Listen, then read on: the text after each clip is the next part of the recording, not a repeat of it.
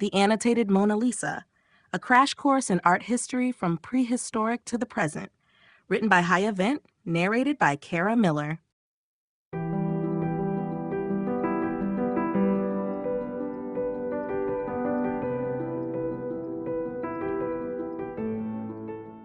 Chapter 1: Prehistoric and Ancient Art. The origins of art trace back to the prehistoric era, where early humans used visual expression to communicate, record experiences, and engage in spiritual practices. The earliest known artworks are cave paintings, petroglyphs, and small sculptures, such as the Venus of Willendorf, which date back to the Paleolithic period.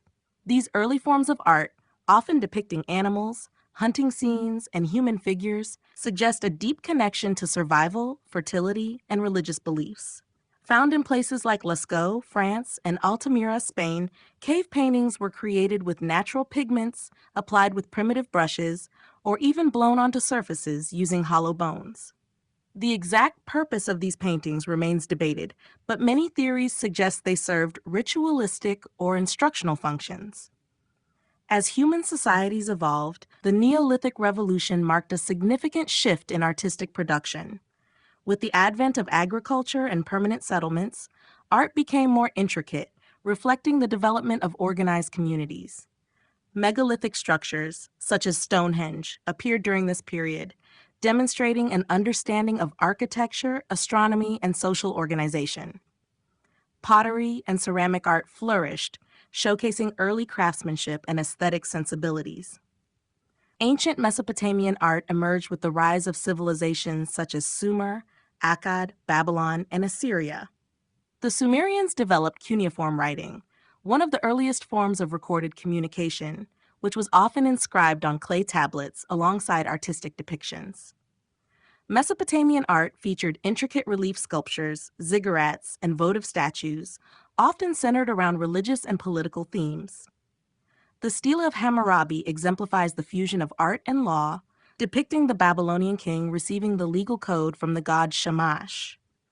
Egyptian art, deeply intertwined with religious beliefs and the afterlife, followed strict conventions that remained consistent for thousands of years. Monumental structures, such as the pyramids of Giza and the Great Sphinx, symbolize the power of the pharaohs and their divine connection. Egyptian artists adhered to a hierarchical style where figures were depicted according to their social status, with pharaohs and gods appearing larger than common people. Hieroglyphic inscriptions accompanied many artworks, emphasizing their narrative and ceremonial significance. In the classical world, Greek and Roman art marked a departure from rigid formalism toward naturalism and idealized human forms. Greek sculptors such as Phidias and Polykleitos pursued harmony, proportion, and movement, as seen in works like the Discobolus, discus thrower. The Romans, influenced by Greek traditions, excelled in portraiture, architecture, and engineering, creating enduring structures like the Colosseum and aqueducts.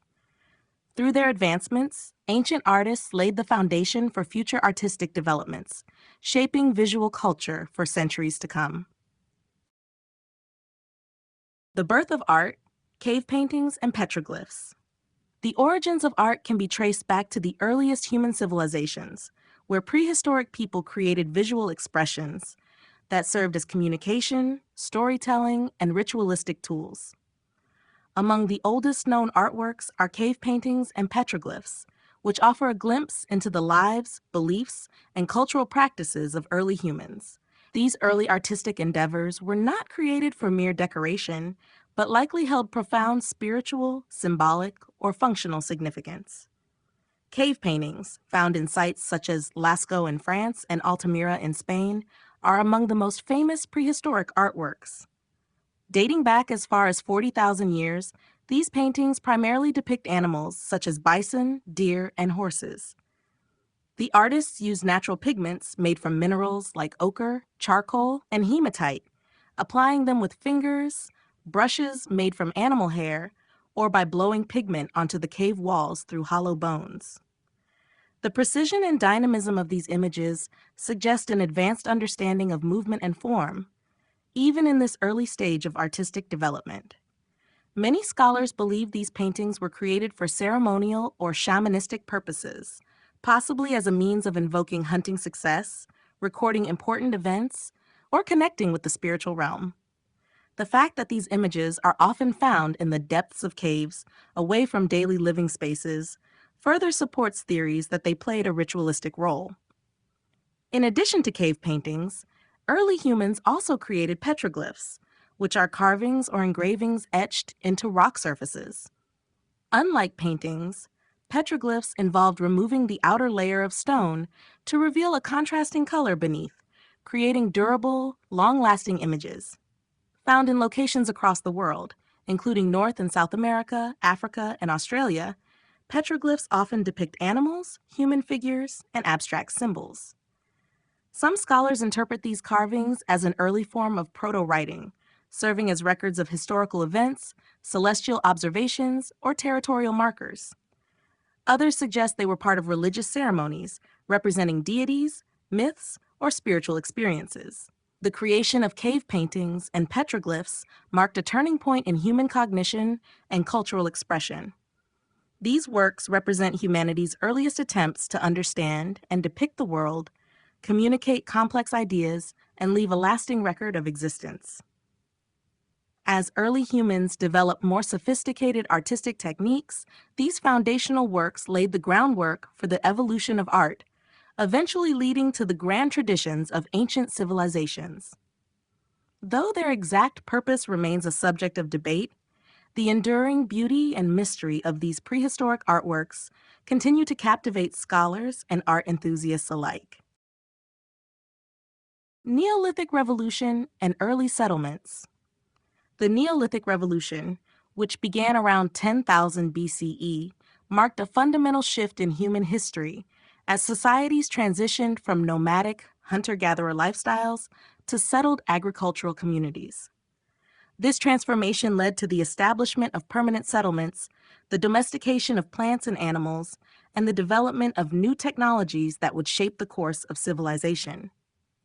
With agriculture providing a more stable and predictable food supply, people could settle in one place, leading to population growth, social organization, and the birth of complex societies.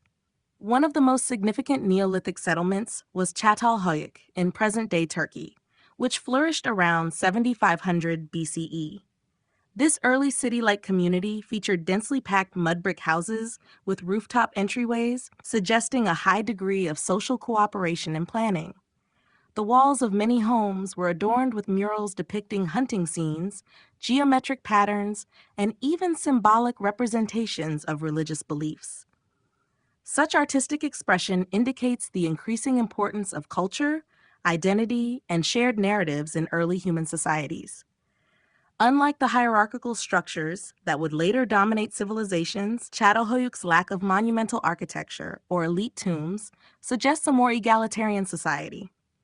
The Neolithic period also saw the construction of large-scale architectural projects, reflecting a shift in communal organization and religious or ceremonial practices. One of the most famous examples is Stonehenge in England, a massive arrangement of standing stones that likely served as an astronomical observatory or a religious site. The effort required to transport and erect the stones indicates the presence of organized labor, leadership, and shared spiritual beliefs among Neolithic communities. Other megalithic structures, such as Göbekli Tepe in Turkey, suggest that religious or ritualistic gatherings may have played a key role in encouraging early humans to settle in one place. The development of pottery was another major advancement of the Neolithic era, allowing for the storage and transportation of food and water. Early pottery designs varied by region, often featuring intricate patterns and decorations that reflected cultural identity. As settlements grew, new tools and innovations emerged, including polished stone tools, weaving, and rudimentary metallurgy, all of which contributed to the advancement of human society. The Neolithic Revolution set the stage for the rise of civilizations by fostering social organization, technological innovation, and artistic expression. With permanent settlements came trade networks, specialized labor, and the eventual emergence of written language. This period laid the foundation for the complex societies of Mesopotamia, Egypt, and beyond, shaping the future of human development and artistic traditions for millennia. Mesopotamian art, ziggurats, and cylinder seals. Mesopotamian art, shaped by the earliest known civilizations of Sumer, Akkad, Babylon, and Assyria, reflects the region's deep religious, political, and social structures. Among the most striking artistic and architectural achievements of Mesopotamian culture were ziggurats, massive temple complexes dedicated to the gods, and cylinder seals, small yet intricately carved objects used for identification and record-keeping. These artistic forms not only demonstrated the technical skill and creativity of Mesopotamian artisans, but also served essential functions in daily life and governance. Ziggurats were monumental structures built as sacred temples to honor the gods, reflecting the deeply religious nature of Mesopotamian society. Constructed from sun-dried and baked bricks, these stepped pyramidal structures often featured multiple tiers, with a temple at the summit reserved for priests and divine rituals. Unlike Egyptian pyramids, which served as tombs, ziggurats were centers of religious and political power, believed to bridge the gap between heaven and earth. The most famous example is the ziggurat of Ur, dedicated to the moon god Nana. Its massive, terraced design symbolized a sacred mountain, reinforcing the belief that gods resided in elevated places. These structures dominated the skylines of Mesopotamian cities, acting as visual reminders of divine authority and the ruler's connection to the gods. The construction and maintenance of ziggurats required vast labor forces and advanced engineering skills, showcasing the organizational capabilities of early civilizations. Alongside monumental architecture, Mesopotamians developed smaller, yet equally significant works of art, such as cylinder seals. These small, cylindrical objects, often made of stone, were intricately engraved with images and inscriptions and used to imprint designs onto wet clay. Serving as both personal signatures and administrative tools, cylinder seals functioned much like modern-day identification cards or official stamps, authenticating documents, securing storage jars, and marking property.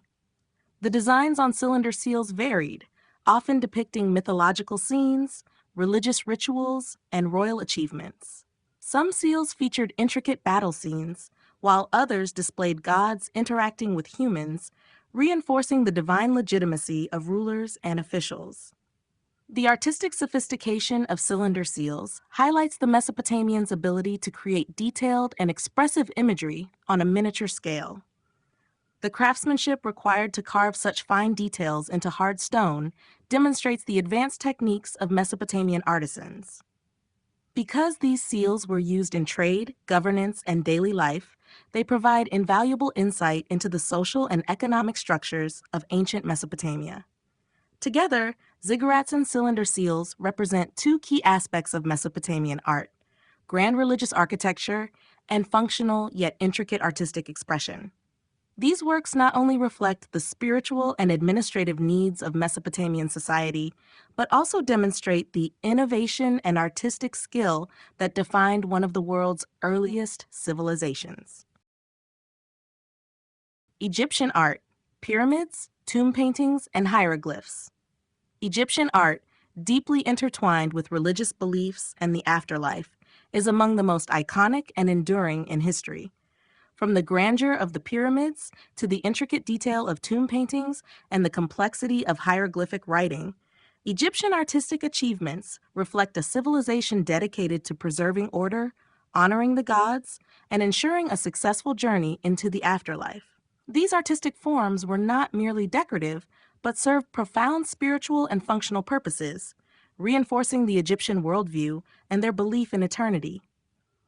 The pyramids, Egypt's most recognizable architectural achievements, were monumental tombs built to house the bodies of pharaohs and ensure their transition to the afterlife. Constructed primarily during the Old Kingdom, c. 2686 to 21181 BCE, the most famous examples, including the Great Pyramid of Giza, were built as part of vast funerary complexes. These structures demonstrated the Egyptians' advanced engineering skills, with precise alignment to celestial bodies and the use of massive limestone and granite blocks transported over long distances. The sheer scale and longevity of the pyramids symbolized the divine power of the pharaoh, who was believed to be a god on earth. These tombs were designed to protect the deceased ruler's body and belongings, ensuring their safe passage into the next world. Within these tombs, walls were adorned with elaborate paintings that illustrated scenes from daily life, religious rituals, and mythical journeys. These tomb paintings were not intended for public display, but were created to serve the deceased in the afterlife. Figures were often depicted in a distinctive style, with heads and legs shown in profile, while torsos faced forward, adhering to strict artistic conventions that emphasized clarity and order. Colors were chosen symbolically, with green and blue representing fertility and rebirth, and gold associated with divinity. Many scenes depicted offerings to the gods, depictions of the deceased with their families, and hieroglyphic texts detailing prayers and spells. These paintings provided guidance for the deceased's soul and reinforced the idealized vision of life after death. Hieroglyphs, the written script of ancient Egypt, were an essential component of Egyptian art and communication.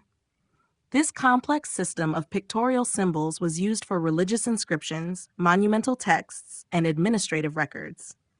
Found on temple walls, tombs, and papyrus scrolls, hieroglyphic writing served as a means of preserving knowledge, honoring the gods, and maintaining order in society. The Book of the Dead, a collection of spells inscribed in tombs, guided souls through the afterlife, demonstrating the Egyptians' belief in the power of language and art to influence destiny. Together, pyramids, tomb paintings, and hieroglyphs illustrate the Egyptians' profound concern with life, death, and eternity.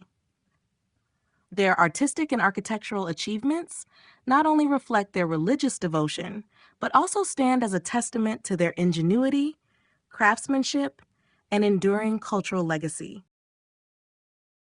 The art of ancient Greece and Rome. The art of ancient Greece and Rome represents one of the most influential periods in the history of Western art, shaping aesthetics, architecture, and artistic ideals for centuries to come. While Greek art emphasized harmony, idealized beauty, and human form, Roman art built upon these foundations, adding realism, grandeur, and practicality. The artistic achievements of both civilizations reflected their values, political structures, and cultural advancements, leaving behind a legacy that continues to inspire modern art and architecture. Greek art evolved through several distinct periods, beginning with the Archaic era, which saw the development of stiff, stylized statues known as kouros and kore. These early sculptures were heavily influenced by Egyptian art, but gradually became more lifelike. The Classical period, often considered the pinnacle of Greek artistic achievement, introduced a heightened sense of naturalism and balance. Sculptors such as Phidias and Polykleitos mastered the representation of the human body, as seen in the Discobolus, discus thrower, and the statues of the Parthenon. Greek architecture also flourished during this time, with the Parthenon in Athens standing as a symbol of mathematical precision and aesthetic perfection. The use of columns, Doric, Ionic, and Corinthian, became defining features of Greek temples and later influenced Roman architecture. Hellenistic art, following the conquests of Alexander the Great, embraced drama, movement, and emotion. Unlike the restrained idealism of the Classical period, Hellenistic sculptures, such as the Laocoon and his sons and the Winged Victory of Samothrace, depicted intense expressions, dynamic compositions, and intricate details. This shift reflected the changing political landscape, where Greek culture merged with influences from Egypt, Persia, and the Near East. Roman art, deeply inspired by Greek traditions, took on a more practical and propagandistic role. Roman sculptors excelled in portraiture, capturing individual characteristics with remarkable realism, as seen in busts of emperors and statesmen. Unlike the idealized figures of Greek art, Roman portraiture emphasized age, wisdom, and experience, often portraying wrinkles and imperfections to highlight authority and virtue. Roman architecture, advanced through engineering innovations such as concrete, allowed for the construction of grand structures like the Colosseum, the Pantheon, and aqueducts that showcase both beauty and utility. The use of arches, vaults, and domes enabled the creation of vast public buildings, roads, and bridges that strengthened the empire. The art of ancient Greece and Rome not only defined the aesthetic standards of their time, but also laid the foundation for Renaissance and neoclassical movements centuries later. Their influence is still evident in modern architecture, sculpture, and artistic ideals, serving as a timeless testament to the power of artistic expression in shaping civilization.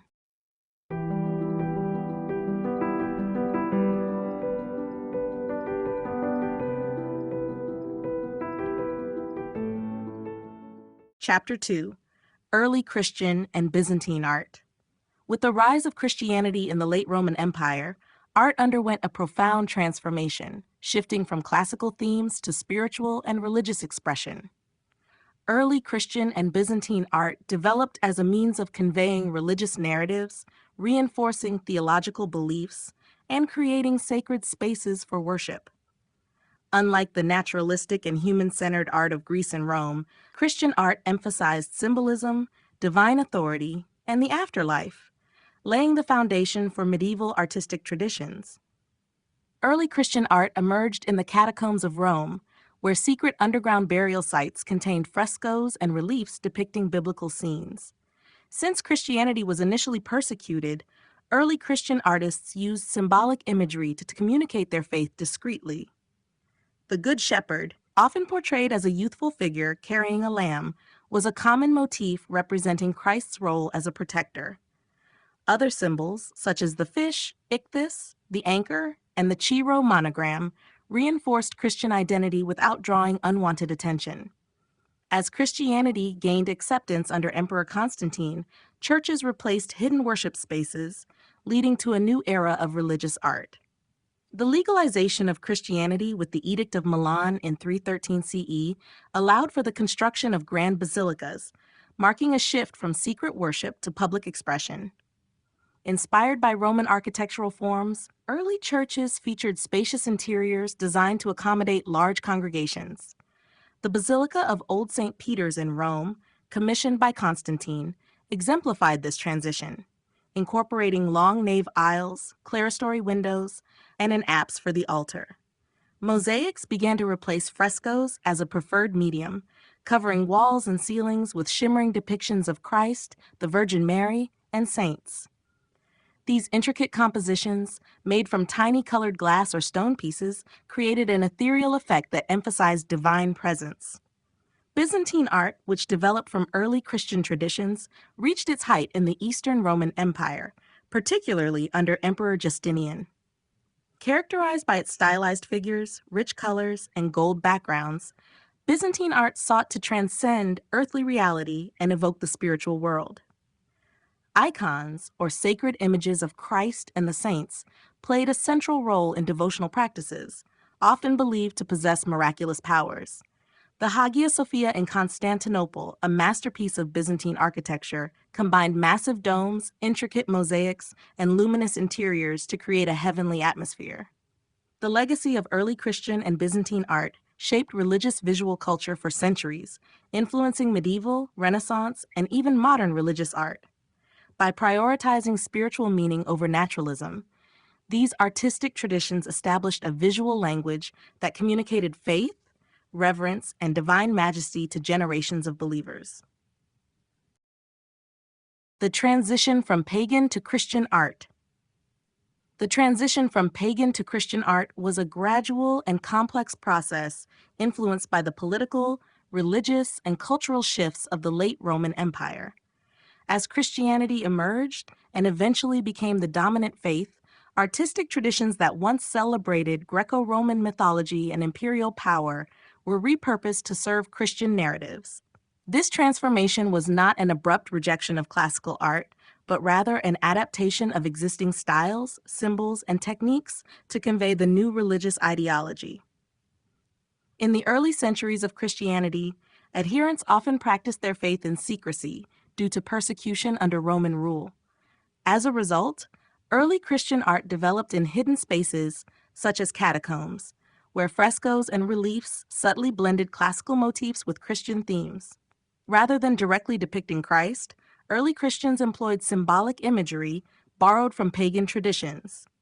The Good Shepherd, an image derived from Roman pastoral scenes, became a representation of Christ's guidance and care.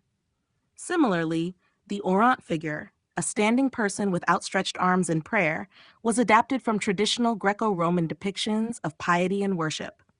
These artistic choices allowed Christians to express their faith while remaining inconspicuous in a predominantly pagan society. The turning point in Christian art came with Emperor Constantine's conversion and the Edict of Milan in 313 CE, which granted religious tolerance to Christians. With newfound freedom, Christian artists no longer needed to hide their faith, leading to the construction of basilicas and the widespread use of overtly Christian imagery. Classical artistic techniques, such as perspective and naturalistic human forms, began to give way to more symbolic and stylized representations. The focus shifted from realistic portrayals of the human body to conveying spiritual truths, often through frontal, elongated figures with solemn expressions and large, staring eyes meant to reflect divine presence.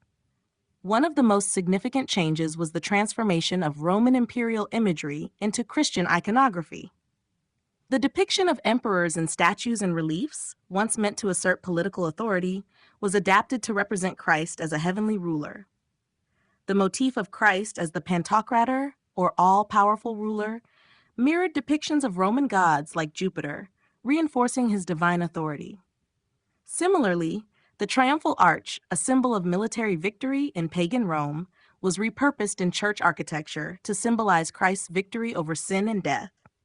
By the time of the Byzantine Empire, Christian art had fully distinguished itself from its pagan roots while still retaining elements of classical form. Gold backgrounds, flattened perspectives, and a focus on the afterlife replaced the earthly grandeur of Greco-Roman art. This transformation reflected a shift in worldview, where art was no longer about human achievement, but about spiritual transcendence, setting the stage for medieval religious art. Catacomb frescoes in early churches. During the early centuries of Christianity, before it gained official recognition, believers gathered in secret to worship and bury their dead. This led to the creation of catacombs, underground burial sites that also served as places of religious expression. Within these labyrinthine tunnels, early Christians decorated the walls and ceilings with frescoes that conveyed their faith while incorporating elements of Roman artistic traditions. These frescoes, painted with natural pigments on damp plaster, are among the earliest visual representations of Christian beliefs, offering insight into how art evolved as a tool for religious communication. The catacomb frescoes were highly symbolic, often borrowing imagery from Greco-Roman culture while infusing it with new Christian meaning. Because Christianity was illegal and persecuted in its early stages, its followers used coded images to express their faith without drawing unwanted attention. The Good Shepherd, depicted as a youthful figure carrying a lamb, was a direct adaptation of Roman pastoral scenes, but came to symbolize Christ's care and guidance. Similarly, Jonah and the whale, a story from the Hebrew Bible, was a common motif representing resurrection and salvation, themes central to Christian belief. The fish, ichthys, an acronym for Jesus Christ, Son of God, Savior, appeared frequently as a discrete symbol of faith. These frescoes not only adorned burial chambers, but also reinforced the hope of eternal life, a core tenet of Christian doctrine. As Christianity gained legal status with the Edict of Milan in 313 CE, worship moved from hidden spaces to more public and elaborate settings. This shift led to the construction of early churches, many of which were modeled after Roman basilicas. Unlike pagan temples, which housed statues of gods in small inner sanctuaries, Christian basilicas were designed to accommodate large congregations. The typical basilica layout included a long central nave, side aisles, an elevated clerestory for natural light, and an apse where the altar was placed. This architectural form emphasized communal worship and processions, marking a clear departure from the secluded worship practices of the catacombs. Mosaics became a prominent feature in these early churches, replacing frescoes as the dominant medium for religious imagery. These intricate artworks, composed of colored glass and stone, adorned walls and ceilings with depictions of Christ, saints, and biblical narratives. The transformation from simple catacomb frescoes to grand church mosaics reflected Christianity's growing influence and public presence. While early Christian art remained rooted in Roman visual traditions, it evolved to emphasize spirituality and divine symbolism over naturalistic representation, laying the foundation for Byzantine and medieval artistic styles. Through both catacomb frescoes and early churches, Christian art transitioned from hidden devotion to monumental expressions of faith, shaping the visual language of religious art for centuries to come. Byzantine icons and mosaics. Byzantine art, which developed in the Eastern Roman Empire following the division of the Roman Empire, is best known for its religious icons and mosaics, which played an essential role in the visual expression of Christian faith. These artworks served as both objects of devotion and as tools for teaching, reinforcing the beliefs and rituals of the Byzantine Church. Rooted in the traditions of early Christian art, Byzantine art evolved into a distinct style that emphasized spiritual transcendence, symbolism, and divine presence, prioritizing the eternal over the earthly. Icons, religious images often depicting Christ, the Virgin Mary, and saints, became central to Byzantine worship and daily life. Unlike the naturalistic portraiture of the classical world, Byzantine icons were intentionally stylized, with figures presented in a flat, frontal manner that conveyed a sense of spiritual presence rather than physical realism. The lack of perspective and the use of gold backgrounds reinforced the belief that the figures were not bound by earthly limitations, but existed in a timeless, heavenly realm. These icons were not simply artistic expressions, but were revered as sacred objects believed to have the power to mediate divine grace.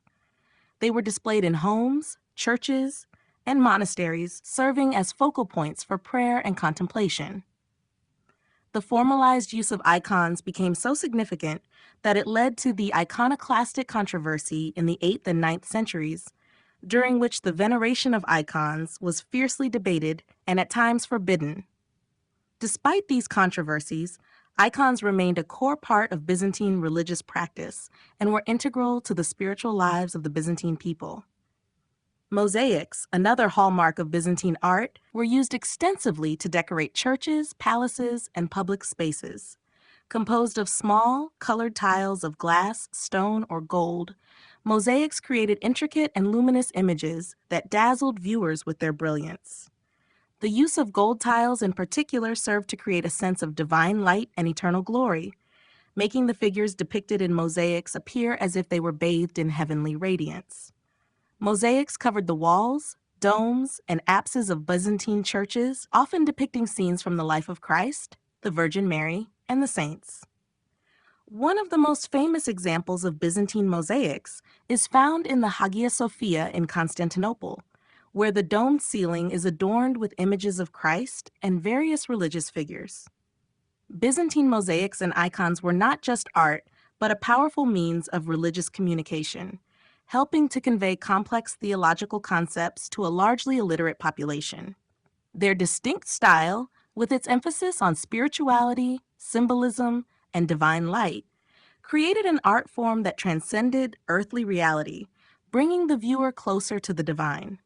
These artworks deeply influenced later Christian art, especially in the Orthodox Christian tradition, and continue to be revered for their beauty and spiritual depth. The Hagia Sophia, Architecture and Innovation. The Hagia Sophia, located in Constantinople, modern-day Istanbul, is one of the most iconic architectural marvels of the Byzantine Empire and a masterpiece of religious and architectural innovation. Commissioned by Emperor Justinian I and completed in 537 CE, the Hagia Sophia stands as a testament to the grandeur of Byzantine architecture and the empire's commitment to creating a space that reflects the glory of God. What sets the Hagia Sophia apart is not only its monumental scale, but also the groundbreaking architectural techniques that it employed, combining elements of Roman engineering with Byzantine religious symbolism to create a structure that was both awe-inspiring and functional. The most significant innovation in the design of the Hagia Sophia is its vast, soaring dome, which seems to float above the building with an almost ethereal lightness.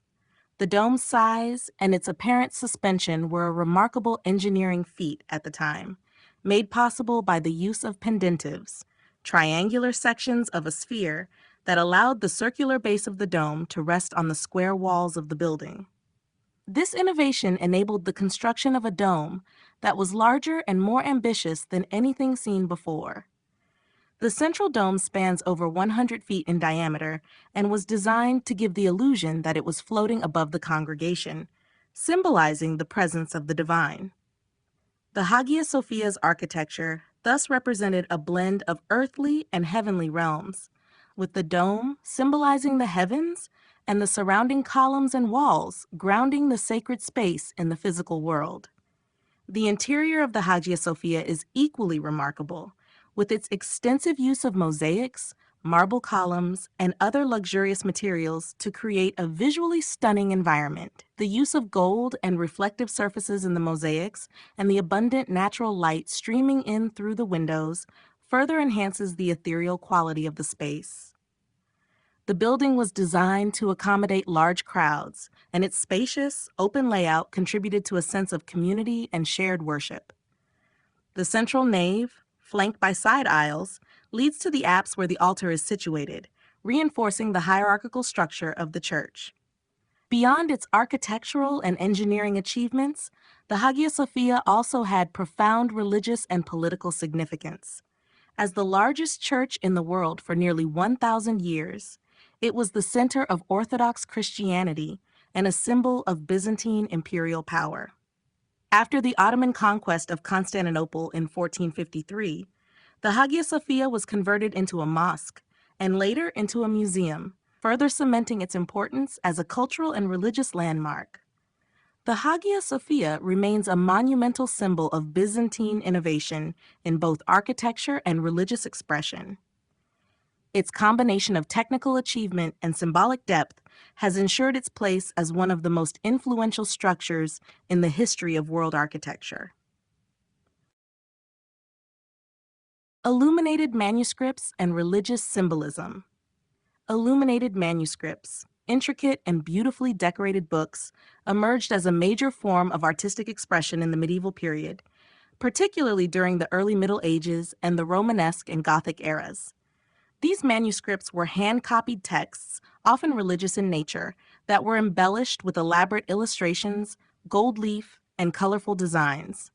The process of illumination involved painstaking work by scribes and artists, creating sacred texts that were not only functional, but also highly symbolic and visually stunning. The religious nature of the texts, often the Bible or liturgical writings, deeply influenced the imagery and symbolism found within these manuscripts. The primary purpose of illuminated manuscripts was to preserve and communicate Christian teachings, with illustrations frequently serving as visual representations of Scripture, saints, and theological concepts. Artists used symbolism extensively in these works to express complex religious ideas, relying on color, form, and iconography to communicate messages to an often illiterate audience.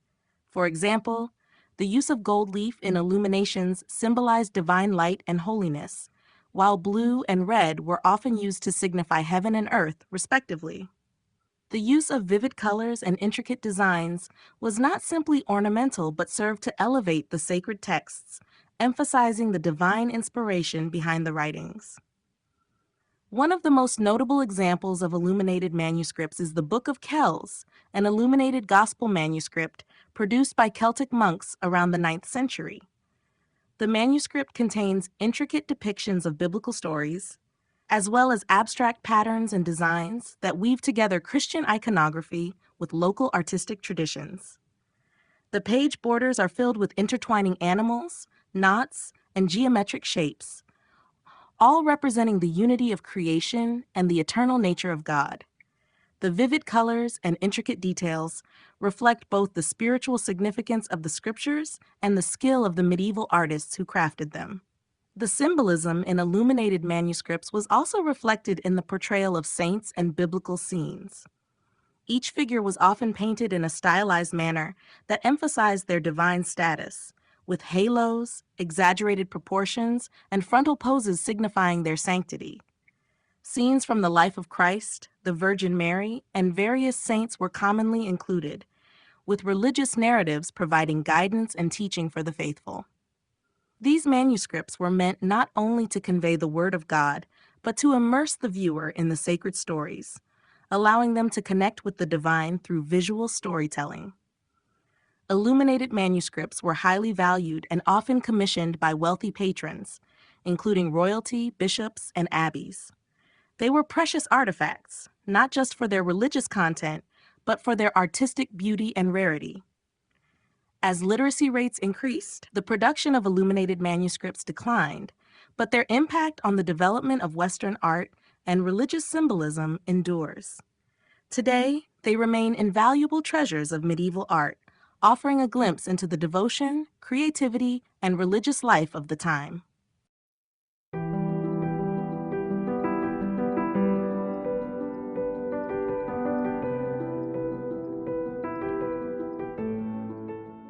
Chapter 3: The Middle Ages and Gothic Art.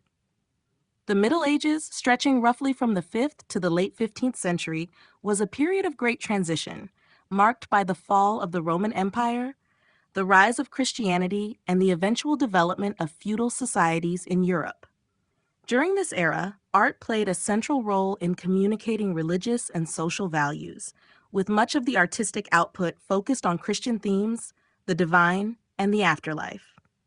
As the period progressed, it saw the emergence of distinct artistic styles, culminating in the Gothic art movement, which left a lasting influence on Western art and architecture. In the early stages of the Middle Ages, the art produced was heavily influenced by Christian beliefs, and much of it was functional and devotional. Churches and monasteries became centers of artistic production, and the works created were intended to educate the largely illiterate population through visual depictions of religious scenes. Illuminated manuscripts, frescoes, and mosaics were commonly used to communicate biblical stories, while sculpture often adorned church facades, depicting scenes from the life of Christ or saints.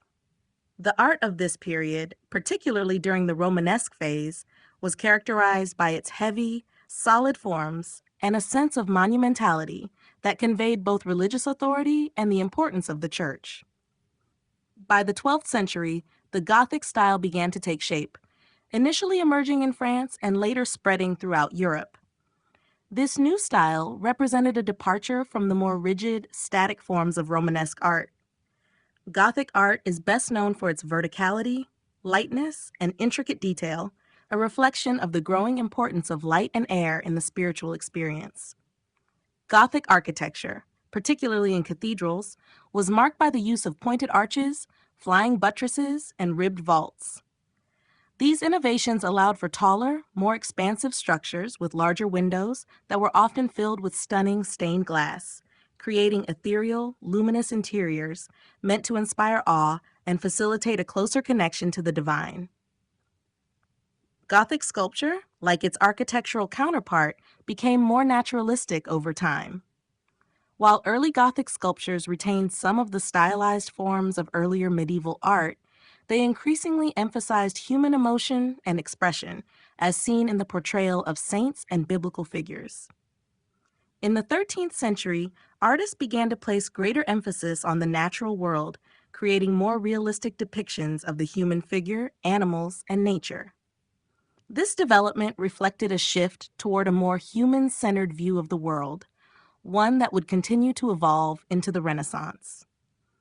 The Gothic period also saw the rise of the great cathedrals of Europe, such as Notre Dame de Paris and Chartres Cathedral, which embodied the pinnacle of Gothic architecture. These cathedrals were not just religious structures. They were also expressions of civic pride and artistic achievement, symbolizing the power and wealth of the church and the state. The Middle Ages and the Gothic period left a profound legacy, influencing art, architecture, and culture for centuries, and marking a significant chapter in the evolution of Western art. Romanesque versus Gothic architecture. Romanesque and Gothic architecture are two distinct styles that shaped European church design from the 11th to the 15th centuries.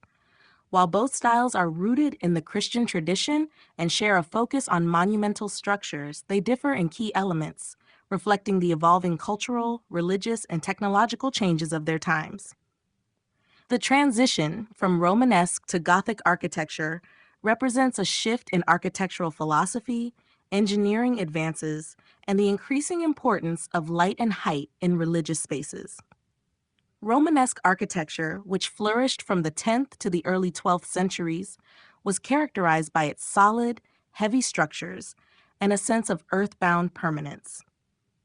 Churches and monasteries built in this style often featured thick, sturdy stone walls, small windows, and round arches. The design of Romanesque buildings emphasized fortification and stability, often resembling castles or fortresses. The heavy walls were necessary to support the weight of the stone vaults that covered the interior, and the narrow windows limited the amount of natural light that could enter the building, creating a dim and enclosed atmosphere inside. The overall effect was one of solidity and weight, symbolizing the unshakable authority of the church during the medieval period. In contrast, Gothic architecture emerged in the 12th century and reached its peak in the 13th and 14th centuries. Gothic churches, particularly cathedrals, are known for their soaring heights, delicate stonework, and abundant use of light. One of the defining features of Gothic architecture is the pointed arch, which allowed for greater flexibility in design and greater height than the rounded arches of Romanesque buildings. The pointed arch, combined with ribbed vaulting and flying buttresses, enabled architects to build taller, more expansive structures with thinner walls. This new design technique allowed for larger windows, which were often filled with colorful stained glass, flooding the interior with light and creating a heavenly atmosphere. The emphasis on verticality and the ethereal nature of light reflected the Gothic desire to symbolize the divine and elevate the viewer's spiritual experience. Another key distinction between Romanesque and Gothic architecture is the approach to decoration. Romanesque buildings were often adorned with simple, heavy sculptures that were integrated into the walls and columns. These sculptures were mostly symbolic and religious in nature, often representing biblical scenes or saints. In contrast, Gothic architecture featured more intricate, detailed sculptures and elaborate facades, which often depicted scenes from the life of Christ or the Virgin Mary. Gothic buildings, with their heightened sense of light and space, were designed to draw the viewer's eyes upward, toward the heavens, symbolizing a closer connection to God. While Romanesque architecture emphasized solidity, permanence, and fortitude, Gothic architecture sought to inspire awe through height, light, and delicacy.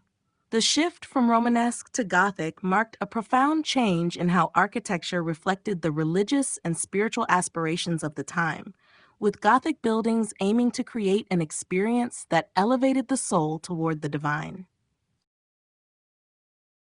Stained glass windows and flying buttresses. Stained glass windows and flying buttresses are two of the most iconic features of Gothic architecture, playing crucial roles in both the structural integrity and the aesthetic grandeur of Gothic cathedrals.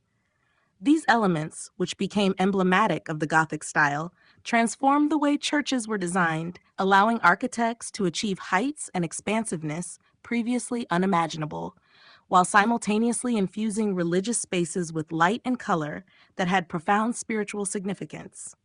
Stained glass windows were a revolutionary development in Gothic architecture. Unlike the small, narrow windows of Romanesque churches, Gothic cathedrals featured large, expansive windows that stretched across the walls, often reaching from floor to ceiling. These windows were filled with intricate stained glass, which not only allowed light to flood into the building, but also added a vibrant burst of color. The glass itself was carefully painted and shaped into intricate scenes, often depicting biblical stories, saints, and divine figures, which helped to convey religious messages to a largely illiterate population. The bright, colorful light streaming through the stained glass was symbolic of the divine light of God, creating a heavenly, transcendent atmosphere inside the church. The windows became an essential part of the Gothic architectural experience, guiding the viewer's gaze upward and fostering a sense of connection to the sacred. The flying buttress, on the other hand, was a key innovation in Gothic architecture that enabled the construction of these large windows without compromising the structural stability of the building. In earlier architectural styles, the walls of churches had to be thick and heavy to support the weight of the roof and vaults, limiting the size of windows. Gothic architects, however, introduced the flying buttress, a structural support that transferred the weight of the roof and walls to external supports. These external buttresses allowed the walls to be thinner and the windows larger, creating a dramatic sense of openness and lightness within the building.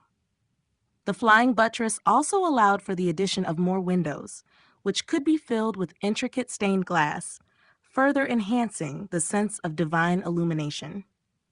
Together, stained glass windows and flying buttresses transformed Gothic cathedrals into awe-inspiring spaces that were both structurally innovative and spiritually uplifting. The interplay of light, color, and structure created a sensory experience that symbolized the connection between the earthly and the divine. These features were central to the Gothic desire to elevate the soul, using architecture and art to bring the viewer closer to God.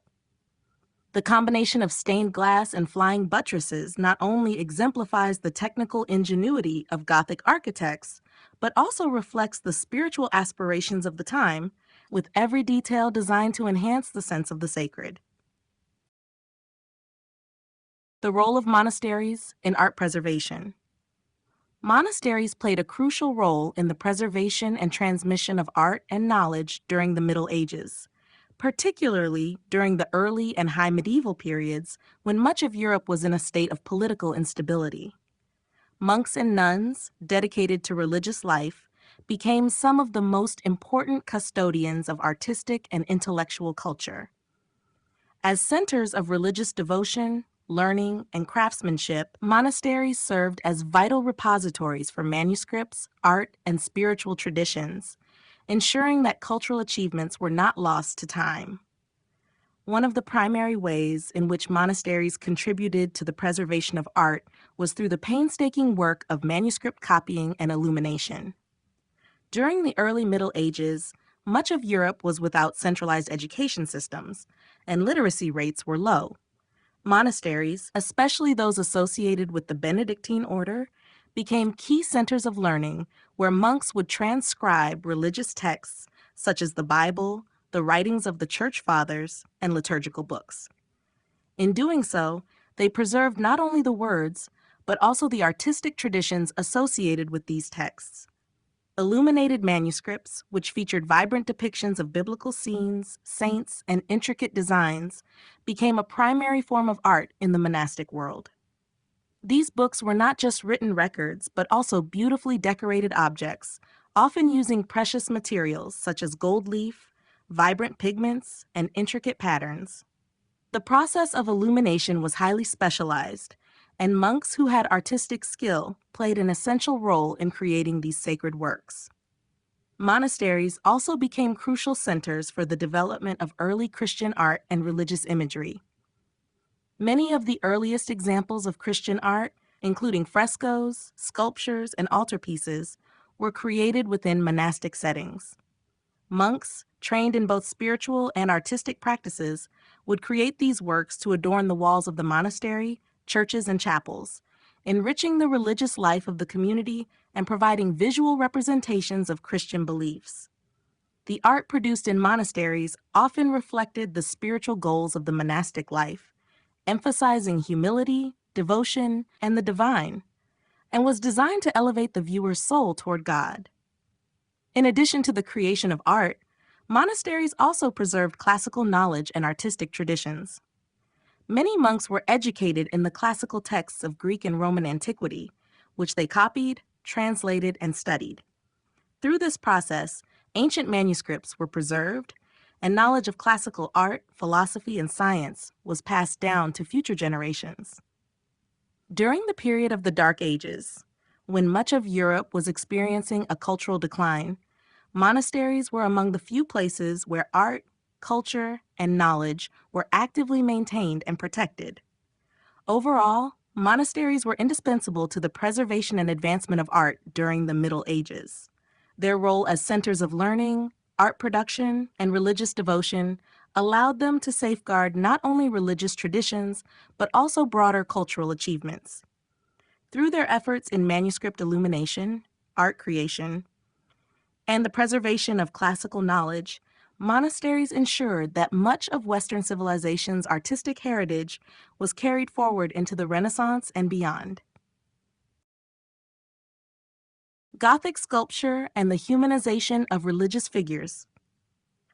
Gothic sculpture, which emerged during the 12th and 13th centuries, marked a significant shift in the way religious figures were portrayed in art. Unlike the more rigid and stylized figures of the Romanesque period, Gothic sculpture began to focus on naturalism and human expression, bringing a more relatable human dimension to sacred subjects. This evolution in religious art reflected broader changes in society, such as the growing emphasis on personal devotion and the increasing importance of human experience in understanding the divine. One of the defining characteristics of Gothic sculpture was the shift from static, symbolic depictions of religious figures to more dynamic, emotionally expressive portrayals. Early Gothic sculptures, especially those adorning the facades of cathedrals, were often characterized by elongated forms and stylized faces. However, as the style progressed, artists began to introduce more realistic proportions and greater attention to facial expressions, body language, and the natural world. Figures of Christ, the Virgin Mary, and saints were no longer depicted as distant or otherworldly, but were rendered in ways that emphasized their humanity, making them more approachable and relatable to the faithful. For example, in the portrayal of Christ, Gothic sculptors increasingly emphasized his suffering, as seen in depictions of the Passion and Crucifixion. These sculptures conveyed the physical pain and emotional anguish of Christ in a way that Romanesque art had not. The suffering Christ was shown with detailed facial expressions, lifelike postures, and realistic anatomical features, inviting viewers to empathize with the divine sacrifice. This humanization of Christ made him more accessible to the viewer, encouraging a deeper, more personal connection to the figure of Jesus. Similarly, the Virgin Mary began to be portrayed with more maternal warmth, tenderness, and grace, reflecting her role as the compassionate mother of Christ. Gothic sculpture also played a significant role in communicating biblical narratives to the illiterate masses. Sculptural depictions of scenes from the life of Christ or the Virgin Mary were often placed on the exterior of churches, especially around doorways and columns, where they acted as visual storytelling devices. The expressive quality of the figures allowed worshipers to emotionally connect with the sacred stories and teachings of the church. The humanized representations of religious figures were designed not only to educate, but to evoke a sense of devotion, drawing the viewer into the spiritual narrative. In addition to its role in devotional art, Gothic sculpture reflected the growing humanist values of the time. By emphasizing the physicality and emotions of religious figures, artists celebrated the human experience as part of the divine plan. This shift toward more naturalistic and expressive depictions of sacred subjects in Gothic sculpture laid the foundation for the Renaissance's focus on humanism and the beauty of the human form. Through this art, the medieval church sought to make the divine more immediate and tangible to its followers, fostering a deeper sense of connection to the spiritual world. The Bayeux Tapestry, a story in thread.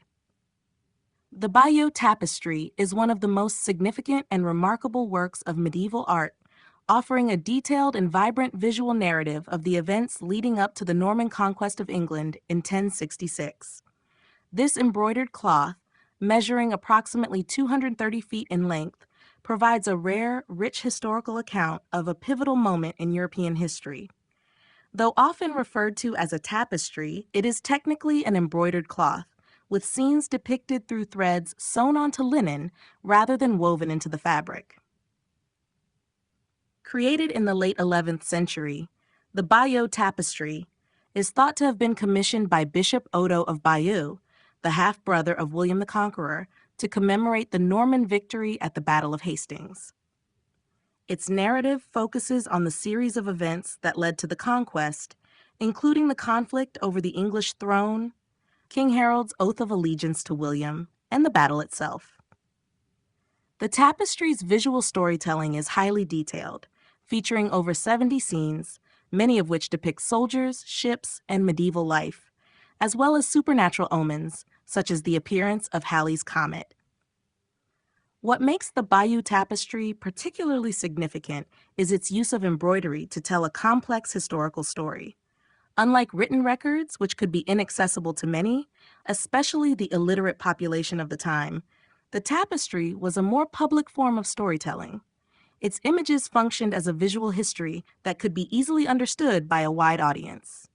The detailed scenes reveal not only the events of the conquest, but also offer insights into the culture, fashion, military practices, and architecture of the 11th century.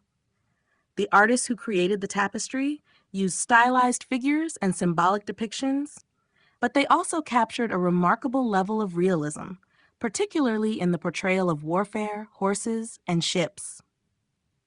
The Bayeux tapestry is often celebrated for its artistic skill and narrative power, making it a valuable historical artifact. Its lively animated scenes provide an intimate look into the medieval mindset and offer a perspective on the Norman conquest that contrasts with the written histories of the time. Although its exact creators remain a mystery, it is believed that skilled embroiderers in England or Normandy crafted the piece. Over time, the Bayeux tapestry has become not only an invaluable historical record, but also an enduring symbol of medieval artistic achievement, connecting the past to the present through its unique storytelling medium.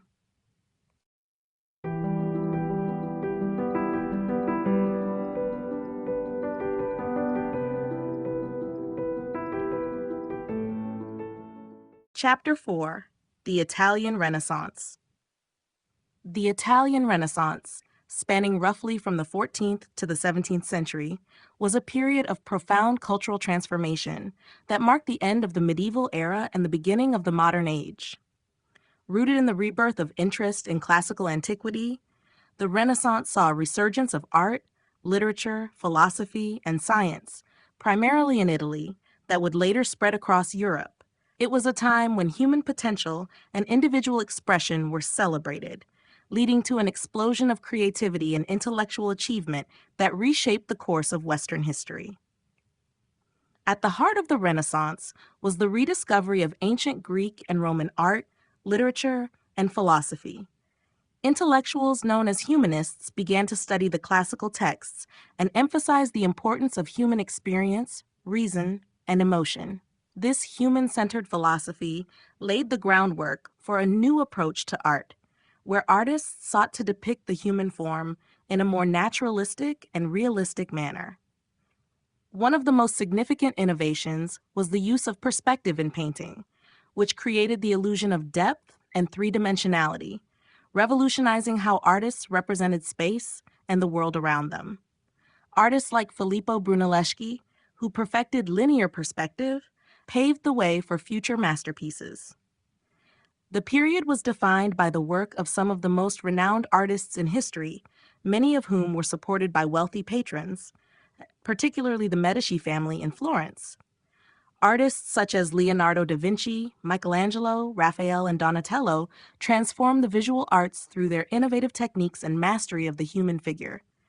Da Vinci's Vitruvian Man and his paintings, such as The Last Supper and Mona Lisa, exemplified the Renaissance ideals of balance, harmony, and the study of anatomy.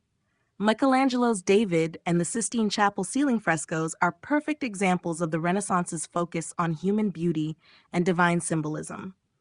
In addition to the visual arts, the Renaissance also saw a flourishing of literature, with writers like Dante Alighieri, Petrarch, and Giovanni Boccaccio making significant contributions to Italian poetry and narrative. The printing press, invented by Johannes Gutenberg in the mid-15th century, allowed for the mass production of books, making literature and knowledge more accessible to a broader audience and accelerating the spread of Renaissance ideas. The Italian Renaissance was not just a cultural revival, it was also a time of significant political and social change. The rise of powerful city-states such as Florence, Venice, and Rome allowed for the patronage of the arts while also providing fertile ground for political experimentation and philosophical debate. The influence of the Renaissance spread throughout Europe, leaving an indelible mark on the course of art, science, and thought. This period of cultural flourishing set the stage for the modern world and remains one of the most influential eras in human history. Humanism and the revival of classical ideals. Humanism, a philosophical and cultural movement that emerged during the Italian Renaissance, placed a strong emphasis on the value and potential of human beings, focusing on individual achievement, reason, and the study of classical antiquity. This intellectual movement marked a clear break from the medieval worldview, which was primarily focused on religious themes and the afterlife. Humanism celebrated the capabilities of the human spirit, encouraging people to explore and cultivate their natural talents, intellects, and creativity.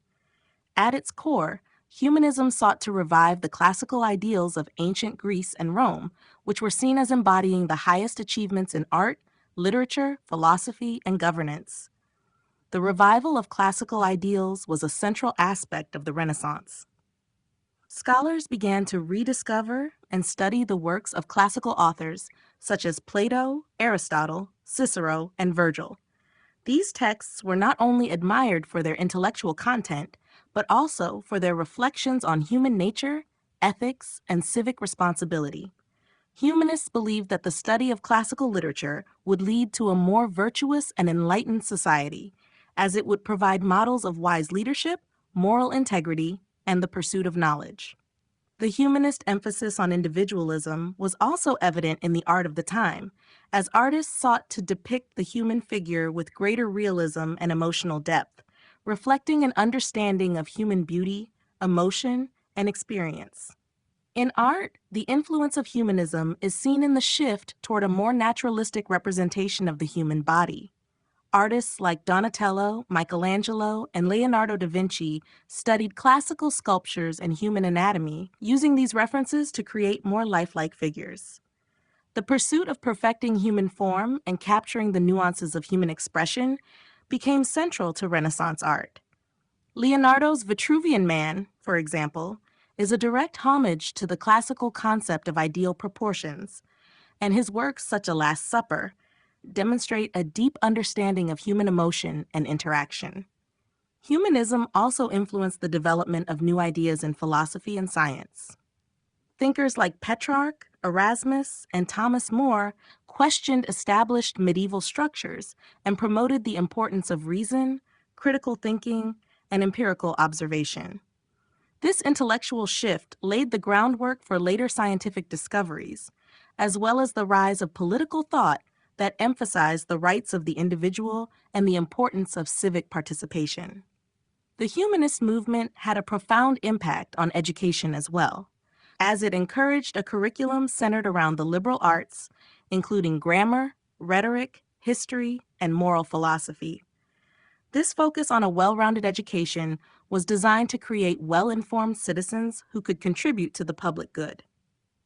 In conclusion, humanism and the revival of classical ideals were integral to the intellectual and artistic transformation of the Renaissance. By celebrating the potential of human beings and the wisdom of ancient civilizations, humanism laid the foundation for the modern Western worldview, influencing art, literature, philosophy, and science for centuries to come. The masters, Leonardo, Michelangelo, and Raphael. The Italian Renaissance reached its zenith through the work of three extraordinary artists, Leonardo da Vinci, Michelangelo Buonarroti, and Raphael Sanzio. Together, these masters defined the ideals of the period with their genius, innovation, and ability to merge art with philosophy. Their works are among the most celebrated in Western art history and continue to influence artists and thinkers to this day. Leonardo da Vinci, often regarded as the epitome of the Renaissance ideal, was a polymath whose contributions extended far beyond painting. His masterpieces, including the Mona Lisa and the Last Supper, epitomize the Renaissance ideals of naturalism, emotional depth, and intellectual inquiry. Leonardo's deep interest in anatomy, light, and perspective led to some of the most scientifically accurate and emotionally resonant works of art ever created. His technique of sfumato, a soft blending of colors and tones, allowed for lifelike depictions that captured the subtleties of human emotion. Leonardo's notebooks, filled with sketches, inventions, and anatomical studies, also showcase his insatiable curiosity and wide-ranging intellect, which placed him at the forefront of both art and science. Michelangelo Buonarroti, a master sculptor, painter, and architect, was another towering figure of the Renaissance. His sculpture of David, which represents the biblical hero just before his battle with Goliath, is a masterpiece of Renaissance idealism. It captures both the physical beauty of the human form and the psychological intensity of the moment. Michelangelo's Pietà in St. Peter's Basilica in Rome, which shows the Virgin Mary holding the lifeless body of Christ, is another prime example of his ability to express profound emotion through marble. As a painter, Michelangelo's frescoes on the ceiling of the Sistine Chapel are among the most famous works in the world, with the creation of Adam being one of the most iconic images in Western art. His work blended religious devotion with the exploration of human potential and emotion, making him one of the most influential figures of the Renaissance. Raphael Sanzio, though younger than Leonardo and Michelangelo, quickly became one of the Renaissance's most respected artists. Known for his harmonious compositions and serene portrayals of the human form, Raphael's work reflected the Renaissance ideals of beauty and balance. His most famous paintings, such as the School of Athens and the Madonna of the Meadow, demonstrate his mastery of perspective and his ability to create intimate, emotionally charged scenes.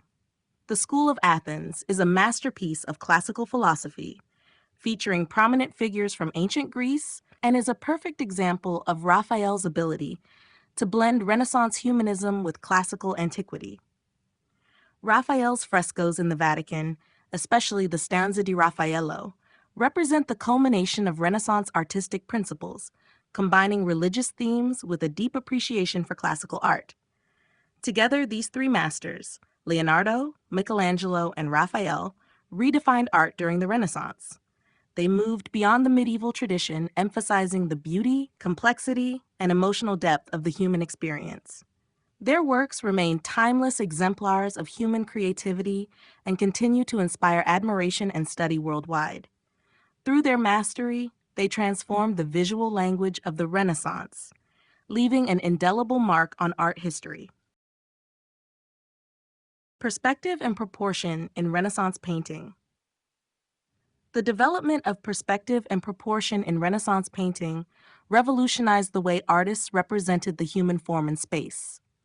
These advancements allowed for more naturalistic and lifelike depictions of both people and the world around them, transforming art from the flat symbolic forms of the medieval period into dynamic, three-dimensional compositions. Artists of the Renaissance explored mathematical principles and human anatomy in their works, striving to create an accurate, harmonious representation of reality. One of the key breakthroughs was the development of linear perspective, a technique that uses a system of converging lines to create the illusion of depth on a flat surface. Filippo Brunelleschi, an architect and engineer, is often credited with discovering the principles of linear perspective in the early 15th century. His discovery laid the foundation for artists like Leonardo da Vinci, Donatello, and Raphael, to create compositions that appeared to recede into space, giving paintings a sense of realism previously unseen in Western art.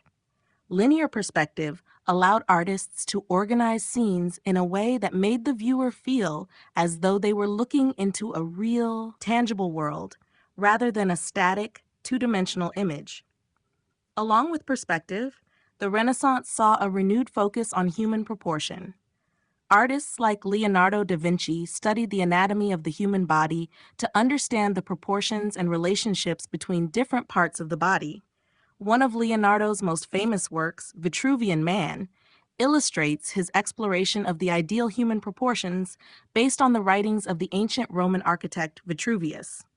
Leonardo's deep understanding of anatomy and proportion allowed him to create figures that were not only realistic, but also imbued with a sense of harmony and balance. His studies of light, shadow, and muscle structure helped him depict human figures in a more accurate, three-dimensional manner, bringing them to life on canvas. In addition to human figures, the Renaissance's exploration of perspective extended to the background and environment in a painting. Artists use techniques like atmospheric perspective, which softens the colors and details of distant objects, creating a sense of depth and distance.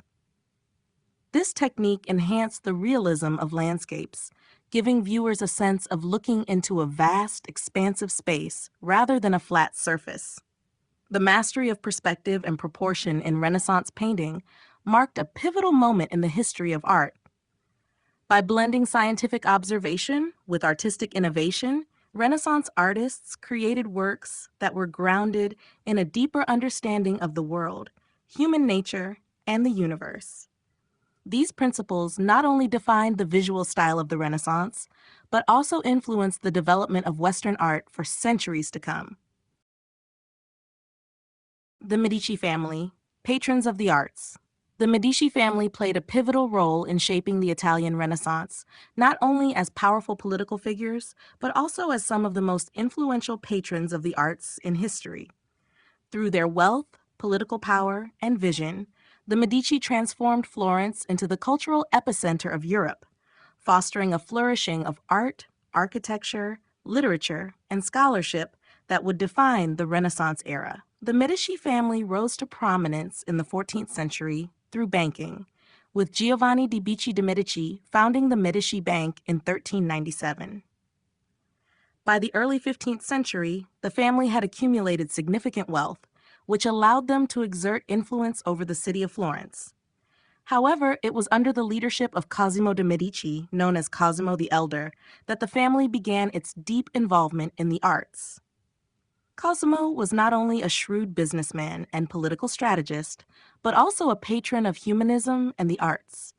He understood the importance of culture in solidifying his family's power and legacy, and used his wealth to support the works of artists, philosophers, and scholars. His patronage helped establish Florence as the epicenter of the Renaissance. Cosimo's influence was far-reaching, as he sponsored artists such as Filippo Brunelleschi, the architect behind the dome of the Florence Cathedral, and Donatello, whose sculptural works, including the bronze David, became symbols of the Medici's vision of human potential. Under Cosimo's patronage, the family also supported the development of important institutions, such as the Platonic Academy, which became a center for Renaissance philosophy and humanism, further promoting the revival of classical learning. The Medici's legacy as patrons of the arts was continued by Cosimo's descendants, particularly his grandson, Lorenzo de' Medici, known as Lorenzo the Magnificent. Lorenzo's reign marked the height of Medici patronage, and his court attracted some of the greatest artists of the time, including Leonardo da Vinci, Michelangelo, Botticelli, and Raphael. Lorenzo's deep personal involvement in the arts and his support of artists gave rise to masterpieces like Michelangelo's Pietà and Botticelli's The Birth of Venus. Lorenzo's influence extended beyond visual arts, as he also supported poets, musicians, and philosophers, creating a cultural environment that fostered intellectual and artistic innovation. In addition to their role as patrons of the arts, the Medici family commissioned numerous architectural projects that transformed Florence into an architectural marvel. The Medici palaces, churches, and chapels became symbols of their wealth and influence, with artists like Michelangelo and Vasari contributing to the family's grand designs. The Medici family's impact on the arts is undeniable, and their patronage helped foster the artistic explosion that defined the Renaissance. By investing in the creative minds of the time, the Medici not only solidified their place in history, but also helped shape the course of Western art, leaving a lasting cultural legacy that continues to be celebrated today. The birth of oil painting and fresco techniques. The development of oil painting and fresco techniques during the Renaissance revolutionized the world of art, offering artists new ways to express their creativity and refine their craft. These innovations allowed for greater realism, vibrancy, and depth in artworks, helping to define the visual language of the Renaissance and beyond. Oil painting emerged in the early 15th century, with artists like Jan van Eyck often credited with its popularization. The technique involved mixing pigments with oil, usually linseed oil, which allowed the paint to dry more slowly than tempera, a medium that had been used previously. The slow drying time of oil paint enabled artists to work more meticulously, blending colors and creating smoother transitions between light and shadow. This led to the development of highly detailed, lifelike representations with greater attention to texture, skin tones, and the play of light. Oil painting also allowed for greater depth and luminosity, as the layers of oil paint could be built up gradually to create rich, vibrant surfaces. The ability to make corrections and work in layers further advanced artistic technique, providing flexibility that tempera could not offer. Jan van Eyck's Arnolfini portrait, 1434, is a prime example of the new possibilities opened up by oil paint. The painting's exquisite detail, particularly in the textures of fabric, light reflection, and the realistic portrayal of skin, exemplifies the technical mastery that could be achieved with oil painting. Soon, artists across Europe adopted the medium, including Italian painters like Leonardo da Vinci, who famously used oil paints in works such as The Last Supper and Mona Lisa. The precision and realism oil painting offered became a hallmark of Renaissance art, influencing generations of artists. While oil painting developed in Northern Europe, fresco techniques were widely practiced in Italy. Fresco, the art of painting onto wet plaster, dates back to ancient times but reached its pinnacle during the Renaissance. The technique involved applying pigments onto freshly laid plaster where the colors would chemically bond with the surface as the plaster dried. This created vibrant, durable images that were integrated into the architecture of walls and ceilings, often in churches and palaces. Fresco allowed for large-scale works, and its use in monumental wall paintings became particularly popular during the Renaissance. Artists like Michelangelo and Raphael used fresco to create some of their most iconic works, including Michelangelo's ceiling of the Sistine Chapel and Raphael's School of Athens. Fresco demanded a high level of skill and precision, as the artist had to work quickly before the plaster dried, but it allowed for expansive compositions and intricate detail within architectural settings. The technique became synonymous with Renaissance religious and civic art, adorning the walls of churches and public buildings, and creating visual narratives that blended seamlessly with the architecture. Together, the birth of oil painting and the refinement of fresco techniques marked a new era of artistic achievement.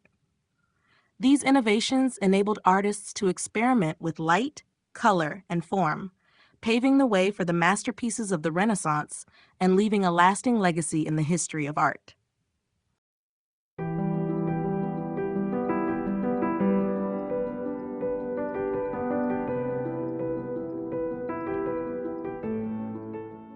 Chapter 5: The Northern Renaissance.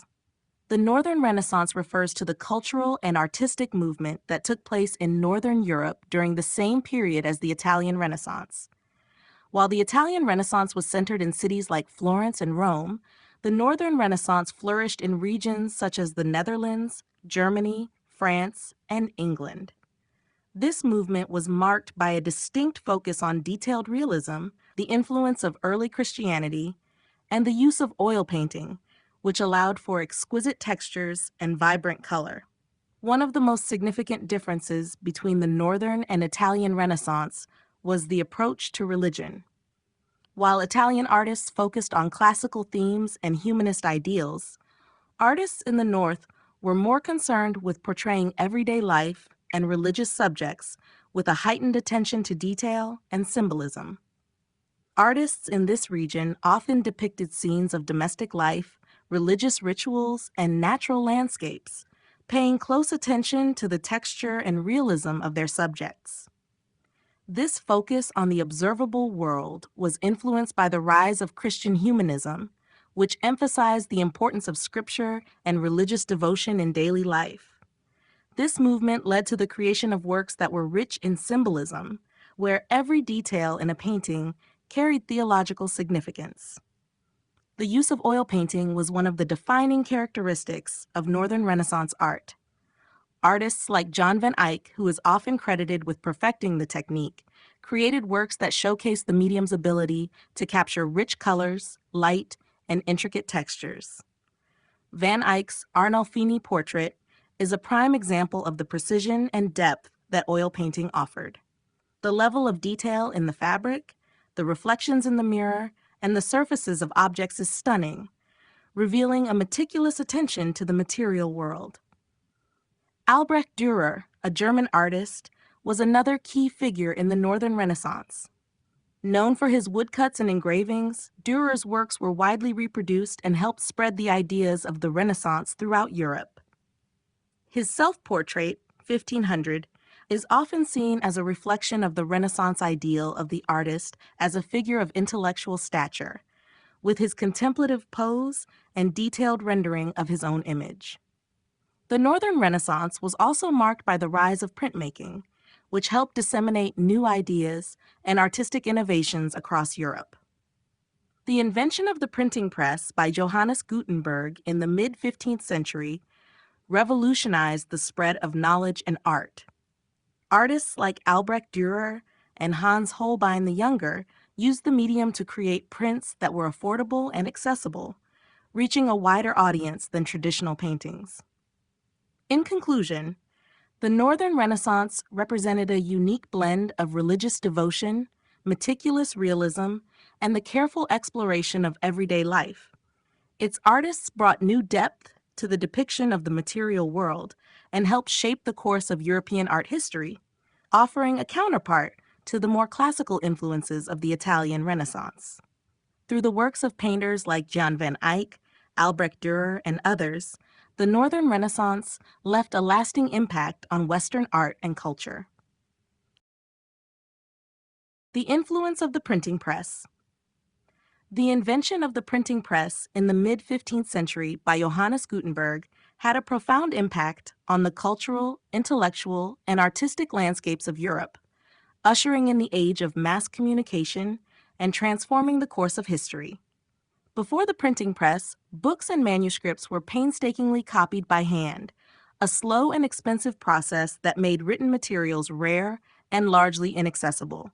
Gutenberg's invention, which used movable type to transfer ink onto paper, drastically reduced the cost of printing and made books more widely available, leading to an explosion of knowledge and ideas. The most significant impact of the printing press was its role in the spread of literature and knowledge. The first major work printed using movable type was Gutenberg's Bible, completed around 1455. This book, produced in Latin, was the first mass-produced text to be widely distributed, and its availability helped pave the way for the Reformation, as ideas about religion and scripture were more easily disseminated. The press allowed religious texts, as well as works of philosophy, science, and literature, to be printed in greater quantities, making them accessible to a larger portion of the population. The increased circulation of books helped to promote literacy across Europe and fostered an intellectual revolution, as people had greater access to new ideas and theories. The printing press also had a profound effect on art. Artists were able to create prints that were cheaper and easier to distribute than traditional paintings or sculptures. Engraving and woodcut prints became especially popular, with artists like Albrecht Dürer and Hans Holbein producing intricate designs that could be reproduced and sold to a broad audience. These prints made art more accessible to the masses and allowed for the rapid spread of artistic styles and techniques across Europe. Artists could also illustrate and accompany literary works, helping to create a synergy between literature and visual art that was pivotal in the Renaissance. In addition to the spread of literature and art, the printing press played a crucial role in shaping religious and political movements.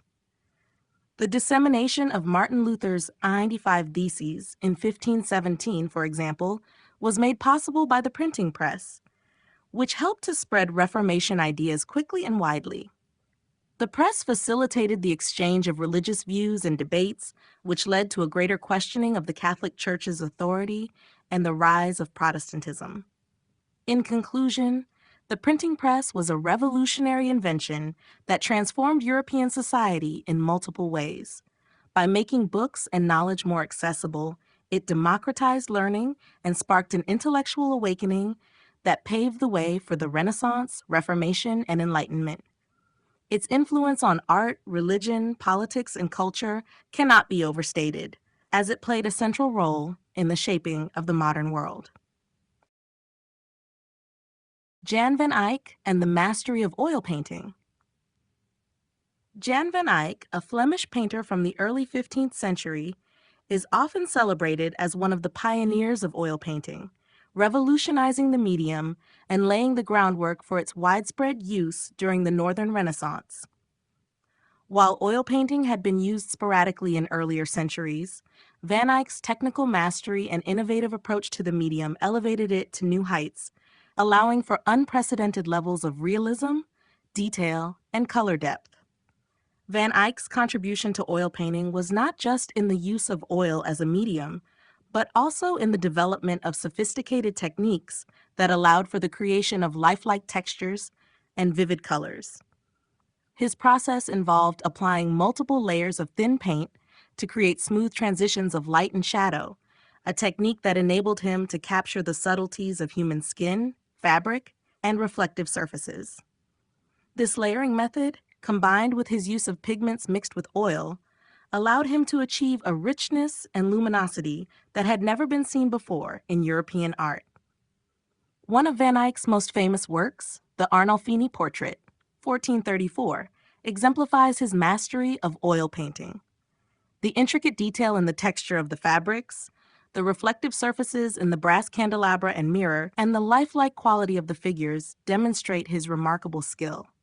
The work's subtle play of light and shadow enhances the three-dimensionality of the scene, making it appear almost tangible to the viewer.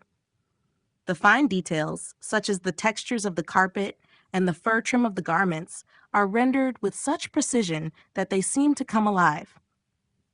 The Arnolfini portrait is often seen as a landmark in the development of oil painting, showcasing Van Eyck's ability to create a world that feels both realistic and intimate. Van Eyck's work also demonstrated a keen interest in the natural world. His ability to paint intricate details such as flowers, reflections, and the textures of various materials set his art apart. He approached his subjects with a level of observation and care that was groundbreaking at the time, taking full advantage of the new medium's ability to capture fine details and vivid colors. While Van Eyck is often credited with perfecting oil painting, it was his influence on subsequent generations of artists that helped ensure the medium's dominance in Western art. His work inspired many painters in the Netherlands and beyond, who emulated his techniques and built upon his innovations. As a result, oil painting became the primary medium for artists during the Renaissance and beyond, allowing for an explosion of creativity and realism in art that continues to resonate today. In summary, Jan van Eyck's mastery of oil painting was a pivotal moment in the history of art.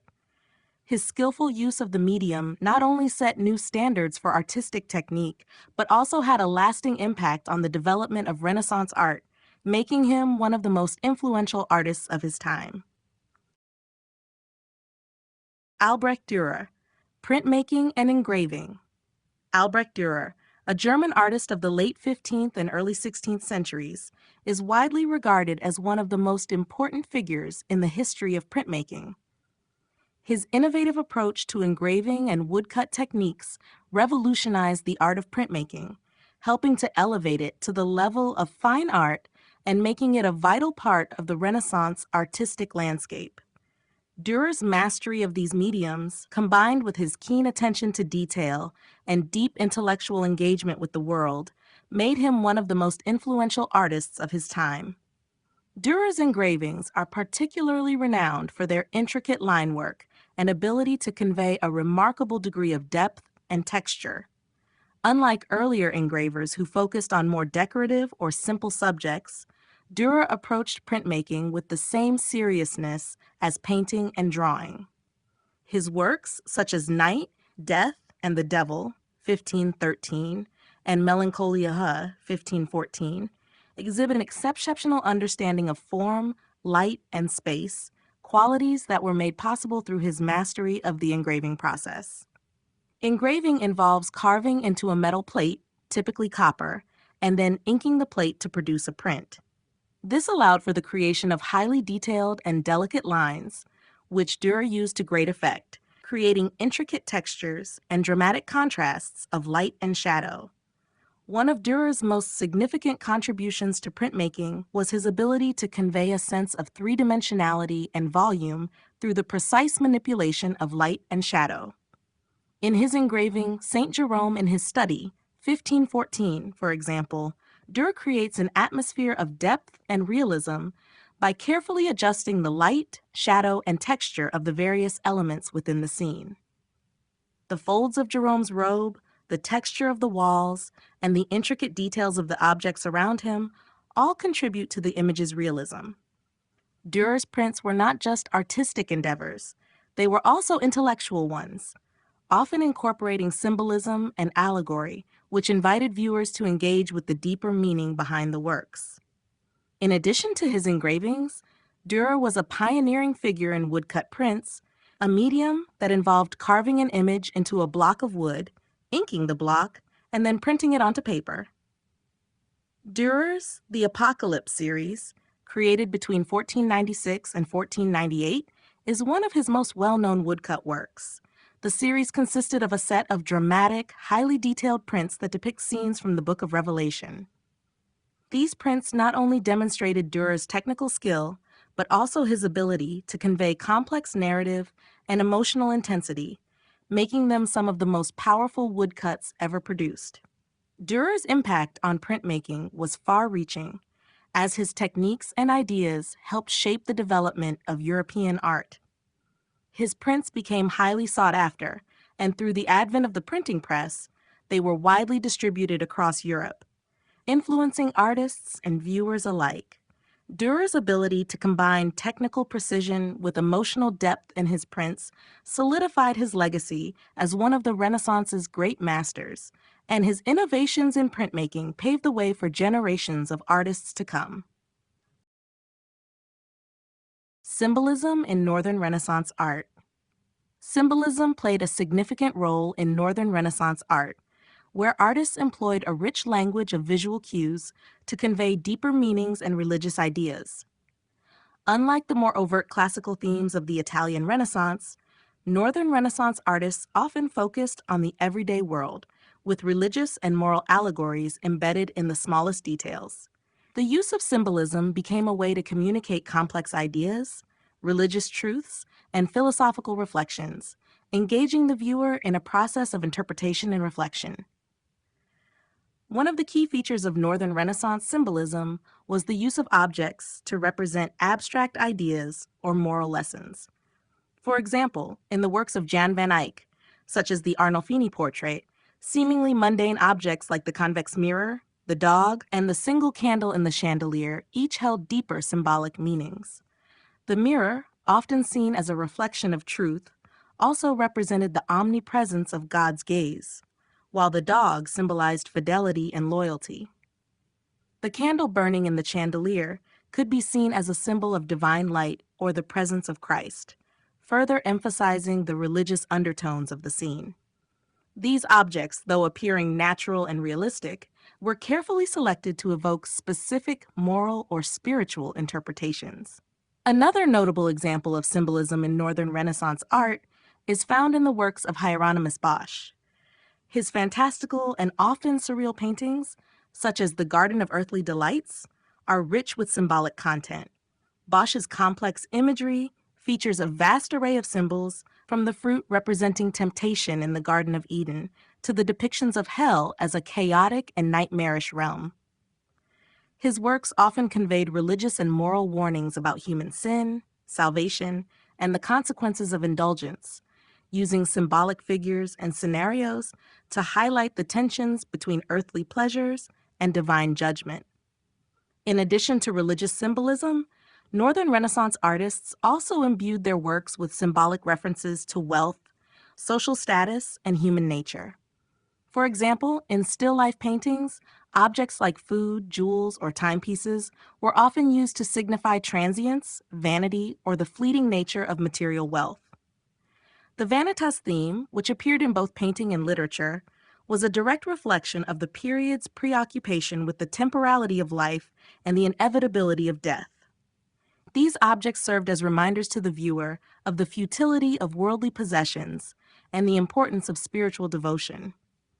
In conclusion, symbolism in Northern Renaissance art was a powerful tool that allowed artists to communicate complex ideas, convey moral lessons, and explore the spiritual dimensions of life. By embedding deeper meanings into everyday objects and scenes, artists like Van Eyck, Bosch, and others encouraged viewers to look beyond the surface and reflect on the deeper truths of existence.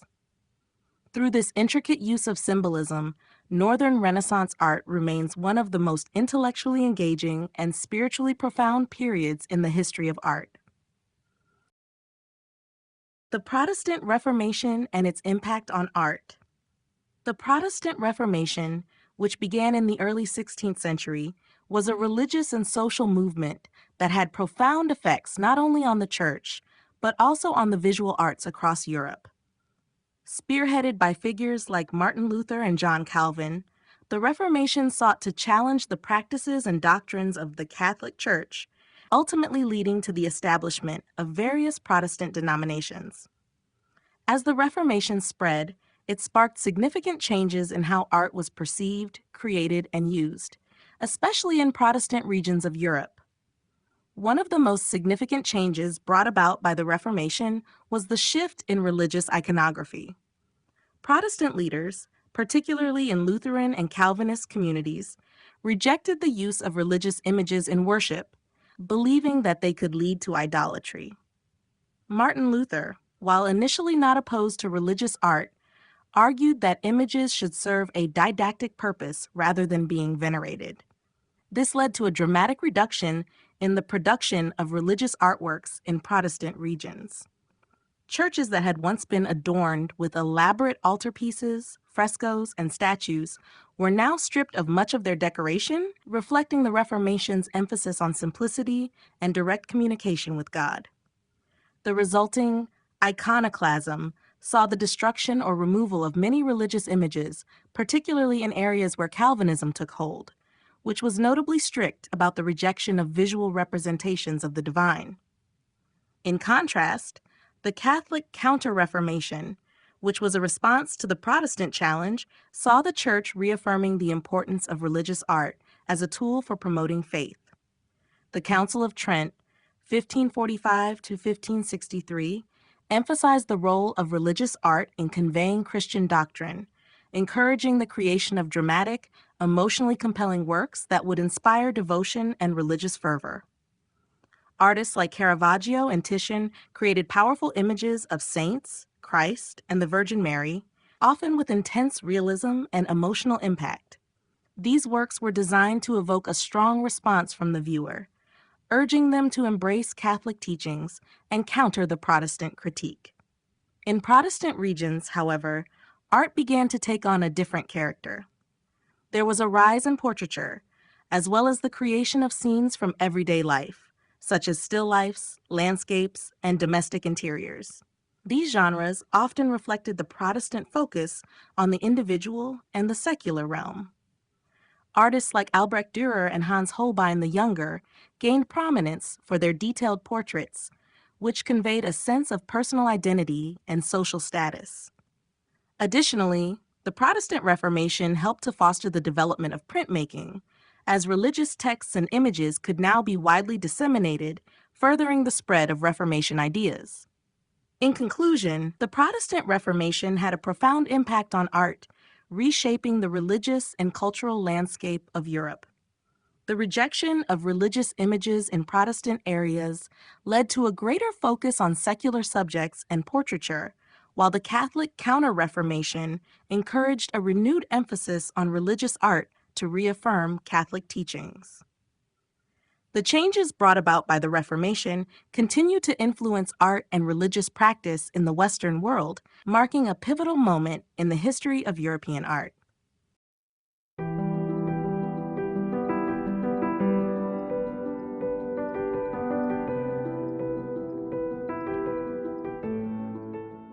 Chapter 6: The Baroque and Rococo Periods.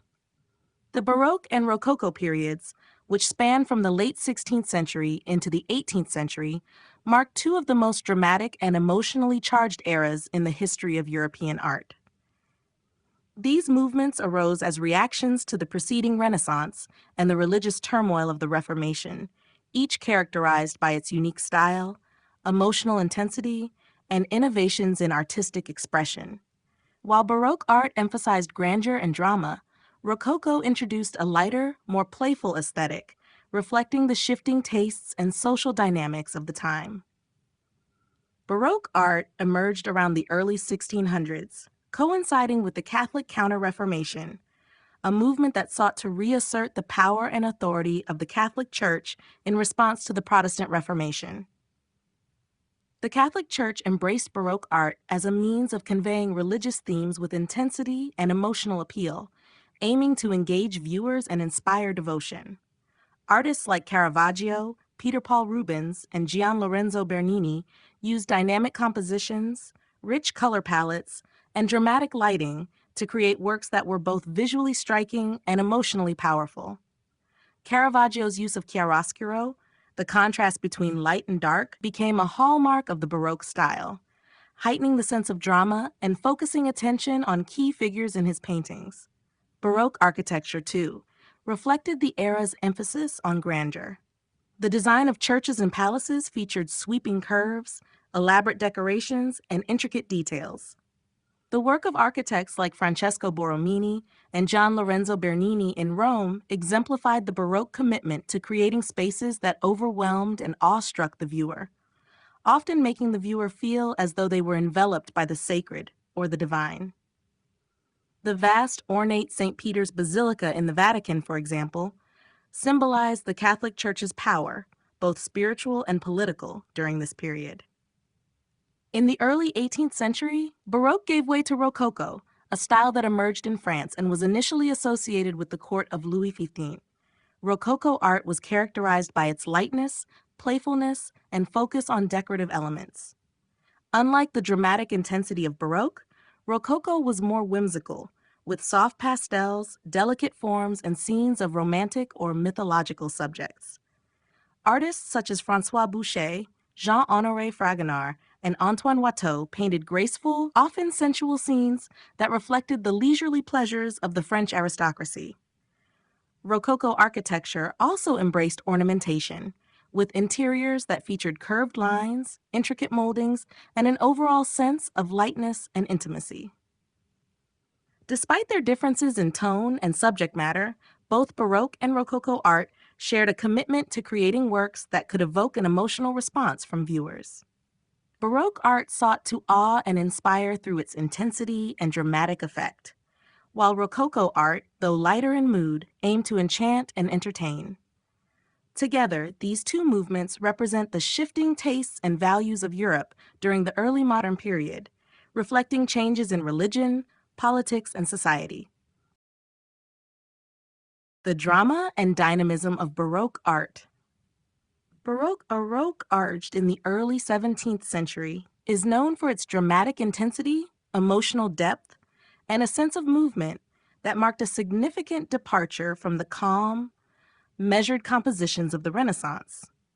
This style developed in response to the religious and political upheavals of the time, particularly the Protestant Reformation and the Catholic Counter-Reformation, as well as the growing influence of absolute monarchies.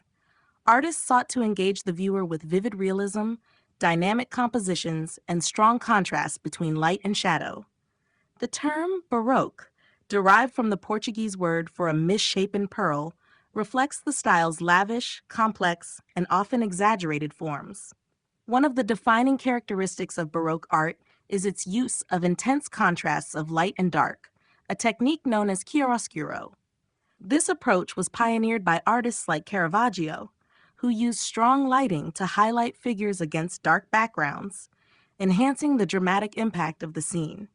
Caravaggio's paintings, such as The Calling of St. Matthew, 1599 to 1600, exemplify this technique, with sharp contrasts between light and shadow that draw attention to key figures and heighten the emotional tension of the moment. The boldness of this approach was meant to captivate the viewer, making the viewer feel as if they were part of the action. It also allowed artists to evoke a sense of spirituality and divine presence, especially in religious works intended to inspire devotion. Baroque artists also emphasized movement, both in the composition of their paintings and in the figures they depicted. Unlike the static, balanced figures of Renaissance art, Baroque figures were often shown in mid-motion, with flowing drapery, twisting postures, and expressions of intense emotion. In sculptures, artists like Gianlorenzo Bernini brought this sense of movement to life with dramatic sweeping compositions. His famous work, The Ecstasy of St. Teresa, 1647 to 1652, captures a moment of spiritual ecstasy in a swirling dynamic motion, turning a religious scene into an emotionally charged experience. In architecture, Baroque design was marked by grandiosity, with elaborate facades, sweeping curves, and expansive interiors.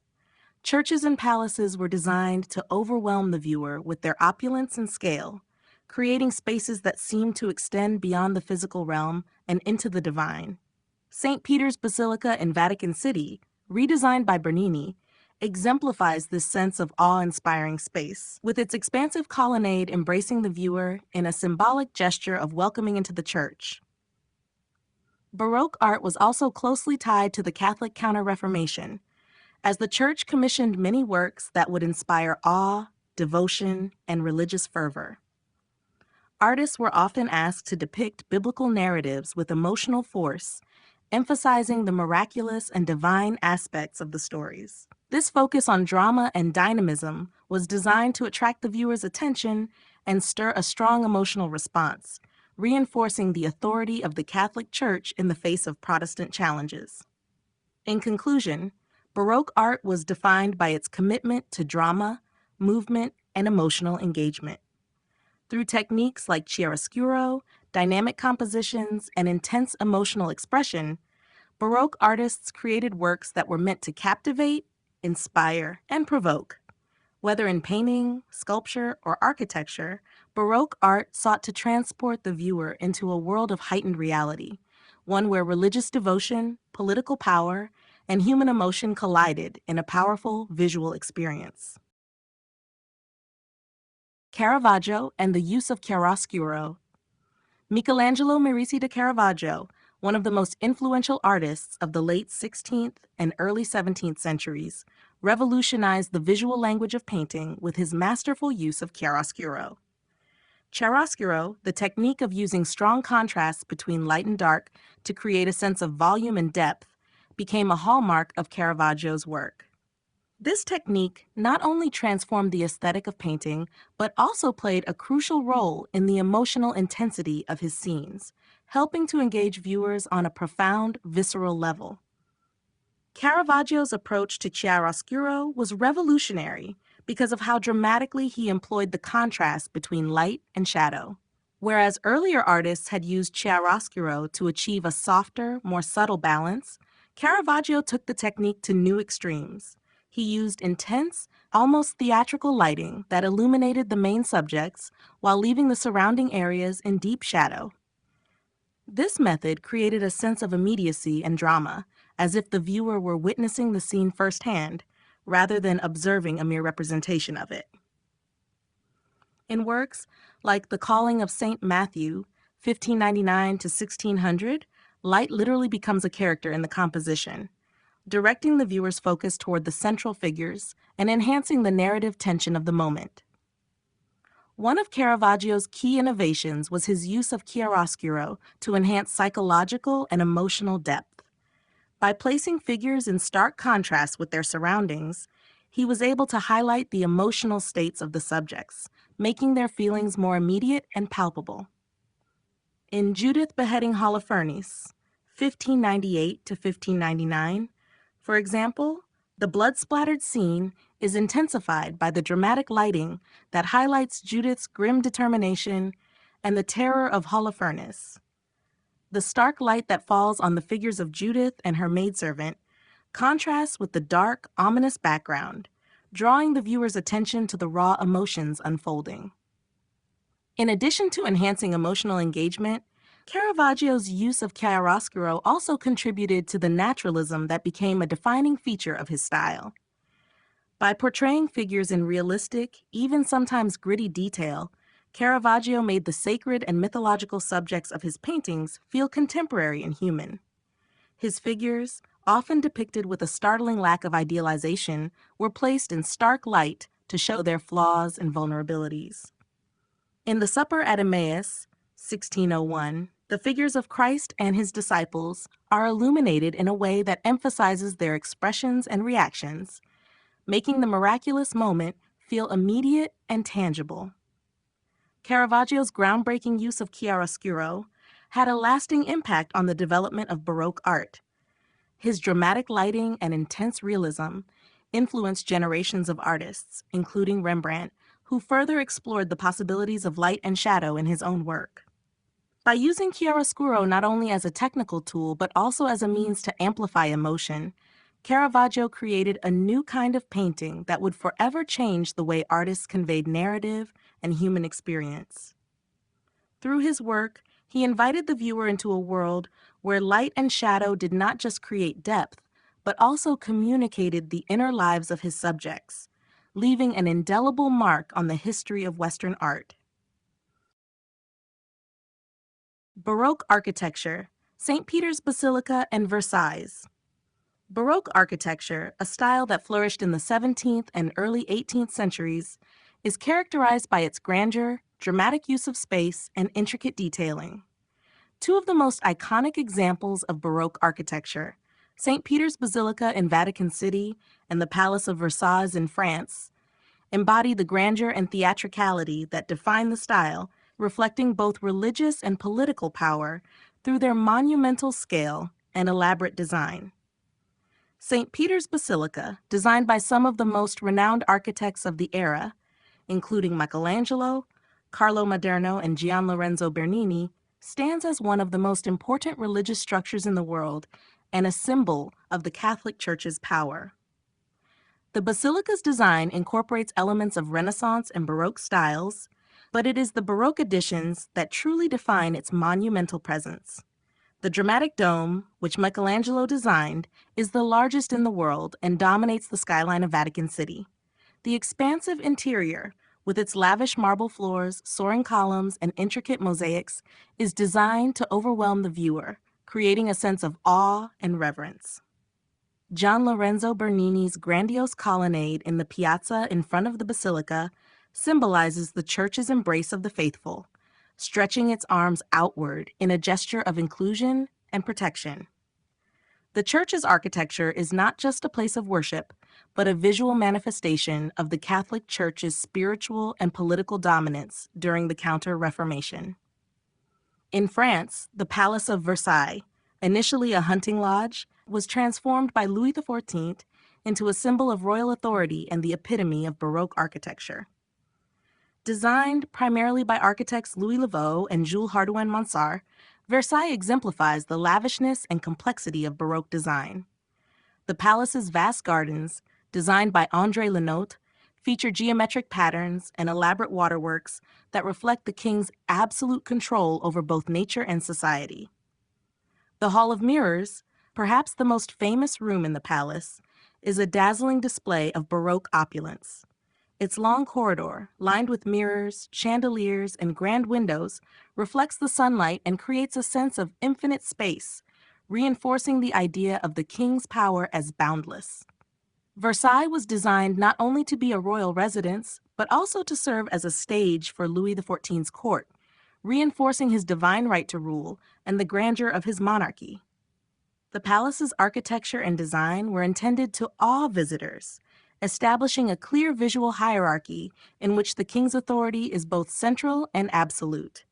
Both St. Peter's Basilica and the Palace of Versailles exemplify the Baroque era's obsession with grandeur, movement, and emotional engagement.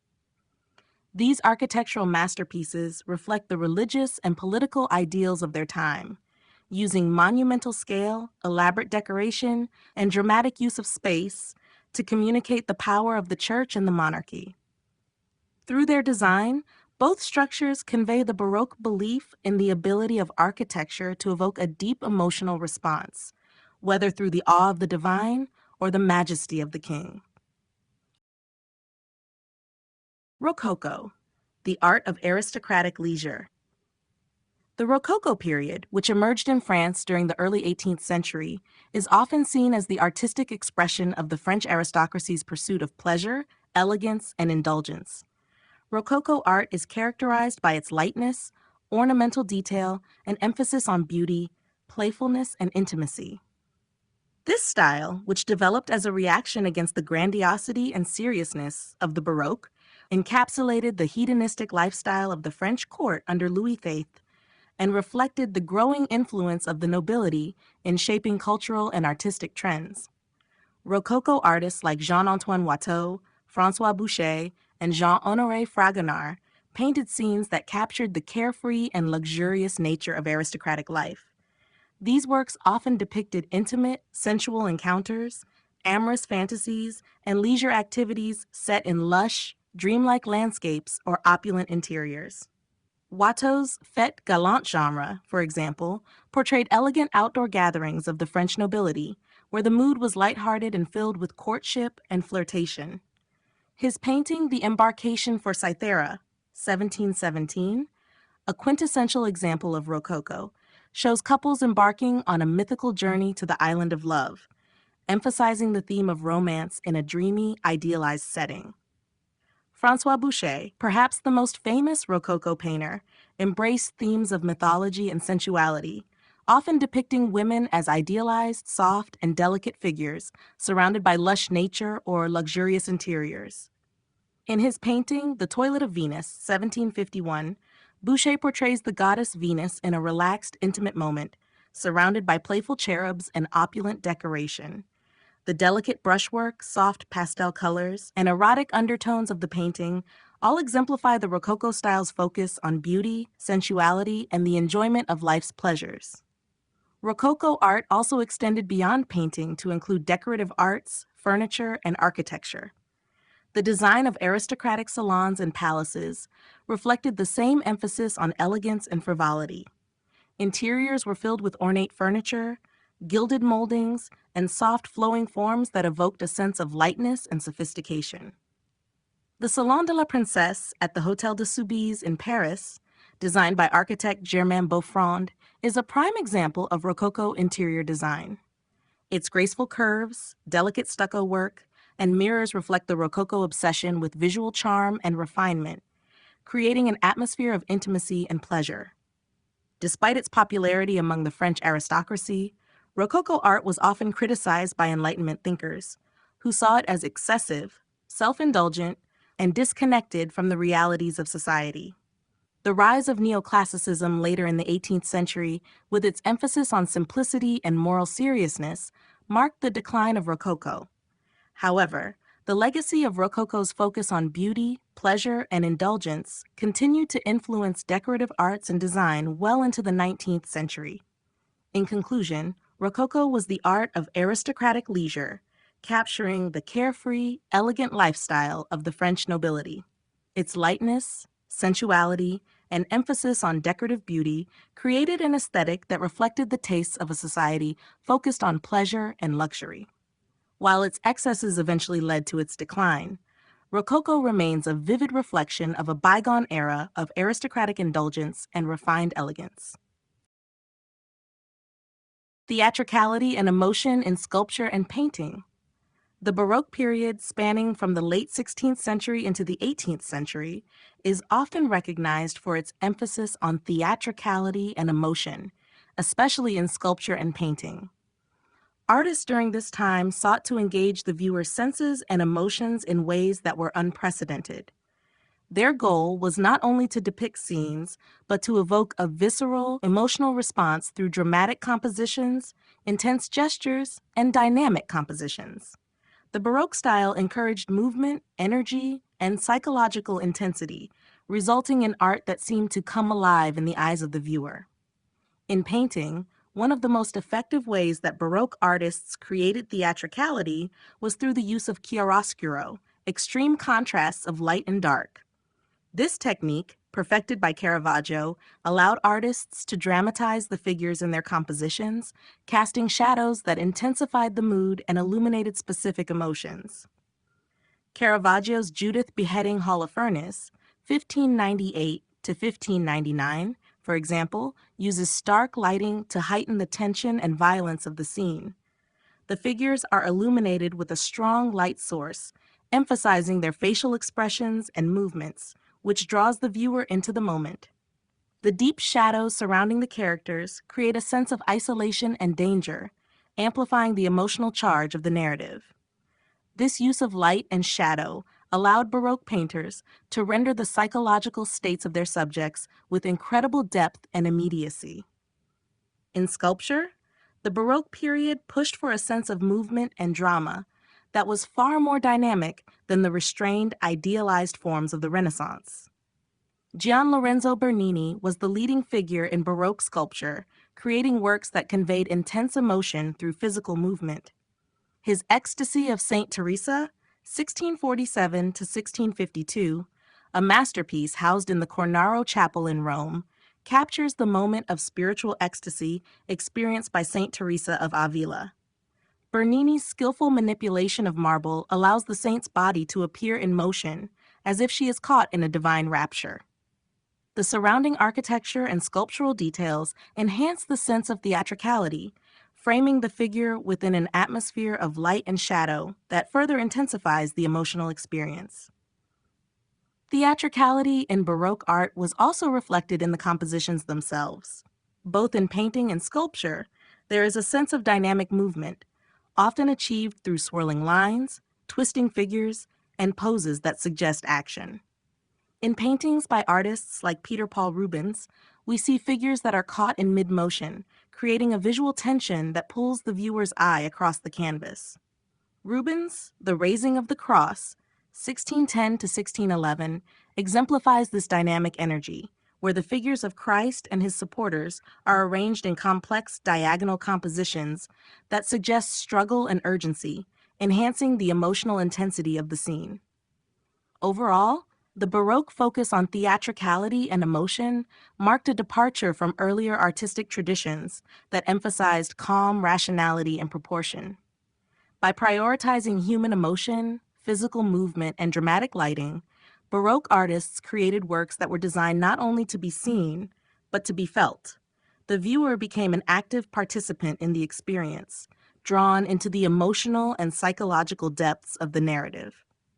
Through these techniques, Baroque sculpture and painting remain some of the most emotionally charged and visually captivating works in the history of Western art.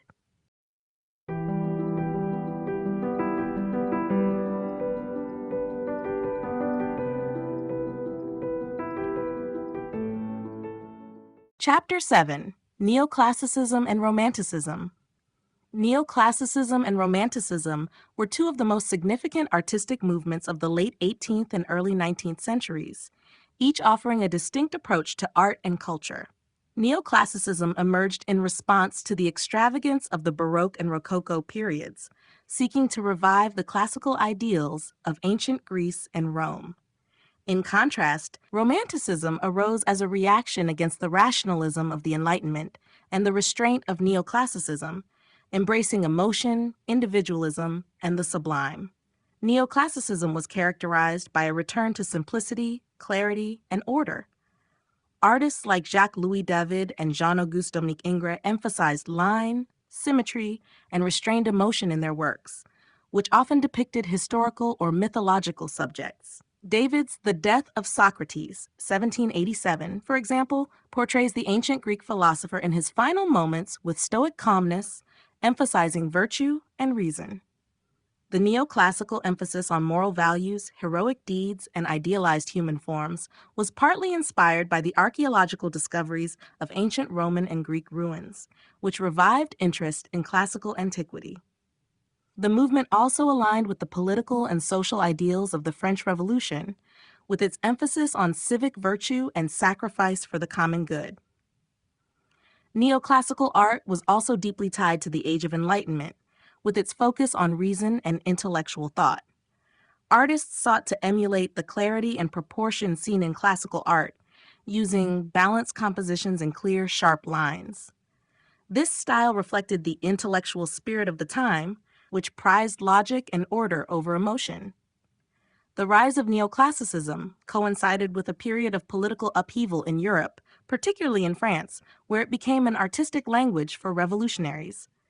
The ideal of noble simplicity and quiet grandeur in neoclassical art communicated the desire for a new order based on rationality and virtue.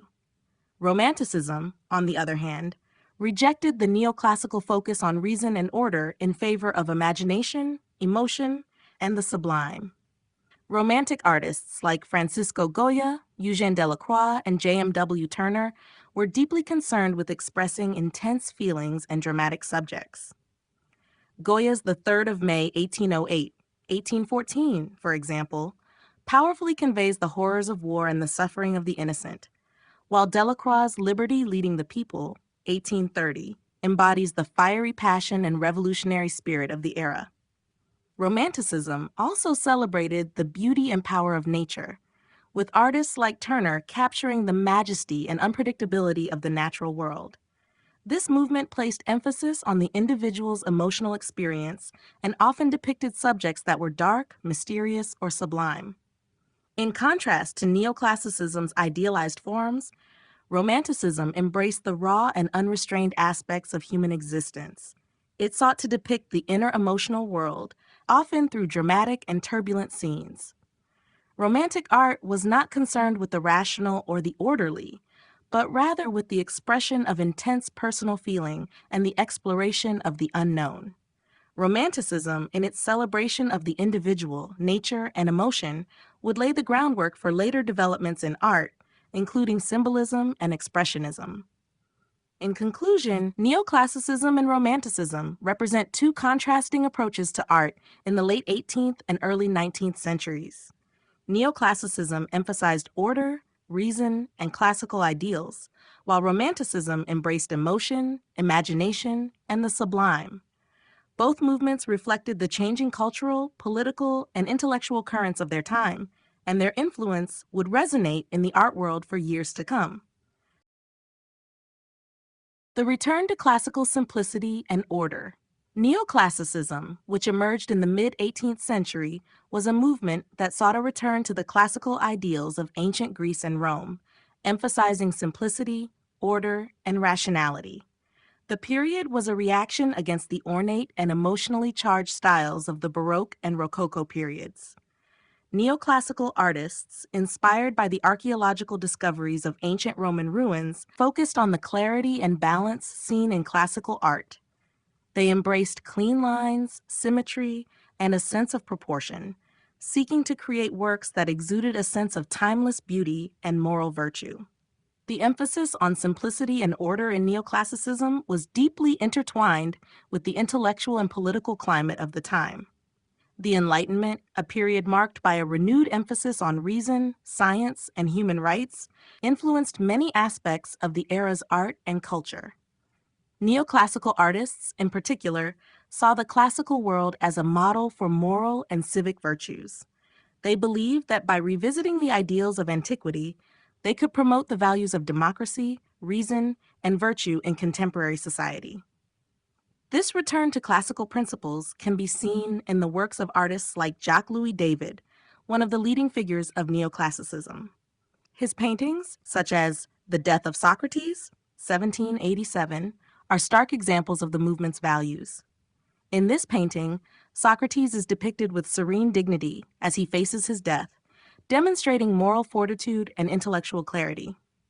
The composition is balanced and orderly, with a focus on the clarity of the human form. The painting's emotional restraint and emphasis on intellectual heroism reflect the neoclassical ideal that art should teach moral lessons and inspire virtue. Neoclassicism's return to classical simplicity and order was also reflected in architecture. The style's clean lines, geometric shapes, and focus on symmetry echoed the grandeur of ancient Roman and Greek structures. Buildings like the Pantheon in Paris and Thomas Jefferson's design for the University of Virginia exemplify the neoclassical commitment to these ideals. The influence of ancient temples, with their porticos and columns, was a hallmark of the movement, conveying a sense of permanence and order. Neoclassicism, therefore, was not just an artistic style, but a reflection of the broader cultural shift toward rationality and order. By revisiting the classical past, artists sought to inspire a more reasoned, virtuous society, in which beauty was not only appreciated for its aesthetic value, but also for its moral and intellectual significance. The movement's focus on simplicity and order provided a stark contrast to the emotional excesses of the Baroque and Rococo, establishing a new artistic language that celebrated clarity, balance, and timeless beauty. Jacques-Louis David and the political power of art. Jacques-Louis David, one of the most prominent figures of neoclassicism, was not just a master of painting, but also a politically engaged artist, whose works were deeply intertwined with the political climate of his time. His paintings reflect the dramatic changes of the French Revolution and the rise of Napoleon, showcasing how art could be used as a tool for political power and social influence. David's ability to merge his artistic skills with his political ideals made him an essential figure in shaping the visual culture of revolutionary France. David's approach to art was influenced by his commitment to neoclassical ideals, clarity, order, and moral virtue. However, unlike many of his contemporaries who viewed these qualities in purely aesthetic terms, David saw art as a vehicle for promoting social and political messages. His works were often designed to inspire civic virtues, loyalty to the state, and admiration for the heroes of the revolution. His most famous works, such as The Death of Socrates, 1787, The Oath of the Horatii, 1784, and Napoleon Crossing the Alps, 1801, reflect this blend of art and politics.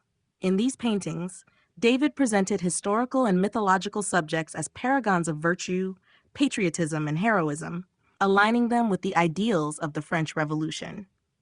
One of David's most iconic works, The Oath of the Horatii, became a symbol of the revolutionary spirit.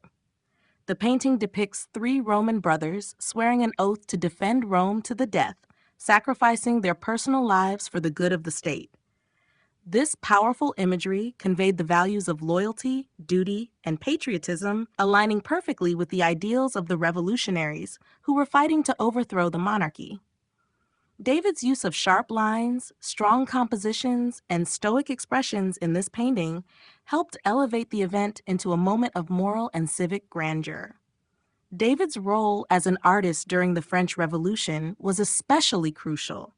He became the official painter of the revolution, using his art to portray revolutionary leaders and events in heroic terms.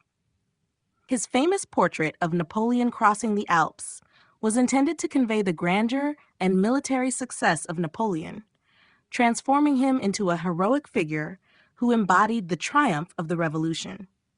David's support of Napoleon eventually led to his appointment as the official painter of the emperor's court, further demonstrating how art could shape political power and influence public perception. David's works, through their emotional intensity and moral grandeur, exemplified the idea that art was not just an aesthetic pursuit, but a means of advancing political agendas. He used his skill as a painter to create iconic images that defined the visual culture of the Revolution and the Napoleonic era.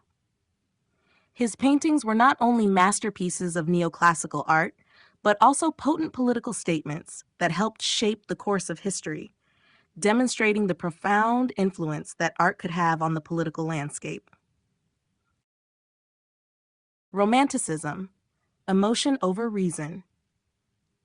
Romanticism, which emerged in the late 18th century, marked a dramatic shift from the rationalism and order of the Enlightenment to a focus on emotion, imagination, and the sublime. This cultural movement, which permeated art, literature, music, and philosophy, sought to prioritize individual expression and personal feeling over the logical, intellectual approaches that had dominated much of the previous century. In art, Romanticism rejected the calm restraint and classical ideals of neoclassicism, instead embracing the tumultuous, irrational, and passionate side of human experience. It sought to capture the emotional intensity and sublime beauty found in nature, human struggle, and the unknown. At the heart of Romanticism was the idea that human emotion, intuition, and the imagination were paramount. Romantic artists believed that reason alone could not explain the depth of human experience, and instead they turned to more subjective and emotional responses to the world. They celebrated the individual's internal world, exploring themes of personal freedom, heroism, and the power of the imagination. Where neoclassical artists focused on order, clarity, and universal truths, Romantic artists celebrated mystery, unpredictability, and the emotional extremes that make human life rich and complex.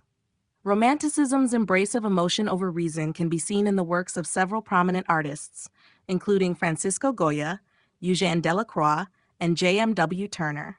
Goya's The 3rd of May, 1808, 1814, is a poignant example of the emotional force of Romanticism. The painting depicts the execution of Spanish rebels by French soldiers during the Peninsular War, and Goya's use of stark contrast, distorted figures, and the visceral expressions of fear and despair in the faces of the victims convey a powerful emotional response to the brutality of war. The chaos and terror depicted in the painting highlight the romantic belief that art should evoke intense emotions and challenge viewers to confront the darker aspects of human nature. In contrast to the rational clarity of neoclassicism, Romanticism favored dramatic lighting, swirling forms, and tumultuous compositions.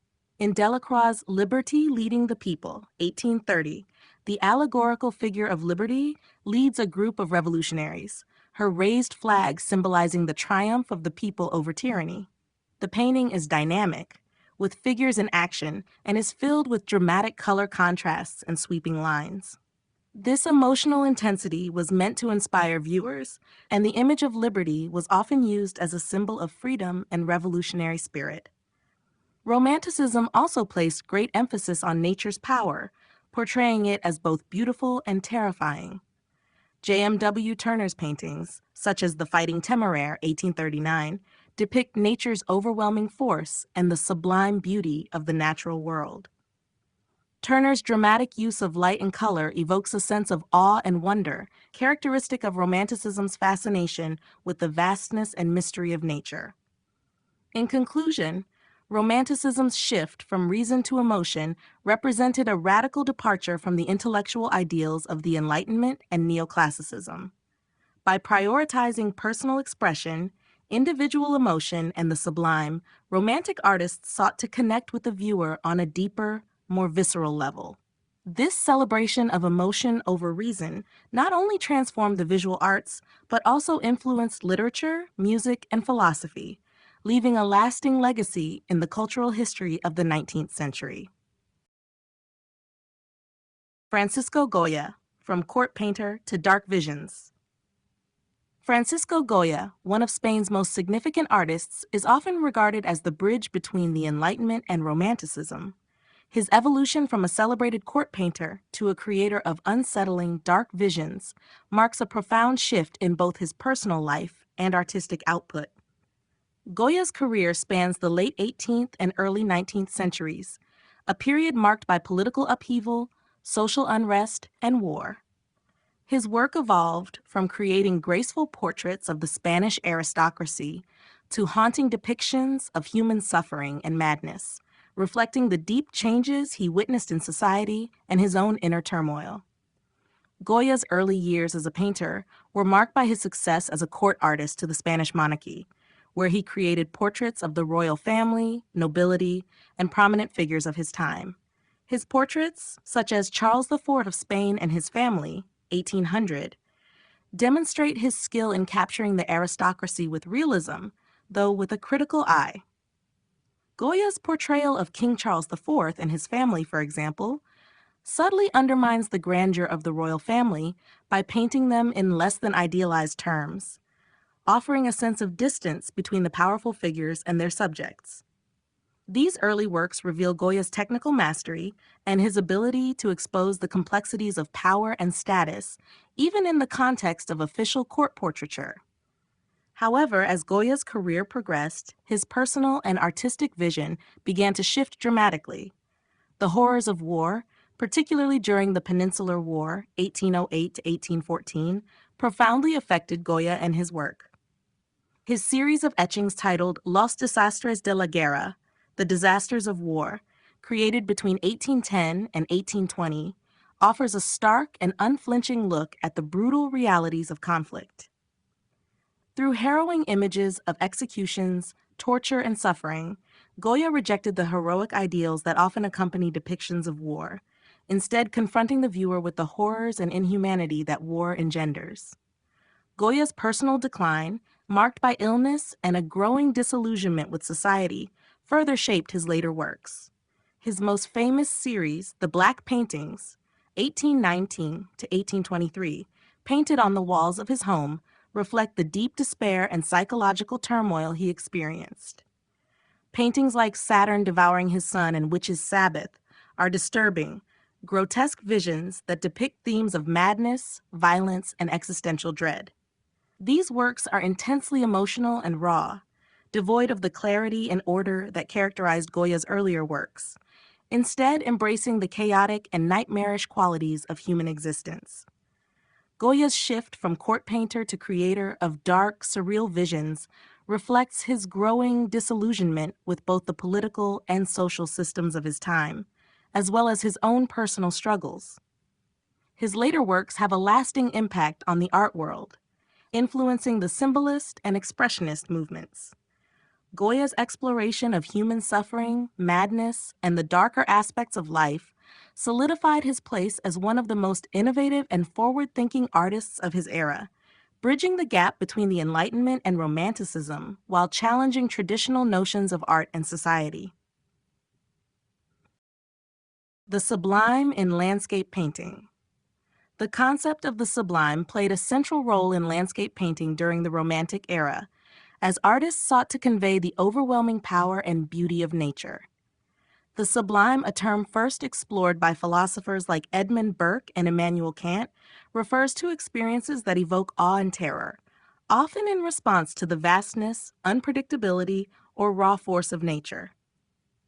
Romantic landscape painters aim to capture these emotional reactions by depicting nature not merely as a beautiful or tranquil setting, but as a powerful and often terrifying force that could dwarf human beings and evoke feelings of insignificance. Landscape painting became a way for artists to explore the relationship between humanity and nature, emphasizing the emotional and spiritual impact that natural forces could have.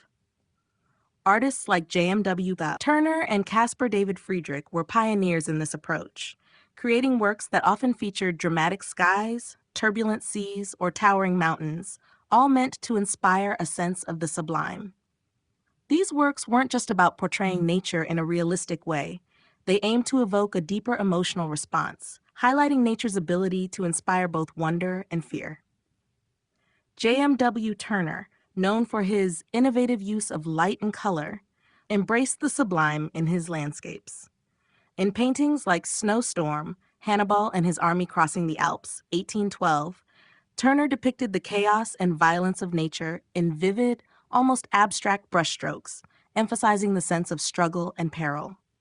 His portrayal of the stormy, wild atmosphere captures the sublime's emotional force, how nature can be both beautiful and terrifying at once. Turner's mastery of light and his ability to create a sense of movement in his work made his landscapes not only visually striking, but emotionally intense. Similarly, Caspar David Friedrich's landscapes often featured figures contemplating vast, desolate landscapes, where the overwhelming forces of nature evoked a sense of spiritual reflection. In works like Wanderer Above the Sea of Fog, 1818, Friedrich shows a solitary figure standing on a rocky precipice, gazing out over a fog-shrouded landscape. The figure's smallness in comparison to the vast, misty expanse emphasizes the sublime's ability to make human concerns feel insignificant in the face of nature's immensity. Friedrich's landscapes, often imbued with a sense of melancholy, invite viewers to reflect on the transient nature of life and the unknowable forces beyond human control. The sublime in landscape painting was not merely about visual spectacle, but also about exploring profound philosophical ideas. Artists sought to depict nature's grandeur and power as a way to provoke deep emotional and existential contemplation. By focusing on the vastness and raw power of the natural world, Romantic landscape painters sought to convey the transcendental and spiritual aspects of the sublime, moments where nature's beauty and danger intersect, leaving viewers with a sense of awe, humility, and wonder.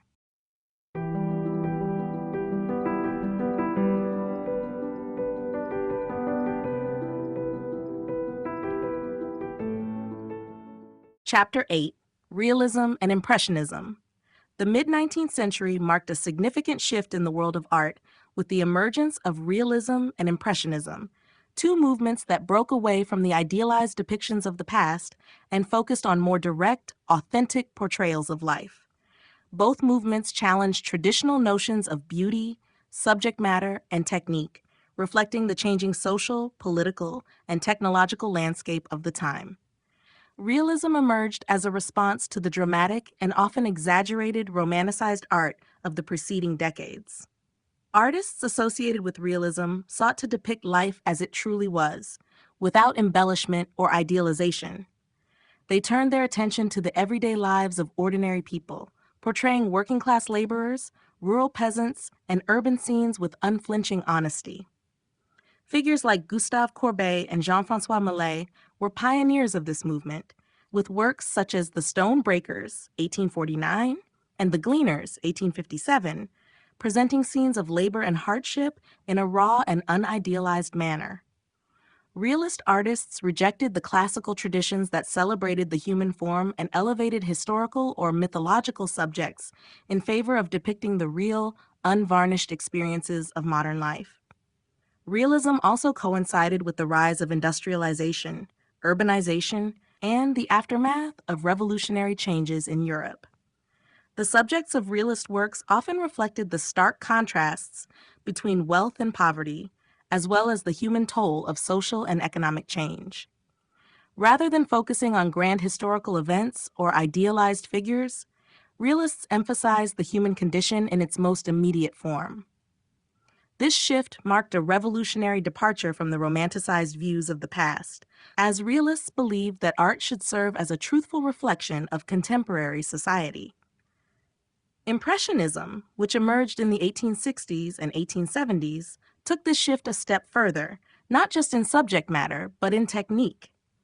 Led by figures like Claude Monet, Pierre-Auguste Renoir, and Edgar Degas, Impressionism focused on capturing the fleeting moments of daily life, with an emphasis on the effects of light and color.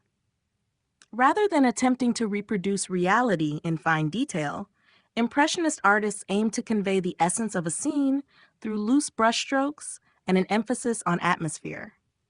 Monet's impression Sunrise, 1872, from which the movement takes its name, exemplified this approach, with its vibrant, rapidly applied strokes evoking the feeling of a sunrise rather than a detailed representation of it.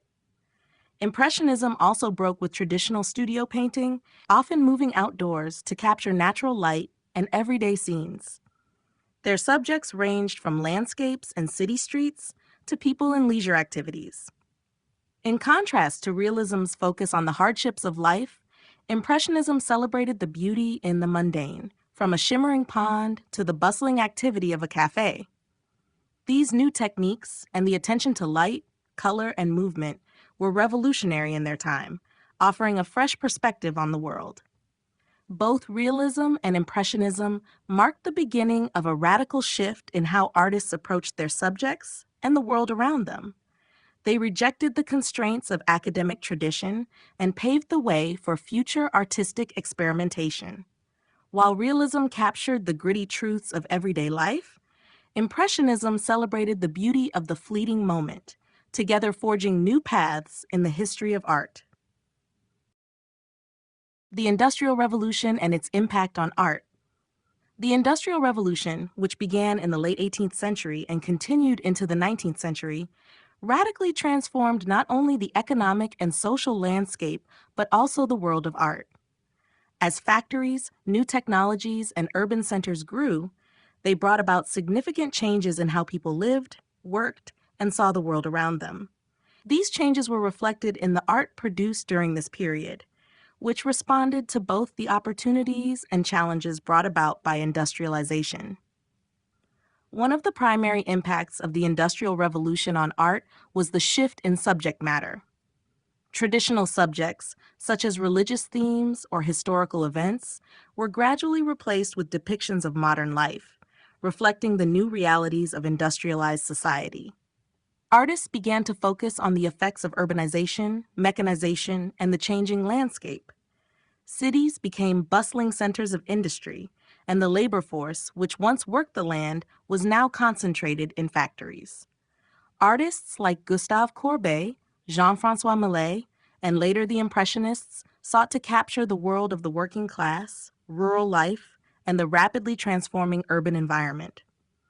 Works like Courbet's The Stonebreakers, 1849, and Millet's The Gleaners, 1857, reflected the harsh realities of labor and the exploitation of the working poor, drawing attention to the stark contrast between wealth and poverty. The Industrial Revolution also brought technological advancements that had a profound impact on art-making techniques. The invention of new pigments and the development of oil paints and tubes made it easier for artists to work outside the studio and capture real-world scenes. This led to the rise of plein air painting, a practice championed by the Impressionists. Artists like Claude Monet and Pierre-Auguste Renoir embraced the opportunity to paint outdoors, creating spontaneous, vibrant scenes that reflected the changing world around them. These artists captured the effects of light, atmosphere, and movement, focusing on everyday scenes of leisure, nature, and urban life. The ability to work quickly and directly in nature allowed them to convey the fleeting moments and the dynamism of the modern world. Additionally, the advent of photography during the Industrial Revolution had a significant influence on art. The invention of the daguerreotype in the 1830s and the subsequent rise of photography provided artists with a new tool for capturing the world. Photography could now record images with incredible precision, and this prompted painters to reconsider their approach to representation. Many artists, particularly those in the realist and impressionist movements, began to explore new ways to convey their subjects, moving away from the highly detailed, idealized portrayals of earlier periods in favor of more immediate and emotional depictions. The Industrial Revolution also played a role in the rise of the middle class, which became an important patron of the arts. As industry generated wealth and a new class of entrepreneurs and professionals emerged, there was a growing demand for art that reflected their changing tastes and values. Portraiture, genre scenes, and depictions of modern life became popular among this new group, and artists responded by creating works that captured the tastes and aspirations of this expanding social class. In conclusion, the Industrial Revolution fundamentally reshaped both the subject matter and techniques of art. It brought forth a new awareness of the social and economic transformations of the period, as well as innovations in art making that allowed artists to respond more directly to the world around them. The legacy of this era is seen in the shift from traditional subjects to scenes of modern life, the embrace of new artistic techniques, and the changing role of art in society. The Industrial Revolution not only changed the world, but also helped to define a new era in the history of art. Gustave Courbet, the father of realism. Gustave Courbet, a pivotal figure in 19th century art, is often hailed as the father of the realist movement. Born in 1819 in France, Courbet's work challenged the academic norms of the time, which favored idealized depictions of historical, mythological, and religious subjects. Instead, Courbet turned his attention to the everyday life around him, focusing on ordinary people and the natural world and portraying them with unflinching honesty. His radical approach to art not only defined realism, but also set the stage for later movements like Impressionism. Courbet's commitment to depicting reality as it was, rather than how it was idealized in classical art, was revolutionary. He sought to show life without embellishment or romanticism, presenting both the beauty and the hardships of the human experience. His works often portrayed working-class people, rural scenes, and landscapes with an emphasis on the roughness and struggle of life. One of his most famous paintings, The Stonebreakers, 1849, exemplifies his realist style. In this work, Courbet depicts two laborers hunched over and breaking stones on a dusty road, an unglamorous and physically demanding task. The raw, gritty realism of the scene drew attention to the hard labor of the working class and rejected the glorified depictions of labor that had been typical in academic art. Another landmark piece, A Burial at Ornans, 1849-1850, is a large-scale depiction of a funeral in Courbet's hometown, showing an entire community in somber attendance. The painting's refusal to idealize its subjects, presenting the mourners as ordinary, even unremarkable people, shocked audiences. Rather than focusing on the grandeur of the event, Courbet emphasized the banality of death, highlighting the emotional weight of the scene through the use of color, composition, and directness. The work was controversial for its blunt portrayal of death and its lack of religious or heroic context, making a bold statement about the artist's belief in the importance of capturing everyday life without artifice. Courbet's style was marked by his bold brushwork, which helped to convey the physicality of his subjects. His thick, expressive strokes gave texture and weight to his figures and landscapes, further grounding them in reality. His commitment to depicting life as he saw it extended to his use of natural light, a characteristic that influenced later generations of artists. He was also one of the first to paint with an almost photographic precision, though his approach remained raw and powerful, avoiding the idealization of his subjects.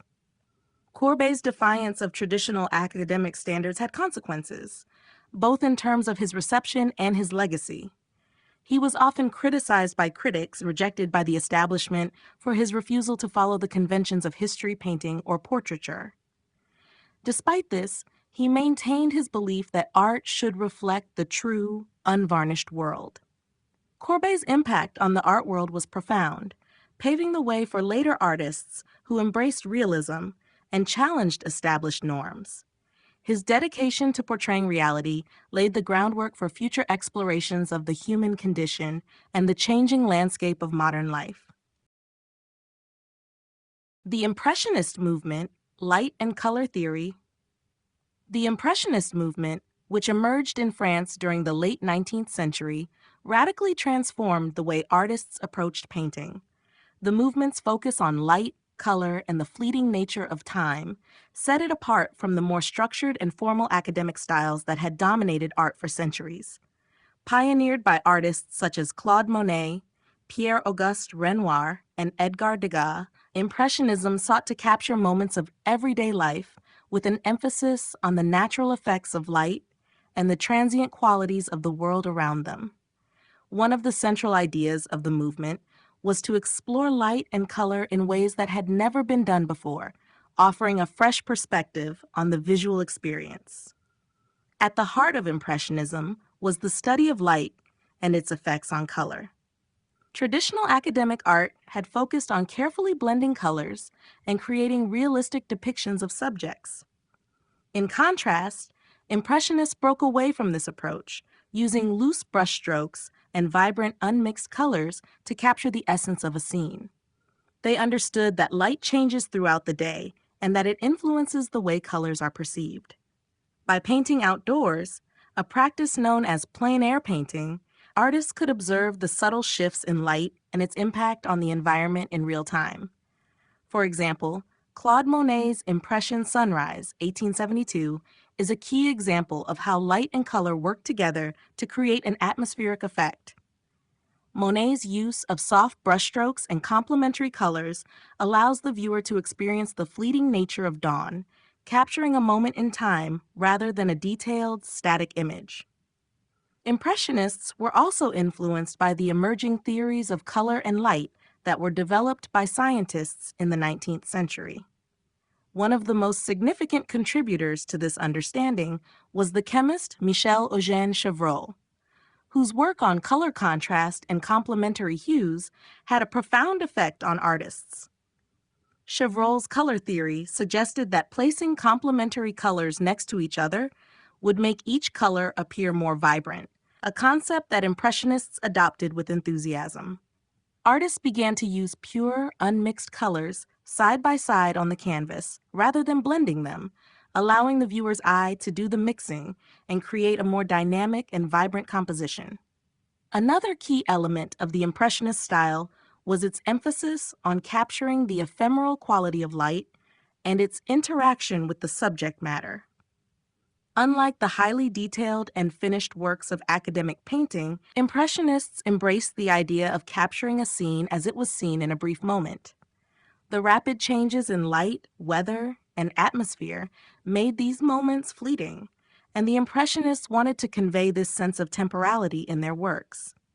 The result was a sense of movement, change, and immediacy, seen in works such as Renoir's Ballet at the Opera, 1874, where the light dances across the figures, and the brushwork captures the lively energy of the scene. In summary, the Impressionist movement revolutionized art by focusing on the effects of light and color, drawing inspiration from scientific discoveries and challenging the conventions of the academic tradition. By emphasizing the ephemeral and dynamic nature of the world, Impressionist artists created a new way of seeing that captured the vibrancy and complexity of modern life, leaving a lasting impact on the development of Western art. Claude Monet and the birth of modern painting. Claude Monet, often regarded as the father of Impressionism, played a central role in the birth of modern painting. Born in Paris in 1840, Monet's revolutionary approach to art forever changed the way we perceive and depict the world.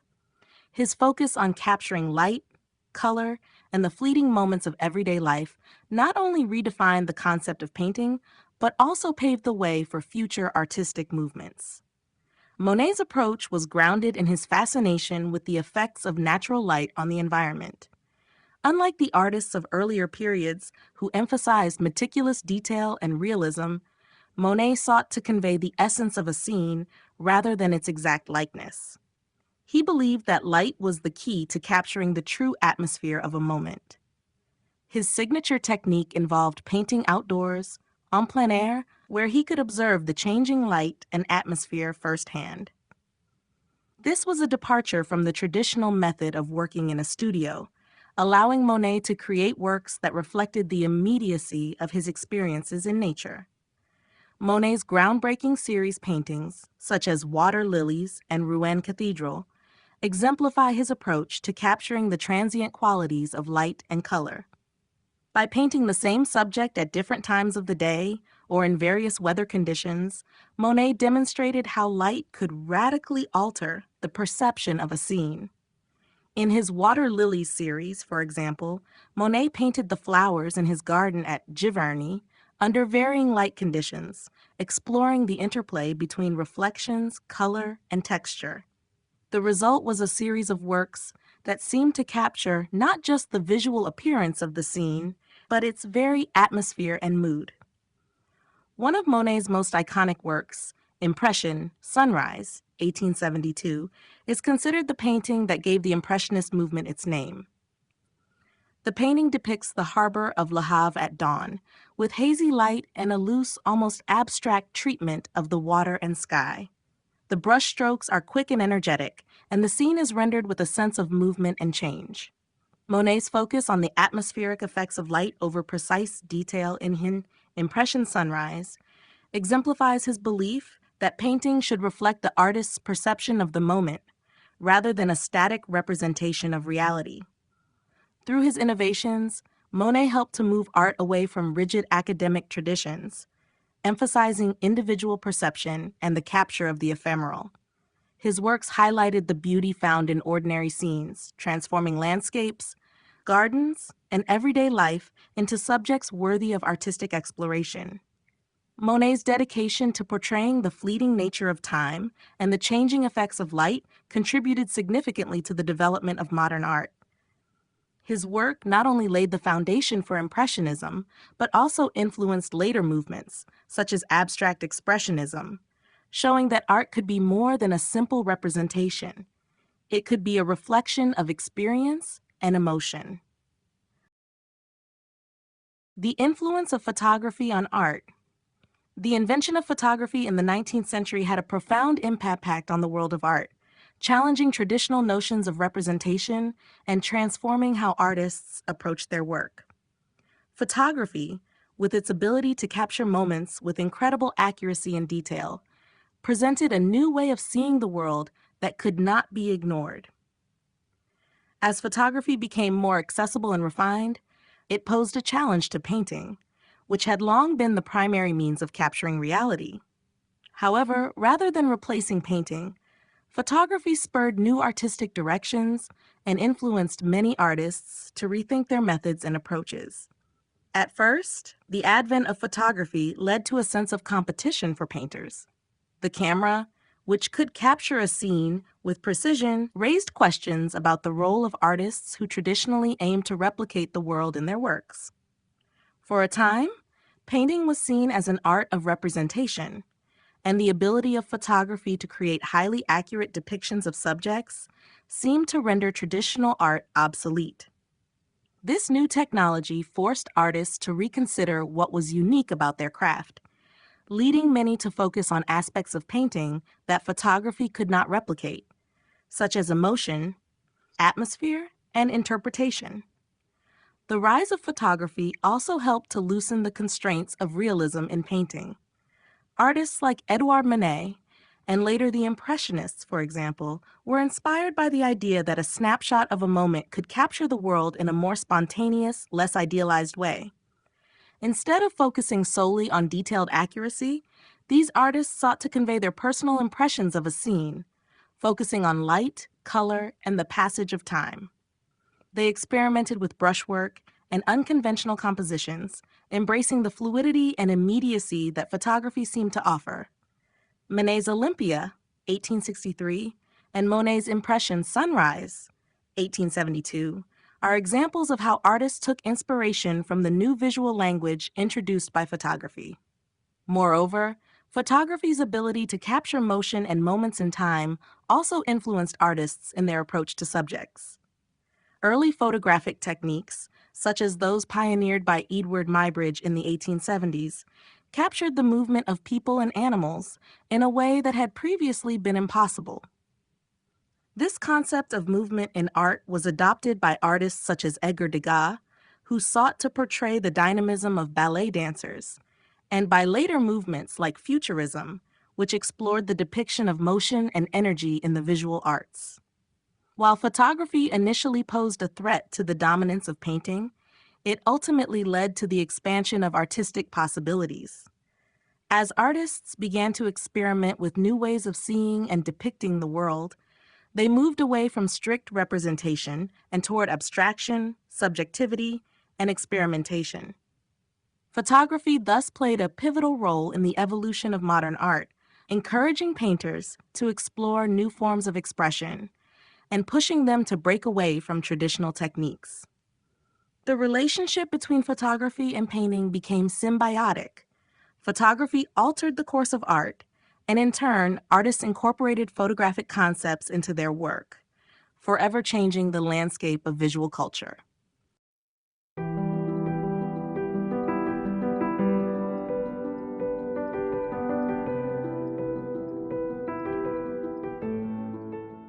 Chapter 9: Post-Impressionism and Symbolism.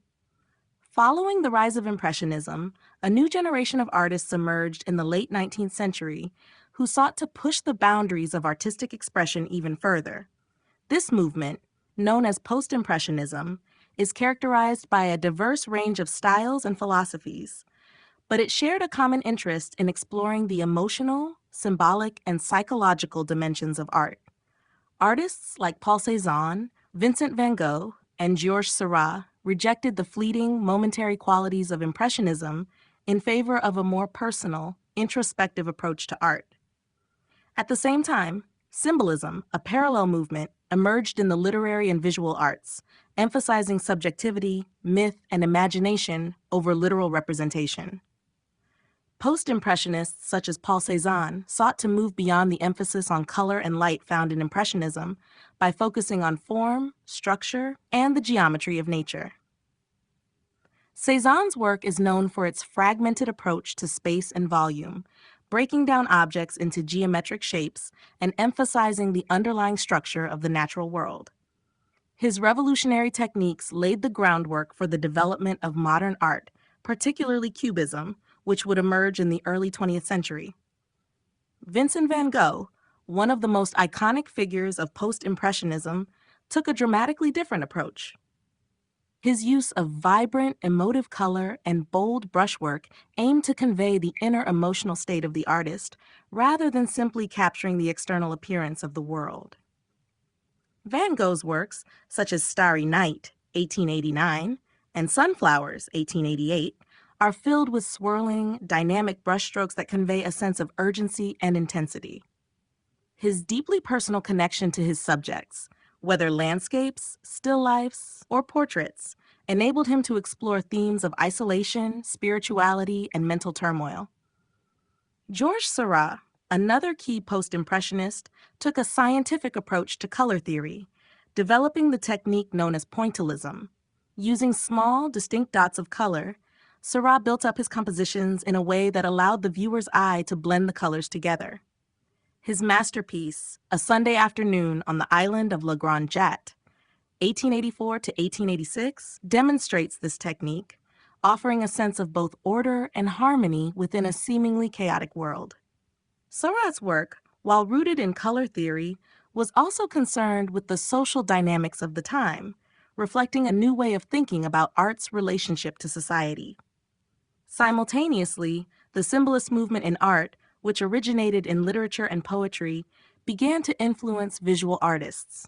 Symbolism rejected the materialism and industrialism of the age, instead focusing on the mystical, the emotional, and the imaginative. Artists such as Odilon Redon and Gustave Moreau used rich, dreamlike imagery to evoke themes of myth, spirituality, and the unconscious.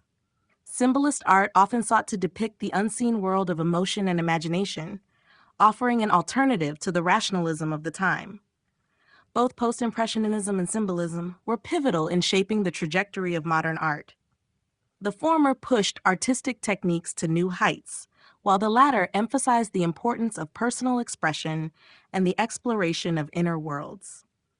Together, these movements laid the groundwork for the radical developments in art that would unfold in the 20th century, from the abstraction of the early modernists to the surreal explorations of the subconscious.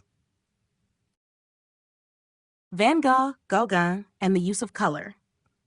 Vincent van Gogh and Paul Gauguin, two of the most influential artists of the post-impressionist movement, revolutionized the use of color in ways that reflected their emotional and psychological states, marking a dramatic departure from the more restrained color palettes of earlier traditions.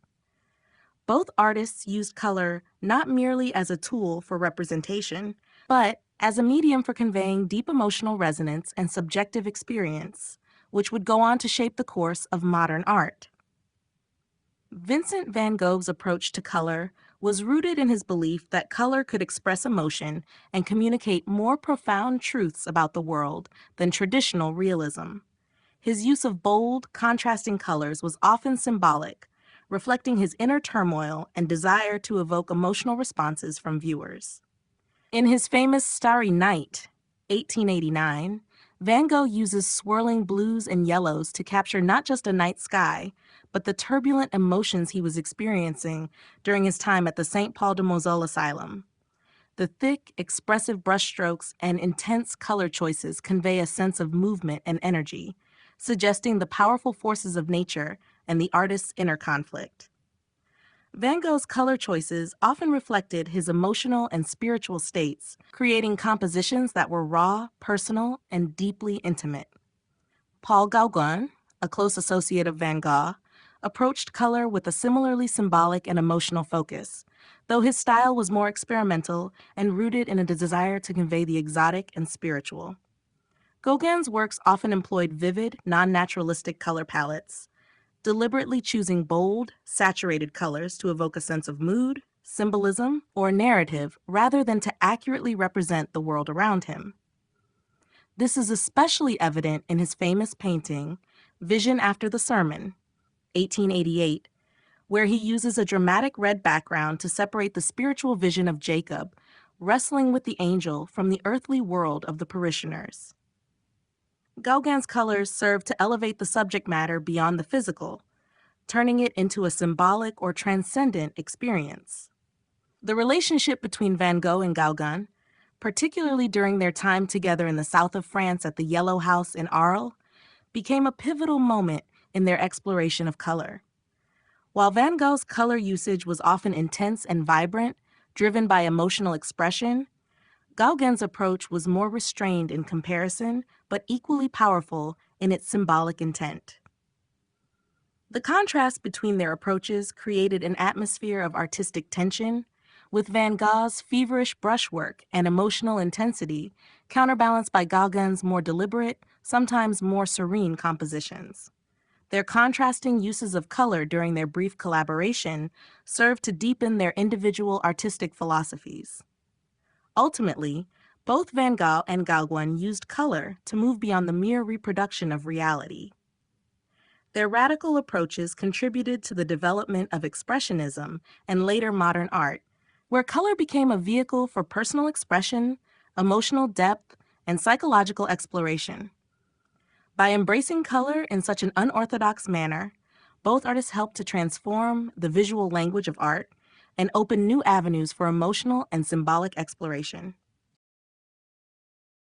Pointillism and Georges Seurat's optical experiments. Georges Seurat, a pioneering figure of the post-impressionist movement, is best known for developing the technique of pointillism, a method of painting that revolutionized the way color and light were understood in art. Seurat's optical experiments with color theory and his precise, scientific approach to painting made him a key figure in the transition from Impressionism to modern art. His meticulous and systematic technique emphasized the effects of light and color, marking a departure from the expressive brushwork and spontaneous nature of the Impressionists. Pointillism, also known as divisionism, involved applying small, distinct dots or strokes of pure color to the canvas, rather than blending colors on a palette before applying them.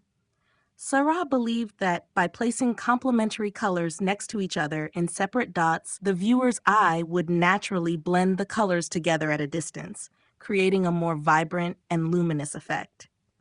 This technique was based on the principles of optical color mixing, which Seurat learned from the studies of color theory and scientific research into the ways the human eye perceives color.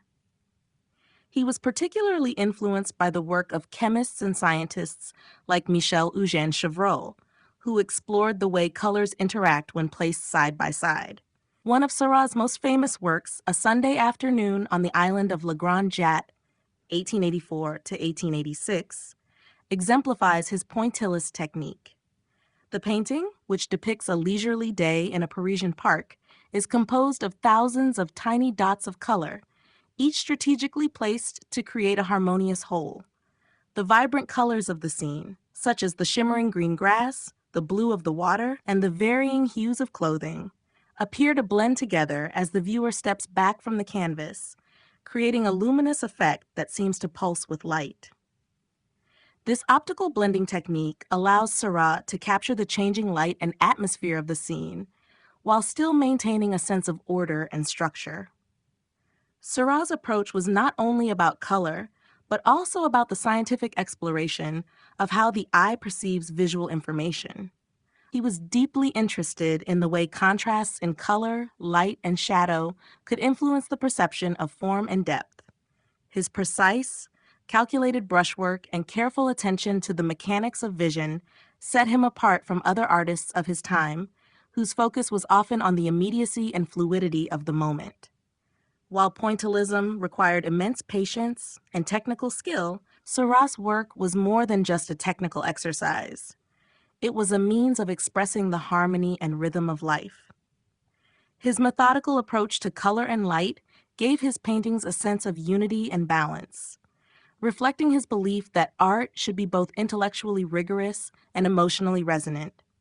Seurat's experiments with optical effects and color theory were instrumental in the development of modern art, influencing movements such as Cubism and abstract expressionism, where color and form would continue to evolve in new and exciting directions. Paul Cézanne, the bridge to modern art. Paul Cézanne is often regarded as the bridge between 19th century Impressionism and the more abstract forms of modern art that would emerge in the 20th century. His unique approach to painting, with an emphasis on structure, form, and the breakdown of perspective, paved the way for revolutionary developments in art, influencing major movements such as Cubism and abstract expressionism. Though he was initially criticized by critics for his unconventional methods, Cézanne's work eventually came to be recognized as a foundational force in the evolution of modern art. Cézanne's early career was deeply rooted in Impressionism, and like many of his contemporaries, he was interested in capturing light, color, and the fleeting qualities of the natural world. However, unlike the Impressionists, who often painted outdoors and focused on the immediate, changing effects of light, Cézanne was more interested in the underlying structure of objects and the way they fit together in space. His most famous works, such as Mont Sainte-Victoire, 1904 to 1906, and The Basket of Apples, 1895, demonstrate his unique approach to form. Cézanne's use of geometric shapes, such as spheres, cylinders, and cones, was a radical departure from the traditional methods of perspective that had dominated Western art for centuries. Rather than striving for an illusion of depth and space, Cézanne used color and brushstroke to create a sense of volume and three-dimensionality. In his landscapes and still lifes, he would build up layers of paint in blocks or patches, often leaving his brushstrokes visible to evoke the solidity of the objects he depicted. This technique created a sense of weight and presence, giving the viewer a tangible connection to the scene. His brushwork was deliberately uneven, creating a sense of dynamism and energy within the composition. Cézanne also often rearranged the elements of his scenes, showing multiple viewpoints simultaneously, thus breaking away from traditional single-point perspective. Cézanne's exploration of perspective and form was not just an academic exercise, but a method of expression. His work captured the artist's perception of the world, revealing the tension between the two-dimensional surface of the canvas and the three-dimensional nature of the objects being depicted.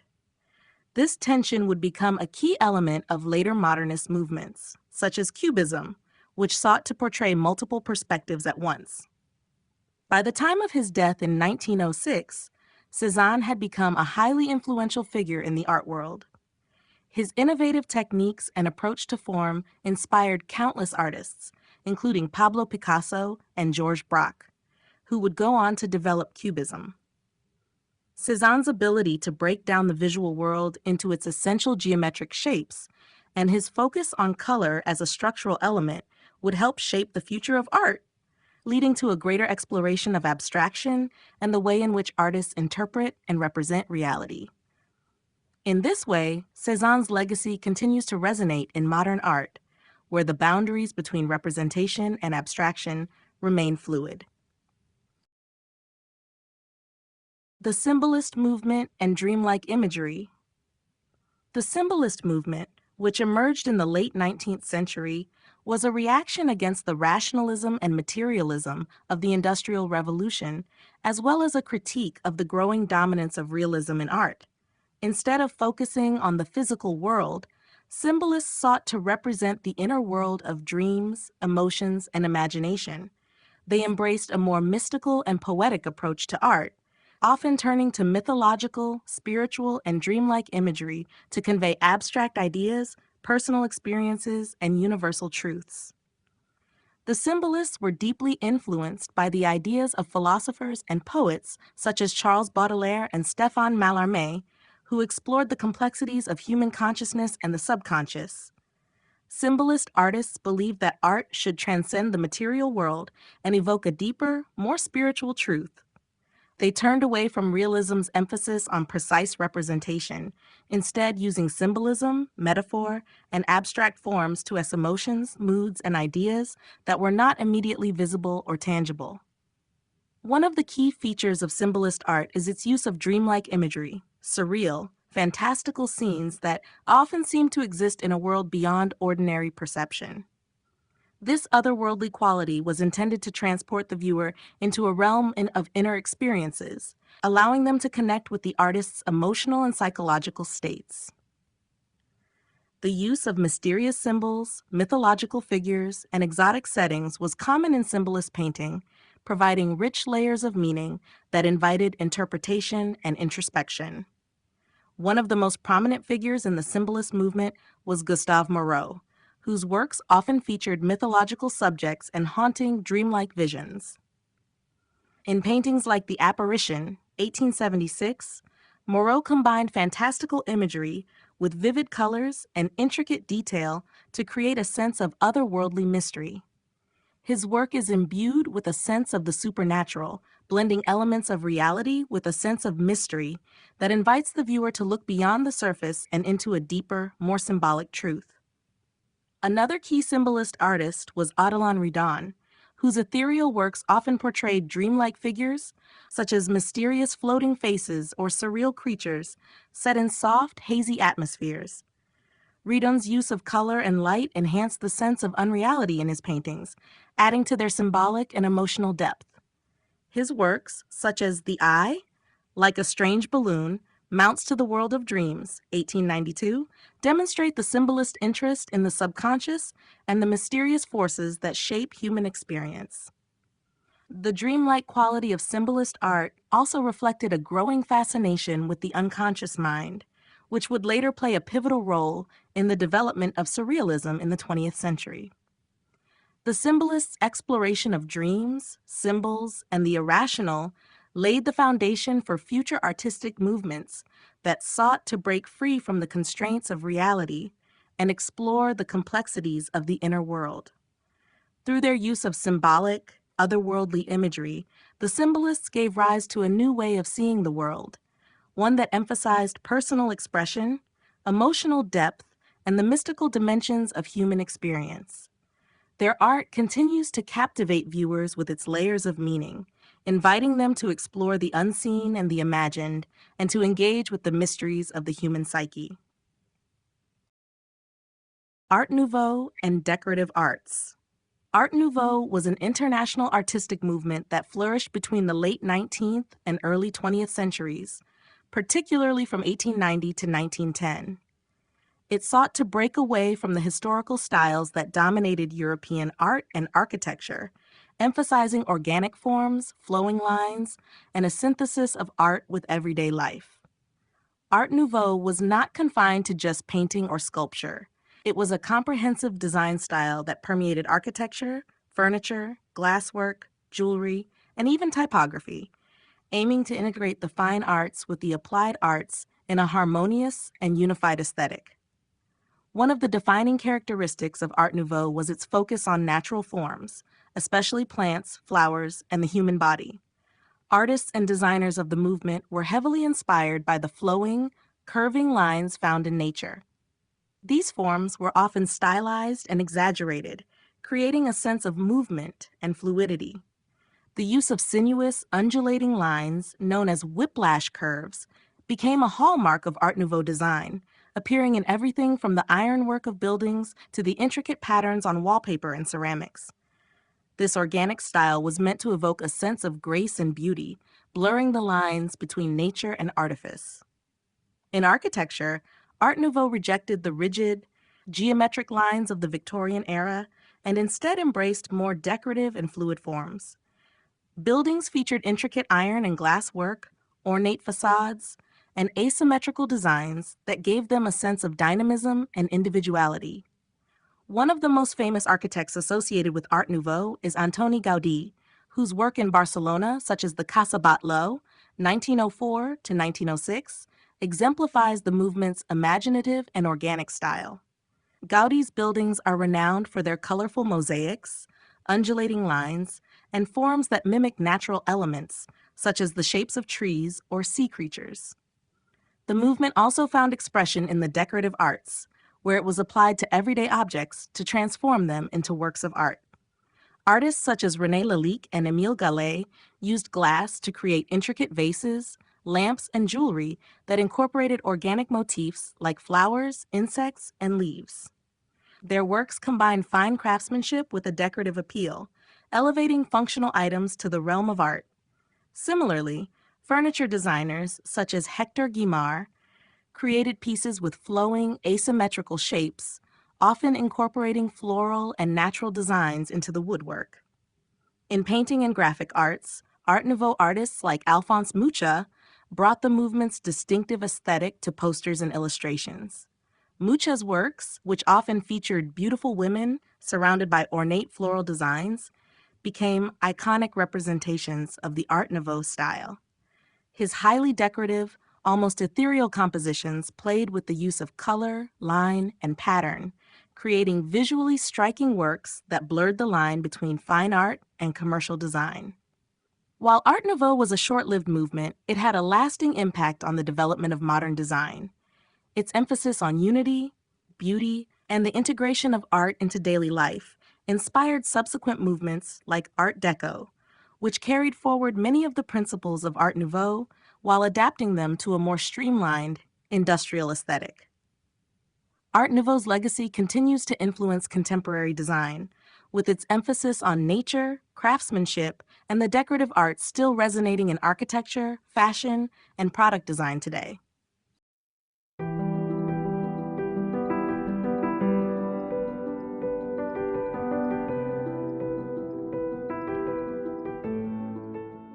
Chapter 10: The Birth of Modernism. The birth of modernism in the late 19th and early 20th centuries marked a dramatic shift in the way artists, writers, and thinkers engaged with the world around them. As industrialization, urbanization, and scientific advancements transformed society, traditional forms of art that had long been grounded in representational techniques, religious themes, and classical ideals began to feel out of step with the rapidly changing world. Modernism emerged as a response to this cultural upheaval, characterized by a rejection of historical conventions and a desire to explore new forms of expression, often with an emphasis on abstraction, experimentation, and individual perception.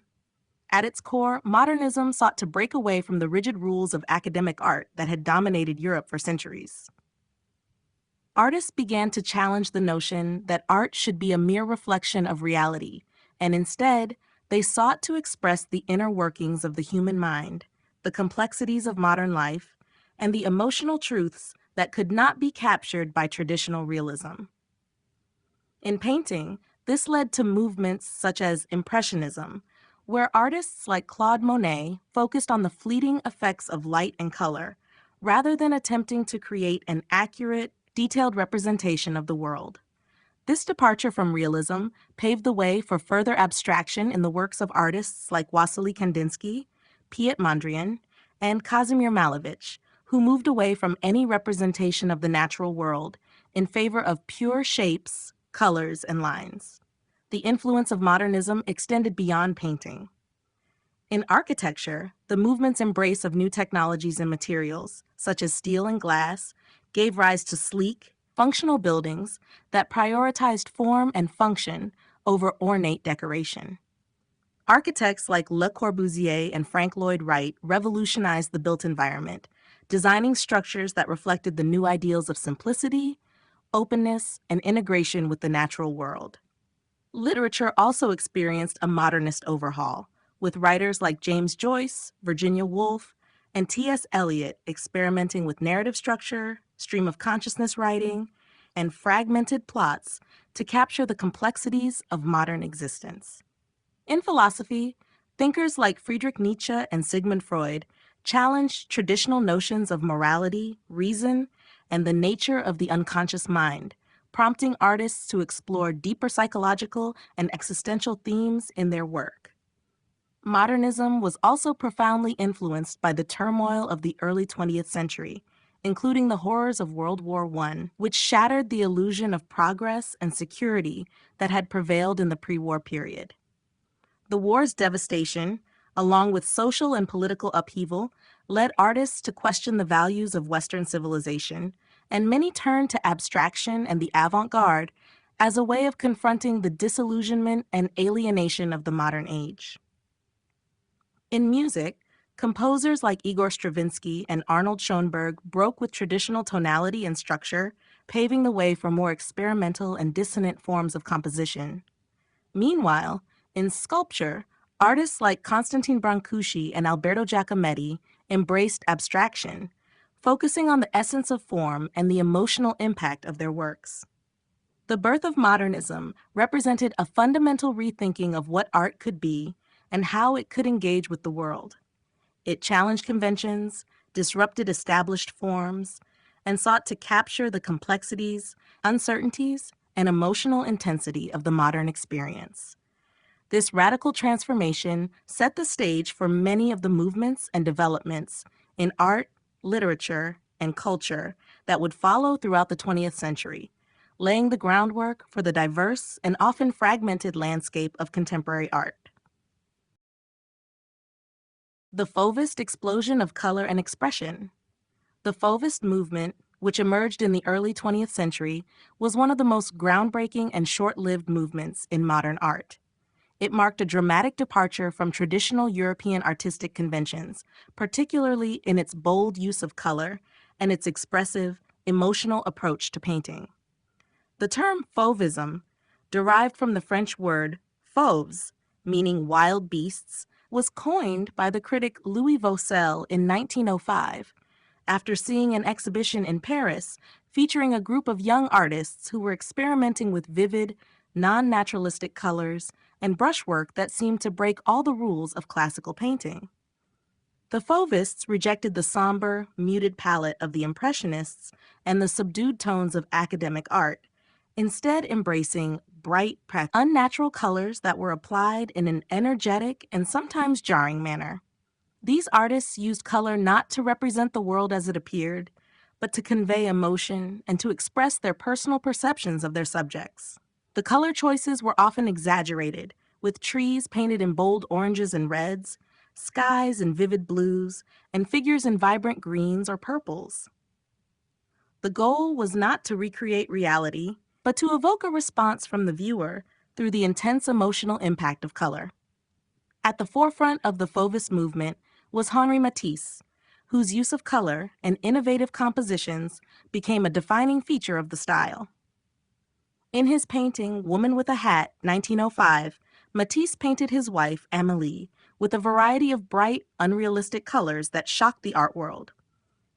The figure's face is rendered in different hues of green, pink, and purple, creating a striking contrast to the naturalistic depictions of human form seen in traditional portraiture. Matisse's work, along with that of other key Fauvists like André Derain and Maurice de Vlaminck, emphasized spontaneity and the primacy of color as a tool for expressing the artist's inner emotional world. Fauvism was also characterized by its loose and expressive brushwork, which was often seen as a rejection of the meticulous, detailed techniques of the previous generations. The brushstrokes in Fauvist paintings were often bold and unrefined, adding to the sense of immediacy and raw emotion that permeated their work. This sense of freedom and individual expression was one of the key elements of the movement, as the Fauvists sought to break away from the constraints of academic art and create something more personal, vibrant, and dynamic. While Fauvism was short-lived, lasting only a few years, it had a lasting influence on the development of modern art. It paved the way for later movements like Expressionism and abstract art, in which color and form would be used in increasingly non-representational ways. The movement's emphasis on individual perception and the emotional potential of color influenced artists throughout the 20th century, from the abstract works of Wassily Kandinsky to the color-driven canvases of artists like Mark Rothko. In a broader cultural context, Fauvism was part of a larger trend in early 20th century art that sought to challenge traditional artistic boundaries and explore new forms of expression. The explosion of color and the focus on personal expression in Fauvism marked a key moment in the journey toward modernism, one that would continue to unfold as artists sought to break away from conventions and explore the deeper psychological and emotional dimensions of human experience. Cubism: Picasso, Braque, and the deconstruction of form. Cubism, one of the most influential movements in the history of modern art, revolutionized the way artists approached representation and perception. Developed by Pablo Picasso and Georges Braque in the early 20th century, Cubism radically challenged the traditional notions of perspective and form. The movement, which emerged around 1907 and continued throughout the 1910s, was characterized by the fragmentation and abstraction of objects into geometric shapes, creating a visual language that was entirely different from the naturalistic depictions of the past. At its core, Cubism was about rethinking how the viewer experiences and understands the world.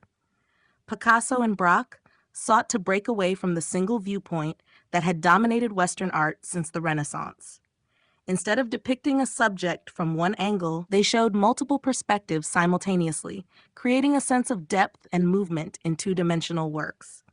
This method of representing different viewpoints on a single canvas resulted in a fragmented and abstracted form, where objects were deconstructed into simple geometric shapes, such as cubes, spheres, and cones, hence the name Cubism. Picasso's iconic painting, Les Demoiselles d'Avignon, 1907, is often considered the starting point of Cubism. In this work, Picasso abandoned the traditional concept of perspective and instead presented 5 female figures in a fragmented, disjointed manner. The figures' faces are reduced to sharp, angular planes, and their bodies are broken up into jagged, geometric forms. This painting, with its bold, raw depiction of the female form, marked a dramatic departure from the smooth, idealized figures of classical art and opened the door for Cubism's subsequent exploration of abstraction. Georges Braque, who was Picasso's close collaborator in the development of Cubism, contributed to the movement's emphasis on abstraction and the flattening of space. One of Braque's most important innovations was the introduction of collage into painting. By incorporating materials like newspaper clippings, wallpaper, and other everyday objects into his works, Braque blurred the boundary between painting and sculpture, challenging traditional ideas of representation. His works, such as Violin and Candlestick, 1910, exemplify Cubism's focus on deconstructing forms and reconstructing them in ways that force the viewer to reconsider the act of seeing. The Cubist movement was initially divided into 2 main phases: Analytic Cubism, 1908 to 1912, and Synthetic Cubism, 1912 onwards. During the analytic phase, artists like Picasso and Braque focused on breaking down objects into their basic shapes and analyzing them from different viewpoints. The colors used in these works were muted, with an emphasis on browns, grays, and earth tones to focus attention on the structure of the composition rather than its color. In the later synthetic phase, the focus shifted to the use of bright colors, simpler shapes, and the introduction of collage techniques. This phase emphasized the creation of new forms through the combination of different materials and textures. Cubism had a profound impact on the trajectory of modern art, influencing movements such as Futurism, Dada, and Constructivism, and laying the groundwork for abstract art in the 20th century.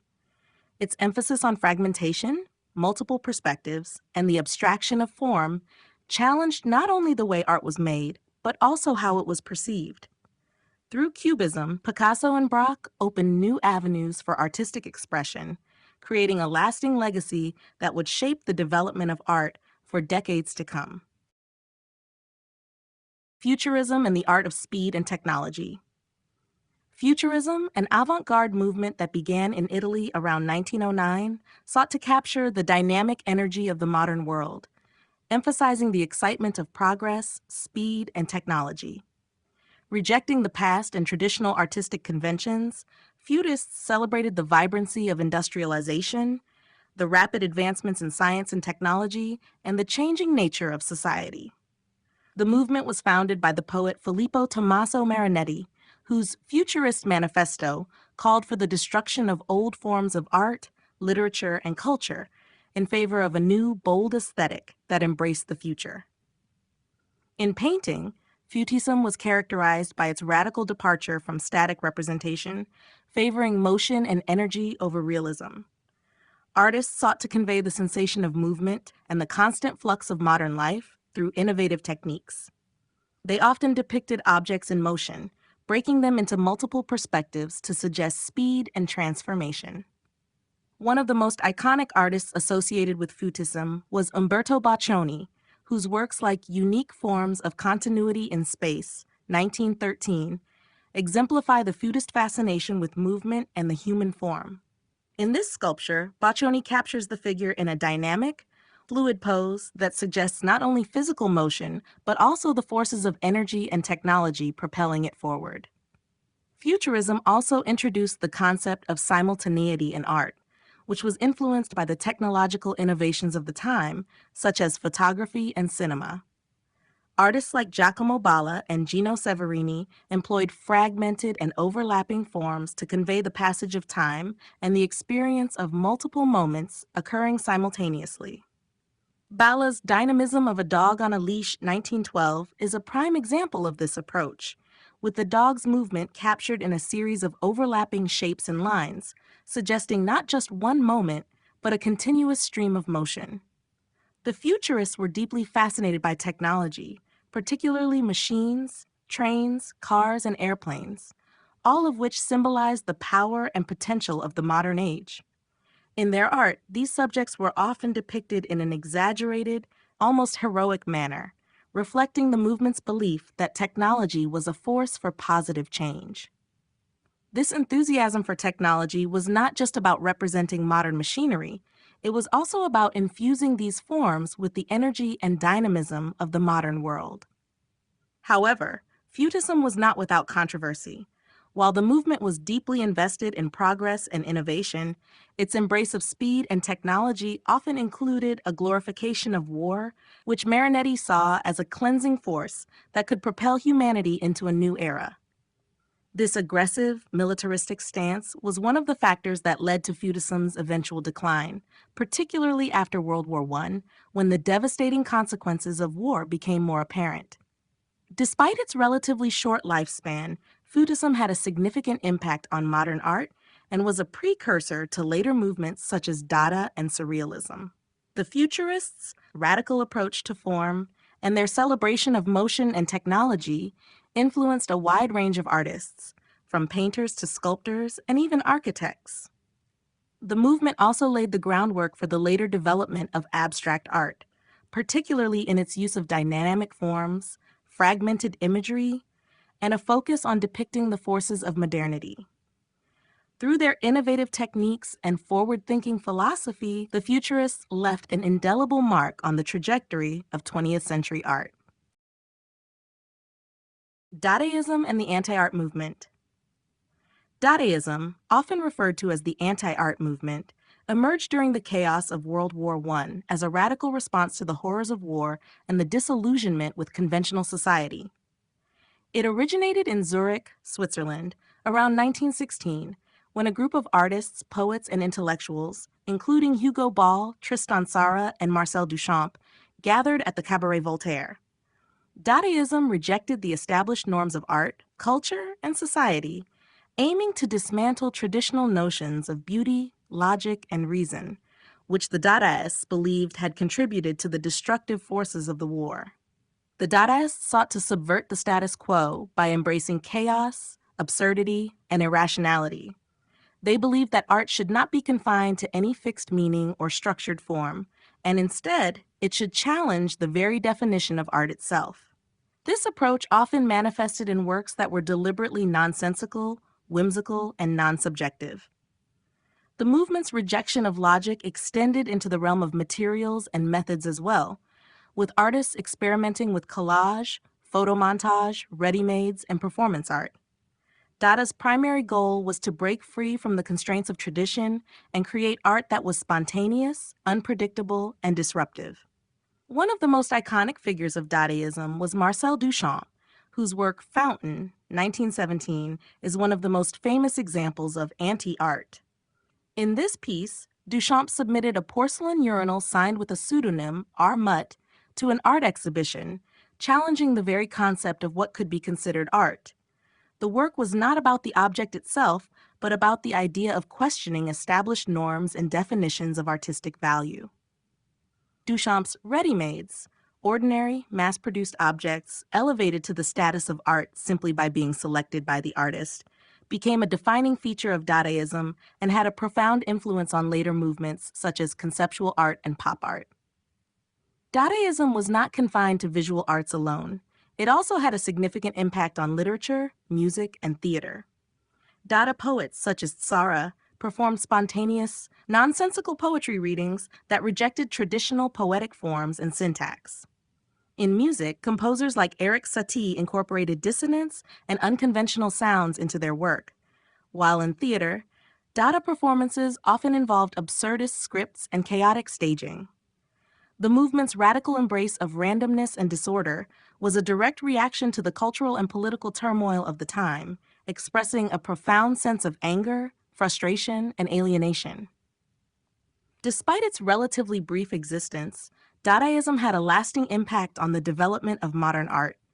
It directly influenced later movements, such as Surrealism, Fluxus, and Abstract Expressionism, and its ideas about the relationship between art and society continue to resonate in contemporary art practices. While Dadaism itself faded after the war, its legacy of questioning authority and breaking boundaries lives on, reminding us that art is not just about aesthetics, but about challenging the systems and ideas that shape our world. Surrealism, Dreams, the Unconscious, and Salvador Dali. Surrealism, which emerged in the 1920s, was a cultural movement that sought to explore the depths of the human unconscious and express the irrational, dreamlike realms of the mind. Drawing inspiration from the theories of Sigmund Freud, particularly his ideas about dream analysis and the unconscious, Surrealist artists aimed to depict the inner workings of the mind, often embracing absurdity, contradiction, and unexpected juxtapositions in their work. At its core, Surrealism was not just an artistic movement, but also a philosophical quest to liberate the imagination from the constraints of rational thought and societal norms. One of the defining features of Surrealist art was its focus on dreams and the unconscious. Artists sought to tap into the realm of the subconscious, where logic and reason gave way to the bizarre, the irrational, and the fantastical.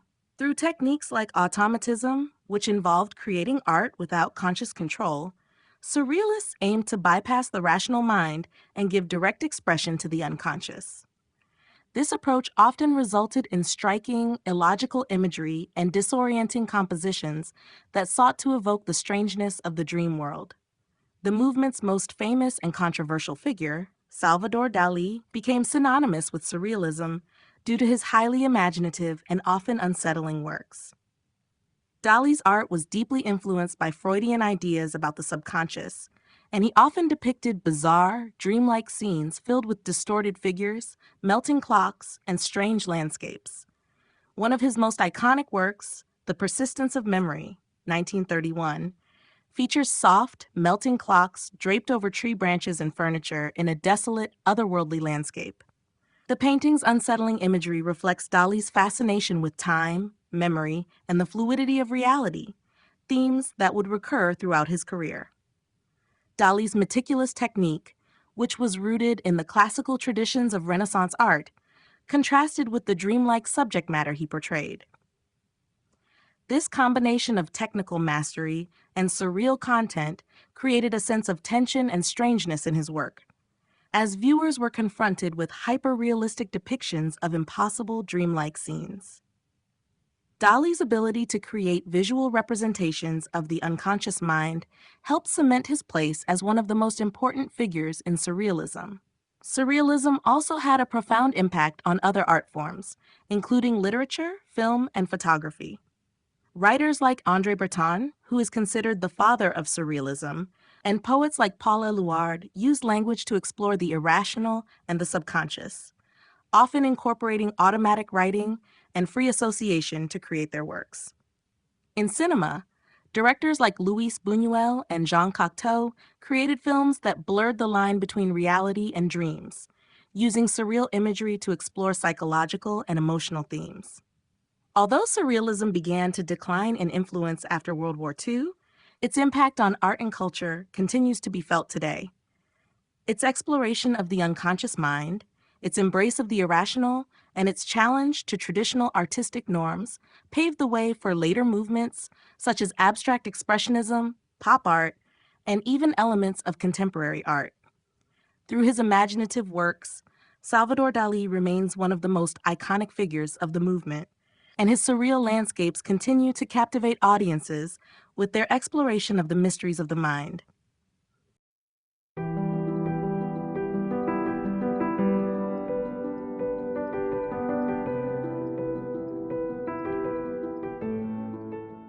Chapter 11, 20th Century Art Movements. The 20th century was a period of intense innovation and experimentation in the world of art, marked by a dramatic departure from traditional forms and an embrace of new ideas, styles, and techniques. As modernity took root in every aspect of life, artists responded by pushing boundaries, challenging conventions, and exploring new ways to express the rapidly changing world around them. The century saw the rise of numerous movements that reflected the complex social, political, and technological shifts of the time. One of the most influential movements to emerge at the beginning of the century was Fauvism, which emphasized bold color and expressive brushwork. Led by Henri Matisse, the Fauve rejected the naturalistic use of color in favor of vibrant, often unnatural hues that conveyed emotion and mood. Fauvism was followed by the groundbreaking development of Cubism, spearheaded by Pablo Picasso and Georges Braque. In Cubism, artists deconstructed objects into fragmented shapes and multiple perspectives, abandoning traditional notions of representation and paving the way for abstract art. The Dada movement, born out of the trauma of World War I, rejected rationality and embraced the absurd, creating art that was intentionally nonsensical and anti-establishment. Figures like Marcel Duchamp and Hugo Ball challenged the very definition of art, utilizing everyday objects and creating works that questioned artistic and societal norms. This radical departure from tradition influenced the subsequent Surrealist movement, which explored the subconscious mind and dreams through irrational and fantastical imagery. Artists like Salvador Dali and René Magritte sought to represent the unseen world of the unconscious, often blending dreamlike scenes with precise realism. As the century progressed, new movements continued to emerge, reflecting the diversity of ideas in the rapidly modernizing world. Abstract Expressionism, which developed in the United States after World War II, rejected figuration altogether, focusing instead on spontaneous, abstract forms to convey the artist's emotional experience. Key figures such as Jackson Pollock and Mark Rothko created works that were meant to evoke visceral, emotional responses. In contrast, pop art, led by artists like Andy Warhol and Roy Lichtenstein, embraced mass media, consumer culture, and popular imagery, often blending commercial and fine art in a playful critique of modern life. The minimalist movement followed in the 1960s, rejecting the emotional intensity of abstract expressionism in favor of simplicity and geometric forms. Artists like Donald Judd and Frank Stella created works that were often devoid of personal expression and focused on the materials themselves. Meanwhile, conceptual art emerged as a challenge to the commercialization of art, prioritizing the idea behind the work over its physical form. Artists such as Sol LeWitt and Joseph Kosuth emphasized that art could be purely intellectual and could exist in any medium, from language to installation. The 20th century also saw the rise of new media, including photography, video art, and digital art, which expanded the possibilities of artistic expression. As the century drew to a close, artists were increasingly focused on issues such as identity, globalization, and the intersection of technology and art. The 20th century's art movements laid the foundation for contemporary art practices and continue to influence artists today. Through their exploration of new materials, ideas, and forms, these movements reflected the changing landscape of the modern world and redefined the very notion of what art could be. Abstract Expressionism and the New York art scene. Abstract Expressionism emerged in the 1940s and 1950s as a groundbreaking art movement that redefined the boundaries of painting. Centered in New York City, this movement became the first truly American avant-garde art form to gain international recognition, marking a dramatic shift in the global art scene. Prior to abstract expressionism, European movements like Surrealism and Cubism dominated the art world. However, with the rise of abstract expressionism, the focus shifted from Europe to New York, making the city the new epicenter of contemporary art. At its core, abstract expressionism was about expressing emotion and the artist's inner experience through non-representational forms. The movement rejected traditional artistic methods of composition, perspective, and figuration, embracing spontaneity, abstraction, and personal expression. It was less concerned with creating recognizable subjects and more focused on conveying the artist's feelings, struggles, and energy. This gave rise to a highly individualistic approach, where each artist's work became an intense personal statement. The movement had two main tendencies: action painting and color field painting. Action painting, exemplified by artists like Jackson Pollock, emphasized the physical act of painting itself.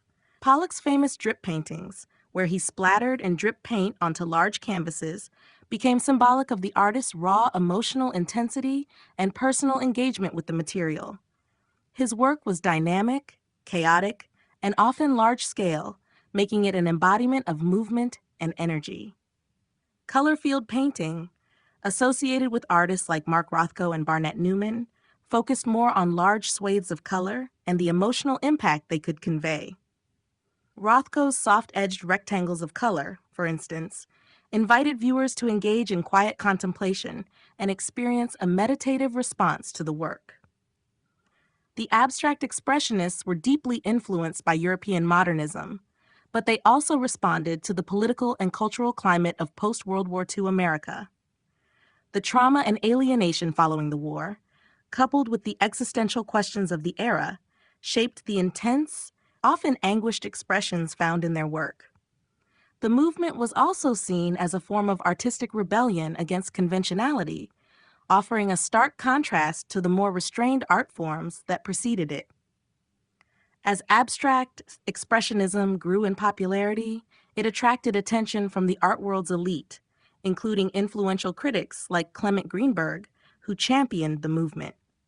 New York City became the hub for these revolutionary artists, with galleries and museums like the Museum of Modern Art, MoMA, playing a pivotal role in promoting their works. Abstract expressionism eventually evolved into a wide-reaching influence, shaping a diverse range of subsequent movements and setting the stage for the global contemporary art world we know today. Pop art, Warhol, Lichtenstein, and consumer culture.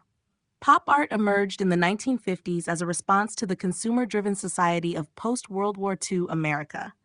It was a movement that sought to blur the boundaries between high art and popular culture, using imagery and techniques drawn from advertising, comic books, and everyday life. Pop art reflected the growing influence of mass production, media, and consumerism, and it marked a dramatic departure from the abstract and emotional focus of earlier movements like abstract expressionism. At its heart, pop art was a celebration of the mundane and the commercial, elevating everyday objects and celebrities to the status of fine art. One of the most iconic figures of pop art was Andy Warhol, whose work became synonymous with the movement. Warhol's use of mass production techniques, such as silkscreen printing, allowed him to create art that mirrored the repetitive, mechanical processes of consumer culture. His famous series of Campbell's soup cans and portraits of celebrities like Marilyn Monroe turned consumer products and popular icons into art, challenging traditional notions of originality and authorship. Warhol's belief that art could be mass-produced and commodified reflected the capitalist culture of the time, where even art could be produced and consumed like any other product. Another key figure in pop art was Roy Lichtenstein, whose works were heavily inspired by comic book imagery. Lichtenstein took the visual language of comics, bold lines, bright colors, and benday dots, and recontextualized it within the framework of fine art. His paintings, such as Wham and Drowning Girl, elevated the lowbrow medium of comic strips to the status of high art, playing with ideas of reproduction, mechanical processes, and mass entertainment. Lichtenstein's work also reflected the rise of visual culture, where images and symbols were increasingly disseminated through the mass media. Pop art was not only a reflection of the times, but also a critique of the commercialization and commodification of culture. By appropriating popular imagery, artists like Warhol and Lichtenstein questioned the value of art in a consumer society. The movement challenged the elitism of the art world by bringing art into the realm of mass consumption and making it accessible to a wider audience. It also played with the notion of celebrity and fame, suggesting that the line between art, commerce, and popular culture was increasingly blurred. Pop art's influence extended beyond painting to include sculpture, advertising, and even fashion. It became a dominant force in the art world during the 1960s and continues to have a lasting impact on contemporary art and culture. By incorporating elements of mass production and consumerism into their work, pop art artists confronted the rapid changes in society, highlighting the ways in which art, culture, and commerce intersect in modern life. Minimalism and conceptual art. Minimalism and conceptual art emerged in the 1960s as movements that challenged traditional notions of art making and aesthetics. Both movements were reactions against the emotional intensity and subjectivity of abstract expressionism and the commercialism of pop art, seeking to strip art down to its bare essentials and focus more on ideas than on visual representation. While minimalism focused on reducing art to its simplest form, conceptual art prioritized the idea or concept behind the artwork over its physical manifestation. Minimalism emerged as a reaction to the complexity and gestural qualities of abstract expressionism, emphasizing simplicity, geometric forms, and the use of industrial materials. Artists like Donald Judd, Frank Stella, and Dan Flevin sought to create works that were free from emotional expression and subjective interpretation. Minimalist art often consisted of simple shapes, such as squares, rectangles, and lines, and was made from materials like steel, concrete, and plexiglass. The focus was on the object itself rather than its symbolism or meaning. By reducing art to its most fundamental elements, minimalist artists aimed to create works that were objective, impersonal, and free from traditional art-making conventions. The minimalist approach was also seen in the architecture and design world, where the same principles of simplicity and functionality were applied. The movement had a significant impact on how art was perceived, as it moved away from emotional engagement to a more intellectual and formal analysis of the work. The minimalist art object often emphasized its materiality, with the artist's role being more about the arrangement of space and objects than about personal expression. In contrast, conceptual art focused on the idea behind the work rather than its visual form. Artists such as Sol LeWitt, Joseph Kosuth, and Lawrence Weiner began to explore the concept that art did not have to exist as a physical object at all. Instead, the concept could be the artwork itself. Conceptual art sought to challenge the very definition of art and question its role in society. Artists used a variety of media, text, photography, video, and even performance to convey ideas and provoke thought. For example, Joseph Kosuth's 1 and 3 Chairs, 1965, used a physical chair, a photograph of the chair, and a dictionary definition of the word chair to challenge the viewer's understanding of what constituted the real chair and to explore the relationship between objects, language, and perception. The emphasis in conceptual art was on intellectual engagement and the communication of ideas, often with an anti-aesthetic stance that rejected traditional beauty or craftsmanship in favor of critical thought and questioning. Both minimalism and conceptual art had a profound impact on the trajectory of contemporary art. They paved the way for a more diverse range of artistic practices, such as performance art, video art, and installation art, which further blurred the lines between art and non-art. These movements highlighted the importance of the idea behind the work rather than its appearance, challenging viewers to engage with art in a more intellectual and analytical way. Postmodernism, blurring boundaries in art. Postmodernism, which emerged in the mid-20th century, was a direct response to the ideals and formalities of modernism. While modernism focused on progress, innovation, and universal truths, postmodernism rejected the notion that art should adhere to a single, unified theory or style. It embraced a more eclectic, fragmented approach to creativity, questioning traditional definitions of art, culture, and reality. Postmodern art blurs the boundaries between high and low culture, originality and appropriation, and even between different artistic disciplines, encouraging a playful, ironic, and sometimes subversive attitude towards established norms. One of the key features of postmodernism is its rejection of the notion of a single objective truth. Instead, it embraces multiple perspectives and interpretations. Postmodern artists often use irony, parody, and pastiche, borrowing from history, popular culture, and even from other art movements. They would recontextualize familiar images, icons, and styles, creating new meanings and questioning the authenticity of the original sources. For example, artists like Jeff Koons and Richard Prince took mass-produced objects or images and transformed them into high art, challenging the boundaries between art and commerce. In addition to borrowing and appropriating existing imagery, postmodern art often incorporates elements of collage, photography, and installation art. Works are often fragmented, decentralized, and nonlinear, rejecting the clean, ordered composition seen in modernist art. Barbara Kruger and Jenny Holzer use text in their works to comment on consumerism, power structures, and gender politics, often presenting slogans that critique societal norms. These works were designed to provoke thought and engage with the viewer's perceptions of reality. Postmodernism is also characterized by an emphasis on pluralism, the idea that no single artistic movement or style holds more validity than another. As a result, there was an embrace of various styles in media, from hyperrealism to abstract expressionism, often in the same body of work. This created a more inclusive art world where multiple perspectives, voices, and practices could coexist. David Sal and Julian Schnabel are examples of artists whose works combine figurative and abstract elements, creating complex, layered images that defied traditional categories. In architecture, postmodernism reacted against the minimalist functional design principles of modernism, favoring ornamentation, historical references, and playful forms.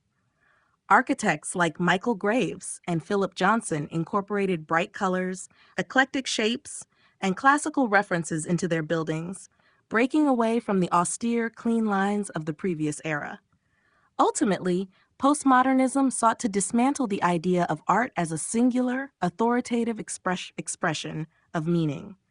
By challenging conventions and embracing diversity in both form and content, postmodern artists expanded the possibilities of what art could be, inviting the viewer to question their assumptions about culture, identity, and society. The digital revolution and new media art. The digital revolution, which began in the late 20th century, radically transformed the way art is created, experienced, and consumed. As technology evolved, artists embraced new media, using digital tools, computers, and the internet to create innovative works that defied traditional artistic practices. This shift has led to the emergence of a wide range of new art forms, including digital installations, video art, interactive media, and virtual reality experiences. New media art challenges conventional boundaries, blending technology with creativity to explore new forms of expression and communication. One of the most significant changes brought about by the digital revolution is the shift in how art is produced. Artists now have access to a wide array of digital tools, software for graphic design, 3D modeling, and video editing that allow for the manipulation and creation of images, sounds, and videos in ways that were once unimaginable. Works like Raphael Lozano Hemmer's interactive installations and Nam June Paik's video art demonstrate how technology can become an integral part of the artwork itself, not just a medium for creation. These artists use sensors, projections, and digital interfaces to create interactive experiences that involve the viewer in the artwork, breaking down the traditional passive role of the audience and making them active participants in the art-making process. The internet has also played a crucial role in the rise of new media art. With the advent of online platforms and social media, artists can now share their work instantly with a global audience. This has led to the proliferation of internet-based art forms, such as web art, net art, and online performance art. Artists like Jody.org and Ryoji Ikeda use the internet to explore the intersection of technology, culture, and identity, creating works that respond to the digital environment and challenge the very notion of what constitutes art in a digital age. The internet also allows for collaborative and participatory art, where viewers can contribute to the artwork in real time, making the process more fluid and democratic. New media art also reflects the impact of digital culture on contemporary life, from the way we interact with technology to how we perceive reality. Virtual reality, VR, and augmented reality AR are emerging tools for artists to create immersive environments that transport viewers into alternate realities. These technologies allow for a more direct engagement with art, as users can experience and manipulate the work in real time. VR and AR also raise questions about the nature of perception and the boundaries between the physical and virtual worlds. As the digital revolution continues to evolve, the boundaries of what art can be are constantly shifting. New media art encourages experimentation and innovation, pushing the limits of traditional media and expanding the definition of art itself. By incorporating digital technologies into the artistic process, artists can address contemporary issues such as the role of technology in society, the changing nature of identity, and the impact of globalization on culture. The digital age has opened up new possibilities for artistic expression, making art more accessible, interactive, and responsive to the world around us.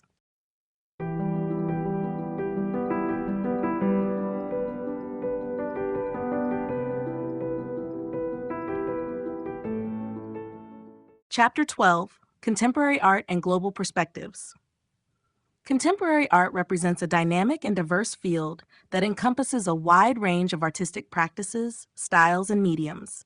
Emerging in the second half of the 20th century, it reflects the complex, interconnected world we live in today, responding to and engaging with global issues such as politics, identity, technology, and environmental concerns. As artists break away from the constraints of tradition, the scope of contemporary art continues to evolve, embracing new forms of expression that transcend national boundaries and cultural distinctions.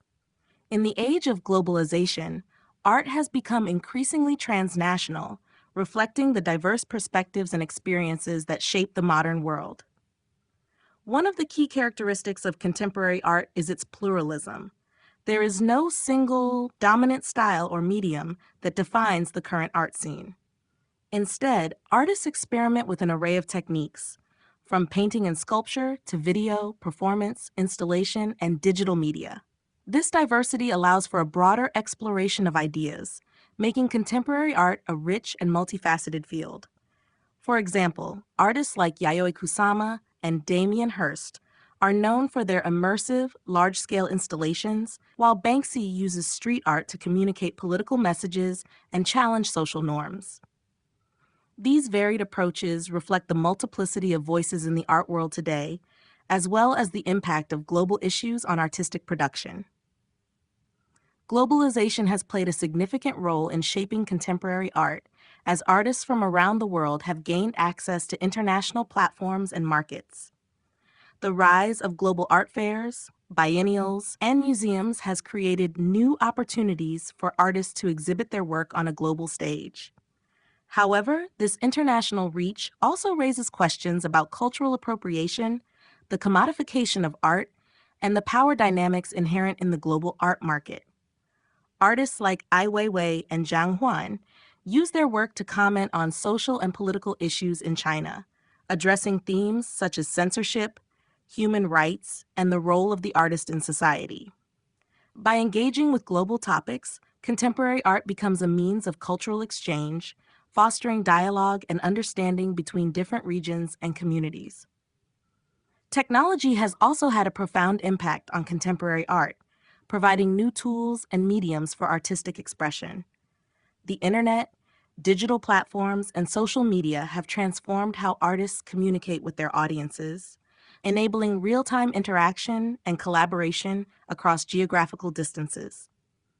Digital art, interactive installations, and virtual reality have opened up new possibilities for immersive experiences that challenge the boundaries of traditional art forms. These innovations have made art more accessible, allowing individuals from different backgrounds and locations to engage with the creative process in new ways. In the context of contemporary art, global perspectives are not just about embracing diversity, but also about addressing the complexities of the modern world. Issues such as climate change, migration, identity politics, and the role of technology in society are central themes that contemporary artists explore through their work. Art has become a powerful tool for social commentary and activism, reflecting the challenges and opportunities of living in a rapidly changing, interconnected world. In conclusion, contemporary art is a vibrant, ever-evolving field that transcends geographical and cultural boundaries. With its emphasis on experimentation, collaboration, and global engagement, it offers a platform for exploring the complexities of contemporary life and invites viewers to reflect on their place within the broader global context.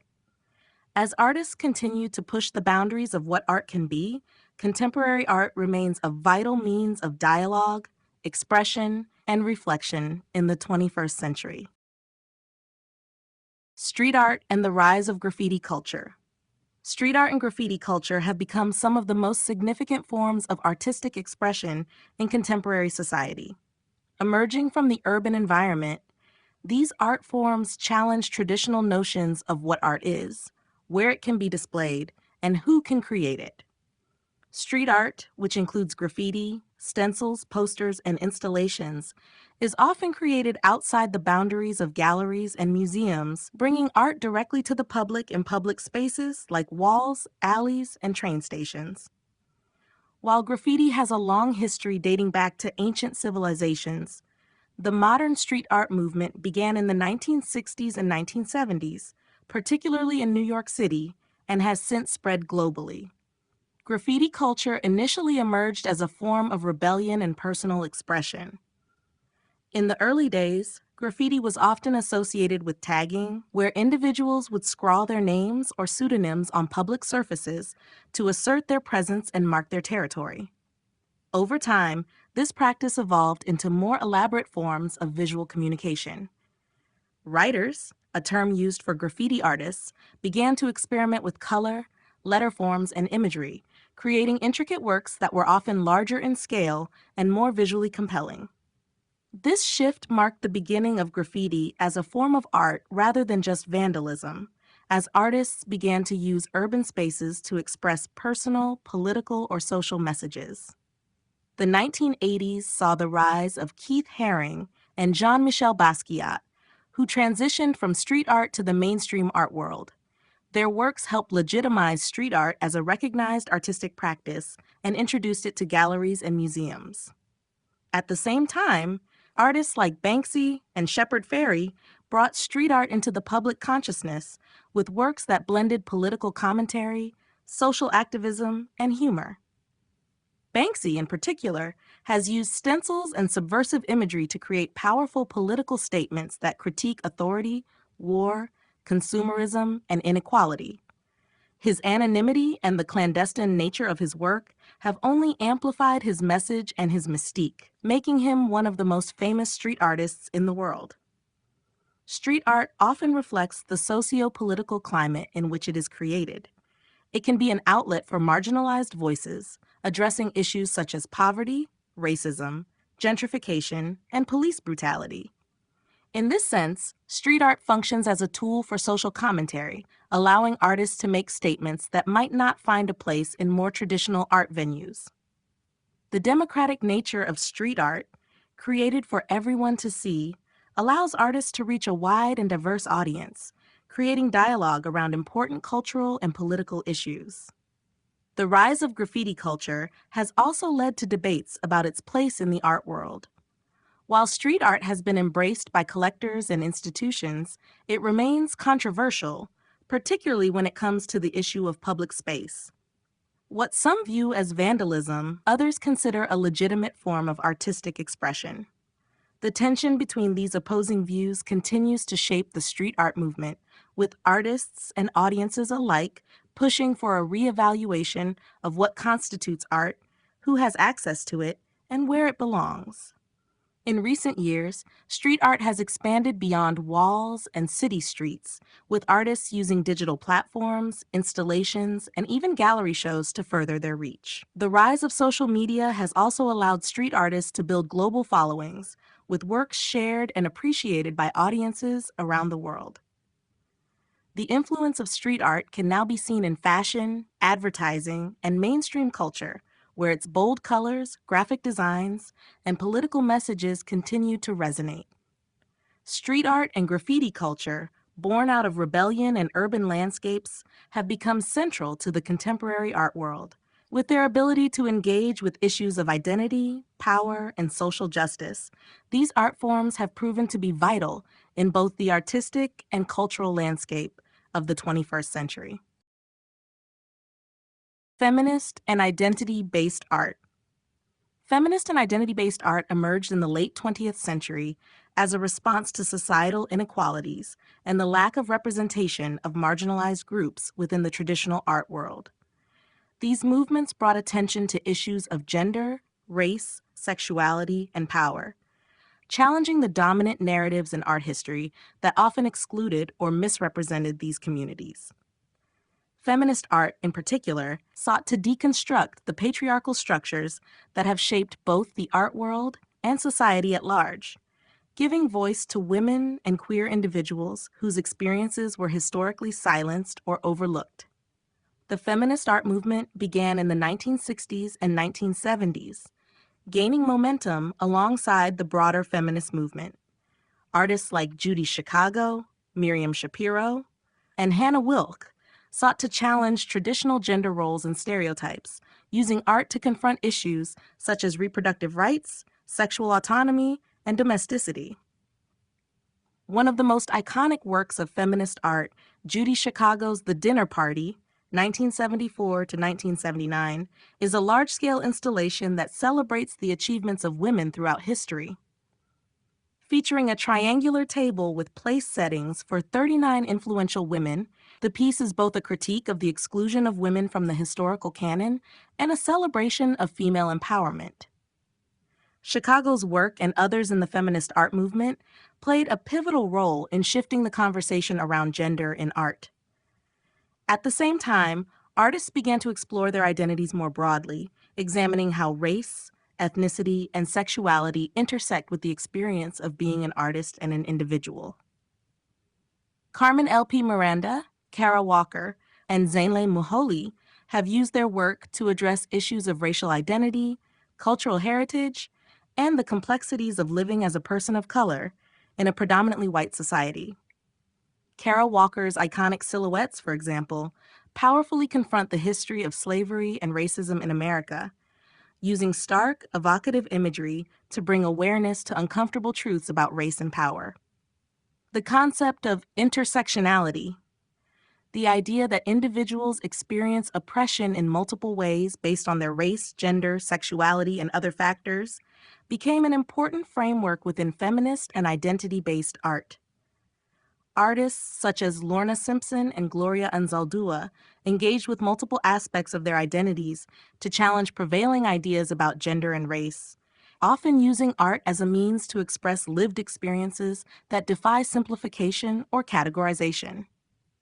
Feminist and identity-based art also brought new perspectives to representation, particularly in the realm of the body. Artists used the human form as a canvas, presenting it in ways that deviated from conventional depictions, often highlighting the power dynamics inherent in portrayals of the female body. For instance, Barbara Kruger used text and photography to explore how media and culture shape our understanding of gender and identity, while Sophie Calle engaged with themes of surveillance and personal identity, questioning the boundaries between the public and private self. These movements not only reshaped the art world, but also influenced broader cultural conversations about gender, race, and power. Feminist and identity-based art has had a lasting impact on the representation of marginalized groups in the arts, shifting the narrative from exclusion to inclusion. Through the works of countless artists, the feminist and identity-based art movements have created space for diverse voices, highlighting the importance of personal and collective identity in artistic expression. The role of museums and galleries in the 21st century. In the 21st century, museums and galleries continue to evolve as vital cultural institutions, playing an essential role in shaping public engagement with art, history, and culture. These spaces, once seen primarily as repositories of historical artifacts and works of art, now serve as dynamic environments where art can be experienced, interpreted, and interacted with in new and innovative ways. In a world that is increasingly globalized, museums and galleries are also at the forefront of conversations about representation, diversity, and accessibility, striving to reflect the complexities of contemporary life and provide a platform for marginalized voices. One of the most significant shifts in the role of museums and galleries in recent years has been their increasing commitment to inclusivity and social relevance. Institutions are working to decolonize their collections, challenge historical narratives, and present art from a wide range of cultural perspectives. This shift is evident in the rise of exhibitions that focus on underrepresented artists, including women, artists of color, Indigenous artists, and LGBTQ+ creators. By expanding the scope of their collections and programming, museums and galleries are helping to democratize art, making it more reflective of the diverse societies in which we live. Another important role museums and galleries now play is as spaces for education and public engagement. These institutions are no longer just places for passive viewing. They are interactive environments that encourage visitors to participate, learn, and critically engage with the material presented. The integration of technology, from virtual reality experiences to interactive installations, has transformed how visitors experience art. Additionally, public programs, workshops, and community collaborations are designed to make art more accessible, allowing visitors to connect with artists and curators in meaningful ways. The digital revolution has also significantly impacted the way museums and galleries function. Online platforms and social media have expanded the reach of these institutions, allowing them to connect with global audiences and share their collections with people who may never have the opportunity to visit in person. Virtual tours, Online exhibitions and digital archives are becoming increasingly common, providing greater access to art and history, particularly in the wake of the COVID-19 pandemic, which forced many institutions to pivot to online offerings. However, the growing reliance on digital tools has raised new questions about the role of physical spaces in the art world. While the digital realm offers convenience and accessibility, it cannot replace the unique experience of engaging with art in person. The tactile quality of art, the ability to see it up close and experience it within a particular space, remains an integral part of the museum and gallery experience. Additionally, museums and galleries are grappling with the challenge of ensuring financial sustainability while maintaining their cultural mission. In a time of economic uncertainty, these institutions must find innovative ways to fund their operations, whether through partnerships, sponsorships, or shifting models of membership and ticketing. As museums and galleries continue to adapt to the demands of the 21st century, they remain vital spaces for preserving culture, promoting dialogue, and inspiring future generations. In a world of rapid technological change and shifting cultural dynamics, these institutions are evolving to meet new challenges while continuing to foster a deep appreciation for the transformative power of art. Environmental and political art movements. In the 21st century, art has become an important tool for addressing urgent environmental and political issues, acting as a platform for activism and social change. Environmental and political art movements have increasingly sought to challenge and critique the ways in which humanity interacts with the planet, while also confronting social injustices and human rights violations. These movements have gained momentum in response to global crises such as climate change, political corruption, inequality, and the fight for human rights. Art has become a powerful means of raising awareness, mobilizing communities, and pushing for action. Environmental art, also known as eco-art or ecological art, emerged as a response to the growing environmental concerns of the late 20th century. Artists within this movement use their work to raise awareness about environmental degradation, sustainability, and the fragility of natural ecosystems. Works often address themes like climate change, deforestation, pollution, and the impact of industrialization on the environment. Prominent eco-artists such as Andy Goldsworthy, Olafur Eliasson, and Agnes Meyer-Brandes have used their art to create immersive and thought-provoking experiences that force viewers to reflect on humanity's relationship with nature. These artists might create large-scale outdoor installations or environmental interventions that highlight the beauty of nature or the destructive effects of human activities. By creating art that engages directly with the natural world, environmental artists aim to promote a deeper connection to the environment and advocate for its protection. Political art, on the other hand, has historically been a tool for critiquing power structures and advocating for social and political change. Artists involved in political art movements often seek to expose injustice, inequality, and oppression. Political artworks serve as a mirror to society, revealing societal flaws while challenging established norms and systems of power. In the modern context, political art often focuses on issues such as government surveillance, racial inequality, immigration, gender rights, and war. Banksy, a renowned street artist, is known for his politically charged graffiti works that comment on social inequality, capitalism, and global conflicts. Similarly, Ai Weiwei, a Chinese contemporary artist and activist, has used his art to protest against political corruption, human rights abuses, and censorship, often putting himself at personal risk in the process. These movements are not only concerned with creating visually powerful works, but also with fostering dialogue and engaging audiences in action. Many contemporary political and environmental artists use art as a way to inspire activism, bringing people together to advocate for change. Art spaces, such as galleries and museums, are often used as platforms for political protest and for providing a space where marginalized voices can be heard. Artists are increasingly using social media to amplify their messages, creating viral campaigns that have global reach.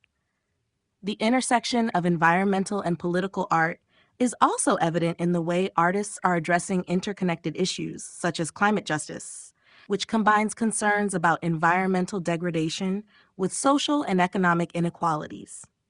By focusing on the ways in which political decisions and environmental policies impact marginalized communities, artists are drawing attention to the need for intersectional approaches to activism.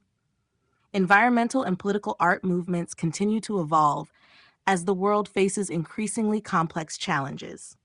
As technology, social media, and global connectivity continue to shape the landscape, art remains a powerful means of creating change, challenging oppressive systems, and inspiring a more just and sustainable future.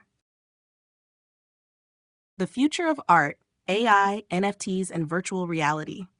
The landscape of contemporary art is undergoing rapid transformation, largely driven by technological advancements such as artificial intelligence, AI, non-fungible tokens, NFTs, and virtual reality, VR. These emerging technologies are reshaping not only how art is created, but also how it is experienced, distributed, and valued. As these innovations become more integrated into the art world, they raise important questions about the future of art, its accessibility, and its role in society. Artificial intelligence has already made significant inroads into the art world, with AI algorithms being used to generate paintings, sculptures, and even music. AI-created art challenges traditional ideas about creativity and authorship, as machines can now mimic human artistic processes or generate entirely new forms of expression. Programs like DALL-E and DeepArt use neural networks to create images based on text prompts, while AI-generated portraits have been sold at auction for substantial sums. Artists and technologists are also exploring how AI can collaborate with human artists, combining the strengths of both machine and human creativity to create new hybrid forms of art. While this raises questions about the authenticity and value of AI-generated works, it also opens up exciting possibilities for innovation and experimentation in the arts. Non-fungible tokens, NFTs, have further disrupted the art market by providing a new way to buy, sell, and authenticate digital art. NFTs are unique digital assets that represent ownership of a specific piece of digital content, such as a digital painting, music track, or video. These tokens are stored on a blockchain, which ensures the provenance and rarity of the artwork. For artists, NFTs offer the potential to monetize their work directly, bypassing traditional gallery systems and offering greater financial control. Some artists have made millions through the sale of NFTs, sparking debates about the environmental impact of blockchain technology, the speculative nature of the NFT market, and the broader implications for art as a commodity. While NFTs have been controversial, they undeniably represent a shift in how art is owned, shared, and valued in the digital age. Virtual reality is also making its mark on the future of art, offering immersive experiences that push the boundaries of traditional media. With VR, artists can create fully interactive environments where viewers can step inside the artwork, altering their experience based on their movements and choices. This shift from passive observation to active participation represents a profound change in how art can be experienced. VR also enables the creation of virtual galleries and exhibitions, allowing art to be shared with a global audience without the limitations of physical space. The potential for VR in art is vast, ranging from virtual museums to entirely new forms of artistic expression that blur the lines between the digital and physical worlds. These technological innovations are reshaping the art world, but they also raise questions about the future role of traditional art forms. Will physical paintings and sculptures continue to hold cultural and financial value, or will they be overshadowed by digital creations and immersive experiences? As AI, NFTs, and VR continue to evolve, the art world will likely see greater experimentation with new formats, collaborations between humans and machines, and challenges to established norms. While the future of art is uncertain, one thing is clear: technology is opening up new possibilities for artists and audiences alike, creating a more diverse, interactive, and globally connected art world.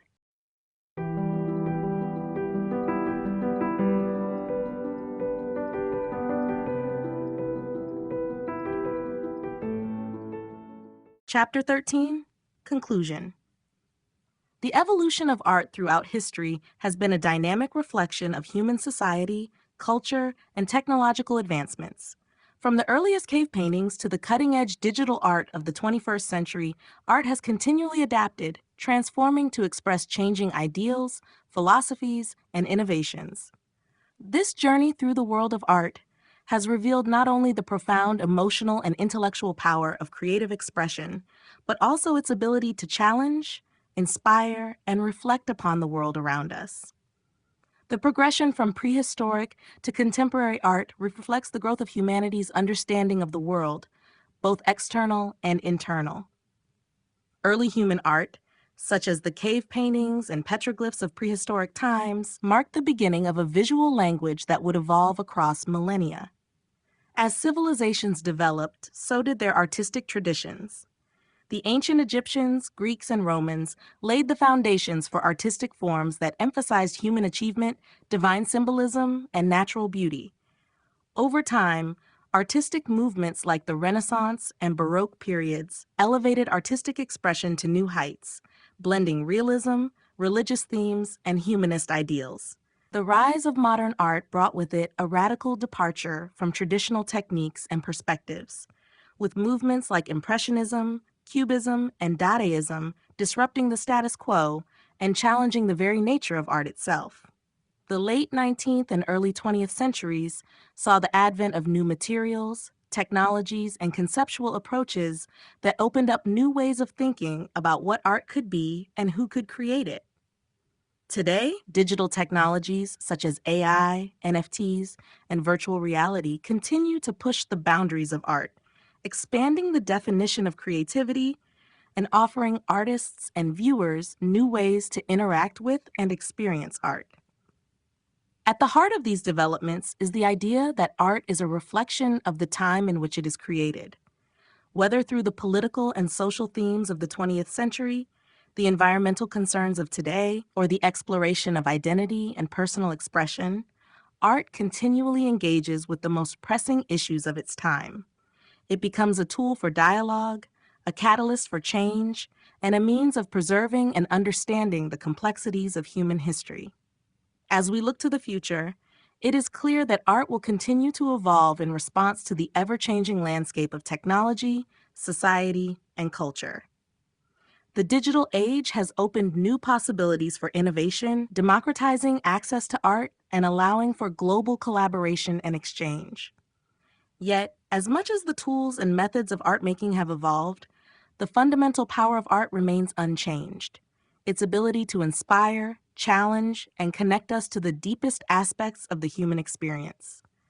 The future of art is boundless, with infinite possibilities for creation, interpretation, and transformation.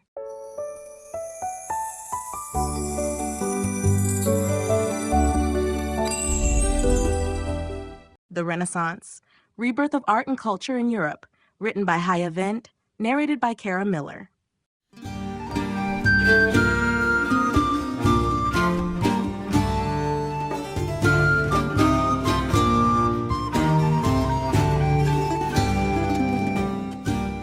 Chapter 1, Introduction to the Renaissance. The Renaissance, meaning rebirth in French, marked a profound transformation in art, culture, and thought that began in Italy during the 14th century and spread across Europe over the following centuries.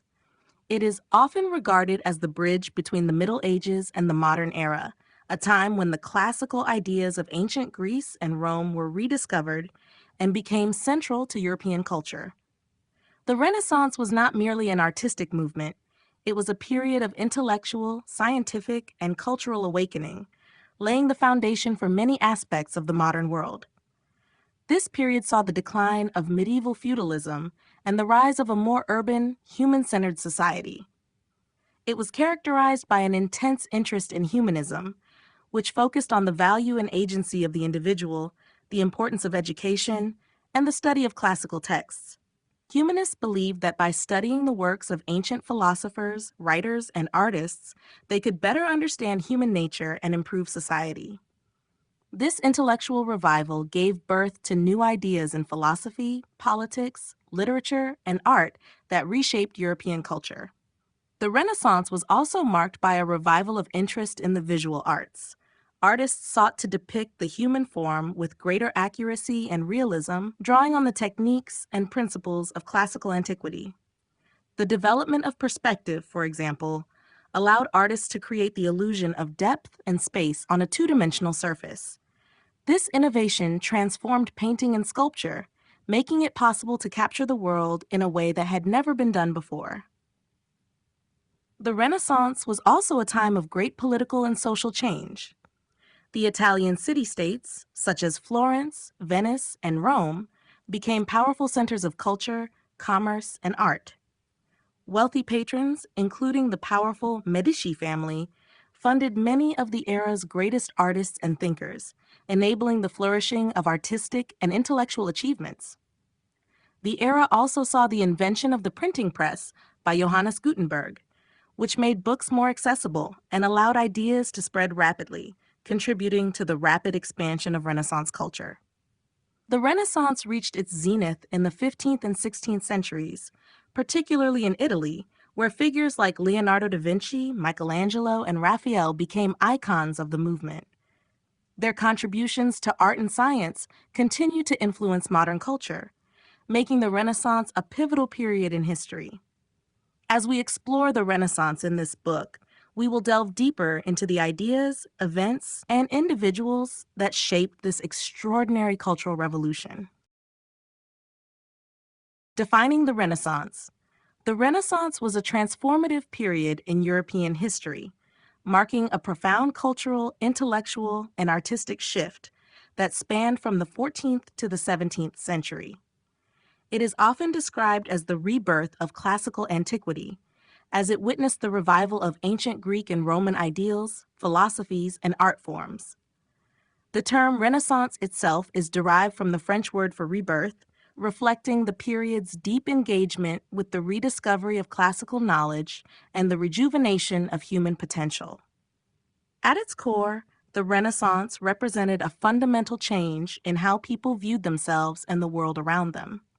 During the Middle Ages, the focus of life had largely been religious, with the Catholic Church playing a dominant role in shaping society's values and worldview. However, the Renaissance introduced a new focus on the individual, human achievement, and secular life, driven by the belief that humans had the capacity to shape their own destinies.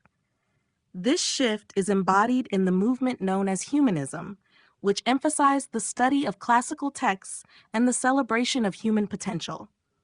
Humanists argued that by looking back to the achievements of ancient Greece and Rome, individuals could unlock new possibilities for intellectual and artistic expression. In the realm of art, the Renaissance ushered in a revolution of style and technique. Artists sought to represent the human form with greater realism and accuracy, using techniques such as linear perspective to create the illusion of depth on flat surfaces. This era produced some of the most celebrated masterpieces in Western art, including Leonardo da Vinci's Mona Lisa, Michelangelo's Sistine Chapel ceiling, and Raphael's School of Athens. These works not only demonstrated technical mastery, but also explored themes of human experience, beauty, and the natural world in ways that had never been seen before. The Renaissance was also a time of significant scientific and intellectual progress. Scholars like Copernicus, Galileo, and Vesalius challenged long-standing ideas about the universe, the human body, and the laws of nature. The invention of the printing press by Johannes Gutenberg in the mid-15th century played a crucial role in spreading Renaissance ideas far and wide, making knowledge more accessible to a broader audience and contributing to the intellectual climate of the period. Ultimately, the Renaissance was not a single event, but a sweeping cultural movement that reshaped Europe and laid the foundations for the modern world.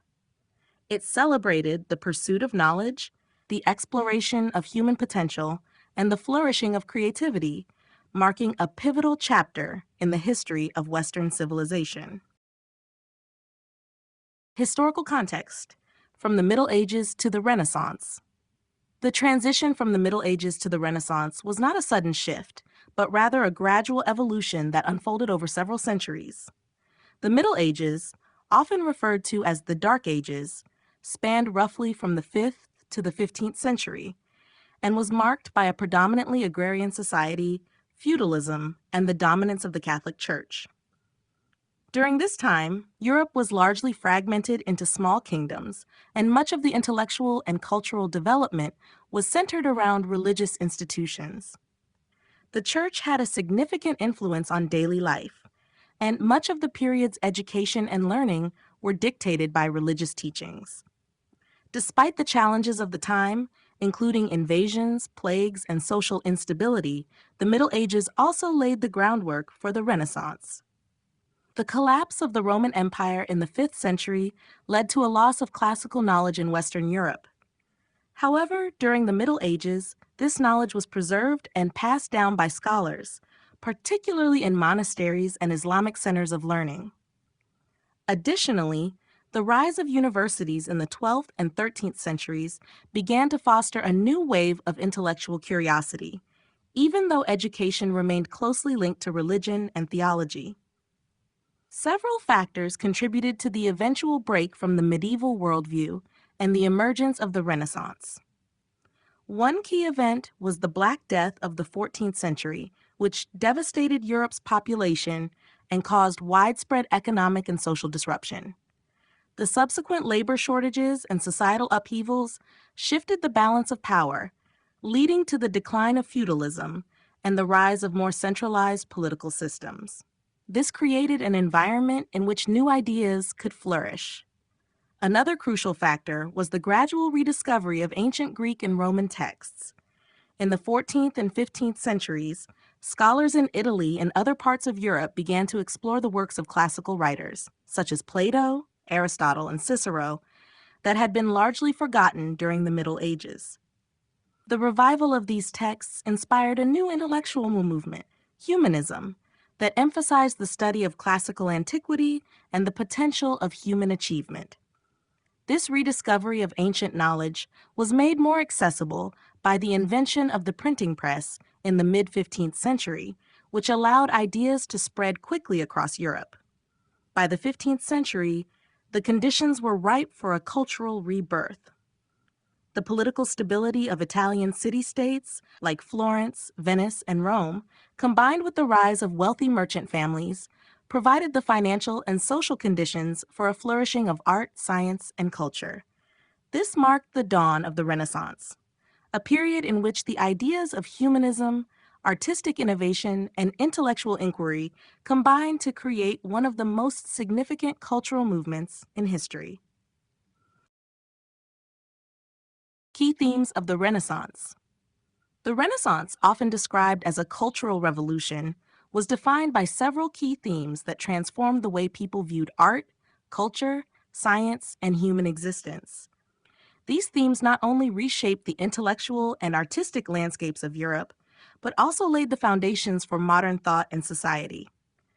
The most prominent themes include humanism, the revival of classical antiquity, individualism, secularism, and a new approach to science and exploration. One of the central themes of the Renaissance was humanism, an intellectual movement that placed emphasis on the value of human beings, their potential for achievement, and the study of classical texts.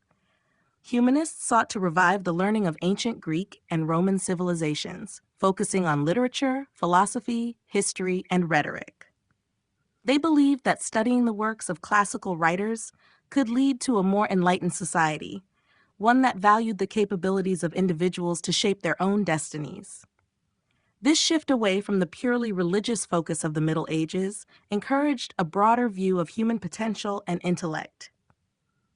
The revival of classical antiquity was another defining theme. Renaissance artists, architects, and thinkers turned to the classical world for inspiration, drawing on the art, architecture, and philosophies of ancient Greece and Rome. Classical ideals of proportion, symmetry, and harmony were reflected in the art of the period, leading to the creation of masterpieces that emphasized realism, naturalism, and the beauty of the human form. This revival also sparked a renewed interest in the writings of ancient philosophers, such as Plato and Aristotle, whose ideas influenced Renaissance thought in fields such as ethics, politics, and science. The theme of individualism became increasingly prominent during the Renaissance. As humanists celebrated the individual's ability to reason, create, and achieve greatness, there was a shift toward recognizing personal identity and achievement. Artists like Leonardo da Vinci, Michelangelo, and Raphael pushed the boundaries of their craft, expressing their unique talents and visions. In literature, writers such as Petrarch and Machiavelli explored themes of personal ambition and the complexities of human nature. Secularism was another key theme that distinguished the Renaissance from the religiously dominated Middle Ages. While the church remained powerful, Renaissance thinkers and artists began to explore subjects outside the purely religious domain, focusing on human life, nature, and the material world. This shift is evident in the art of the period, where religious themes were balanced with depictions of daily life, mythology, and portraiture. Finally, the Renaissance was characterized by a new approach to science and exploration. The period saw significant advancements in various scientific fields, driven by the observation of the natural world and the application of reason and experimentation.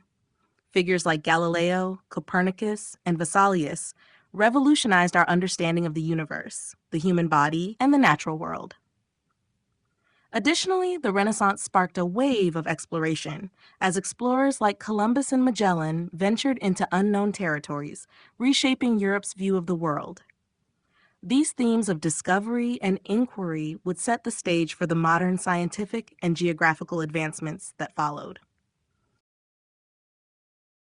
The role of Italy in the Renaissance. Italy played a pivotal role in the development of the Renaissance, acting as both the birthplace and the heart of this transformative cultural movement. The unique political, economic, and social conditions of Italian city-states provided the fertile ground for the flourishing of art, architecture, philosophy, and science that defined the Renaissance. Italy's geographic position, wealth, and intellectual environment made it the ideal setting for the rebirth of classical knowledge and the birth of new artistic and intellectual ideals. One of the most significant factors in Italy's central role in the Renaissance was the presence of powerful and wealthy city-states, particularly Florence, Venice, and Rome. These city-states operated independently and were often in competition with one another, which led to a thriving environment for trade, commerce, and culture. Wealthy families, such as the Medici in Florence, played a critical role in fostering the arts by commissioning works from renowned artists like Leonardo da Vinci, Michelangelo, and Botticelli. The patronage of these influential families not only funded artistic and architectural endeavors, but also ensured that the works created during this time became symbols of prestige and power. Florence, in particular, emerged as the intellectual and artistic epicenter of the Renaissance. The city was home to brilliant scholars, artists, and philosophers, many of whom were inspired by the study of classical texts rediscovered during the period. Florence also boasted one of the most advanced banking systems in Europe, which helped to finance the art and architecture that became synonymous with the Renaissance. The Medici family, as rulers and patrons, played an instrumental role in supporting the work of key Renaissance figures, including the sculptor Donatello and the architect Filippo Brunelleschi. Rome, under the auspices of the Catholic Church, also became a major center of Renaissance activity. The church not only commissioned some of the period's greatest artistic works, including Michelangelo's Sistine Chapel ceiling and Raphael's frescoes, but also became a symbol of the intersection between religion and humanist ideals. Rome's prominence in the Renaissance was further enhanced by the patronage of popes such as Julius II and Leo X, who sought to assert the church's political and cultural power through monumental art and architecture. Venice, with its thriving trade routes and unique position as a crossroads between the East and West, contributed significantly to the Renaissance's artistic development, especially in the fields of painting and sculpture. The city's distinctive blend of Byzantine, Islamic, and classical influences gave rise to a unique artistic style that was reflected in the works of painters like Titian and Tintoretto. Overall, Italy's diverse city-states, rich cultural heritage, and political dynamics played an indispensable role in shaping the Renaissance. The combination of intellectual curiosity, political patronage, and artistic innovation that flourished in Italy made it the cradle of one of history's most significant cultural revolutions. The Renaissance as a cultural revolution. The Renaissance is often described as a cultural revolution because it radically transformed the intellectual, artistic, and social fabric of Europe. It represented a shift away from the medieval mindset, which was heavily influenced by the church, and a focus on religious life, toward a new emphasis on humanism, individualism, and the celebration of human achievement. This shift in thought and culture marked a break from centuries of feudalism and stagnation, allowing for the flourishing of new ideas, art forms, and philosophies that would shape the modern world. One of the most profound aspects of the Renaissance was its emphasis on humanism, which redefined the way people understood themselves and their place in the world. Humanism celebrated the potential of the individual and the pursuit of knowledge. This intellectual movement sought to revive and study the classical texts of ancient Greece and Rome, placing great value on literature, philosophy, and the arts. By focusing on the achievements of ancient civilizations, humanists believed that individuals could reach their highest potential and improve society as a whole. This new perspective inspired a generation of thinkers, writers, and artists to explore new ways of interpreting the world and to question established norms. Artistically, the Renaissance was a revolution in both form and content. The period saw the development of new techniques, such as linear perspective, which allowed artists to create more realistic and lifelike representations of the world. The study of human anatomy and the use of light and shadow gave rise to stunningly accurate depictions of the human form.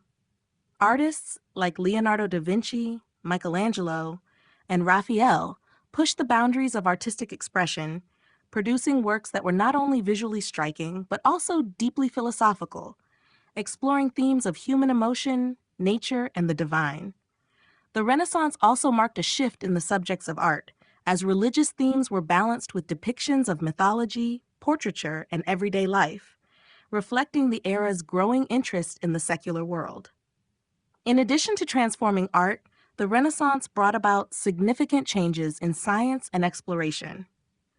Thinkers like Copernicus and Galileo challenged the medieval view of the cosmos, laying the groundwork for the scientific revolution.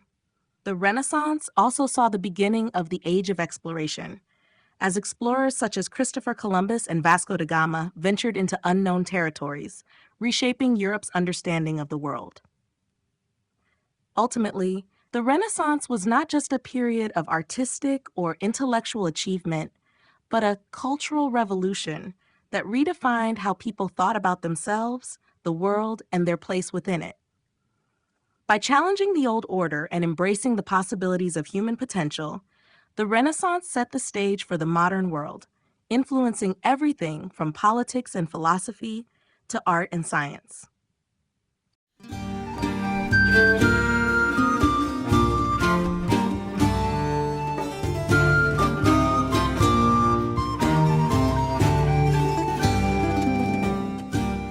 Chapter 2: The Origins and Beginnings of the Renaissance.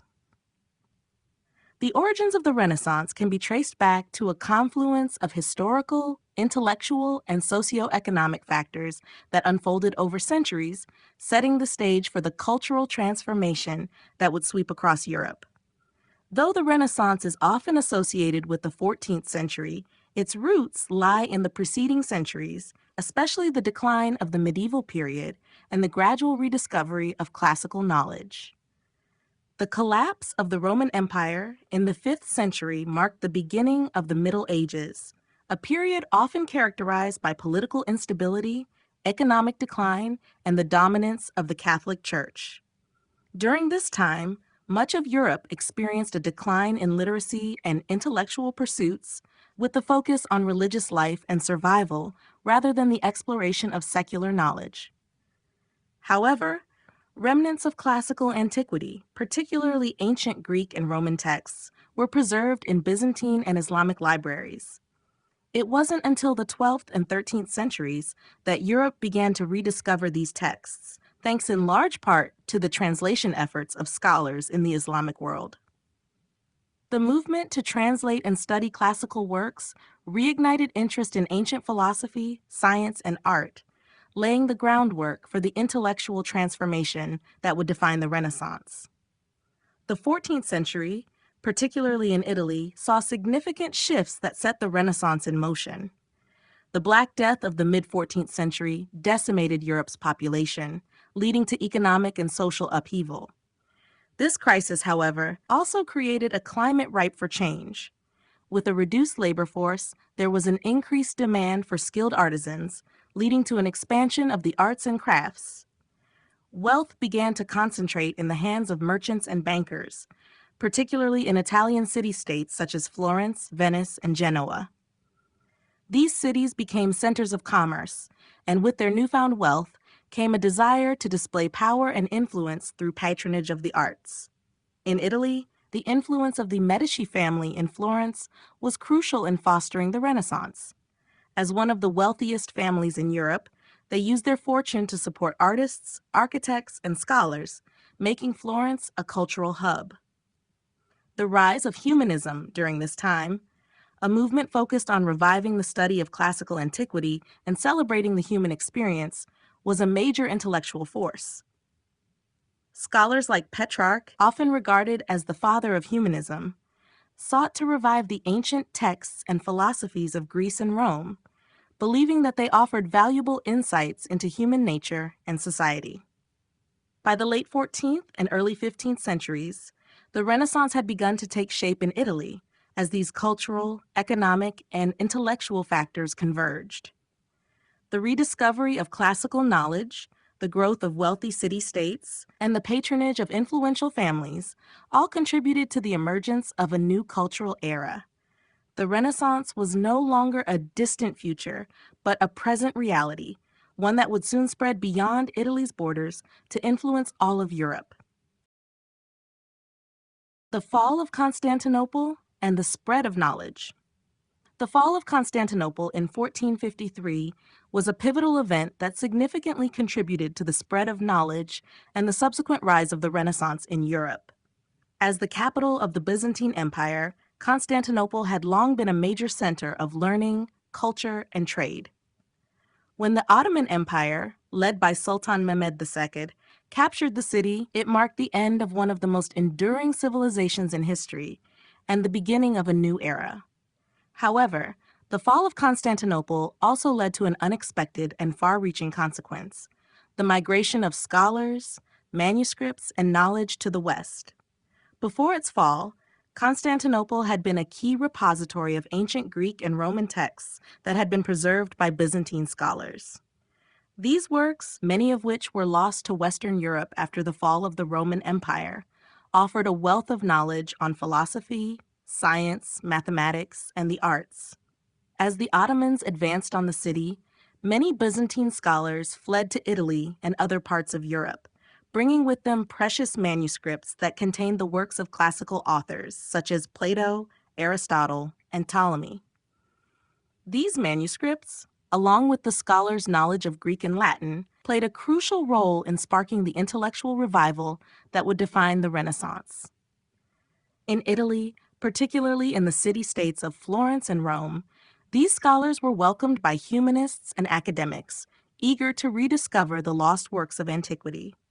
The influx of Byzantine intellectuals not only enriched the intellectual climate, but also facilitated the direct study and translation of classical texts. Scholars like Marsilio Ficino and Giovanni Pico della Mirandola became instrumental in spreading these ancient ideas, integrating them with contemporary thought and reshaping European philosophy and science. The renewed interest in classical antiquity led to a shift in intellectual focus, moving away from the medieval emphasis on theology and religious dogma to a celebration of humanism, which emphasized the potential for individual achievement and the study of the natural world. The migration of these scholars and their texts also contributed to the growth of libraries and the expansion of learning across Europe. The printing press, invented by Johannes Gutenberg in the 1450s, further accelerated the spread of knowledge, making classical works more accessible and enabling ideas to circulate quickly. The fall of Constantinople, while a tragic loss for the Byzantine Empire, thus became a catalyst for the spread of ancient knowledge, sparking an intellectual awakening that would shape the course of European history and lay the foundation for the Renaissance. Humanism, the rise of classical antiquity.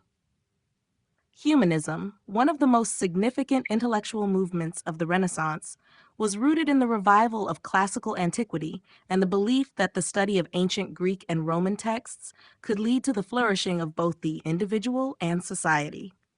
Emerging in the 14th century, humanism marked a sharp break from the medieval scholasticism that had dominated European thought, which was primarily focused on theology and religious teachings. Instead, humanists looked to the works of classical authors, such as Plato, Aristotle, Cicero, and Virgil, for inspiration, believing that these ancient texts contained wisdom that could help guide and improve human life. The roots of humanism can be traced to the intellectual climate in Italy, particularly in cities like Florence, where scholars, poets, and artists began to revive interest in the classical past. The rediscovery of ancient manuscripts, particularly after the fall of Constantinople in 1453, allowed scholars to delve deeper into the works of the ancient Greeks and Romans.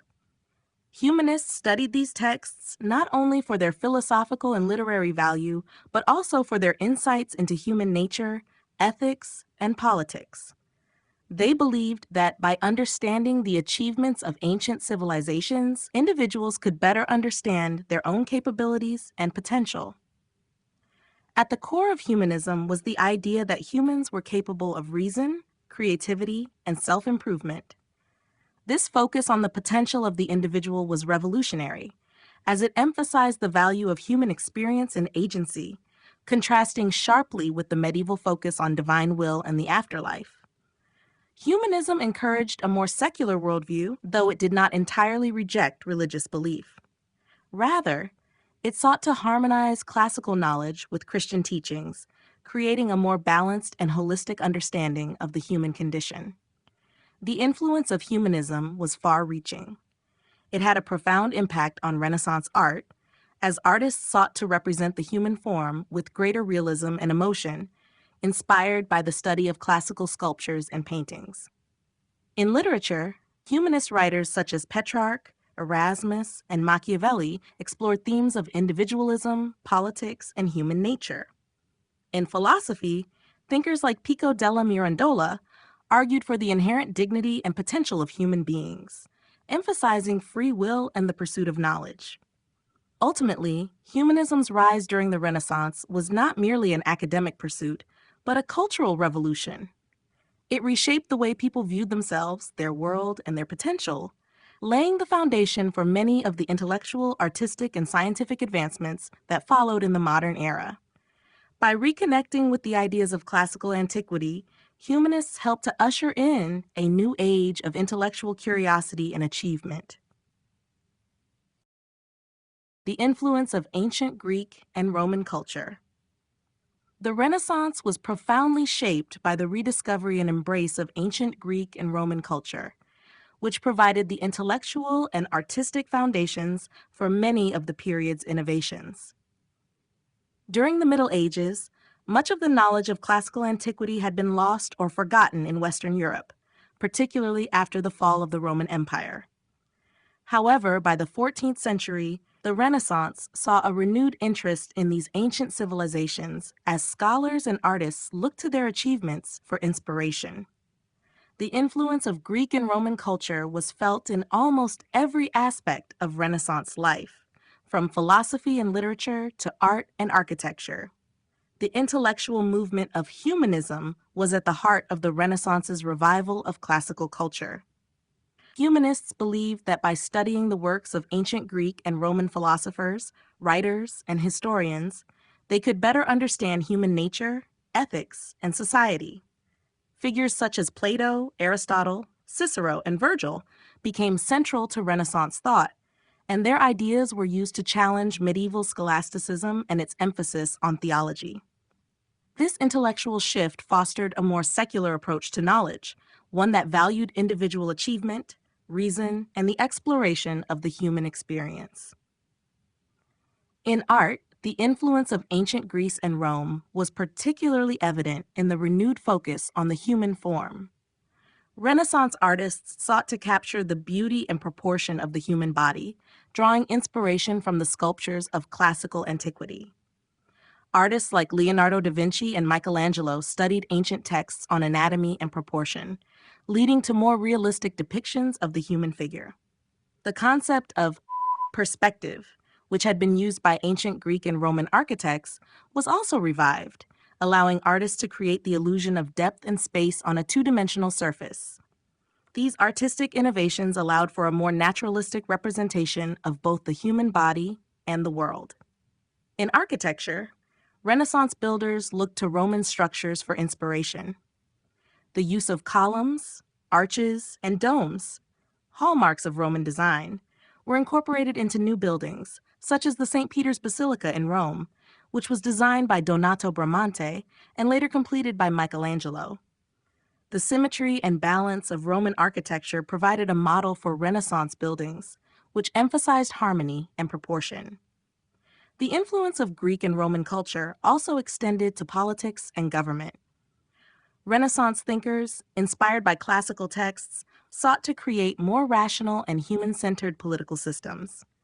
The writings of ancient philosophers such as Plato's Republic and Aristotle's Politics provided a framework for Renaissance thinkers to explore ideas about democracy, governance, and the role of the individual in society.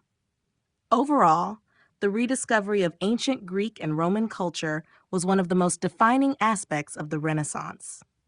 The ideas, art, and architecture of classical antiquity not only shaped the Renaissance, but also laid the foundation for the modern world.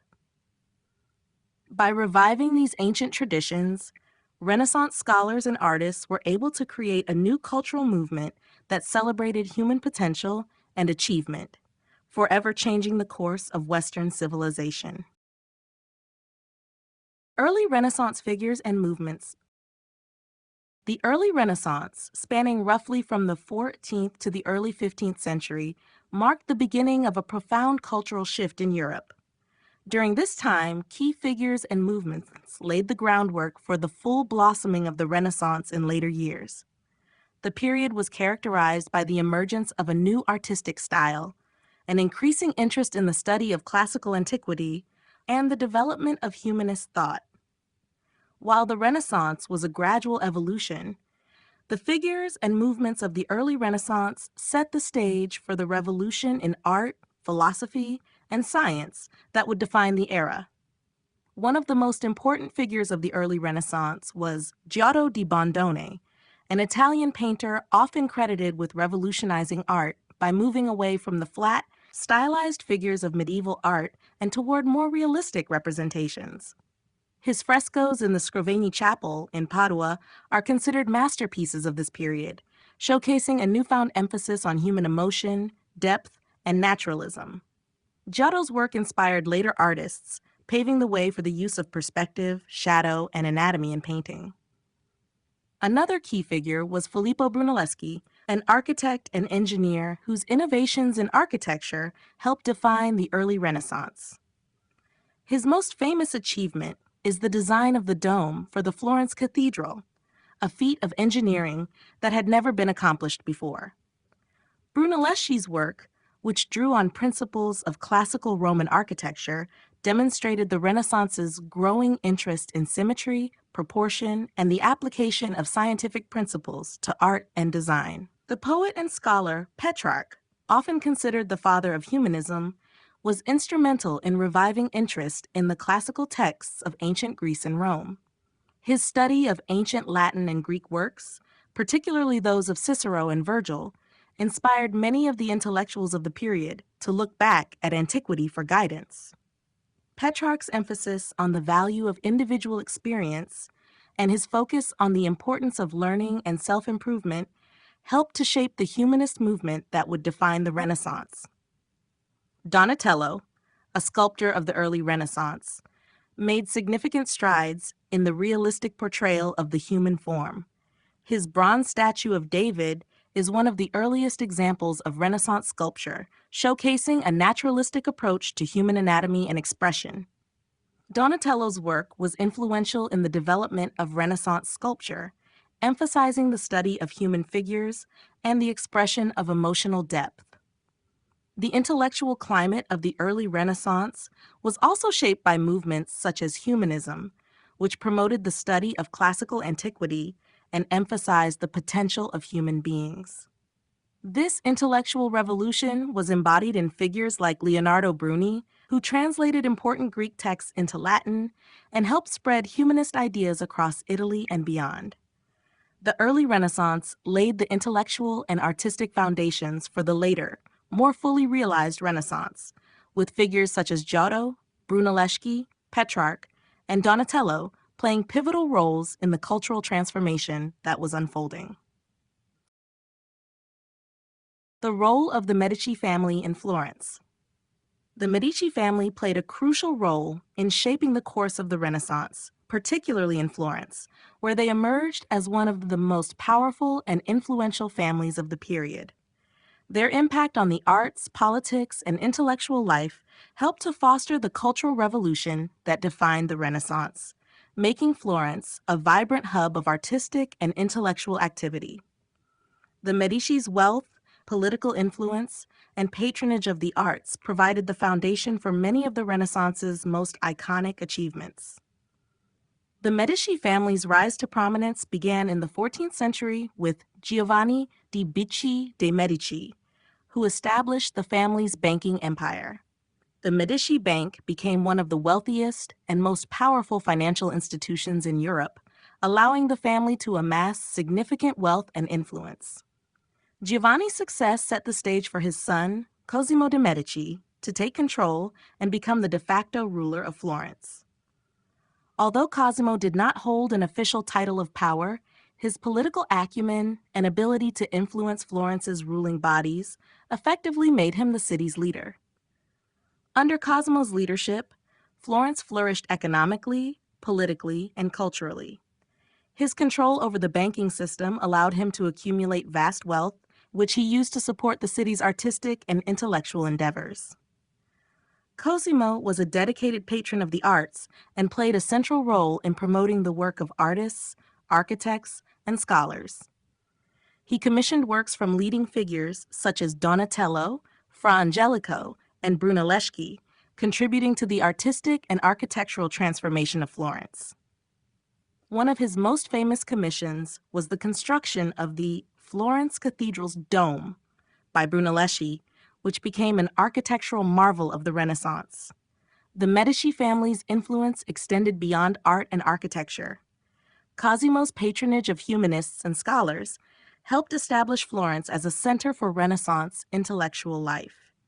He supported figures like Marsilio Ficino and Giovanni Pico della Mirandola, who contributed to the development of Renaissance philosophy and the humanist movement. The Medici's support of education, libraries, and the preservation of classical texts helped foster an intellectual environment that encouraged the study of ancient Greek and Roman philosophy, shaping the course of Renaissance thought. Cosimo's grandson, Lorenzo de' Medici, known as Lorenzo the Magnificent, further solidified the family's influence in Florence. Lorenzo was not only a patron of the arts, but also a skilled diplomat and ruler. His patronage of artists such as Leonardo da Vinci, Michelangelo, and Botticelli ensured that Florence remained at the center of artistic innovation during the High Renaissance. The Medici family's influence continued well into the 16th century, even after their political power waned, as they remained major patrons of the arts and played key roles in the cultural development of Europe. In sum, the Medici family's wealth, political influence, and patronage were instrumental in the rise of Florence as the cultural heart of the Renaissance. By supporting artists, scholars, and intellectuals, the Medici helped create an environment where creativity, innovation, and the exploration of new ideas could flourish, leaving a lasting legacy that shaped the Renaissance and beyond.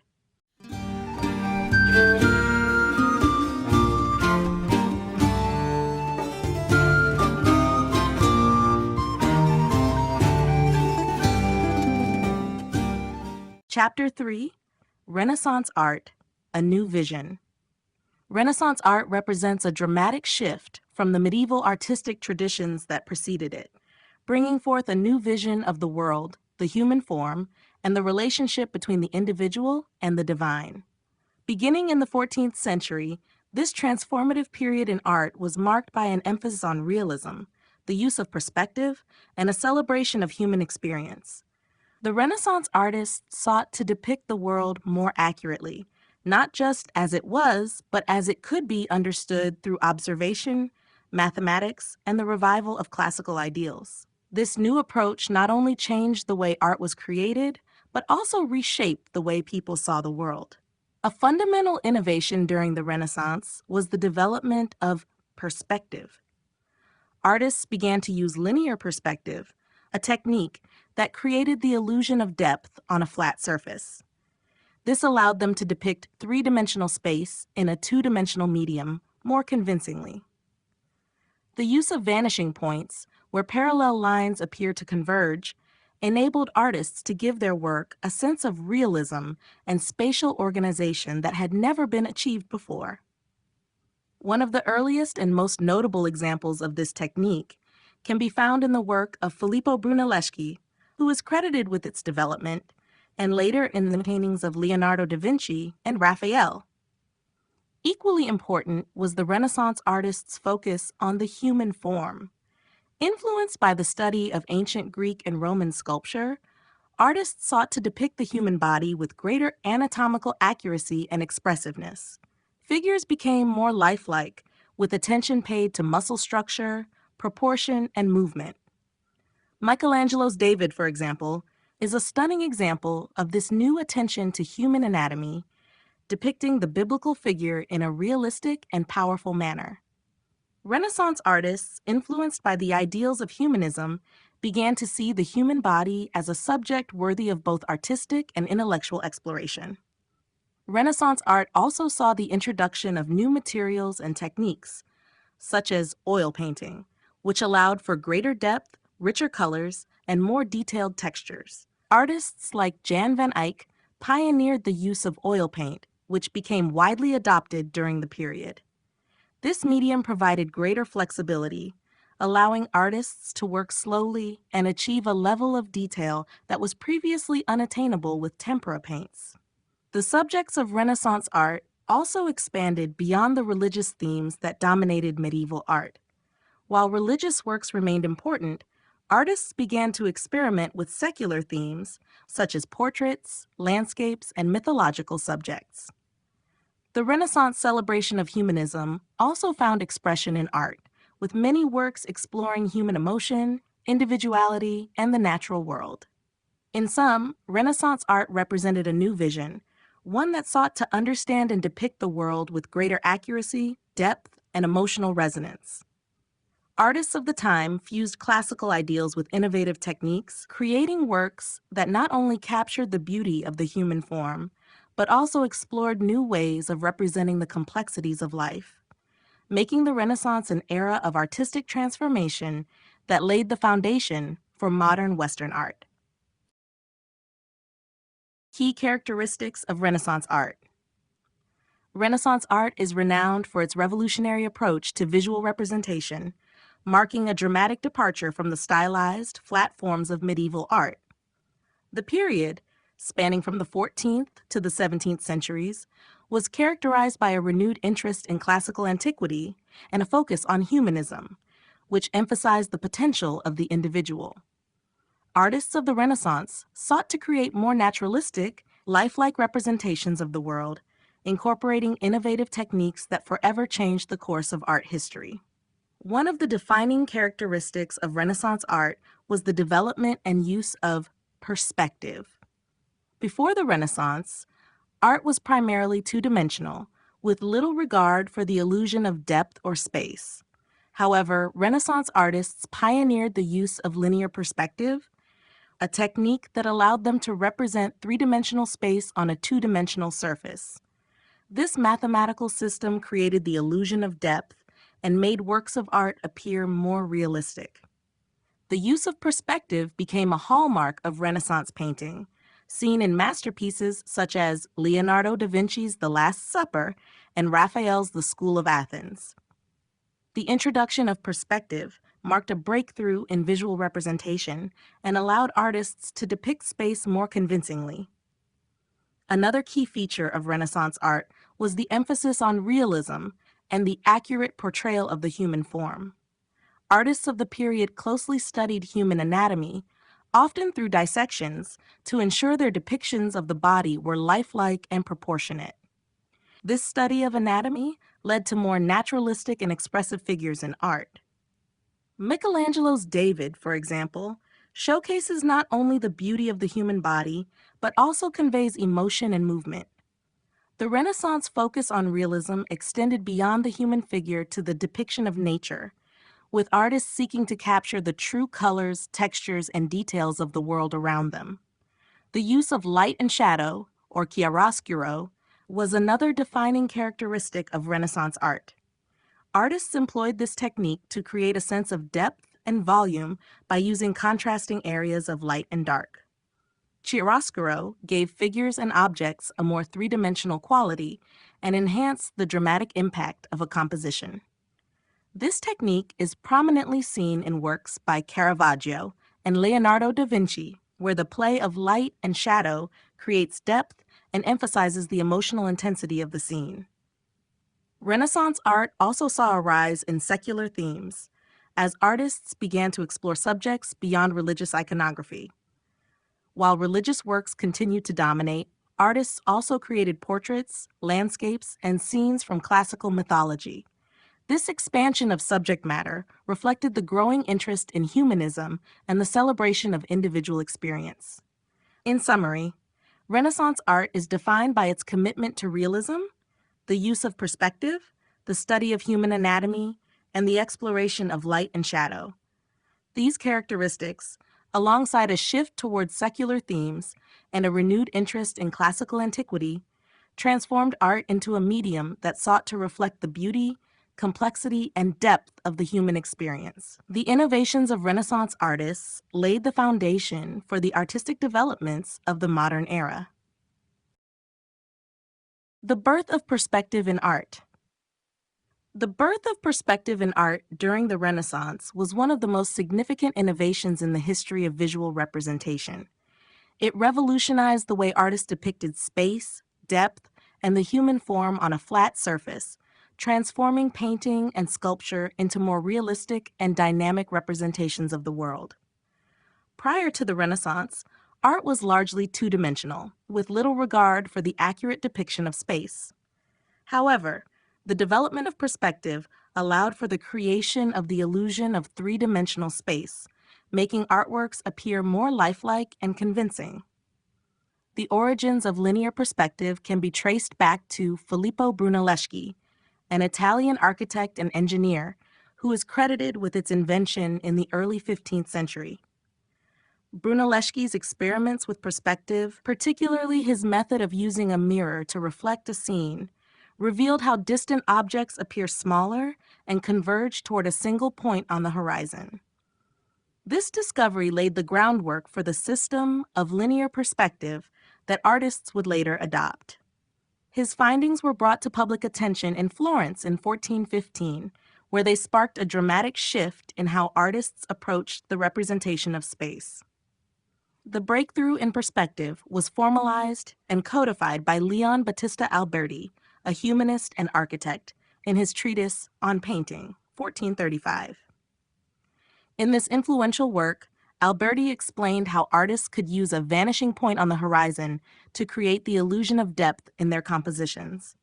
By applying these mathematical principles, artists could depict the world in a more realistic manner, with objects appearing to recede into the background as they moved farther from the viewer. Alberti's theory not only provided a technical framework for artists, but also emphasized the intellectual aspect of art, linking artistic practice to mathematics and scientific observation. The use of perspective was quickly adopted by Renaissance artists, and it became a hallmark of the period. Masaccio, one of the early adopters, used perspective in his fresco The Holy Trinity, 1427, to create a realistic depiction of space in a church interior, with the figures appearing to occupy real, three-dimensional space. Leonardo da Vinci also mastered the technique, using it to create the illusion of depth in his paintings, such as The Last Supper, 1495 to 1498. By positioning the vanishing point at the center of the composition, Leonardo created a powerful focal point that drew the viewer's eye into the scene. The invention of perspective also influenced the way artists approached the depiction of human figures and landscapes. With a more accurate sense of depth, artists could now place figures within a convincing spatial context, creating compositions that felt more natural and grounded. The development of perspective was not only a technical advancement, but also a philosophical one, reflecting the Renaissance's shift toward an empirical, human-centered view of the world. In conclusion, the birth of perspective in Renaissance art was a transformative moment that changed the way artists represented the world. Through the work of figures like Brunelleschi and Alberti, artists were able to create more realistic and dynamic compositions, giving rise to a new era in art that emphasized depth, space, and human experience. Perspective became one of the defining features of Renaissance art, contributing to its enduring legacy and influence on future generations of artists. Famous early Renaissance artists Giotto, Masaccio, and Botticelli. The early Renaissance was marked by the emergence of artists who broke from the medieval traditions of flat, stylized figures, embracing a new realism and humanism that would define the era. Three artists who played crucial roles in shaping this shift were Giotto Bondone, Masaccio, and Sandro Botticelli, each contributing unique innovations that influenced the development of Renaissance art. Giotto di Bondone is often regarded as the father of Renaissance painting due to his revolutionary approach to the depiction of space, human emotion, and the natural world. Active during the late 13th and early 14th centuries, Giotto's frescoes marked a departure from the Byzantine-influenced art of the time, which tended to be flat and symbolic. His work was deeply rooted in the study of the human figure and the natural world, as seen in his famous fresco cycle in the Scrovegni Chapel in Padua. Here, Giotto introduced more realistic proportions and facial expressions, allowing his figures to convey emotion and drama. His use of perspective, though not fully developed, also began to suggest a more three-dimensional space. Giotto's innovations set the stage for future artists to explore greater realism in their work. Masaccio, working in the 15th century, is another key figure in the early Renaissance, known for his mastery of perspective and the human figure. His frescoes in the Brancacci Chapel in Florence are considered landmarks in the history of art. Masaccio was one of the first artists to fully integrate the principles of linear perspective into his work, giving his figures a sense of depth and volume that had not been achieved before. In his famous fresco, The Tribute Money, Masaccio used perspective to create a realistic space in which the figures interact with one another and the environment, enhancing the narrative. His careful study of human anatomy, combined with his use of light and shadow, chiaroscuro, allowed him to create figures that appeared more natural and lifelike, influencing generations of artists to come. Sandro Botticelli, another prominent artist of the early Renaissance, was known for his lyrical and delicate approach to painting. Active in Florence during the late 15th century, Botticelli's work blended classical mythology with Christian themes, reflecting the Renaissance fascination with ancient Greek and Roman culture. His most famous painting, The Birth of Venus, epitomizes his unique style, a graceful, idealized depiction of the goddess Venus emerging from the sea, rendered with flowing lines and soft colors. Botticelli's work was characterized by its use of elegant, elongated figures and ethereal compositions, which set him apart from other Renaissance artists focused more on realism. Though his style was less focused on the naturalism that characterized much of the Renaissance, Botticelli's work was deeply influential in shaping the aesthetic direction of Renaissance art, particularly in terms of beauty and idealism. In conclusion, Giotto, Masaccio, and Botticelli were pivotal in the development of Renaissance art, each contributing to the evolution of painting through their innovative approaches to realism, perspective, and the human figure. Giotto's emotional depth, Masaccio's mastery of perspective and anatomy, and Botticelli's idealized beauty all helped to lay the groundwork for the High Renaissance and left an enduring legacy in the history of Western art. The influence of science and anatomy on art. The Renaissance marked a period of intense intellectual curiosity and the pursuit of knowledge, where the realms of science and art began to intersect in revolutionary ways. One of the most significant influences of science on art during this time was the study of human anatomy. Renaissance artists, inspired by the principles of humanism and the renewed interest in the classical world, sought to understand the human body in a way that had never been done before. This scientific approach to anatomy allowed artists to create more realistic, lifelike depictions of the human figure, advancing the art of painting and sculpture in profound ways. The study of anatomy was central to the Renaissance artists' quest for realism. Artists like Leonardo da Vinci and Michelangelo went to great lengths to study the human body, often conducting dissections of cadavers to understand the muscles, bones, and internal structures that formed the human shape. Leonardo, known for his meticulous attention to detail, produced a series of anatomical drawings based on his studies, capturing the intricacies of the human skeleton, muscles, and circulatory system. These studies not only advanced the knowledge of human anatomy, but also allowed Leonardo to apply this newfound understanding to his art, producing more natural and expressive human figures, as seen in his paintings like The Last Supper and his famous sketches of the Vitruvian Man, which emphasized proportion and symmetry in the human body. Michelangelo, too, was deeply influenced by his anatomical studies, and this is evident in his sculpture of David, where the artist meticulously rendered the muscles, veins, and posture of the human body. His understanding of human anatomy allowed him to depict the figure with extraordinary precision and dynamism. Michelangelo's anatomical knowledge helped him create not only accurate depictions of the body, but also figures that conveyed strength, movement, and emotion, transforming the way the human body was viewed in art. In addition to anatomy, the broader influence of science and observation also played a role in the advancement of Renaissance art. The development of perspective, for example, was rooted in mathematical principles and the scientific study of how the human eye perceives depth and space. Linear perspective, as developed by artists like Filippo Brunelleschi and Leonardo da Vinci, allowed for the accurate depiction of three-dimensional space on a two-dimensional surface, revolutionizing painting and architecture.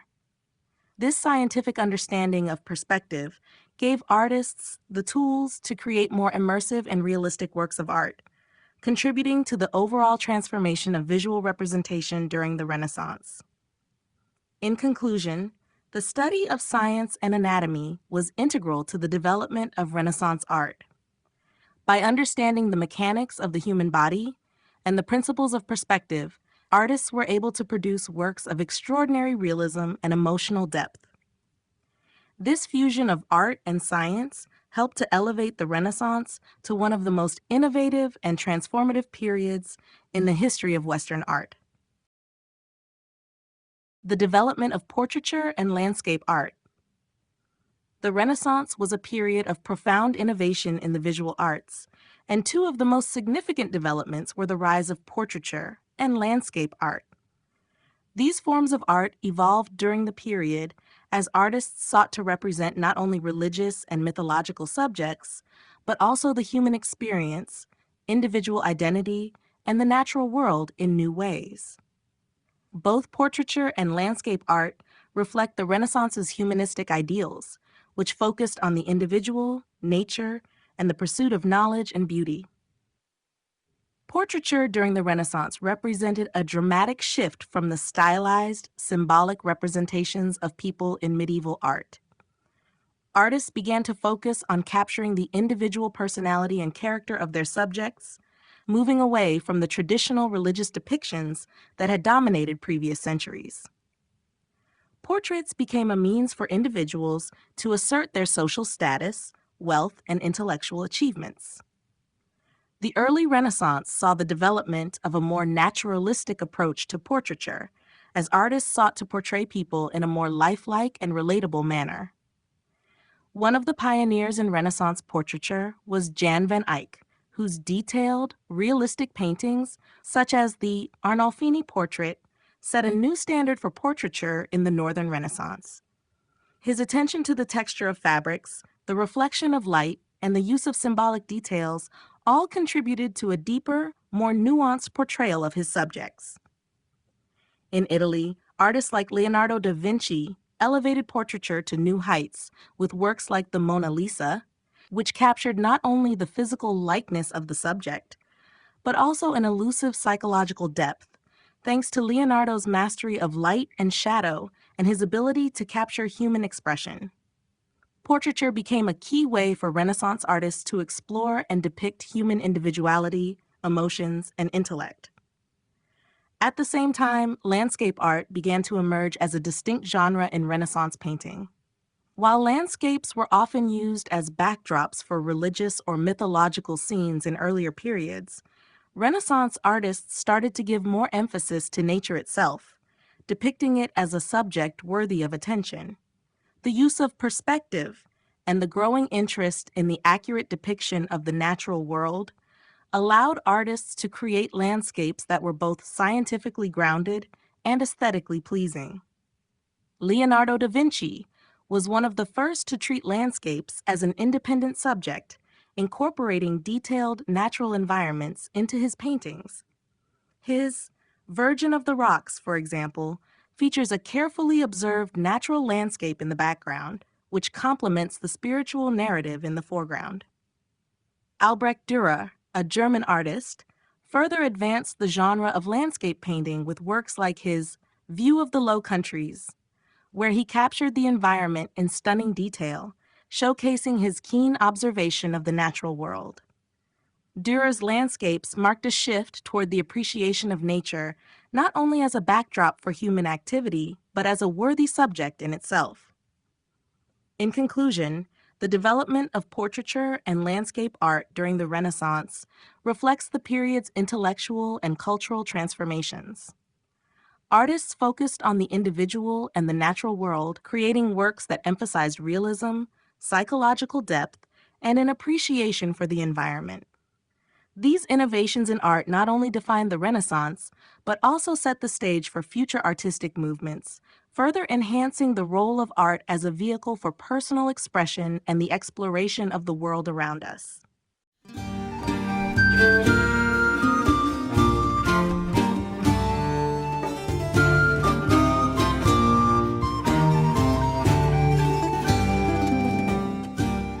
Chapter 4: The High Renaissance.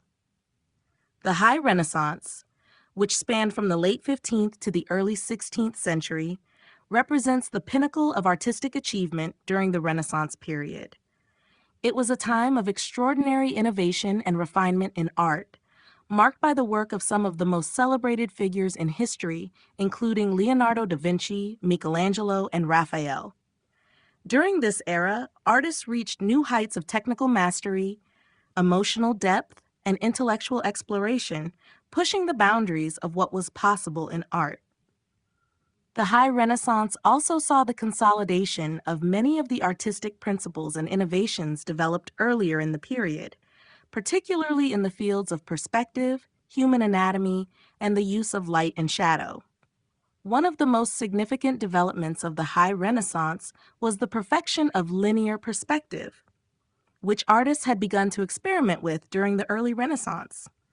By this time, artists like Leonardo da Vinci and Raphael had fully mastered the technique, allowing them to create works that seemed to inhabit three-dimensional space.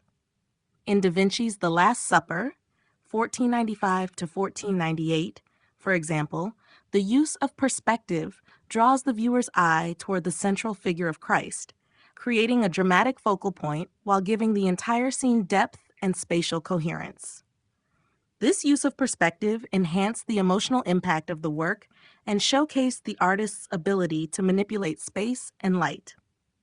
Michelangelo's contribution to the High Renaissance is equally monumental, particularly in the realm of sculpture. His David, completed in 1504, remains one of the most iconic sculptures of the period. Michelangelo's attention to anatomical detail, combined with his mastery of proportion, allowed him to create a figure of extraordinary naturalism and vitality. His work on the Sistine Chapel ceiling, 1508 to 1512, further cemented his place in the High Renaissance, where his depiction of biblical figures, such as creation of Adam, is both physically and spiritually transformative. Michelangelo's ability to convey powerful human emotion through the human form set a new standard for art and became a model for future generations of artists. Raphael, known for his harmonious and idealized compositions, brought a sense of balance and clarity to High Renaissance art. His frescoes, particularly those in the Vatican rooms, such as the School of Athens, exemplify the intellectual spirit of the time. In this work, Raphael masterfully combined the classical ideals of the ancient Greeks with the humanistic ideals of the Renaissance, creating a space in which the great minds of the past, such as Plato and Aristotle, are depicted in a timeless dialogue. The High Renaissance was not only a period of artistic achievement, but also of intense intellectual and cultural exchange. The period was characterized by the flourishing of patronage, especially from the Catholic Church, which supported many of the era's most important works. The period also saw the rise of new artistic techniques, the continued study of classical antiquity, and an increased focus on the human condition, which would deeply influence the future of Western art. In conclusion, the High Renaissance was a period of artistic perfection, where the innovation and exploration of earlier Renaissance artists reached their zenith. The works of Leonardo da Vinci, Michelangelo, and Raphael encapsulated the ideals of the time, a celebration of human potential, an embrace of classical learning, and a devotion to beauty, emotion, and intellectual inquiry. The High Renaissance set a standard that would influence generations of artists, making it one of the most revered periods in the history of Western art. Defining the High Renaissance. The High Renaissance, which lasted from the late 15th century into the early 16th century, represents the culmination of artistic achievement in the Renaissance period. It is characterized by an unparalleled mastery of technique, intellectual depth, and emotional expressiveness that would shape the future of Western art. The High Renaissance was a time when artists refined the principles of perspective, human anatomy, and the use of light and shadow, while simultaneously pushing the boundaries of what was possible in art. During this period, key figures such as Leonardo da Vinci, Michelangelo, and Raphael emerged, each contributing to the creation of masterpieces that are now considered the pinnacle of artistic expression. One of the defining features of the High Renaissance was the mastery of perspective. Artists had experimented with perspective in the early Renaissance, but by the High Renaissance, it was fully integrated into the artwork to create depth, realism, and a sense of space. The ability to depict three-dimensional space on a two-dimensional surface became a fundamental tool for artists, allowing them to create compositions that felt more lifelike and immersive. Leonardo da Vinci's work, particularly in The Last Supper, 1495 to 1498, showcases the sophisticated use of perspective, where the figures are arranged in a way that guides the viewer's eye toward the central figure of Christ, enhancing the emotional intensity of the scene. In the realm of sculpture, the High Renaissance saw the peak of human anatomical study and artistic expression. Michelangelo became the epitome of Renaissance ideals with his sculptures, most notably David, 1504, which exemplified a perfect understanding of human anatomy and proportion. Michelangelo's figures conveyed immense power, movement, and emotion, setting new standards for realism and naturalism in sculpture. His Sistine Chapel ceiling, 1508 to 1512, a monumental work in fresco, further demonstrated his genius, portraying biblical scenes with a dramatic use of light and shadow, as well as a focus on the human body that expressed both physical and emotional depth. Raphael, another key figure of the High Renaissance, brought harmony, clarity, and balance to his works. His frescoes, particularly in the Vatican rooms, such as the School of Athens, merged classical philosophy with Renaissance humanism, reflecting the intellectual climate of the time. Raphael's compositions were defined by a sense of grace and order, and his use of perspective, anatomical accuracy, and vibrant colors helped solidify his place among the greats of the era. The High Renaissance also marked the peak of patronage in art, particularly from the Catholic Church, which played a significant role in the creation of some of the most iconic works of the period. The Medici family, the papacy, and other wealthy patrons provided the financial support that allowed artists to produce these masterpieces, creating a flourishing cultural environment in cities like Florence, Rome, and Venice. In conclusion, the High Renaissance was a period of artistic perfection, defined by technical mastery, intellectual exploration, and a deep engagement with the human experience. It represents the zenith of Renaissance art, where artists like Leonardo da Vinci, Michelangelo, and Raphael created timeless works that continue to influence and inspire generations of artists, setting the standard for artistic excellence that would resonate throughout history. Leonardo da Vinci, master of art and science. Leonardo da Vinci stands as one of the most iconic and influential figures in both the history of art and science. Born in 1452 in Vinci, Italy, Leonardo was a polymath whose curiosity and genius spanned across a vast array of disciplines. Though he is most famous for his art, particularly masterpieces such as the Mona Lisa and The Last Supper, his contributions to science, anatomy, engineering, and other fields were equally groundbreaking. Leonardo's ability to merge the worlds of art and science made him a unique figure of the Renaissance, embodying the era's ideals of intellectual exploration and discovery. In the realm of art, Leonardo's work is renowned for its technical innovation and emotional depth. His mastery of perspective, light, and shadow, combined with his unparalleled understanding of human anatomy, allowed him to create some of the most realistic and compelling figures in the history of painting. In The Last Supper, 1495 to 1498, Leonardo used linear perspective to create a dynamic composition, drawing the viewer's attention to the central figure of Christ. The use of light and shadow, chiaroscuro, in this work, along with the psychological depth of the figures, helped elevate religious art to a level of realism and human expression previously unseen. In the Mona Lisa, 1503 to 1506, Leonardo achieved a level of lifelike portrayal that was revolutionary. Her enigmatic smile, combined with the sfumato technique, soft transitions between light and shadow, gave her a sense of depth and realism that still captivates viewers today. However, Leonardo's genius extended far beyond the canvas. He had an insatiable curiosity about the world and a profound interest in understanding how things worked. His scientific studies were vast, ranging from the study of anatomy to engineering, botany, and optics. He meticulously dissected human cadavers to understand the structure of muscles, bones, and the vascular system, using this knowledge to improve the accuracy of his art. His notebooks, filled with sketches, diagrams, and observations, revealed a mind that was constantly probing the natural world.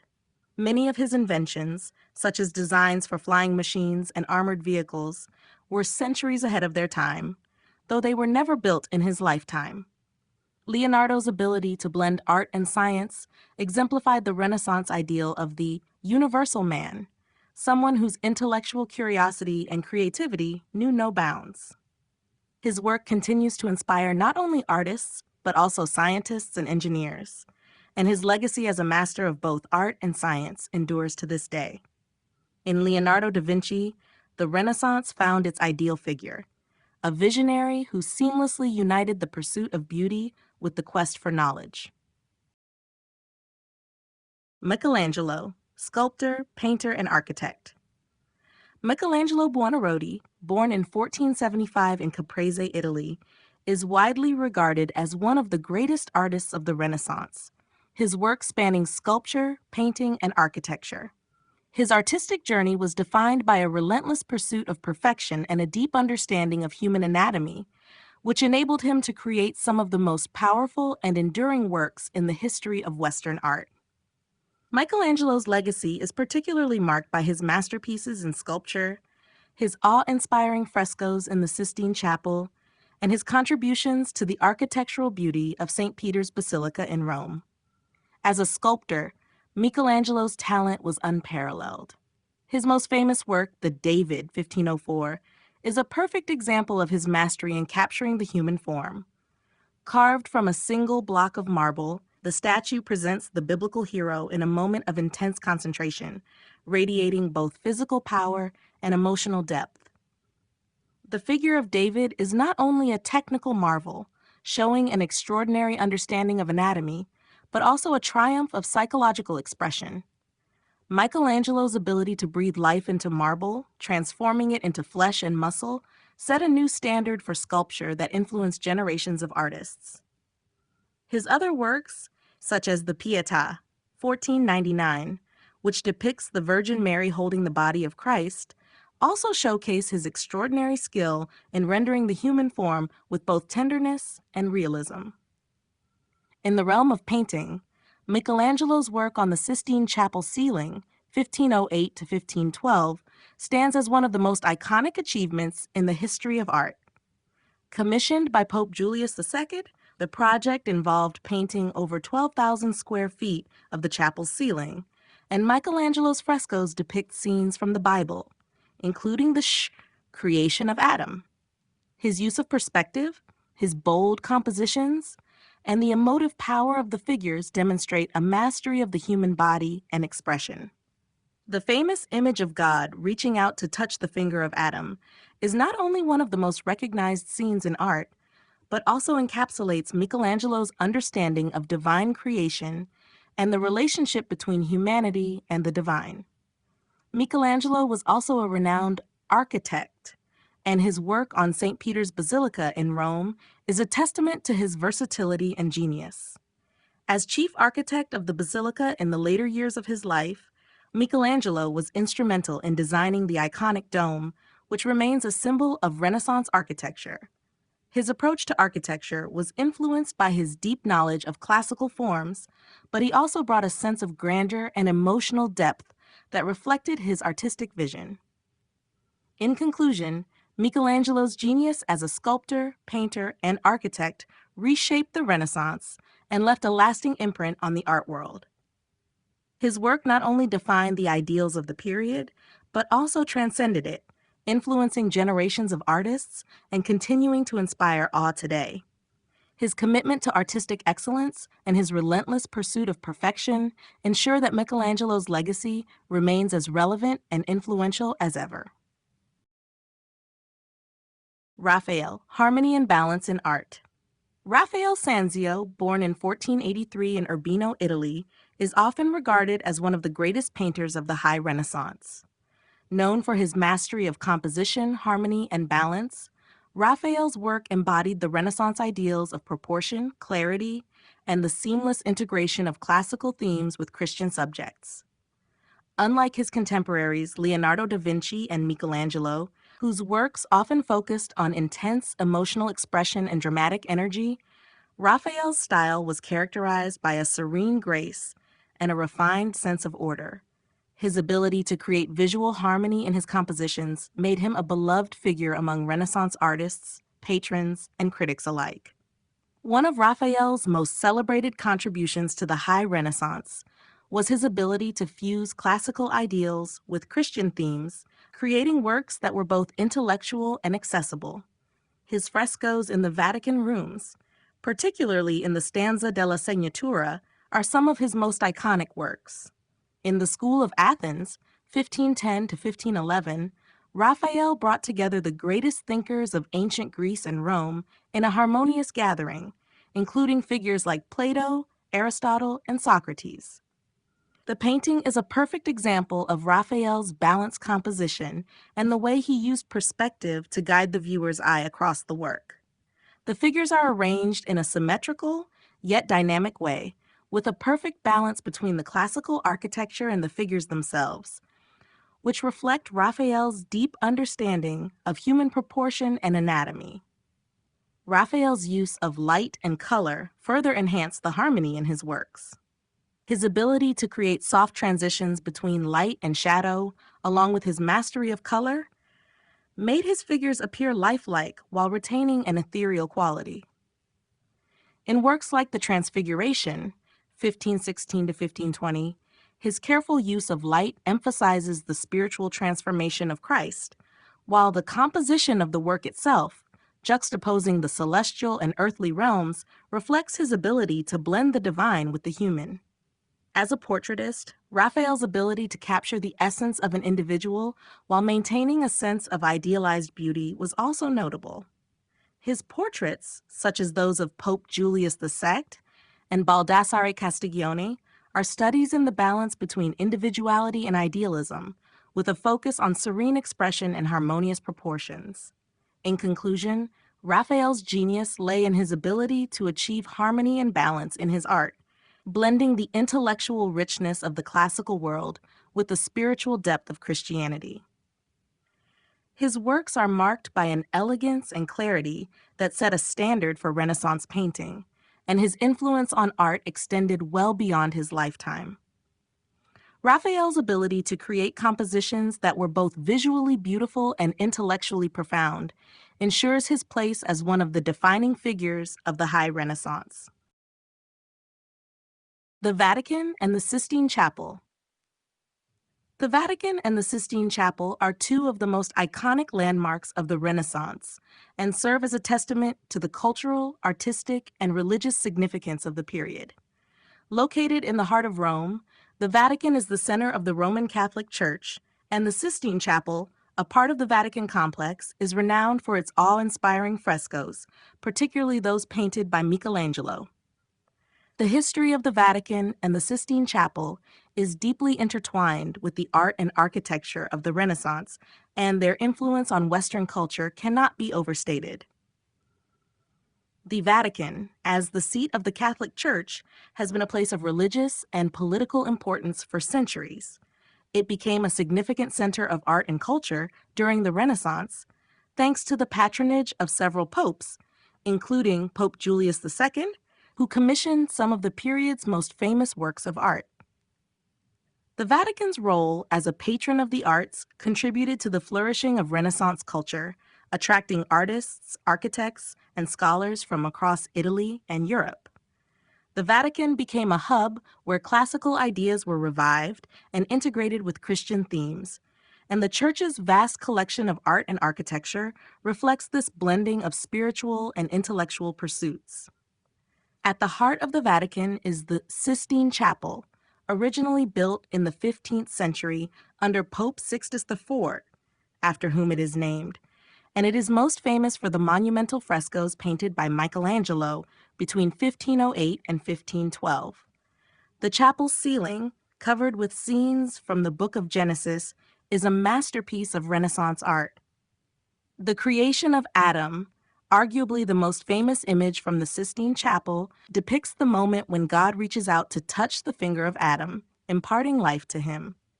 This image captures the Renaissance ideals of humanism, with a focus on the human figure and its relationship to the divine.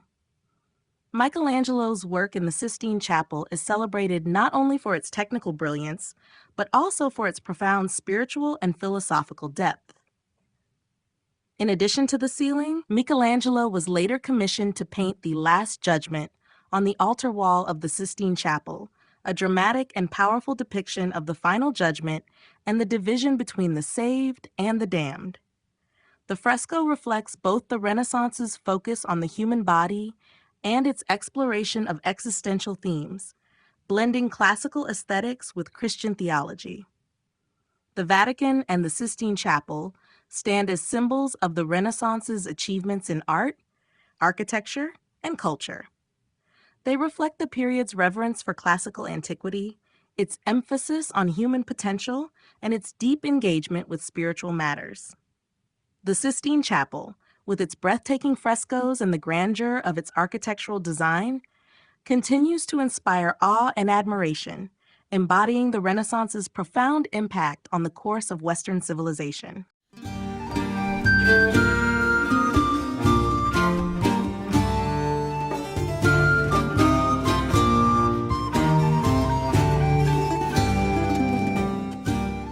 Chapter 5: Renaissance Architecture.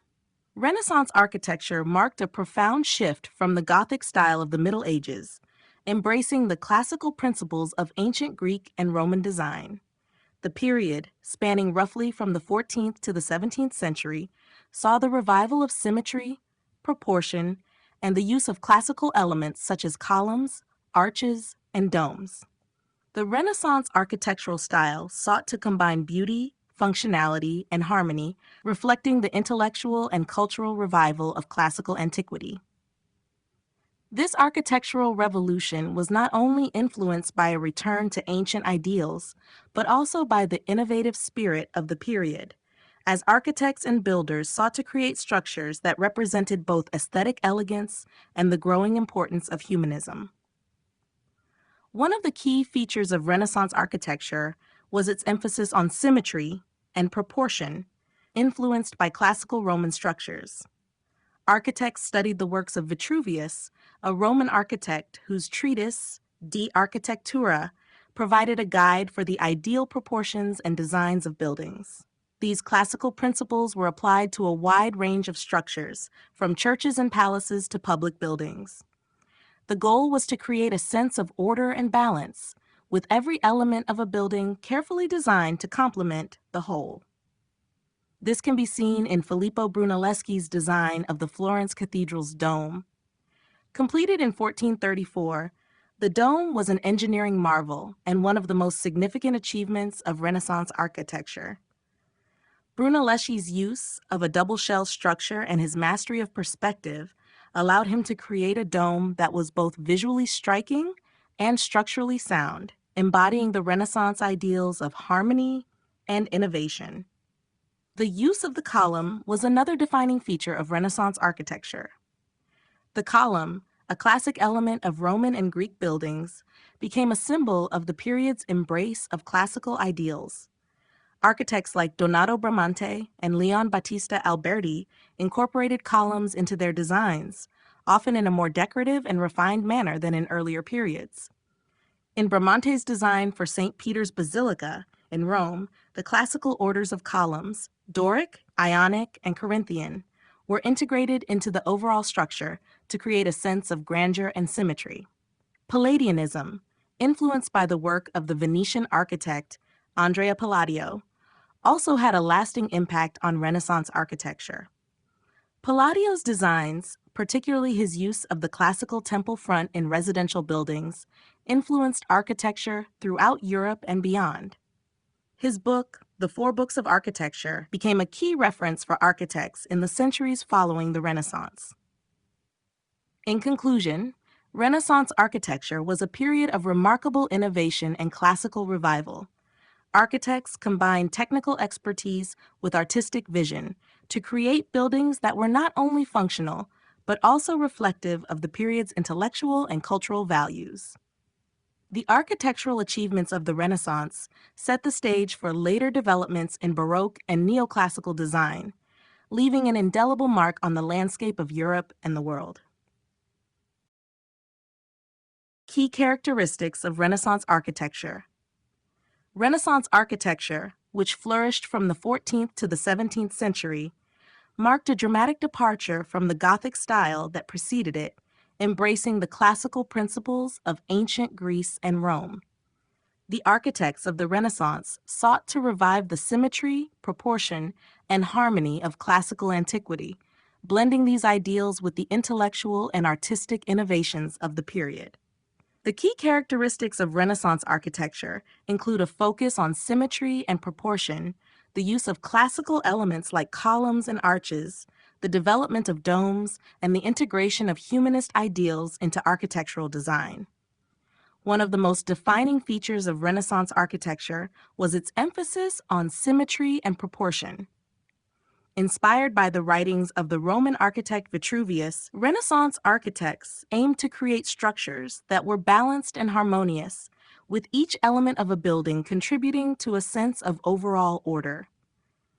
Architects meticulously applied mathematical principles to ensure that the dimensions of buildings were in perfect proportion, creating an aesthetic balance that was both visually appealing and structurally sound. This commitment to proportion can be seen in the design of iconic buildings, such as St. Peter's Basilica in Rome, where proportions are carefully calculated to create a sense of unity and harmony. The use of classical elements was another hallmark of Renaissance architecture. Architects revived ancient Greek and Roman elements, including columns, arches, and domes, which were incorporated into both public and private buildings. The column, in particular, became a defining feature, with architects applying the classical orders, Doric, Ionic, and Corinthian, to their designs. The arch, another classical element, was used to create larger and more open spaces, as seen in Filippo Brunelleschi's design for the Florence Cathedral. The arch allowed for the construction of more expansive interiors, creating a sense of grandeur and lightness. Another key characteristic was the development of the dome. The dome became a symbol of Renaissance architectural achievement, representing both technical mastery and spiritual significance. Brunelleschi's dome for the Florence Cathedral, completed in 1434, was an engineering marvel and a triumph of Renaissance architecture. It combined classical inspiration with innovative techniques to create a structure that was both functional and awe-inspiring. Later, Michelangelo's dome for St. Peter's Basilica in Rome further exemplified the importance of the dome in Renaissance design. Lastly, Renaissance architecture was deeply influenced by humanist ideals. Buildings were designed not only to serve practical purposes, but also to reflect the intellectual and cultural aspirations of the time. The spaces were designed to encourage human interaction, contemplation, and a sense of beauty and order, reflecting the Renaissance's emphasis on human potential and achievement. In conclusion, Renaissance architecture was characterized by its return to classical principles, its emphasis on proportion and symmetry, and its innovative use of space and materials. These features not only defined the architecture of the period, but also laid the foundation for later architectural movements, such as Baroque and Neoclassicism. Filippo Brunelleschi and the Dome of Florence Cathedral. Filippo Brunelleschi, one of the most important figures of the Italian Renaissance, is best known for his revolutionary work in architecture, particularly for his design and construction of the Dome of the Florence Cathedral, Santa Maria del Fiore. His achievement in building the dome was not only a triumph of engineering, but also a defining moment in Renaissance architecture, symbolizing both the artistic and intellectual spirit of the era. The Florence Cathedral, with its vast scale and intricate design, posed a unique challenge: how to build a dome that would cover the massive octagonal space without the need for external scaffolding. Brunelleschi's solution to this problem would change the course of architecture. In the early 15th century, the cathedral's construction had stalled due to the lack of a clear plan for the dome. Previous architects had proposed solutions, but none were feasible for the ambitious project. When Brunelleschi entered the scene in 1418, he proposed a bold and innovative design that was based on ancient Roman engineering principles. His design involved the use of a double-shell dome, a groundbreaking technique that allowed for both structural integrity and aesthetic elegance. The inner shell of the dome was made of brick, while the outer shell provided additional support and served as the visible part of the structure. This design not only addressed the technical challenge of constructing a dome of such a size, but also reduced the weight of the structure, preventing it from collapsing under its own weight. Brunelleschi's ability to solve the engineering challenges of the dome by his deep understanding of geometry and mathematics. He applied principles of linear perspective and devised new methods for lifting and placing materials, including the innovative use of machines to hoist bricks to great heights. His mastery of engineering and construction techniques allowed him to create a dome that was both functional and aesthetically stunning. The dome became a symbol of Florence's civic pride and the city's intellectual and artistic power during the Renaissance. Brunelleschi's dome is a masterpiece of Renaissance architecture, combining classical knowledge with innovative engineering. The Florence Cathedral's dome remains one of the largest and most admired domes in the world, and its construction had a profound influence on architecture in the Renaissance and beyond. It marked the beginning of a new era in architectural design, where the integration of art and engineering created structures that were both functional and visually spectacular. Brunelleschi's achievement remains a testament to the ingenuity and vision of Renaissance architects. Donato Bramante and St. Peter's Basilica.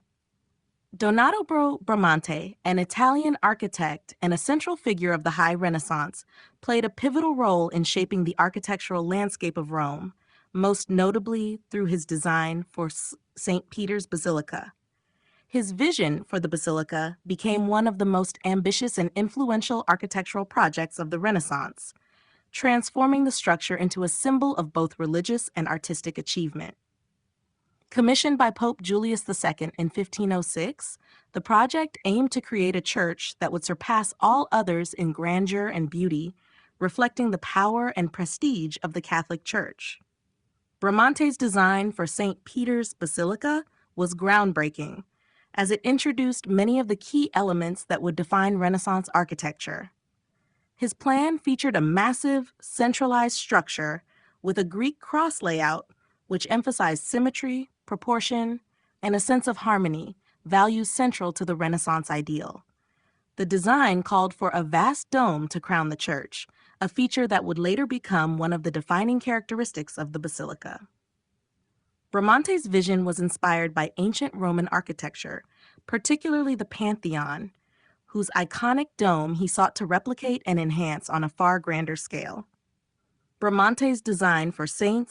Peter's Basilica was revolutionary in its attempt to combine the grandeur of the ancient world with the Renaissance emphasis on humanism and spiritual experience. The centralized plan, with its harmonious proportions, was meant to evoke a sense of unity and divine order. Bramante also sought to create a structure that would inspire awe and reverence in those who entered, using architectural elements to convey the power of the church and the majesty of God. Although Bramante's original design was not fully realized during his lifetime, his contributions to the project were immense.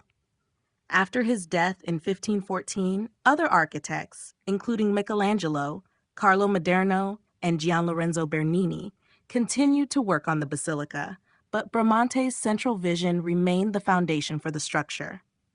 Michelangelo, for example, enhanced Bramante's design by refining the dome, which became the defining feature of the basilica and a symbol of Renaissance architectural achievement.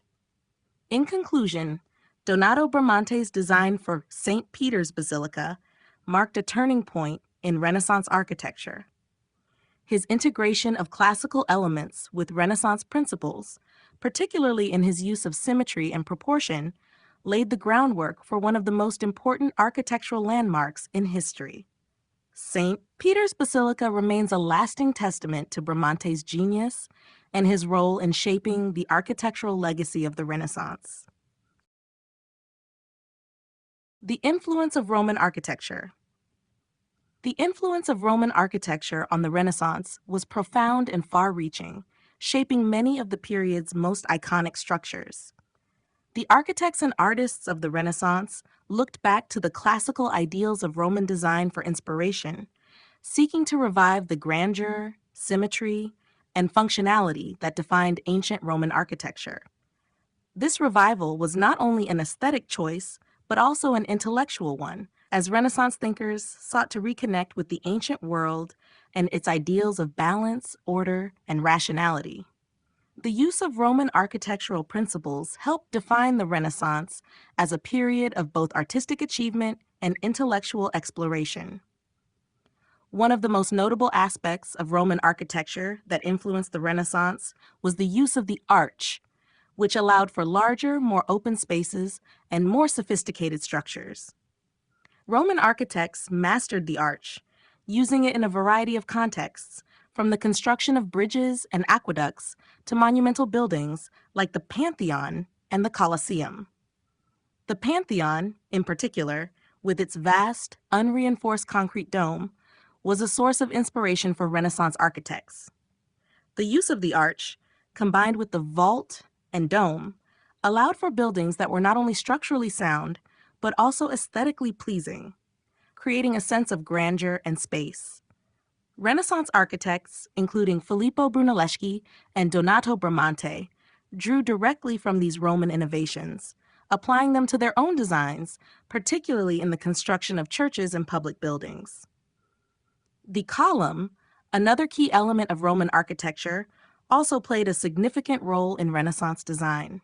Roman architecture featured columns in various styles, such as the Doric, Ionic, and Corinthian orders, each with its own distinctive proportions and decoration. Renaissance architects adopted these orders, adapting them to their own designs to create a sense of classical harmony and order. The use of columns became a symbol of the Renaissance's connection to the ancient world, and they appeared prominently in buildings like St. Peter's Basilica in Rome and Palladio's villas in Venice. The symmetry and proportion inherent in Roman architecture were seen as the ideal way to achieve balance in a building, reflecting the Renaissance's obsession with order and beauty. Roman architecture also influenced the Renaissance in its emphasis on public spaces and civic buildings. The Romans constructed large forums, basilicas, and other civic buildings that served as centers of social and political life. Renaissance architects sought to create similar structures that reflected the growing importance of urban centers and the rising influence of the merchant and banking classes. In particular, the design of public squares, such as Piazza del Campidoglio in Rome, was directly inspired by Roman examples, creating spaces that encouraged civic engagement and reflected the ideals of humanism. In conclusion, the influence of Roman architecture was central to the development of Renaissance design. Through the revival of Roman techniques, materials, and forms, Renaissance architects were able to create buildings that were not only functional, but also visually and intellectually rich, blending classical ideas with the humanist ideals of the time. The legacy of Roman architecture continues to be felt today, with its principles of balance, proportion, and grandeur still shaping architectural design across the world. The role of patrons in Renaissance architecture. The role of patrons in Renaissance architecture was crucial to the flourishing of the period's artistic and architectural achievements. The Renaissance, which spanned roughly from the 14th to the 17th century, was a time of great cultural and intellectual transformation. While the architects themselves were responsible for the design and construction of the buildings, it was the patrons, wealthy individuals, families, and institutions, who provided the financial support and influence necessary to bring these grand projects to life. These patrons were often driven by a desire to showcase their power, prestige, and devotion to religious or civic causes, and their investments in architecture were a key factor in the development of the Renaissance. One of the most influential groups of patrons during the Renaissance were the Italian city-states and their ruling families, most notably the Medici family in Florence. The Medici were not only major patrons of the arts, but also key figures in architectural commissions. Through their support of architects such as Filippo Brunelleschi and Donato Bramante, the Medici helped to shape the skyline of Florence and Rome, ensuring that their cities would be seen as centers of power and culture. For instance, the Medici commissioned the construction of the Medici Chapel in Florence, which became a symbol of their wealth and influence. Similarly, the Pope and the Catholic Church played a central role in commissioning religious buildings during the Renaissance. The construction of St. Peter's Basilica in Rome, overseen by various papal patrons, was one of the most significant architectural projects of the time, and it remains a symbol of the Church's grandeur and spiritual authority. Patrons were also instrumental in commissioning civic buildings and public spaces that would serve to enhance the cultural and intellectual life of their cities. For example, in Florence, the Piazza del Duomo and the Piazza della Signoria were built with the backing of influential families and civic institutions, serving both as physical expressions of power and as spaces for public engagement. In Venice, the Piazza San Marco and the Doge's Palace were constructed to reflect the wealth and political power of the Venetian Republic. These spaces and buildings became symbols of the city's prestige and the civic pride of its citizens. The support of patrons was also integral to the spread of architectural ideas across Europe. Wealthy patrons from different regions commissioned Renaissance architects to design structures that reflected the classical ideals of the time, resulting in the spread of Renaissance architectural principles from Italy to other parts of Europe, including France, Spain, and England. Patrons in these regions sought to bring the intellectual and artistic achievements of the Renaissance to their own cities, further embedding Renaissance architecture into the cultural fabric of Europe. In conclusion, patrons played an essential role in the development of Renaissance architecture. Their financial support and cultural influence allowed architects to push the boundaries of design, creating buildings that reflected the ideals of the Renaissance and helped to shape the political, religious, and civic identity of the period. Without the patronage of wealthy individuals, families, and institutions, much of the remarkable architecture of the Renaissance would not have been possible.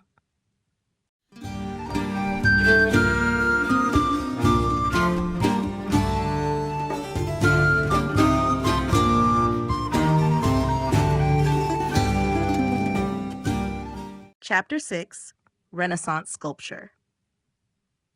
Renaissance sculpture represents a profound transformation in the history of art, as artists return to the classical ideals of ancient Greece and Rome while pushing the boundaries of creativity, human expression, and technical mastery.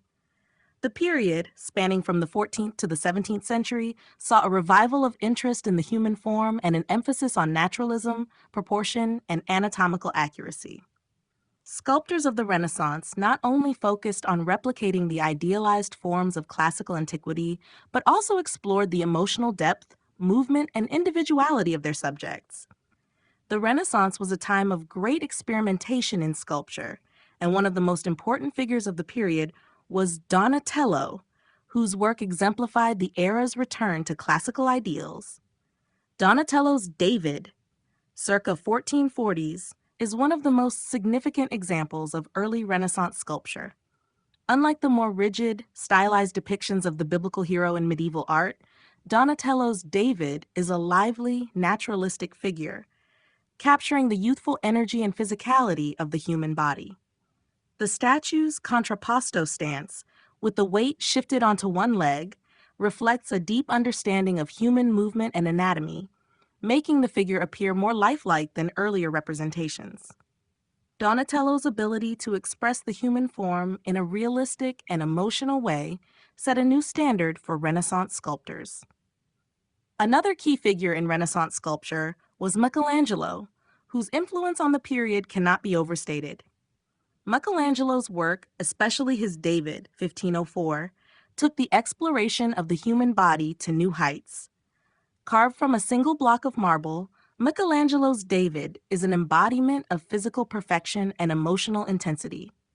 The sculpture's anatomical precision, combined with its dynamic, heroic posture, captures the essence of the Renaissance's celebration of human potential. Michelangelo's figures, often imbued with a sense of movement and vitality, became the standard for Renaissance sculpture and would influence generations of artists. In addition to Donatello and Michelangelo, Leonardo da Vinci also contributed to the development of Renaissance sculpture. Though Leonardo is primarily known for his painting, his studies of human anatomy and his sketches of sculptures demonstrate his deep understanding of the human body. His interest in sculpture can be seen in his preparatory drawings for various works, which influenced later sculptors, including his own work on the unfinished sculpture of St. John the Baptist. Renaissance sculpture also extended beyond religious figures and mythological subjects to include portraiture and works that depicted everyday human experiences. Sculptors like Lorenzo Ghiberti, whose Gates of Paradise for the Florence Baptistery exemplify the beauty and precision of Renaissance relief sculpture, expanded the scope of sculpture during the period, depicting scenes from the Bible with a new sense of depth and emotion. In conclusion, Renaissance sculpture marked a profound shift in the representation of the human form. The study of anatomy, the exploration of emotion, and the revival of classical techniques transformed sculpture into a medium that celebrated human beauty, power, and individuality. Sculptors like Donatello, Michelangelo, and Leonardo da Vinci set new standards in artistic achievement, and their work continues to be admired for its technical excellence and emotional depth. Rediscovery of classical techniques. The rediscovery of classical techniques during the Renaissance was a pivotal turning point in the history of art and architecture. After centuries of medieval art, which was heavily influenced by religious themes and abstract forms, the Renaissance marked a return to the study and emulation of ancient Greek and Roman principles.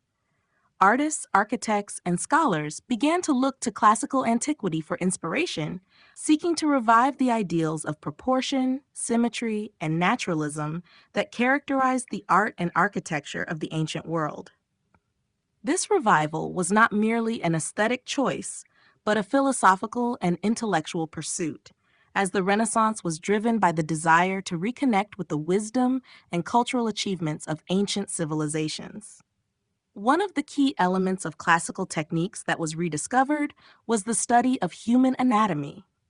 Greek and Roman artists had a deep understanding of the human body, and Renaissance artists, such as Leonardo da Vinci and Michelangelo, studied classical sculptures and anatomical texts to better understand the proportions and movement of the human form. The focus on realism and the accurate depiction of human anatomy became a hallmark of Renaissance art. Michelangelo's David, for example, is a prime example of this study. Carved from marble, the statue exemplifies idealized human proportions and demonstrates the artist's understanding of the muscles and structure of the body, breathing life into the stone. Perspective, a classical innovation that had been lost during the Middle Ages, was also revived during the Renaissance. The ancient Greeks and Romans used perspective to create depth and space in their artwork, but it was not fully understood or applied in the Middle Ages. Filippo Brunelleschi, an Italian architect, is credited with developing linear perspective in the early 15th century, which allowed artists to depict three-dimensional space on a flat surface. This technique was pivotal in works like Leonardo da Vinci's The Last Supper, where the use of perspective draws the viewer's eye toward the central figure of Christ, creating a sense of depth and realism. Another significant rediscovery was the use of the column and other architectural elements from ancient Rome. Renaissance architects, such as Donato Bramante and Andrea Palladio, adopted the classical orders of columns, Doric, Ionic, and Corinthian, and integrated them into their designs. The Vitruvian principles of symmetry and proportion, as outlined by the Roman architect Vitruvius, became essential guides for Renaissance builders, allowing them to create structures that were balanced and harmonious. The rediscovery of these classical techniques transformed art and architecture during the Renaissance. By studying and adopting the methods of the ancients, artists and architects were able to create works that not only emulated the beauty and harmony of classical antiquity, but also incorporated a new understanding of the human condition. The revival of classical principles laid the foundation for the artistic and intellectual achievements of the Renaissance, shaping the future of Western art and architecture. Donatello's revolutionary contributions. Donatello di Niccolò di Beto Bardi, commonly known as Donatello, was one of the most innovative and influential sculptors of the Renaissance. His contributions to the art of sculpture marked a dramatic shift from the rigid, stylized forms of the medieval period to a more naturalistic and human-centered approach that would define Renaissance art. Donatello's groundbreaking work not only revived classical principles of proportion and anatomy, but also introduced new techniques and expressive possibilities that set the stage for future generations of artists. One of Donatello's most revolutionary contributions was his ability to revive the classical nude in a way that had not been seen since ancient times. In his early work, St. George, circa 1415, Donatello demonstrated a mastery of the human form, capturing the saint in a naturalistic stance and rendering him with a sense of movement and anatomical precision. The figure was groundbreaking because it departed from the stiff, stylized representations of the human body that characterized medieval sculpture. Donatello's emphasis on accurate anatomy and the fluidity of the human body marked a return to the classical ideals of ancient Greek and Roman art. However, Donatello's most famous and influential work is his David, circa 1440s, a life-size bronze statue that became an icon of Renaissance art. Unlike previous depictions of David, which were often rigid and symbolic, Donatello's David is dynamic and full of life. The statue is notable for its portrayal of the youthful biblical hero in a relaxed contrapposto stance, a pose that evokes both grace and naturalism. The delicate rendering of David's body, combined with his confident expression, conveys a sense of individuality and psychological depth that was unprecedented in sculpture at the time. This work was not only a technical marvel, but also an exploration of humanism, as it captured the potential of the individual and celebrated the beauty of the human form. Another significant contribution by Donatello was his use of relief sculpture. His innovative work in relief, particularly in the Gates of Paradise for the Baptistery of Florence, marked a turning point in the development of this art form.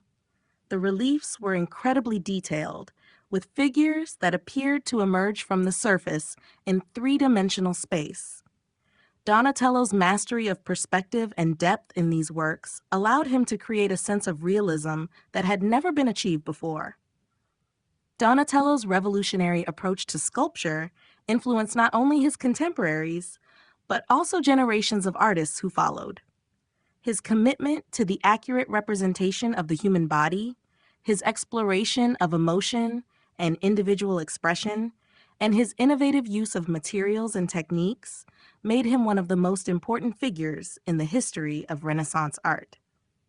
Through his contributions, Donatello helped to lay the foundation for the artistic achievements of the High Renaissance and beyond.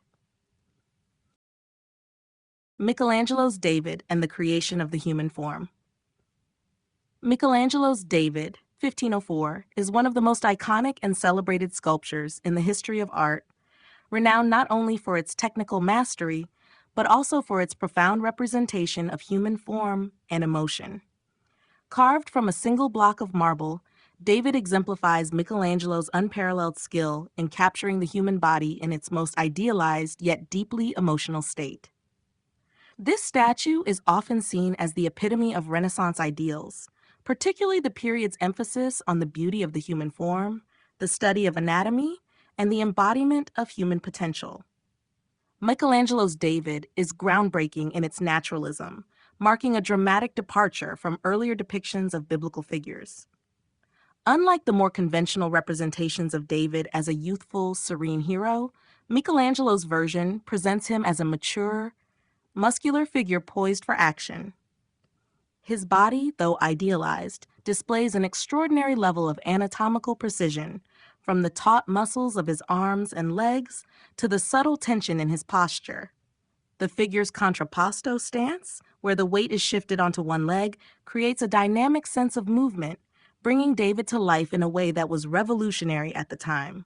What sets Michelangelo's David apart from previous sculptures is not only the technical execution of the body, but the psychological depth embedded within the figure. David's expression is one of intense concentration and determination, reflecting the moment before he faces the giant Goliath. This shift from the serene to the expressive marks a significant departure from earlier Renaissance depictions, where figures were often static or idealized in a way that distanced them from real human experience. Michelangelo's David, by contrast, encapsulates the human experience of inner struggle, courage, and resolve. The tension in David's body, his clenched fist, the slight furrow of his brow, captures both the physical and emotional preparation for the monumental task ahead. Michelangelo's intimate understanding of human anatomy allowed him to sculpt the figure with such detail and precision that David's body seems to embody not only strength, but a deep sense of life. The muscles are rendered with remarkable accuracy, showing a profound understanding of the human form. Michelangelo studied anatomy extensively, even dissecting cadavers to ensure that every sinew, bone, and muscle was represented with the utmost realism. This knowledge enabled him to create a figure that was both idealized in its beauty and deeply rooted in the scientific understanding of the human body. In conclusion, Michelangelo's David stands as a monumental achievement in the history of sculpture. It is not only a technical marvel, but also a powerful symbol of human potential, combining an idealized representation of the human body with an intense emotional expression that connects the viewer to the deeper themes of struggle, strength, and individuality. Through this work, Michelangelo established a new standard for sculpture and cemented his legacy as one of the greatest artists in history. The evolution of sculpture from the early to the high Renaissance. The evolution of sculpture from the early to the high Renaissance marks a dramatic shift in the way artists approached the human figure, space, and emotion. Early Renaissance sculpture, influenced by the transition from medieval to classical ideals, focused primarily on reviving the techniques and principles of ancient Greek and Roman art, but it was in the high Renaissance that sculpture truly reached its apex. This evolution saw a gradual move from more rigid, stylized representations to dynamic, naturalistic forms that captured both the anatomical precision of the human body and the depth of human emotion. In the early Renaissance, Donatello was one of the key figures in pushing sculpture towards a more naturalistic representation of the human form. His David, c. 1440s, one of the first freestanding nude statues since antiquity, marked a shift away from the more abstract and stylized figures of the medieval period. Donatello's David was a breakthrough in terms of proportion and pose, as it was created with a sense of anatomical accuracy and a relaxed contrapposto stance that evoked the grace and balance of classical sculpture. Donatello's work, though still adhering to some medieval conventions, showed a deepening understanding of human anatomy and a move towards greater realism. As the Renaissance progressed into the High Renaissance, Michelangelo would take these developments even further with his monumental sculptures, such as David, 1504. Michelangelo's approach to the human figure was both revolutionary and idealized. His mastery of human anatomy honed through extensive study of the human body, allowed him to create figures with a dynamic sense of energy and lifelike precision. Michelangelo's David, with its tense posture and intense expression, conveyed not only the physical beauty of the human body, but also an emotional depth that was rarely seen in earlier sculptures. The figure appears to be on the verge of action, with a palpable sense of tension and determination. This shift towards emotional depth and naturalism reached its fullest expression in the works of Michelangelo and Raphael during the High Renaissance. Sculptors began to incorporate the psychological and emotional aspects of their subjects, as seen in Michelangelo's Pietà, 1499, which depicts the Virgin Mary holding the body of Christ in a moment of sorrow. The graceful portrayal of the human figure in high Renaissance sculpture was no longer just about physical accuracy, but also about capturing human emotion and the complexities of the human experience. In conclusion, the evolution of sculpture from the early to the high Renaissance reflects a movement towards greater naturalism, anatomical accuracy, and emotional depth. The transition was driven by a renewed interest in classical ideals, the study of the human body, and a desire to portray the full range of human experience. Through artists like Donatello and Michelangelo, Renaissance sculpture became not only a technical achievement, but also a powerful expression of humanity's intellectual, artistic, and emotional aspirations. The role of sculpture in religious and civic life. Sculpture during the Renaissance played a significant role in both religious and civic life, reflecting the cultural, political, and spiritual aspirations of the time. In a period where art was seen not only as an aesthetic pursuit, but also as a means of communicating moral, religious, and civic values, sculpture became a powerful tool for shaping public consciousness. From religious commissions in churches to civic monuments in town squares, Renaissance sculpture served to inspire, educate, and elevate society by giving physical form to the ideals of the time. In the realm of religion, sculpture was central to the decoration of churches, cathedrals, and other sacred spaces. The Catholic Church, as a major patron of the arts during the Renaissance, commissioned numerous sculptures that depicted biblical stories, saints, and other religious themes. These works were intended to inspire devotion, reinforce religious teachings, and reflect the glory of God.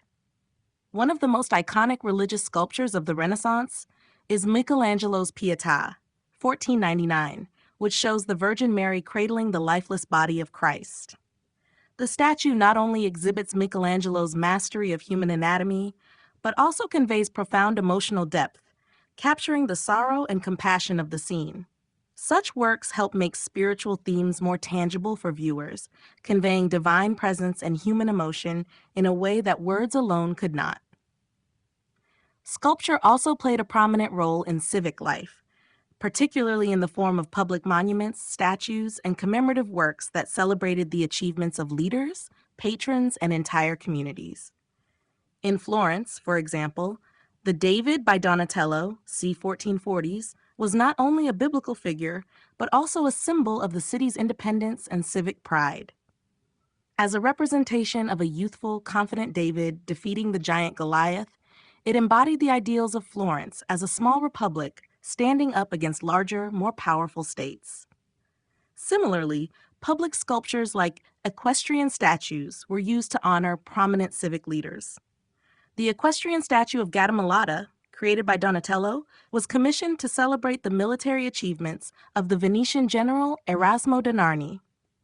These statues were not only works of art, but also tools for reinforcing civic identity and values, serving as reminders of the virtues and historical accomplishments of the community.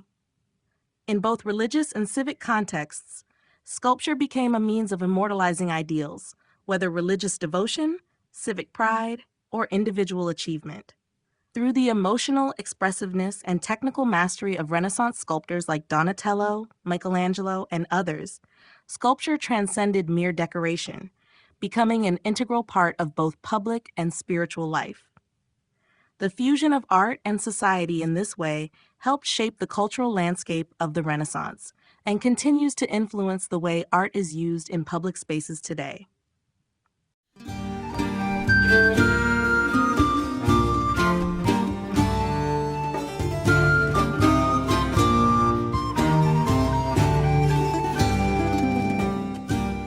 Chapter 7: The Role of Literature and Philosophy in the Renaissance. The Renaissance was not only a period of remarkable artistic and architectural achievement, but also a time of profound intellectual exploration and cultural rebirth. At the heart of this transformation was the rediscovery and revival of ancient Greek and Roman literature and philosophy, which played a central role in shaping the intellectual climate of the period. This era saw a resurgence of interest in classical texts, humanism, and the relationship between the individual and society, all of which were expressed through the literature and philosophical works of the time. Writers and thinkers of the Renaissance sought to reconnect with the intellectual legacy of antiquity, leading to a flourishing of literature, philosophy, and critical thought that would lay the foundation for the modern world. One of the central ideas that defined the Renaissance was humanism, a philosophical movement that emphasized the value and agency of human beings. Humanists believed that by studying the classical works of ancient Greece and Rome, they could gain insight into human nature, ethics, and the potential for individual achievement. Humanism sought to reconcile classical knowledge with Christian values, advocating for the pursuit of knowledge, wisdom, and virtue as means to improve society. Leading figures like Petrarch, often considered the father of humanism, and Giovanni Boccaccio championed the study of ancient texts and the cultivation of a well-rounded education. Petrarch's sonnets and Boccaccio's Decameron showcased a shift away from medieval scholasticism and religious dogma, exploring themes of love, human emotion, and the complexities of life. In addition to humanism, Renaissance literature was heavily influenced by the rediscovery of Greek and Roman philosophers, whose works provided intellectual guidance for thinkers of the period. Plato, Aristotle, Cicero, and others became central figures in Renaissance thought. Marsilio Ficino, a leading Renaissance philosopher, translated Plato's works into Latin, making them accessible to a wider audience and fostering an intellectual movement that sought to apply ancient ideas to contemporary issues. Similarly, Niccolò Machiavelli's writings, particularly The Prince, 1513, explored political philosophy and the nature of power. His work had a lasting impact on political thought as it emphasized the practical realities of governance over idealistic visions, and his exploration of human nature and statecraft continues to influence modern political theory. Renaissance literature also saw the development of new literary forms, such as the essay, novel, and drama, which were shaped by the evolving intellectual climate. Writers like Francesco Guicciardini and Michel de Montaigne wrote introspective essays that explored the human experience, while William Shakespeare, who emerged at the end of the Renaissance, revolutionized drama with his complex portrayals of human nature and political power. In conclusion, literature and philosophy were integral to the cultural and intellectual revival of the Renaissance. Through the rediscovery of classical texts and the rise of humanism, Renaissance writers and thinkers sought to understand the nature of humanity and its potential.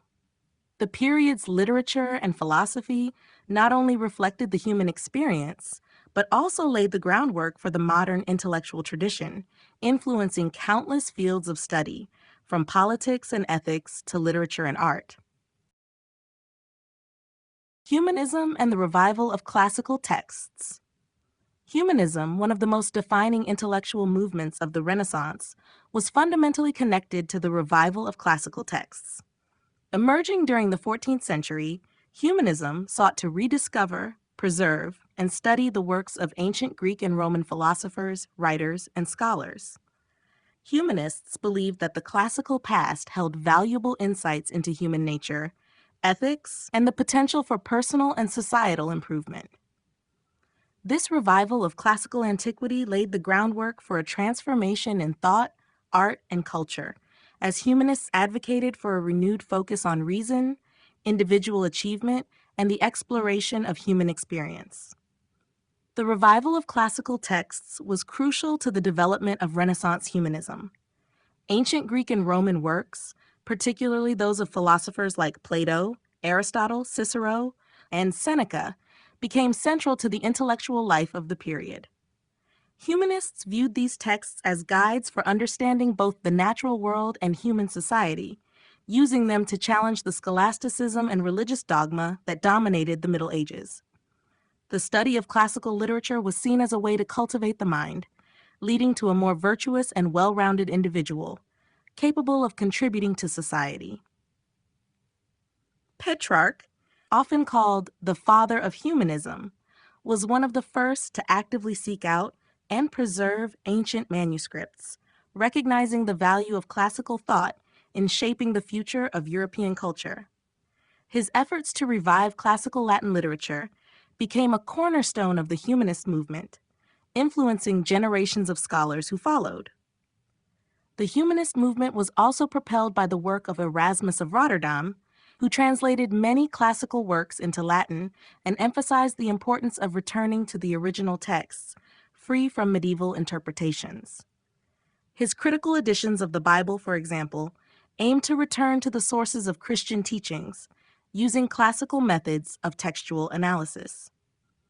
Similarly, Marsilio Ficino, a leading philosopher and translator, played a crucial role in bringing the works of Plato to the Latin-speaking world, ensuring that the ideas of ancient Greek philosophers became foundational to Renaissance thought. The humanist focus on classical texts also had a profound impact on literature, art, and education. Writers like Giovanni Boccaccio and Dante Alighieri drew inspiration from classical models, integrating mythological and historical references into their works.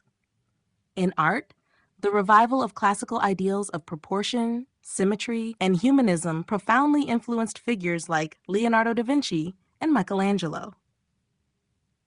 In conclusion, humanism and the revival of classical texts were central to the intellectual, cultural, and artistic transformation of the Renaissance. By re-engaging with the ideas of the ancients, humanists sought to create a more enlightened society, one that valued the potential of the individual, the study of the natural world, and the exploration of human experience. The rediscovery of classical texts reshaped the course of history, influencing Western thought and laying the foundation for the modern intellectual tradition. Key figures in Renaissance literature: Petrarch, Dante, and Erasmus. The Renaissance was not only a period of artistic and architectural achievement, but also a time of immense literary innovation. Three key figures who shaped Renaissance literature were Petrarch, Dante, and Erasmus. Their works helped define the intellectual climate of the period, contributing to the revival of classical ideals, the exploration of humanism, and the emergence of new literary forms that would have a lasting impact on Western literature. Petrarch, often considered the father of humanism, was pivotal in the revival of classical Latin literature and the promotion of humanist ideals. His poetry, particularly his Canzoniere, a collection of sonnets dedicated to his beloved Laura, explored themes of love, personal reflection, and the human experience.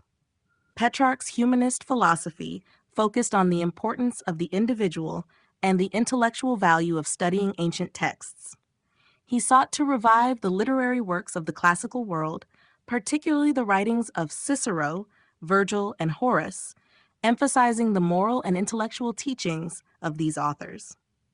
Petrarch's efforts to rediscover and preserve ancient manuscripts laid the groundwork for Renaissance scholars and helped to foster a renewed interest in classical learning that would permeate all areas of culture during the period. Dante Alighieri, while often considered a precursor to the Renaissance, had a profound influence on Renaissance literature, particularly through his epic poem, The Divine Comedy. Written in the early 14th century, the work depicted Dante's journey through hell, purgatory, and paradise, combining medieval Christian theology with classical influences. Dante's use of the vernacular in his writings, as opposed to Latin, made literature more accessible to a wider audience and helped establish the Italian language as a literary medium. The Divine Comedy's exploration of human nature, morality, and the afterlife resonated deeply with Renaissance thinkers, particularly those concerned with the individual's relationship to the divine and the human condition. Erasmus, a Dutch scholar and theologian, was one of the most influential intellectuals of the Renaissance. His works, including In Praise of Folly, 1509, which humorously critiqued the social and religious practices of the time, exemplified the humanist spirit. Erasmus was a scholar of classical texts, and his editions of the Greek New Testament and other works contributed to the development of Renaissance scholarship. His advocacy for a return to original sources, free from medieval interpretations, helped shape the course of Renaissance thought and had a profound influence on the Reformation and the development of modern biblical scholarship. In conclusion, Petrarch, Dante, and Erasmus were instrumental in shaping Renaissance literature. Their works revived classical themes, promoted humanist ideals, and contributed to the development of new literary forms. Their influence continued to resonate throughout the Renaissance and beyond, leaving a legacy that transformed Western literature and intellectual thought. Niccolò Machiavelli and political thought. Niccolò Machiavelli, an Italian diplomat, philosopher, and historian, is one of the most influential figures in the history of political thought. His writings, particularly The Prince, 1513, which became a foundational text in the field of political science, had a profound impact on Renaissance politics and beyond. Machiavelli's ideas diverged sharply from the traditional notions of moral philosophy and governance, offering a pragmatic and at times controversial approach to power and statecraft. Machiavelli's work emerged during a time of intense political instability in Italy, where the Italian city-states were often embroiled in conflict and foreign intervention. His experience as a diplomat in Florence, coupled with his observations of the political struggles of his time, shaped his views on leadership and power. The Prince, written as advice for rulers, presented an unvarnished view of politics, arguing that rulers should prioritize the preservation of the state above all else. Unlike many political theorists of the time, Machiavelli did not concern himself with the idealistic notions of justice or morality. Instead, he focused on the realpolitik of governance, emphasizing that rulers must be willing to act ruthlessly and without hesitation if necessary. A key element of Machiavelli's political philosophy is the concept of the virtù, a term that encapsulates qualities such as decisiveness, strength, and adaptability in a ruler. For Machiavelli, virtù did not refer to traditional moral virtues, but rather to a ruler's ability to navigate the complexities of power, fortune, and circumstance.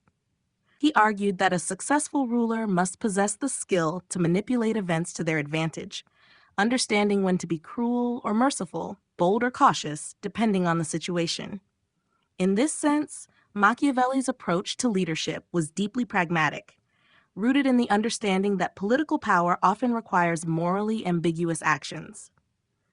Machiavelli's most famous assertion, that the ends justify the means, has often been misunderstood or mischaracterized. He did not advocate for unrestrained tyranny, but instead believed that a ruler's primary responsibility was to maintain stability and security within their state. His ideas encouraged rulers to balance the use of force with diplomacy, to control the narrative surrounding their reign, and to be both feared and loved, though he argued that if a ruler had to choose, it was safer to be feared than loved. Machiavelli's political thought was groundbreaking in its rejection of idealism and its emphasis on pragmatic statecraft. His ideas on power, leadership, and the nature of political life laid the foundation for later political theorists and continue to influence political thought today. His work sparked debates about ethics, power, and governance, marking a significant shift in the way politics was understood during the Renaissance and beyond. The rise of vernacular literature. The rise of vernacular literature during the Renaissance marked a profound shift in the way literature was produced, consumed, and understood. Before the Renaissance, most literary works were written in Latin, the language of the church, scholars, and the educated elite. However, as the Renaissance progressed, there was a growing recognition of the importance of writing in the vernacular languages, those spoken by ordinary people. This shift was driven by a variety of factors, including the increasing desire for broader access to literature, the influence of humanism, and the rise of the middle class. One of the earliest and most influential examples of vernacular literature in the Renaissance was Dante Alighieri's Divine Comedy, written in Tuscan Italian in the early 14th century. Although it predates the height of the Renaissance, Dante's work was foundational in establishing the idea that important literary works could be written in the common tongue. The Divine Comedy, with its vivid depiction of the afterlife, resonated with a wide audience, as it made complex theological concepts more accessible and emotionally compelling. Dante's choice to write in the vernacular rather than in Latin helped to elevate the Tuscan dialect, and his work became a symbol of Italy's emerging national identity. Another key figure in the rise of vernacular literature was Geoffrey Chaucer, whose Canterbury Tales, written in Middle English, also bridged the gap between the educated elite and the common people. Chaucer's use of the vernacular allowed him to explore a wide range of social classes and human experiences, bringing diverse voices into his work. His vivid portrayals of medieval society, combined with humor and satire, made the Canterbury Tales not only accessible but also immensely popular. Chaucer's success helped solidify the use of English in literary works, encouraging other writers to follow his example. The printing press, invented by Johannes Gutenberg in the mid-15th century, played a crucial role in the spread of vernacular literature. The press made books more affordable and widely available, allowing works written in the vernacular to reach a much larger audience than ever before. Authors like Erasmus and Martin Luther took advantage of the printing press to disseminate their ideas in the vernacular, making their works accessible to the masses and contributing to the Protestant Reformation and the rise of a more literate public. By the late 15th and early 16th centuries, the rise of vernacular literature had become a key feature of Renaissance culture. Writers began to see their languages as worthy of literary expression, using them to explore both secular and religious themes. This shift democratized literature, expanding its reach and helping to foster the development of national cultures and identities. The rise of vernacular literature also laid the groundwork for the later flourishing of European literature, as writers such as Shakespeare in England and Cervantes in Spain would continue to shape and elevate their respective languages in the centuries to come. The influence of Renaissance thought on modern philosophy. The Renaissance, a period of profound intellectual and cultural rebirth, had a lasting influence on the development of modern philosophy. During this time, thinkers rediscovered and reinterpreted classical Greek and Roman texts, integrating ancient ideas with contemporary concerns and laying the groundwork for the philosophical advancements of the Enlightenment and beyond. Renaissance humanism, with its focus on the value of the individual and the potential for human achievement, played a pivotal role in shaping the trajectory of Western philosophy, influencing key figures like Descartes, Locke, and Hume, among others. Central to the Renaissance was the philosophy of humanism, which emphasized the dignity, freedom, and rationality of the individual. Humanists believed that individuals were capable of reason and self-determination, and that through education, humans could reach their full potential. This focus on human agency and the importance of education led to a new understanding of human nature, one that rejected the medieval view of humanity as inherently flawed, and instead championed the idea of human beings as capable of great achievement. Philosophers like Petrarch and Erasmus believed that by studying the classics, individuals could better understand their place in the world and their relationship to society, the divine, and the natural world. This emphasis on human potential would later inspire modern concepts of individual rights, autonomy, and human progress. Renaissance thought also laid the foundation for the development of empiricism and scientific inquiry. Figures like Niccolò Machiavelli, Francis Bacon, and Leonardo da Vinci sought to explore the natural world through observation, experimentation, and reason.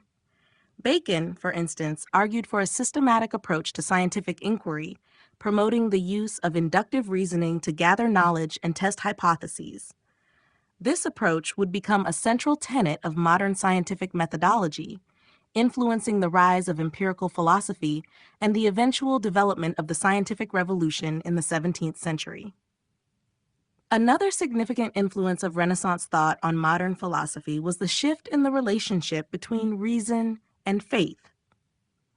Renaissance thinkers began to explore the idea that human reason could coexist with religious belief, challenging the medieval notion that faith alone could provide answers to all questions. This reorientation laid the groundwork for the more secular and rational approach to philosophy that would later be seen in the work of René Descartes, who famously declared, "I think, therefore I am," emphasizing the role of reason as the foundation of knowledge and existence. In conclusion, the intellectual revolution of the Renaissance set the stage for the philosophical advancements that would follow in the modern era.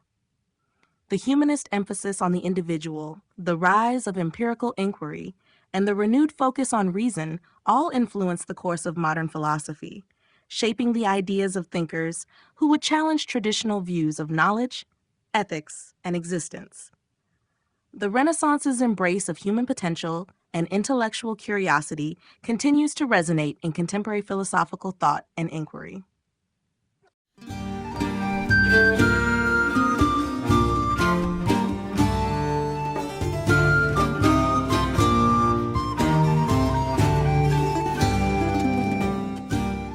Chapter 8: The Renaissance and the Scientific Revolution. The Renaissance and the Scientific Revolution are two of the most transformative periods in the history of Western thought, and their connection is deeply intertwined. The Renaissance, with its emphasis on humanism, the rediscovery of classical knowledge, and the spirit of inquiry, laid the intellectual foundation for the scientific revolution that would follow in the 16th and 17th centuries. While the Renaissance focused on the revival of ancient learning, the scientific revolution sought to apply new methods of observation, experimentation, and reasoning to understand the natural world, marking a shift from medieval scholasticism to empirical science. At the heart of the Renaissance was the idea that humans had the capacity for reason and discovery. The renewed interest in the works of Plato, Aristotle, and other ancient philosophers fostered a climate of intellectual curiosity that would push thinkers to explore not only classical literature, but also the natural world. The humanist ideals of individualism, rationalism, and the pursuit of knowledge encouraged scholars and scientists to look beyond traditional sources of authority, including the church, and to develop their own methods for exploring the universe. One of the key developments that emerged from Renaissance thought was the application of empirical observation and mathematics to the study of nature.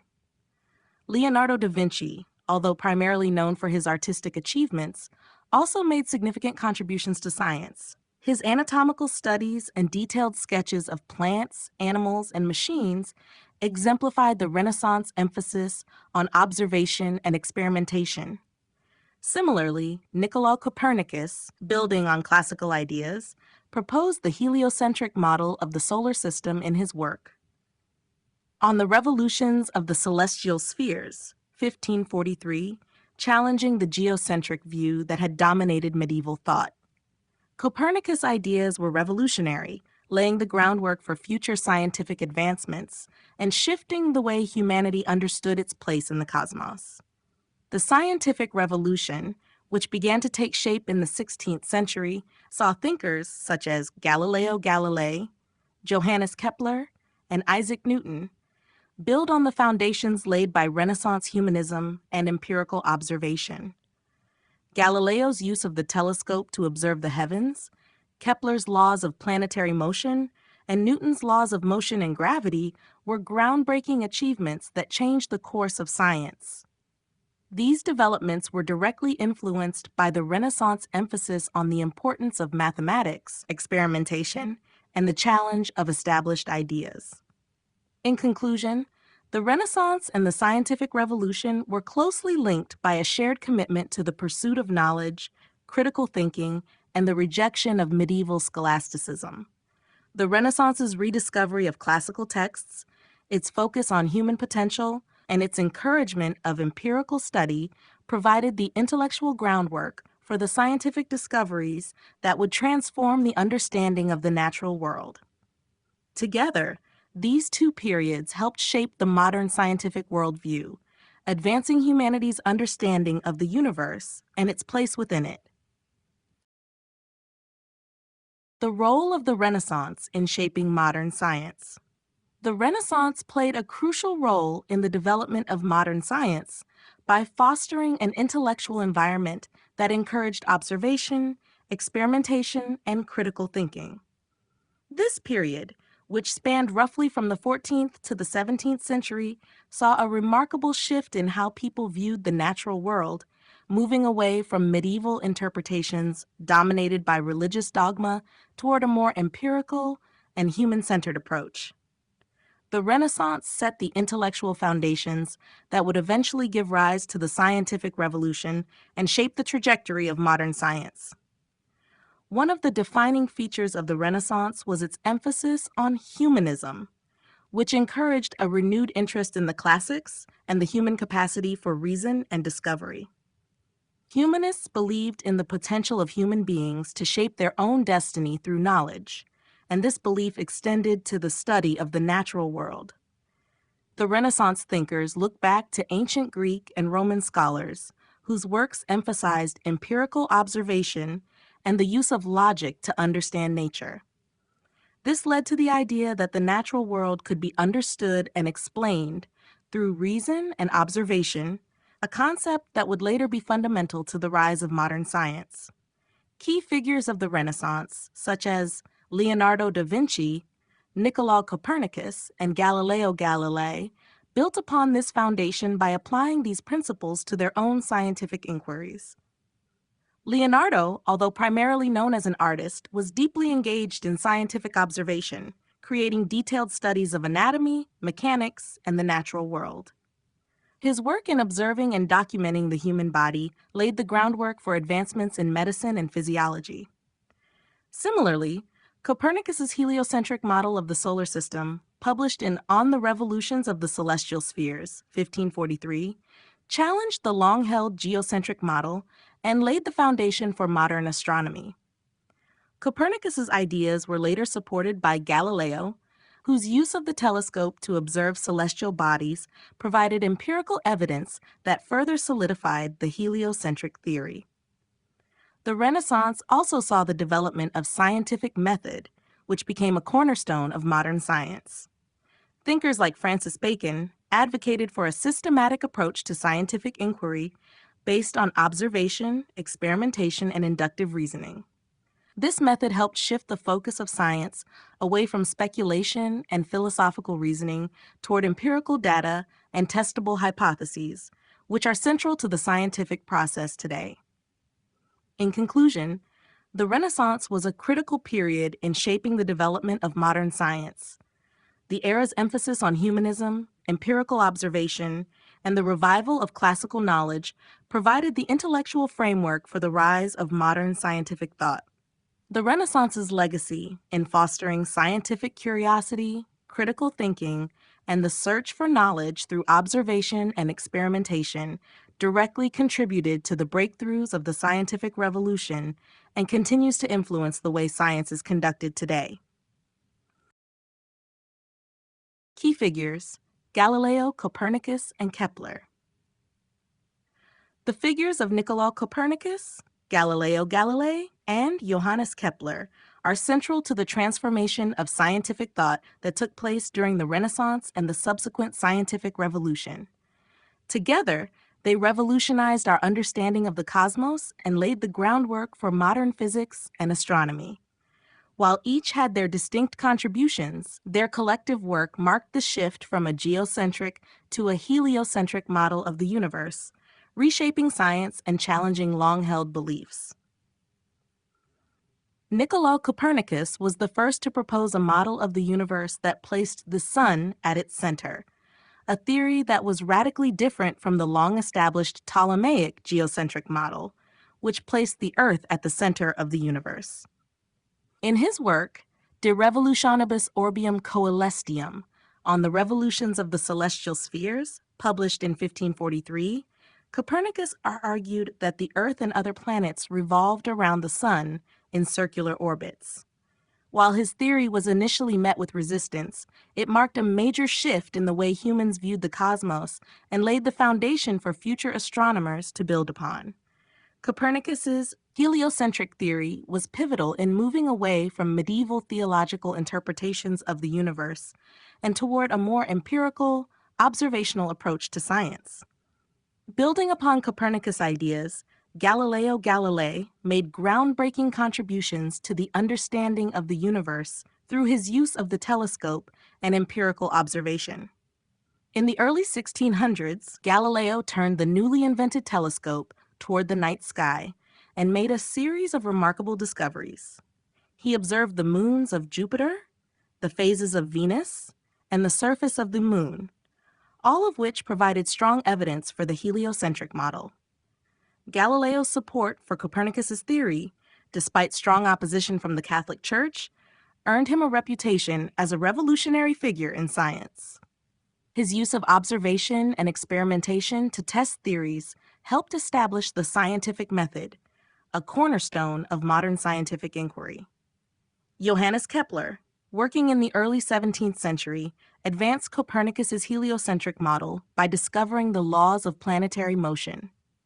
Kepler, using the precise astronomical data of Tycho Brahe, formulated his first law, which stated that planets move in elliptical orbits rather than perfect circles.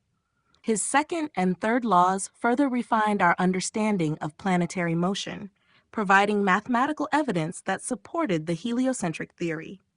Kepler's work not only provided the mathematical framework for understanding planetary motion, but also contributed to the eventual development of Newton's laws of motion and the law of gravity. In conclusion, the contributions of Copernicus, Galileo, and Kepler were instrumental in reshaping our understanding of the universe. Copernicus introduced the heliocentric model, Galileo provided the empirical evidence, and Kepler offered the mathematical precision. Together, they helped to establish the foundation for modern astronomy and physics, influencing scientific thought for centuries to come. Their work marked a shift from medieval views of the cosmos to a more rational, evidence-based understanding that has shaped the trajectory of modern science. The impact of art and science on each other. During the Renaissance, the relationship between art and science became increasingly intertwined, each influencing and enriching the other in profound ways. This period of intellectual and cultural rebirth saw artists and scientists working in parallel, drawing on shared principles of observation, experimentation, and the study of the natural world. As artists sought to represent the human form and the universe with greater realism, they looked to scientific advancements in anatomy, perspective, and light.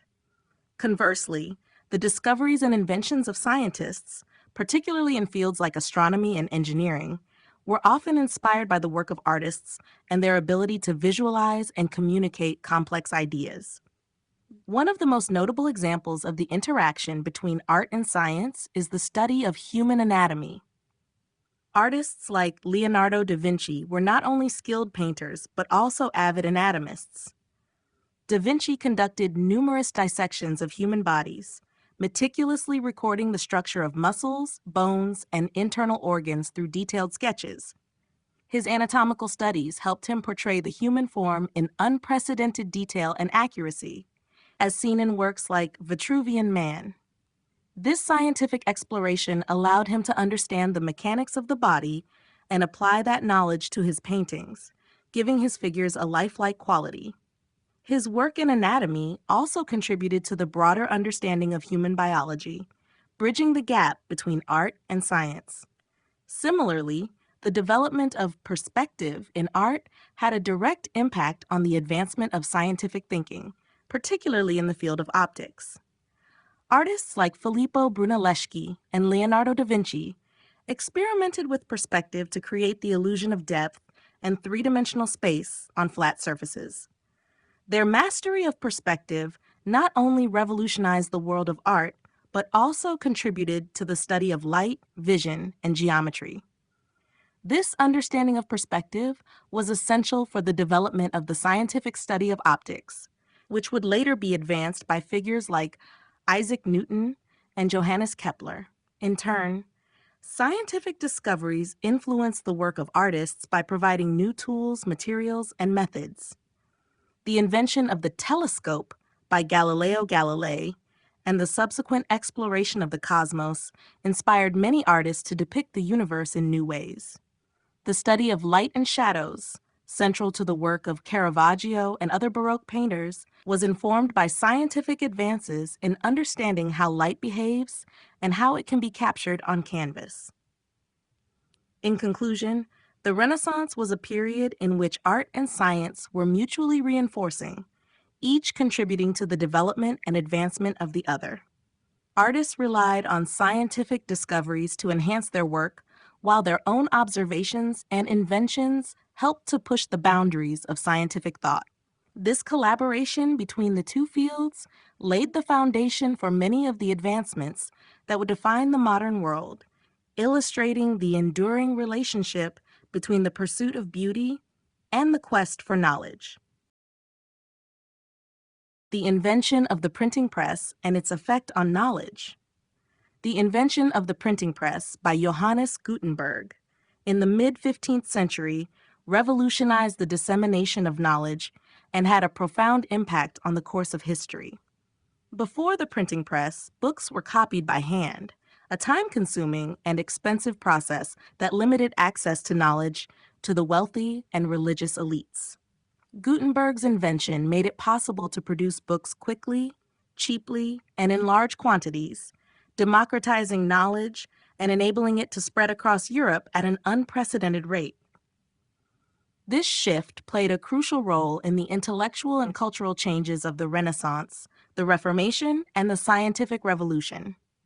The printing press allowed for the mass production of books, pamphlets, and other written materials, which meant that ideas and information could be distributed more widely and efficiently. One of the most immediate effects of this technological advancement was the spread of humanist literature. Renaissance thinkers, inspired by the classical works of Greece and Rome, were able to share their ideas more widely, contributing to the intellectual climate of the period. The ability to print and distribute classical texts, alongside new works of philosophy, literature, and science, helped fuel the Renaissance's cultural rebirth. The printing press also played a central role in the Reformation. Martin Luther's 95 Theses, which challenged the Catholic Church's practices, were quickly reproduced and distributed across Europe. The ability to print and circulate these ideas helped spark religious reform movements and led to the fragmentation of Christianity in Europe. Without the printing press, Luther's ideas might have been limited to a smaller, localized audience. Instead, the printing press ensured that the Reformation reached a much larger audience, profoundly reshaping European religion and politics. In addition to the Reformation, the printing press significantly impacted the scientific revolution. Scientific works that had previously been limited to small, scholarly circles were now able to reach a broader audience. Figures like Copernicus, Galileo, and Kepler were able to share their discoveries with a global audience, paving the way for the rapid advancement of scientific thought. The printing press allowed for the dissemination of new ideas in mathematics, astronomy, and medicine, accelerating the pace of scientific inquiry and leading to the establishment of modern scientific methodologies. In conclusion, the invention of the printing press was a catalyst for the widespread distribution of knowledge. It transformed the way information was shared, enabling ideas to spread across Europe more quickly and efficiently. By making books more accessible, it contributed to the intellectual, religious, and scientific transformations of the Renaissance and beyond, laying the foundation for the modern world.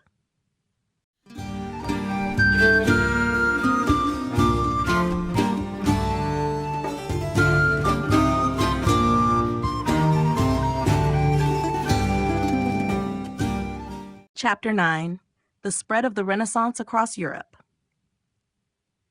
The Renaissance, which began in Italy in the 14th century, eventually spread across Europe, fundamentally transforming the intellectual, artistic, and cultural landscape of the continent.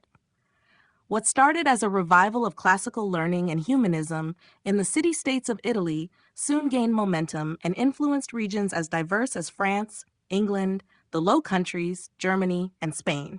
Several factors contributed to the spread of Renaissance ideas, including the movement of artists and scholars, the rise of the printing press, and the increased political and economic stability in various European regions. One of the most significant factors in the spread of the Renaissance across Europe was the movement of artists. As the Renaissance flourished in Italy, many artists began traveling to other parts of Europe to work or study. The Medici family in Florence, one of the most important patrons of the arts during the Renaissance, sponsored many artists who went on to spread Renaissance ideas throughout Europe. Artists like Leonardo da Vinci, Michelangelo, and Raphael influenced subsequent generations of painters and sculptors, inspiring the development of new techniques such as linear perspective, chiaroscuro, and the accurate depiction of human anatomy. The establishment of royal courts and the rise of patronage also played a significant role in the spread of Renaissance culture. Kings, nobles, and wealthy merchants throughout Europe sought to bring the Renaissance to their courts as a way of demonstrating their cultural and intellectual sophistication. For example, King Francis I of France invited Italian artists, including Leonardo da Vinci, to work in his court. In Spain, the Catholic monarchs, Ferdinand and Isabella, supported the flourishing of Renaissance art and architecture. As these monarchs and wealthy elites sought to align themselves with the cultural trends of Italy, they became important patrons of Renaissance art and ideas. The invention of the printing press in the mid-15th century also accelerated the spread of Renaissance thought. Books, pamphlets, and manuscripts written in the vernacular were now able to be reproduced and disseminated much more quickly and cheaply than ever before. The writings of humanists like Erasmus, Petrarch, and Boccaccio were printed and widely circulated, influencing intellectuals and scholars across Europe. The printing press allowed ideas about humanism, science, and literature to reach a broader audience, further embedding Renaissance principles in European culture. The spread of the Renaissance also aligned with the increased political and economic stability in certain European regions. The rise of powerful monarchies in France, England, and Spain, as well as the expansion of trade and commerce, contributed to a flourishing of intellectual and artistic life. The establishment of universities and scholarly institutions in these regions allowed Renaissance ideas to take root and flourish beyond Italy's borders. In conclusion, the Renaissance spread across Europe due to the convergence of artistic, intellectual, and political forces. The movement of artists, the support of royal courts, the invention of the printing press, and the growth of economic and political stability in various regions all contributed to the widespread influence of Renaissance culture. The spread of these ideas profoundly impacted the course of European history, shaping the development of modern art, science, literature, and philosophy. The influence of the Renaissance in France, Spain, and England.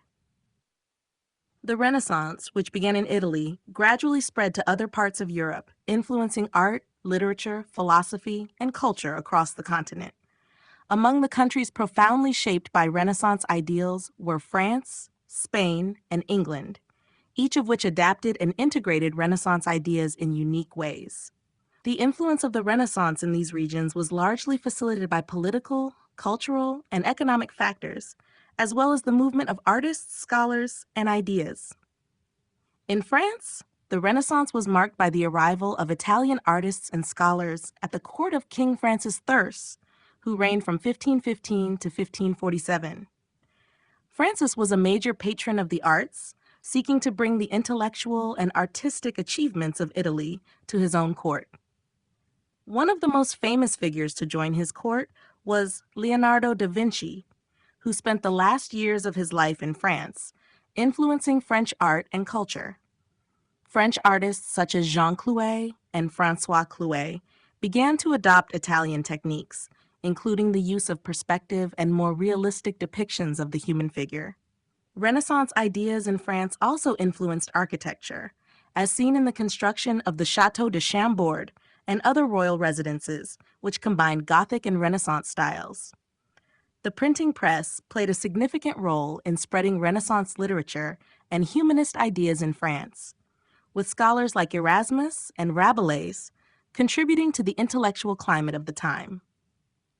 In Spain, the Renaissance period coincided with the reign of Ferdinand and Isabella, who unified Spain and sponsored both exploration and the arts.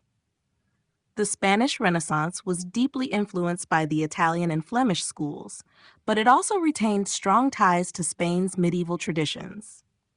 The most significant cultural development in Spain during the Renaissance was the flourishing of Spanish literature, particularly through the works of writers like Garcilaso de la Vega and Juan Boscan, who were instrumental in bringing Italian Renaissance poetry to Spain. Meanwhile, architecture in Spain also embraced Renaissance elements, particularly in the construction of churches and royal palaces. The Escorial Palace near Madrid, built under King Philip II, is a prime example of Renaissance architecture adapted to Spanish tastes. Spain's Renaissance culture was also influenced by its growing global empire, which introduced new ideas and wealth, contributing to the patronage of the arts. In England, the Renaissance influence was initially slower to take hold, but it grew significantly during the reign of Henry VIII and later under Elizabeth I. The English court became a center of Renaissance culture, particularly in the fields of literature and the arts. Writers like Sir Thomas More, William Shakespeare, and Christopher Marlowe helped shape the English Renaissance, drawing on humanist ideas to explore themes of politics, morality, and human nature. The influence of Italian and classical art spread to England through the work of artists like Hans Holbein the Younger, who became the court painter for Henry VIII. English architecture also saw the incorporation of Renaissance elements, particularly in the design of buildings like Hampton Court Palace, which combined traditional English styles with Renaissance influences. The printing press played a crucial role in spreading Renaissance literature and ideas in England, as works of classical and humanist thought became more widely available. In conclusion, the influence of the Renaissance in France, Spain, and England had lasting cultural and intellectual effects on each country. While each adapted Renaissance ideals in its own way, the movement contributed to a broader European cultural shift, influencing art, literature, philosophy, and architecture. The Renaissance helped to shape modern European identity, providing a foundation for the intellectual, artistic, and political developments of the early modern period. The Northern Renaissance, Art and Humanism in Northern Europe. The Northern Renaissance, which flourished in countries such as Germany, the Netherlands, France, and England, marked a distinctive branch of the broader Renaissance movement that originated in Italy. While the Southern Renaissance focused on the revival of classical antiquity and the exploration of humanism through art, literature, and philosophy, the Northern Renaissance was characterized by a more detailed, realistic approach to art and a humanism that often placed more emphasis on religious reform and individual piety. In Northern Europe, the Renaissance was shaped by both a reverence for classical antiquity and the unique social, religious, and political circumstances of the region. In art, the Northern Renaissance was defined by an attention to minute detail, especially in the portrayal of everyday life, natural landscapes, and religious subjects. Artists such as Jan van Eyck, Albrecht Dürer, and Hieronymus Bosch are among the most famous figures associated with this period.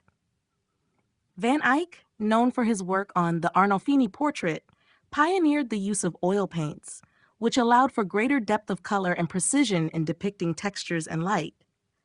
His meticulous attention to detail, particularly in the rendering of fabrics, faces, and interiors, became a hallmark of Northern European art.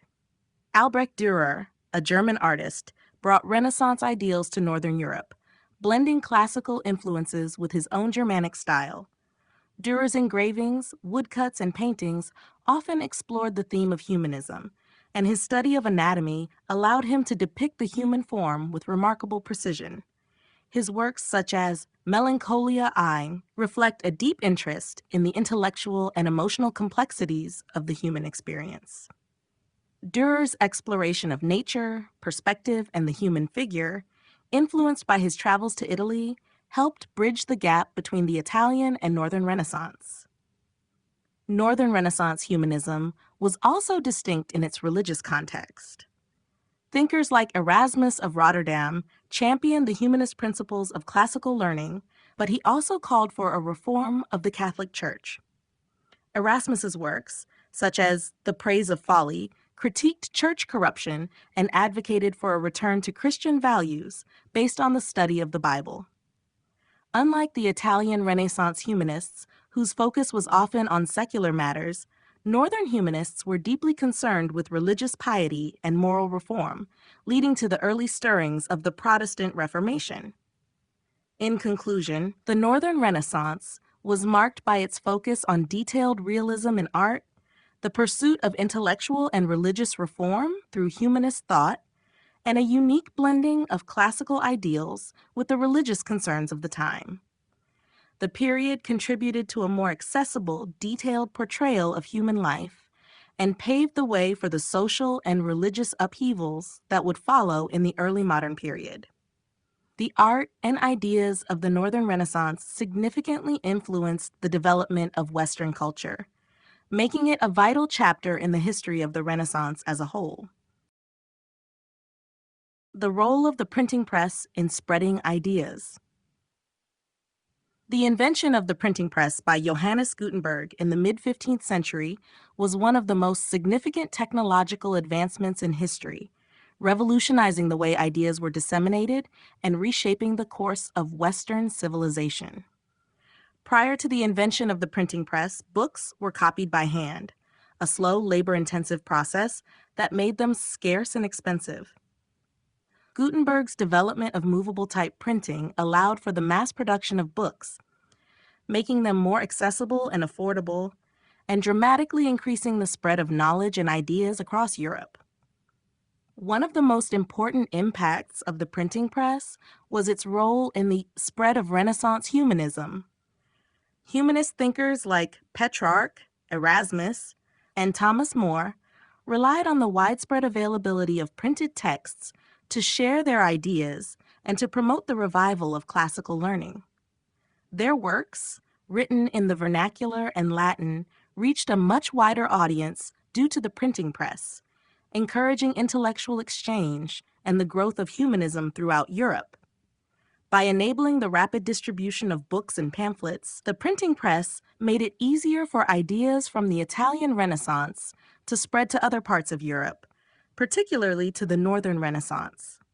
In addition to facilitating the spread of humanism, the printing press played a central role in the Protestant Reformation. Martin Luther's 95 Theses, which challenged the practices of the Catholic Church, were published and widely distributed with the help of the printing press. The ability to print and distribute Luther's ideas allowed them to reach a large and diverse audience, fueling religious reform movements across Europe. The printing press also facilitated the spread of Reformation pamphlets, sermons, and religious tracts, which helped solidify the Protestant movement and contributed to the religious and political upheavals of the time. The printing press also had a profound impact on scientific thought during the scientific revolution. Works by astronomers like Niccolò Copernicus and Galileo Galilei were distributed to a much larger audience thanks to the printing press, allowing their groundbreaking ideas about the heliocentric model of the solar system and the nature of scientific inquiry to spread rapidly. The dissemination of scientific literature helped to challenge traditional views and contributed to the intellectual shift towards empirical observation and experimentation. In conclusion, the printing press was a transformative force in spreading ideas, facilitating the rapid transmission of knowledge and culture across Europe.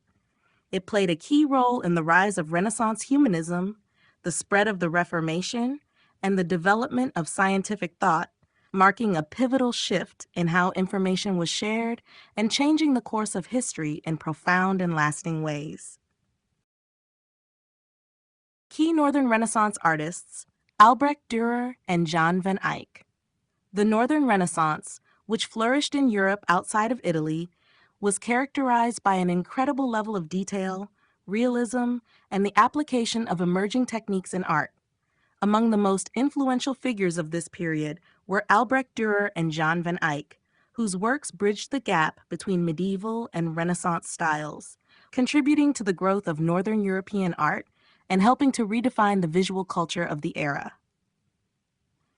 Jan van Eyck, a Flemish painter active in the early 15th century, is often credited with revolutionizing the use of oil paints, a medium that would become the hallmark of Northern European art. Van Eyck's detailed and realistic approach to portraiture and religious scenes was groundbreaking for his time. His most famous work, the Arnolfini Portrait, 1434, exemplifies his masterful use of oil paint to achieve rich, luminous colors and a stunning level of detail.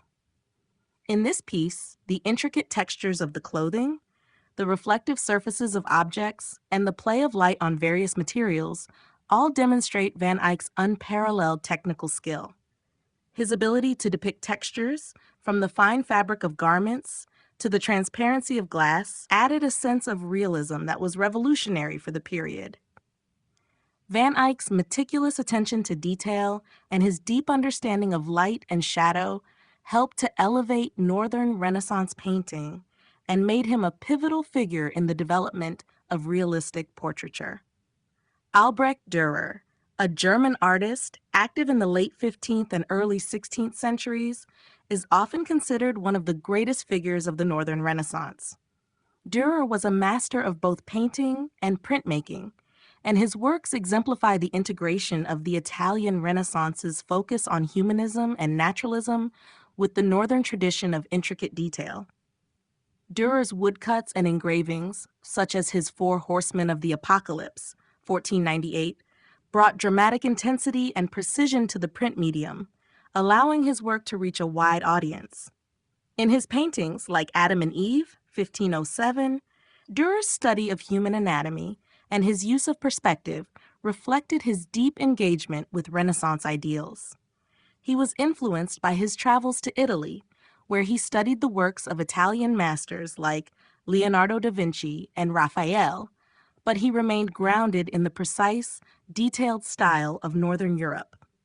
Dürer's work brought a new sense of intellectual depth and clarity to Northern art, and his engravings in particular helped establish printmaking as a major artistic medium in Europe. In conclusion, both Jan van Eyck and Albrecht Dürer played pivotal roles in the Northern Renaissance, each contributing uniquely to the evolution of European art. Van Eyck's innovations in oil painting and his extraordinary ability to capture texture and light set new standards for realism, while Dürer's synthesis of Northern and Italian influences and his mastery of printmaking had a profound impact on the development of art in Europe. Their works not only reflected the intellectual and cultural currents of the time, but also helped to shape the direction of art in the centuries to come.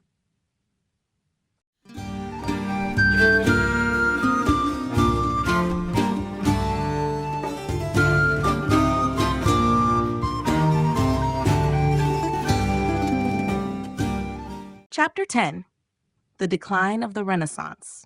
The Renaissance, which began in Italy during the 14th century and spread across Europe over the next few centuries, marked a period of extraordinary cultural, intellectual, and artistic achievement. However, by the late 16th century, the movement began to lose momentum and gradually transitioned into what would be known as the Mannerist period, and eventually the Baroque era. Several factors contributed to the decline of the Renaissance, ranging from political instability and economic decline to shifts in religious and philosophical thought. One of the primary factors that contributed to the decline of the Renaissance was the political turmoil and wars that ravaged Italy and much of Europe during the late 15th and early 16th centuries. Italy, once a powerful and unified force under the influence of city-states like Florence, Venice, and Milan, became a battleground for competing European powers. The French, Spanish, and Holy Roman Empire all sought control over the Italian peninsula, leading to decades of conflict and instability. The sack of Rome in 1527 by the troops of Emperor Charles Fuss is often considered a symbolic event that marked the end of the Renaissance's golden age. Political and military instability disrupted the flourishing of the arts, as many artists and patrons fled or lost their financial support. In addition to political instability, the rise of the Reformation played a significant role in shifting the cultural landscape of Europe. Martin Luther's challenge to the Catholic Church's authority in the early 16th century led to the Protestant Reformation, which drastically altered the religious and intellectual fabric of Europe. As the Protestant movement spread, it led to significant changes in art and thought. Protestant reformers rejected the opulent religious art that had been a hallmark of the Renaissance, favoring simpler, more direct forms of worship. This shift in religious attitudes led to a decline in patronage for Renaissance artists, particularly in areas where Protestantism was gaining strength. Philosophical shifts also contributed to the decline of the Renaissance. The humanist ideals that had driven much of Renaissance thought were challenged by the rise of new intellectual movements, such as skepticism and the early developments of scientific thought.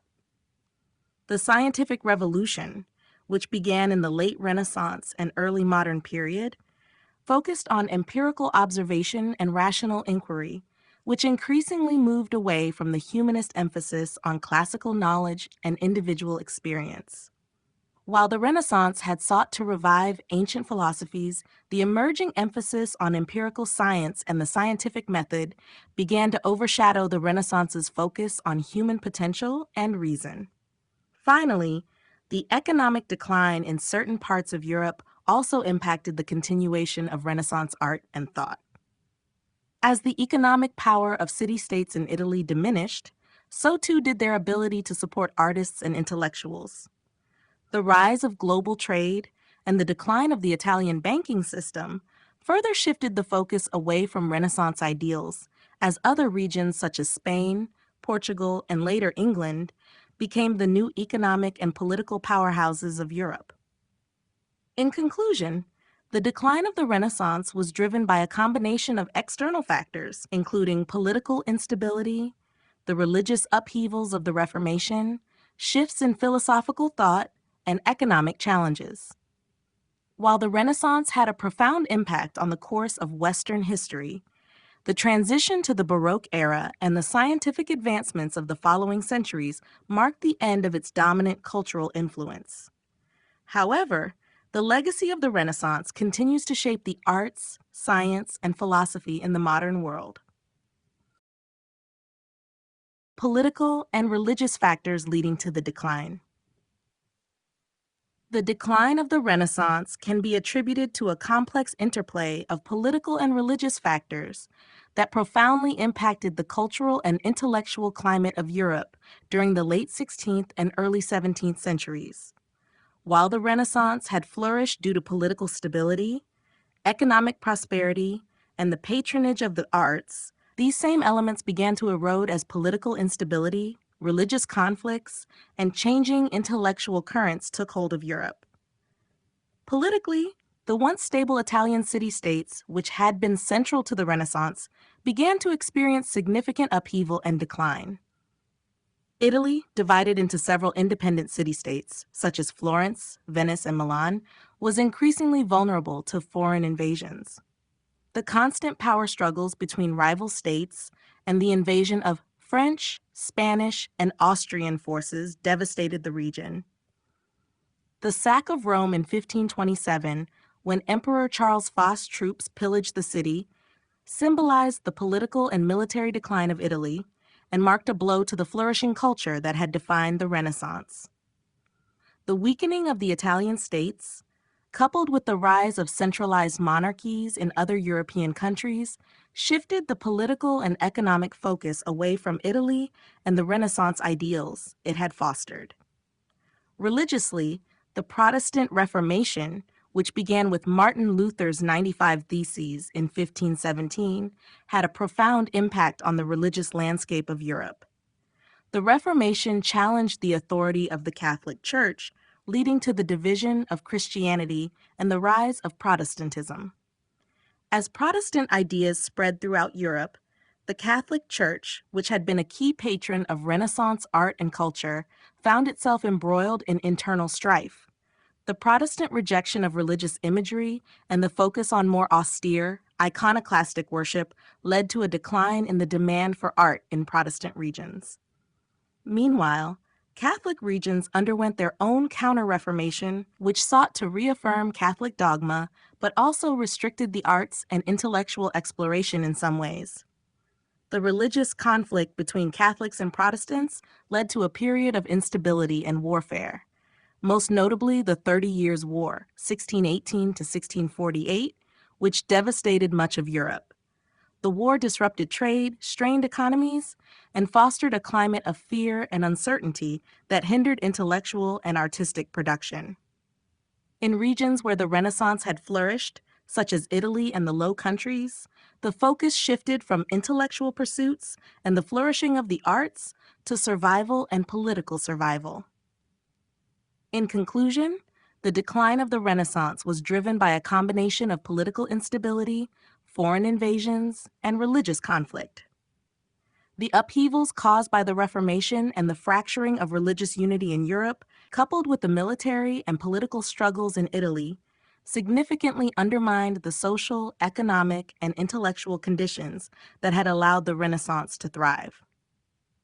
As these factors took hold, Europe entered a new era, marked by a shift in intellectual focus and the eventual rise of the Baroque period, which moved away from the ideals of the Renaissance.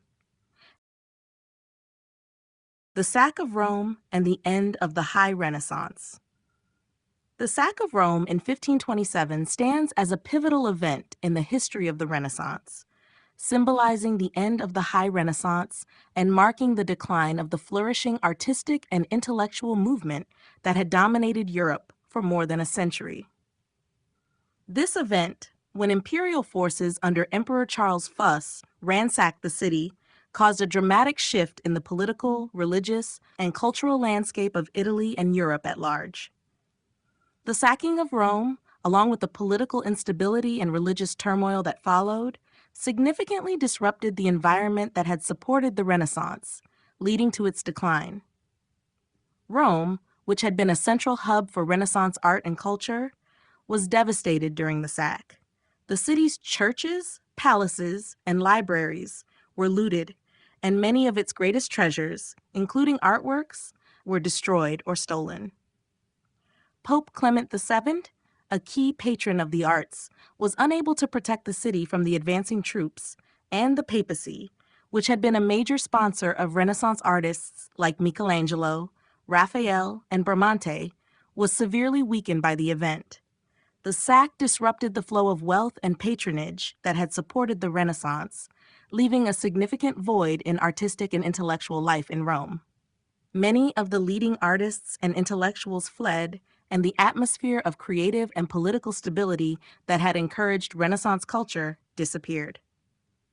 Politically, the sack of Rome was part of a larger conflict between the Holy Roman Empire and the French, both of whom had competing claims over Italy. The political instability caused by these ongoing conflicts weakened the city-states of Italy, particularly Florence and Venice, and eroded the influence of the Italian Renaissance. The rise of powerful centralized monarchies in countries like France and Spain also shifted the focus away from Italy, further diminishing the importance of the Italian states as cultural and intellectual centers. The religious implications of the sack were also significant. The event occurred during the height of the Reformation, when the Catholic Church was facing immense internal challenges. The weakening of the papacy and the political and financial instability in Rome compounded the growing tension between Catholicism and Protestantism. The focus of European religious life shifted away from the Catholic Church's dominance, leading to further decline in patronage for the arts and a diminished role for religious institutions in fostering intellectual and artistic life. In conclusion, the sack of Rome in 1527 marked the end of the High Renaissance. The political, cultural, and religious upheavals that followed disrupted the conditions necessary for the flourishing of Renaissance art and intellectual thought. The event symbolized the collapse of the artistic and intellectual climate that had supported the Renaissance, leading to a new era of uncertainty and transition, ultimately giving way to the Baroque period. The legacy of the High Renaissance, however, continued to influence art, science, and culture for centuries to come. The shift toward the Baroque period. The transition from the Renaissance to the Baroque period marked a profound shift in art, architecture, and culture. While the Renaissance focused on harmony, proportion, and the revival of classical ideals, the Baroque period, which began in the early 17th century, embraced emotion, drama, movement, and the grandeur of space. This shift was driven by a combination of political, religious, and social factors, which shaped the cultural landscape of Europe and led to the emergence of the Baroque style. One of the key factors contributing to the shift toward the Baroque was the religious climate of the time. The Renaissance had coincided with the rise of humanism, which emphasized the potential of the individual and often took a secular approach to art and culture.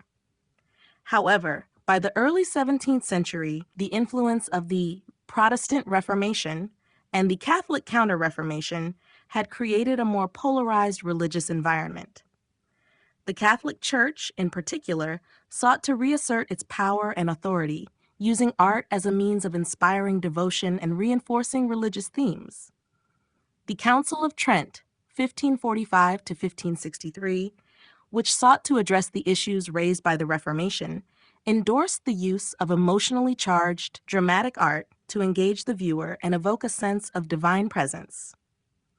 The Baroque style, with its emphasis on movement, vivid color, and emotional intensity, was adopted to create a more visceral and immersive religious experience, seen in works by Caravaggio, Bernini, and Peter Paul Rubens. Politically, the Baroque period coincided with the rise of absolute monarchies across Europe. Leaders like Louis XIV of France and Peter the Great of Russia used the grandeur and spectacle of Baroque art and architecture to project their power and control. The lavish palaces and expansive gardens of Versailles, designed by Louis Leveau and André Nenot, exemplified the Baroque's emphasis on grandeur and theatricality. The Baroque style became a tool of political propaganda, reinforcing the image of monarchs as divine rulers with unchallenged authority. In the visual arts, Baroque artists sought to engage the viewer emotionally, often through dramatic compositions, intense lighting, and dynamic movement. Artists like Caravaggio used chiaroscuro, the contrast of light and dark, to heighten the emotional impact of their works, while Bernini's sculptures, such as the Ecstasy of St. Teresa, conveyed dynamic motion and spiritual intensity. In architecture, the Baroque style favored curvilinear forms, grandiose structures, and an emphasis on creating awe-inspiring experiences through space, as seen in St. Peter's Basilica in Rome, redesigned by Bernini. In conclusion, the shift from the Renaissance to the Baroque was influenced by the changing religious, political, and social landscape of 17th century Europe. The Baroque period reflected the desires of the Catholic Church and European monarchies to evoke emotion, create spectacle, and reinforce their power. The dramatic and energetic qualities of Baroque art and architecture represented a departure from the calm, balanced ideals of the Renaissance, marking a new era in Western culture. The lasting impact of the Renaissance on Western culture. The Renaissance, which spanned from the 14th to the 17th century, was a transformative period that shaped the course of Western culture in profound and lasting ways. The intellectual, artistic, and philosophical developments of the Renaissance laid the foundation for the modern world, influencing fields such as science, art, literature, politics, and education. The period's emphasis on humanism, the revival of classical antiquity, and the pursuit of knowledge continues to resonate in contemporary culture, leaving an indelible mark on Western thought and values. One of the most significant impacts of the Renaissance was the revival of classical learning. The humanist scholars of the period looked back to the works of ancient Greece and Rome, not only to rediscover classical texts, but also to reinterpret and integrate their ideas into contemporary life. The study of classical philosophy, literature, and art fostered a renewed belief in the potential of human beings and their ability to shape their own destinies. This focus on individualism and intellectual exploration contributed to the development of modern humanism, which values reason, personal autonomy, and the pursuit of knowledge. Today, the principles of humanism continue to influence fields ranging from ethics to education, underscoring the importance of individual freedom and rational inquiry. In the realm of art, the Renaissance produced some of the most iconic works in Western history, with figures like Leonardo da Vinci, Michelangelo, and Raphael redefining artistic standards. Their emphasis on realism, anatomical accuracy, and perspective revolutionized the way the human figure and the natural world were represented. The Renaissance also saw the development of new techniques and media, such as oil painting, that would become staples in Western art for centuries to come. The artistic innovations of the period continue to inspire and influence artists today, and Renaissance masterpieces remain central to the study of art history. The scientific revolution, which emerged in the wake of the Renaissance, was another lasting outcome of the period. The Renaissance's focus on empirical observation, critical thinking, and the questioning of established beliefs helped pave the way for the scientific advances of figures like Copernicus, Galileo, and Newton. The development of the scientific method, based on observation, experimentation, and rational analysis, fundamentally changed the way we understand the natural world and is still the cornerstone of modern science. In conclusion, the Renaissance was a pivotal moment in Western culture, one that left an enduring legacy in almost every aspect of intellectual, artistic, and scientific life. Its emphasis on humanism, the rediscovery of classical antiquity, and the pursuit of knowledge and innovation laid the groundwork for the modern age. The cultural and intellectual achievements of the Renaissance continue to shape Western values, institutions, and thinking, ensuring that its influence will be felt for generations to come.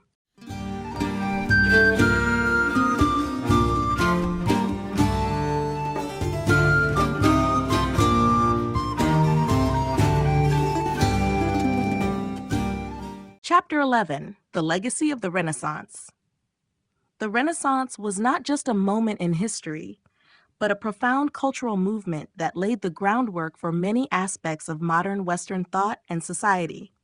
Its intellectual, artistic, and scientific achievements transformed the course of history, and its legacy continues to shape the way we understand the world today. From the ideals of humanism to groundbreaking advancements in art and science, the Renaissance left an enduring mark on Western culture that has resonated for over 5 centuries. One of the most enduring legacies of the Renaissance is its emphasis on humanism, which focused on the value of individual potential and the importance of human reason. Renaissance thinkers sought to revive the classical ideas of Greece and Rome, emphasizing the importance of education, critical thinking, and the pursuit of knowledge. Humanism encouraged individuals to engage with the world around them, to explore new ideas, and to value personal achievement. These ideals were revolutionary at the time and laid the foundation for the intellectual movements that followed, including the Enlightenment. Today, the principles of humanism continue to influence modern education, philosophy, and ethics, promoting ideals such as human rights, liberty, and the pursuit of personal and collective progress. In the realm of art, the Renaissance brought about a transformation in the way artists approached their craft. The development of new techniques, such as linear perspective, chiaroscuro, and a focus on anatomical accuracy, allowed artists to create more realistic and emotionally engaging works. Artists like Leonardo da Vinci, Michelangelo, and Raphael are still regarded as some of the greatest masters of Western art, and their work continues to influence artists today. The Renaissance also laid the foundation for the development of modern art movements, which further explored and expanded the boundaries of artistic expression. The scientific revolution, which followed the Renaissance, was also heavily influenced by the period's intellectual climate. The Renaissance encouraged curiosity, observation, and experimentation, all of which were essential to the development of modern science. Pioneers like Copernicus, Galileo, and Kepler were able to build upon the foundations of Renaissance thought to challenge established views of the universe and to establish the scientific method as a way of understanding the natural world. Their work has had a lasting impact, shaping the course of scientific inquiry and technological innovation through to the present day. In conclusion, the legacy of the Renaissance is vast and multifaceted. Its contributions to art, science, philosophy, and human understanding continue to influence contemporary thought and culture. The Renaissance's emphasis on human potential, its celebration of creativity, and its commitment to the pursuit of knowledge laid the groundwork for the modern world. Today, the values and achievements of the Renaissance remain a source of inspiration, reminding us of the power of intellectual and artistic exploration to transform society. The enduring influence of Renaissance art and thought. The Renaissance, which flourished from the 14th to the 17th century, had a profound and lasting impact on the development of Western culture. Its influence on art, science, philosophy, and humanism continues to shape the modern world, laying the foundation for many of the intellectual and artistic movements that followed. The principles established during the Renaissance, the pursuit of knowledge, individual expression, and the celebration of human potential, still resonate today in various aspects of life, from education and politics to the arts and sciences. In the realm of art, the Renaissance revolutionized how artists approached the human figure and the natural world. Through the use of perspective, chiaroscuro, the contrast of light and dark, and a focus on accurate human anatomy, artists like Leonardo da Vinci, Michelangelo, and Raphael created works that are still regarded as the pinnacle of artistic achievement. Their emphasis on realism and emotional depth in works such as Da Vinci's Mona Lisa and Michelangelo's David transformed the depiction of the human form and laid the groundwork for future generations of artists. Today, Renaissance techniques continue to influence modern artists who still study the works of these masters to understand the principles of composition, light, and the portrayal of human emotion. Renaissance humanism, which emphasized the value of human reason, individual potential, and the revival of classical knowledge, also had a lasting impact on intellectual thought. Humanist thinkers like Petrarch, Erasmus, and Thomas More believed that the study of the classics could improve the individual and society, and their ideas laid the foundation for the development of modern education and philosophy. The Renaissance humanist focus on secularism, individualism, and the pursuit of knowledge directly influenced the Enlightenment, where thinkers like Voltaire and Immanuel Kant would build upon these ideas to challenge authority and promote reason, freedom, and democracy. In science, the Renaissance's embrace of observation, empirical evidence, and critical thinking set the stage for the scientific revolution. Galileo, Copernicus, and Kepler pushed the boundaries of scientific understanding by challenging traditional views of the universe, ushering in a new era of inquiry based on experimentation and observation. The legacy of this scientific mindset continues to influence modern science, with the scientific method remaining a core principle of research and discovery. In conclusion, the enduring influence of Renaissance art and thought is vast and far-reaching. The period's emphasis on creativity, critical thinking, and the celebration of human potential laid the intellectual and cultural foundations for the modern world. Whether through the enduring impact of Renaissance art on contemporary visual culture, the continuing influence of humanist ideals in education and philosophy, or the revolutionary advancements in science that were sparked by the Renaissance's emphasis on empirical observation, its legacy continues to shape our understanding of the world today. The Renaissance and the birth of the modern world. The Renaissance, which spanned from the 14th to the 17th century, is often considered the bridge between the medieval world and the modern era.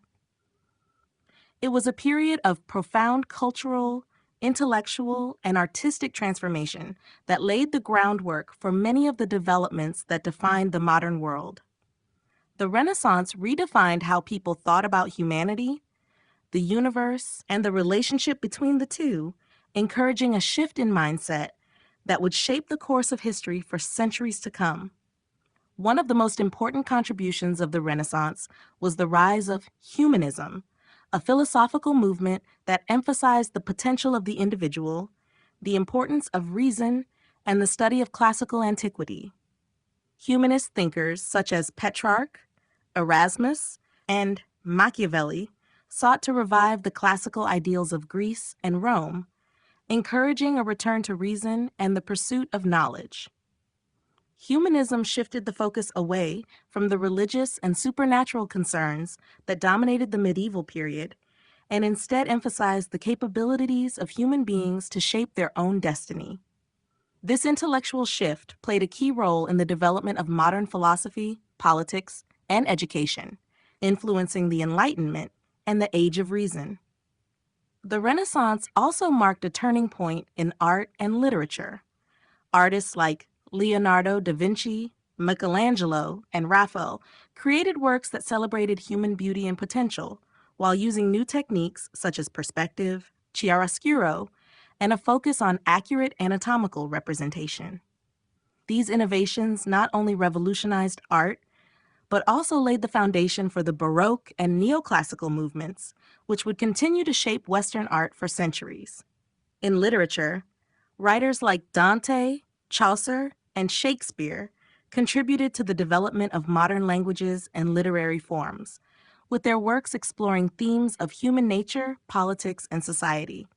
The Renaissance was also a period of significant scientific advancement, which directly contributed to the birth of the modern scientific world.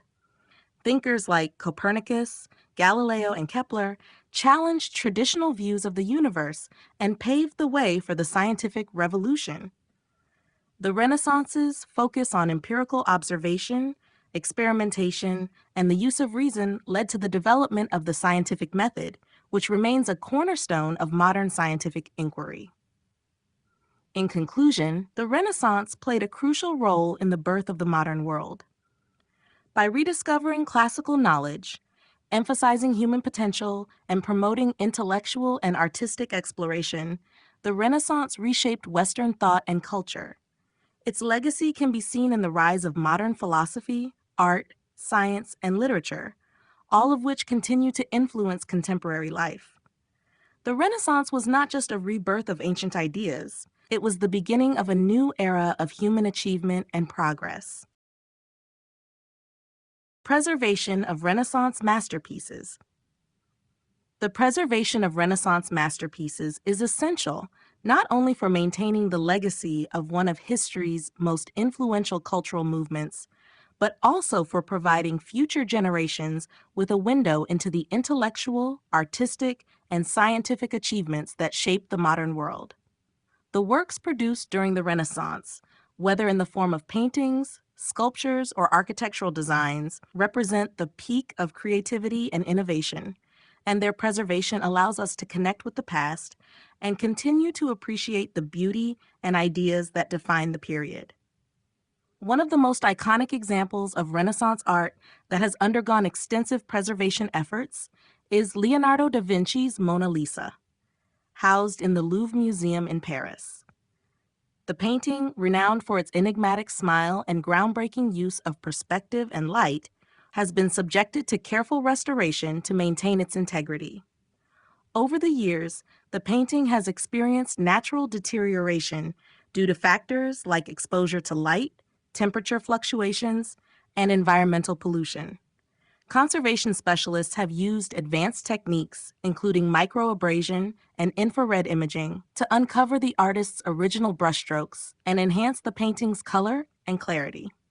These efforts ensure that future generations can experience the masterpiece in its most authentic form.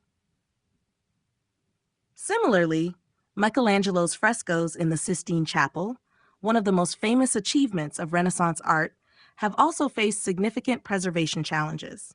The ceiling, painted between 1508 and 1512, had suffered from years of accumulated grime, smoke, and water damage. In the 1980s and 1990s, an extensive restoration project was undertaken, using modern technologies such as digital imaging and solvents to remove centuries of dirt and restore the vibrancy of Michelangelo's original colors. The painstaking restoration process revealed many of the fresco's hidden details, including previously obscured figures and more vivid contrasts in light and shadow, helping to restore the masterpiece to its full glory. Architectural preservation is also crucial to maintaining the Renaissance's legacy. Structures like St. Peter's Basilica in Rome, designed by Donato Bramante, Michelangelo, and Carlo Maderno, have been subject to ongoing conservation efforts. These include both structural repairs to prevent further damage to the building's iconic dome and delicate restoration work to maintain the intricate frescoes and marble sculptures inside. The preservation of such architectural feats is necessary not only to protect the physical buildings, but also to maintain their symbolic value as centers of artistic, religious, and political influence. In conclusion, the preservation of Renaissance masterpieces is a vital task that allows us to safeguard the artistic, scientific, and intellectual achievements of one of history's most transformative periods. Through careful restoration and modern conservation techniques, we can ensure that these treasures continue to inspire and educate future generations. The legacy of the Renaissance, encapsulated in these masterpieces, remains an essential part of our cultural heritage, reminding us of the enduring power of creativity and human achievement. Renaissance ideas in contemporary culture and education. The ideas and values that emerged during the Renaissance continue to have a profound influence on contemporary culture and education. The period's emphasis on humanism, the revival of classical learning, and the pursuit of knowledge and intellectual freedom laid the foundations for modern thought, shaping everything from the way we approach education to the way we value creativity and individualism. These Renaissance ideals remain integral to modern cultural and educational systems, influencing the way we think, learn, and engage with the world. At the heart of the Renaissance was humanism, which emphasized the potential and dignity of the individual. Renaissance humanists believed that through education, individuals could unlock their intellectual, moral, and artistic potential. This emphasis on personal development and intellectual curiosity is mirrored in modern educational systems, which often promote critical thinking, creativity, and self-expression. The idea that education should not be limited to vocational training, but should also foster broad intellectual growth, is a direct inheritance from Renaissance humanism. Today, schools and universities encourage interdisciplinary learning, much like Renaissance scholars did, integrating subjects such as literature, philosophy, history, and the sciences to create well-rounded individuals capable of critical thought and problem solving. In addition to humanism, the Renaissance's rediscovery of classical antiquity, the works of Plato, Aristotle, and other ancient thinkers, played a major role in shaping modern Western philosophy and the humanities. Renaissance scholars studied these classical texts not just to understand the past, but to engage with enduring questions about human nature, society, and ethics. Today, the study of classical literature, philosophy, and history continues to form the backbone of higher education in many fields. Students of the humanities still engage with the works of ancient philosophers and writers, not only to understand historical contexts, but to explore timeless ideas about justice, morality, and the human condition. The Renaissance's focus on creativity and the integration of art, science, and philosophy also resonates in contemporary culture. Today's emphasis on innovation, artistic expression, and interdisciplinary collaboration draws from the Renaissance's belief in the interconnectedness of various fields. Figures like Leonardo da Vinci, who was not only an artist, but also a scientist and inventor, embody the modern ideal of the polymath, someone who is knowledgeable in and capable of excelling across multiple disciplines. This approach is seen in today's push for STEM, science, technology, engineering, and mathematics education, which is increasingly incorporating the arts to foster more creative, holistic thinkers. In conclusion, Renaissance ideas continue to shape contemporary culture and education. The period's emphasis on individual potential, classical learning, and the integration of knowledge across disciplines laid the groundwork for modern educational philosophies and practices. These ideals continue to inform our approach to education, creativity, and intellectual exploration, ensuring that the Renaissance's legacy remains a vital force in shaping the future of education and culture.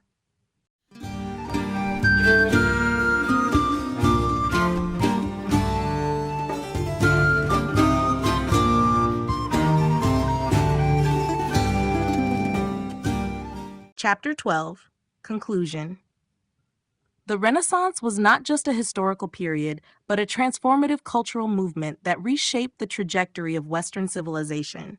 Its legacy can be felt in nearly every aspect of modern life, from art and science to politics and philosophy.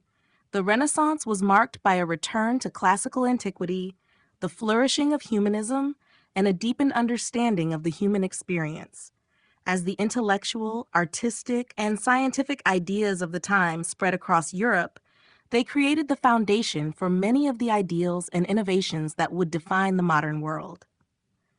The Renaissance's emphasis on humanism, which celebrated human potential, reason, and creativity, continues to influence modern culture and education.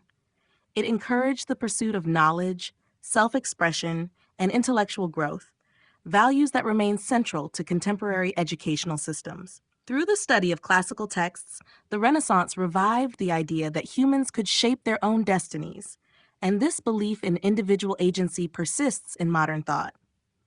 The ideals of humanism continue to inform not only educational curricula, but also our understanding of ethics, politics, and human rights.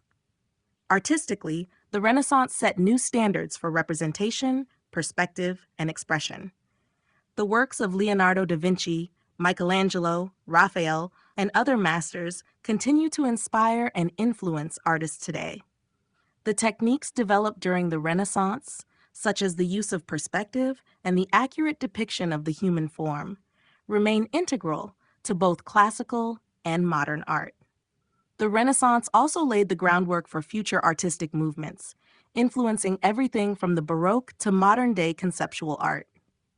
The scientific revolution, which grew out of Renaissance thought, transformed humanity's understanding of the natural world. The emphasis on observation, empirical data, and experimentation during the Renaissance contributed to the development of the scientific method and the groundbreaking discoveries of figures like Galileo, Kepler, and Newton.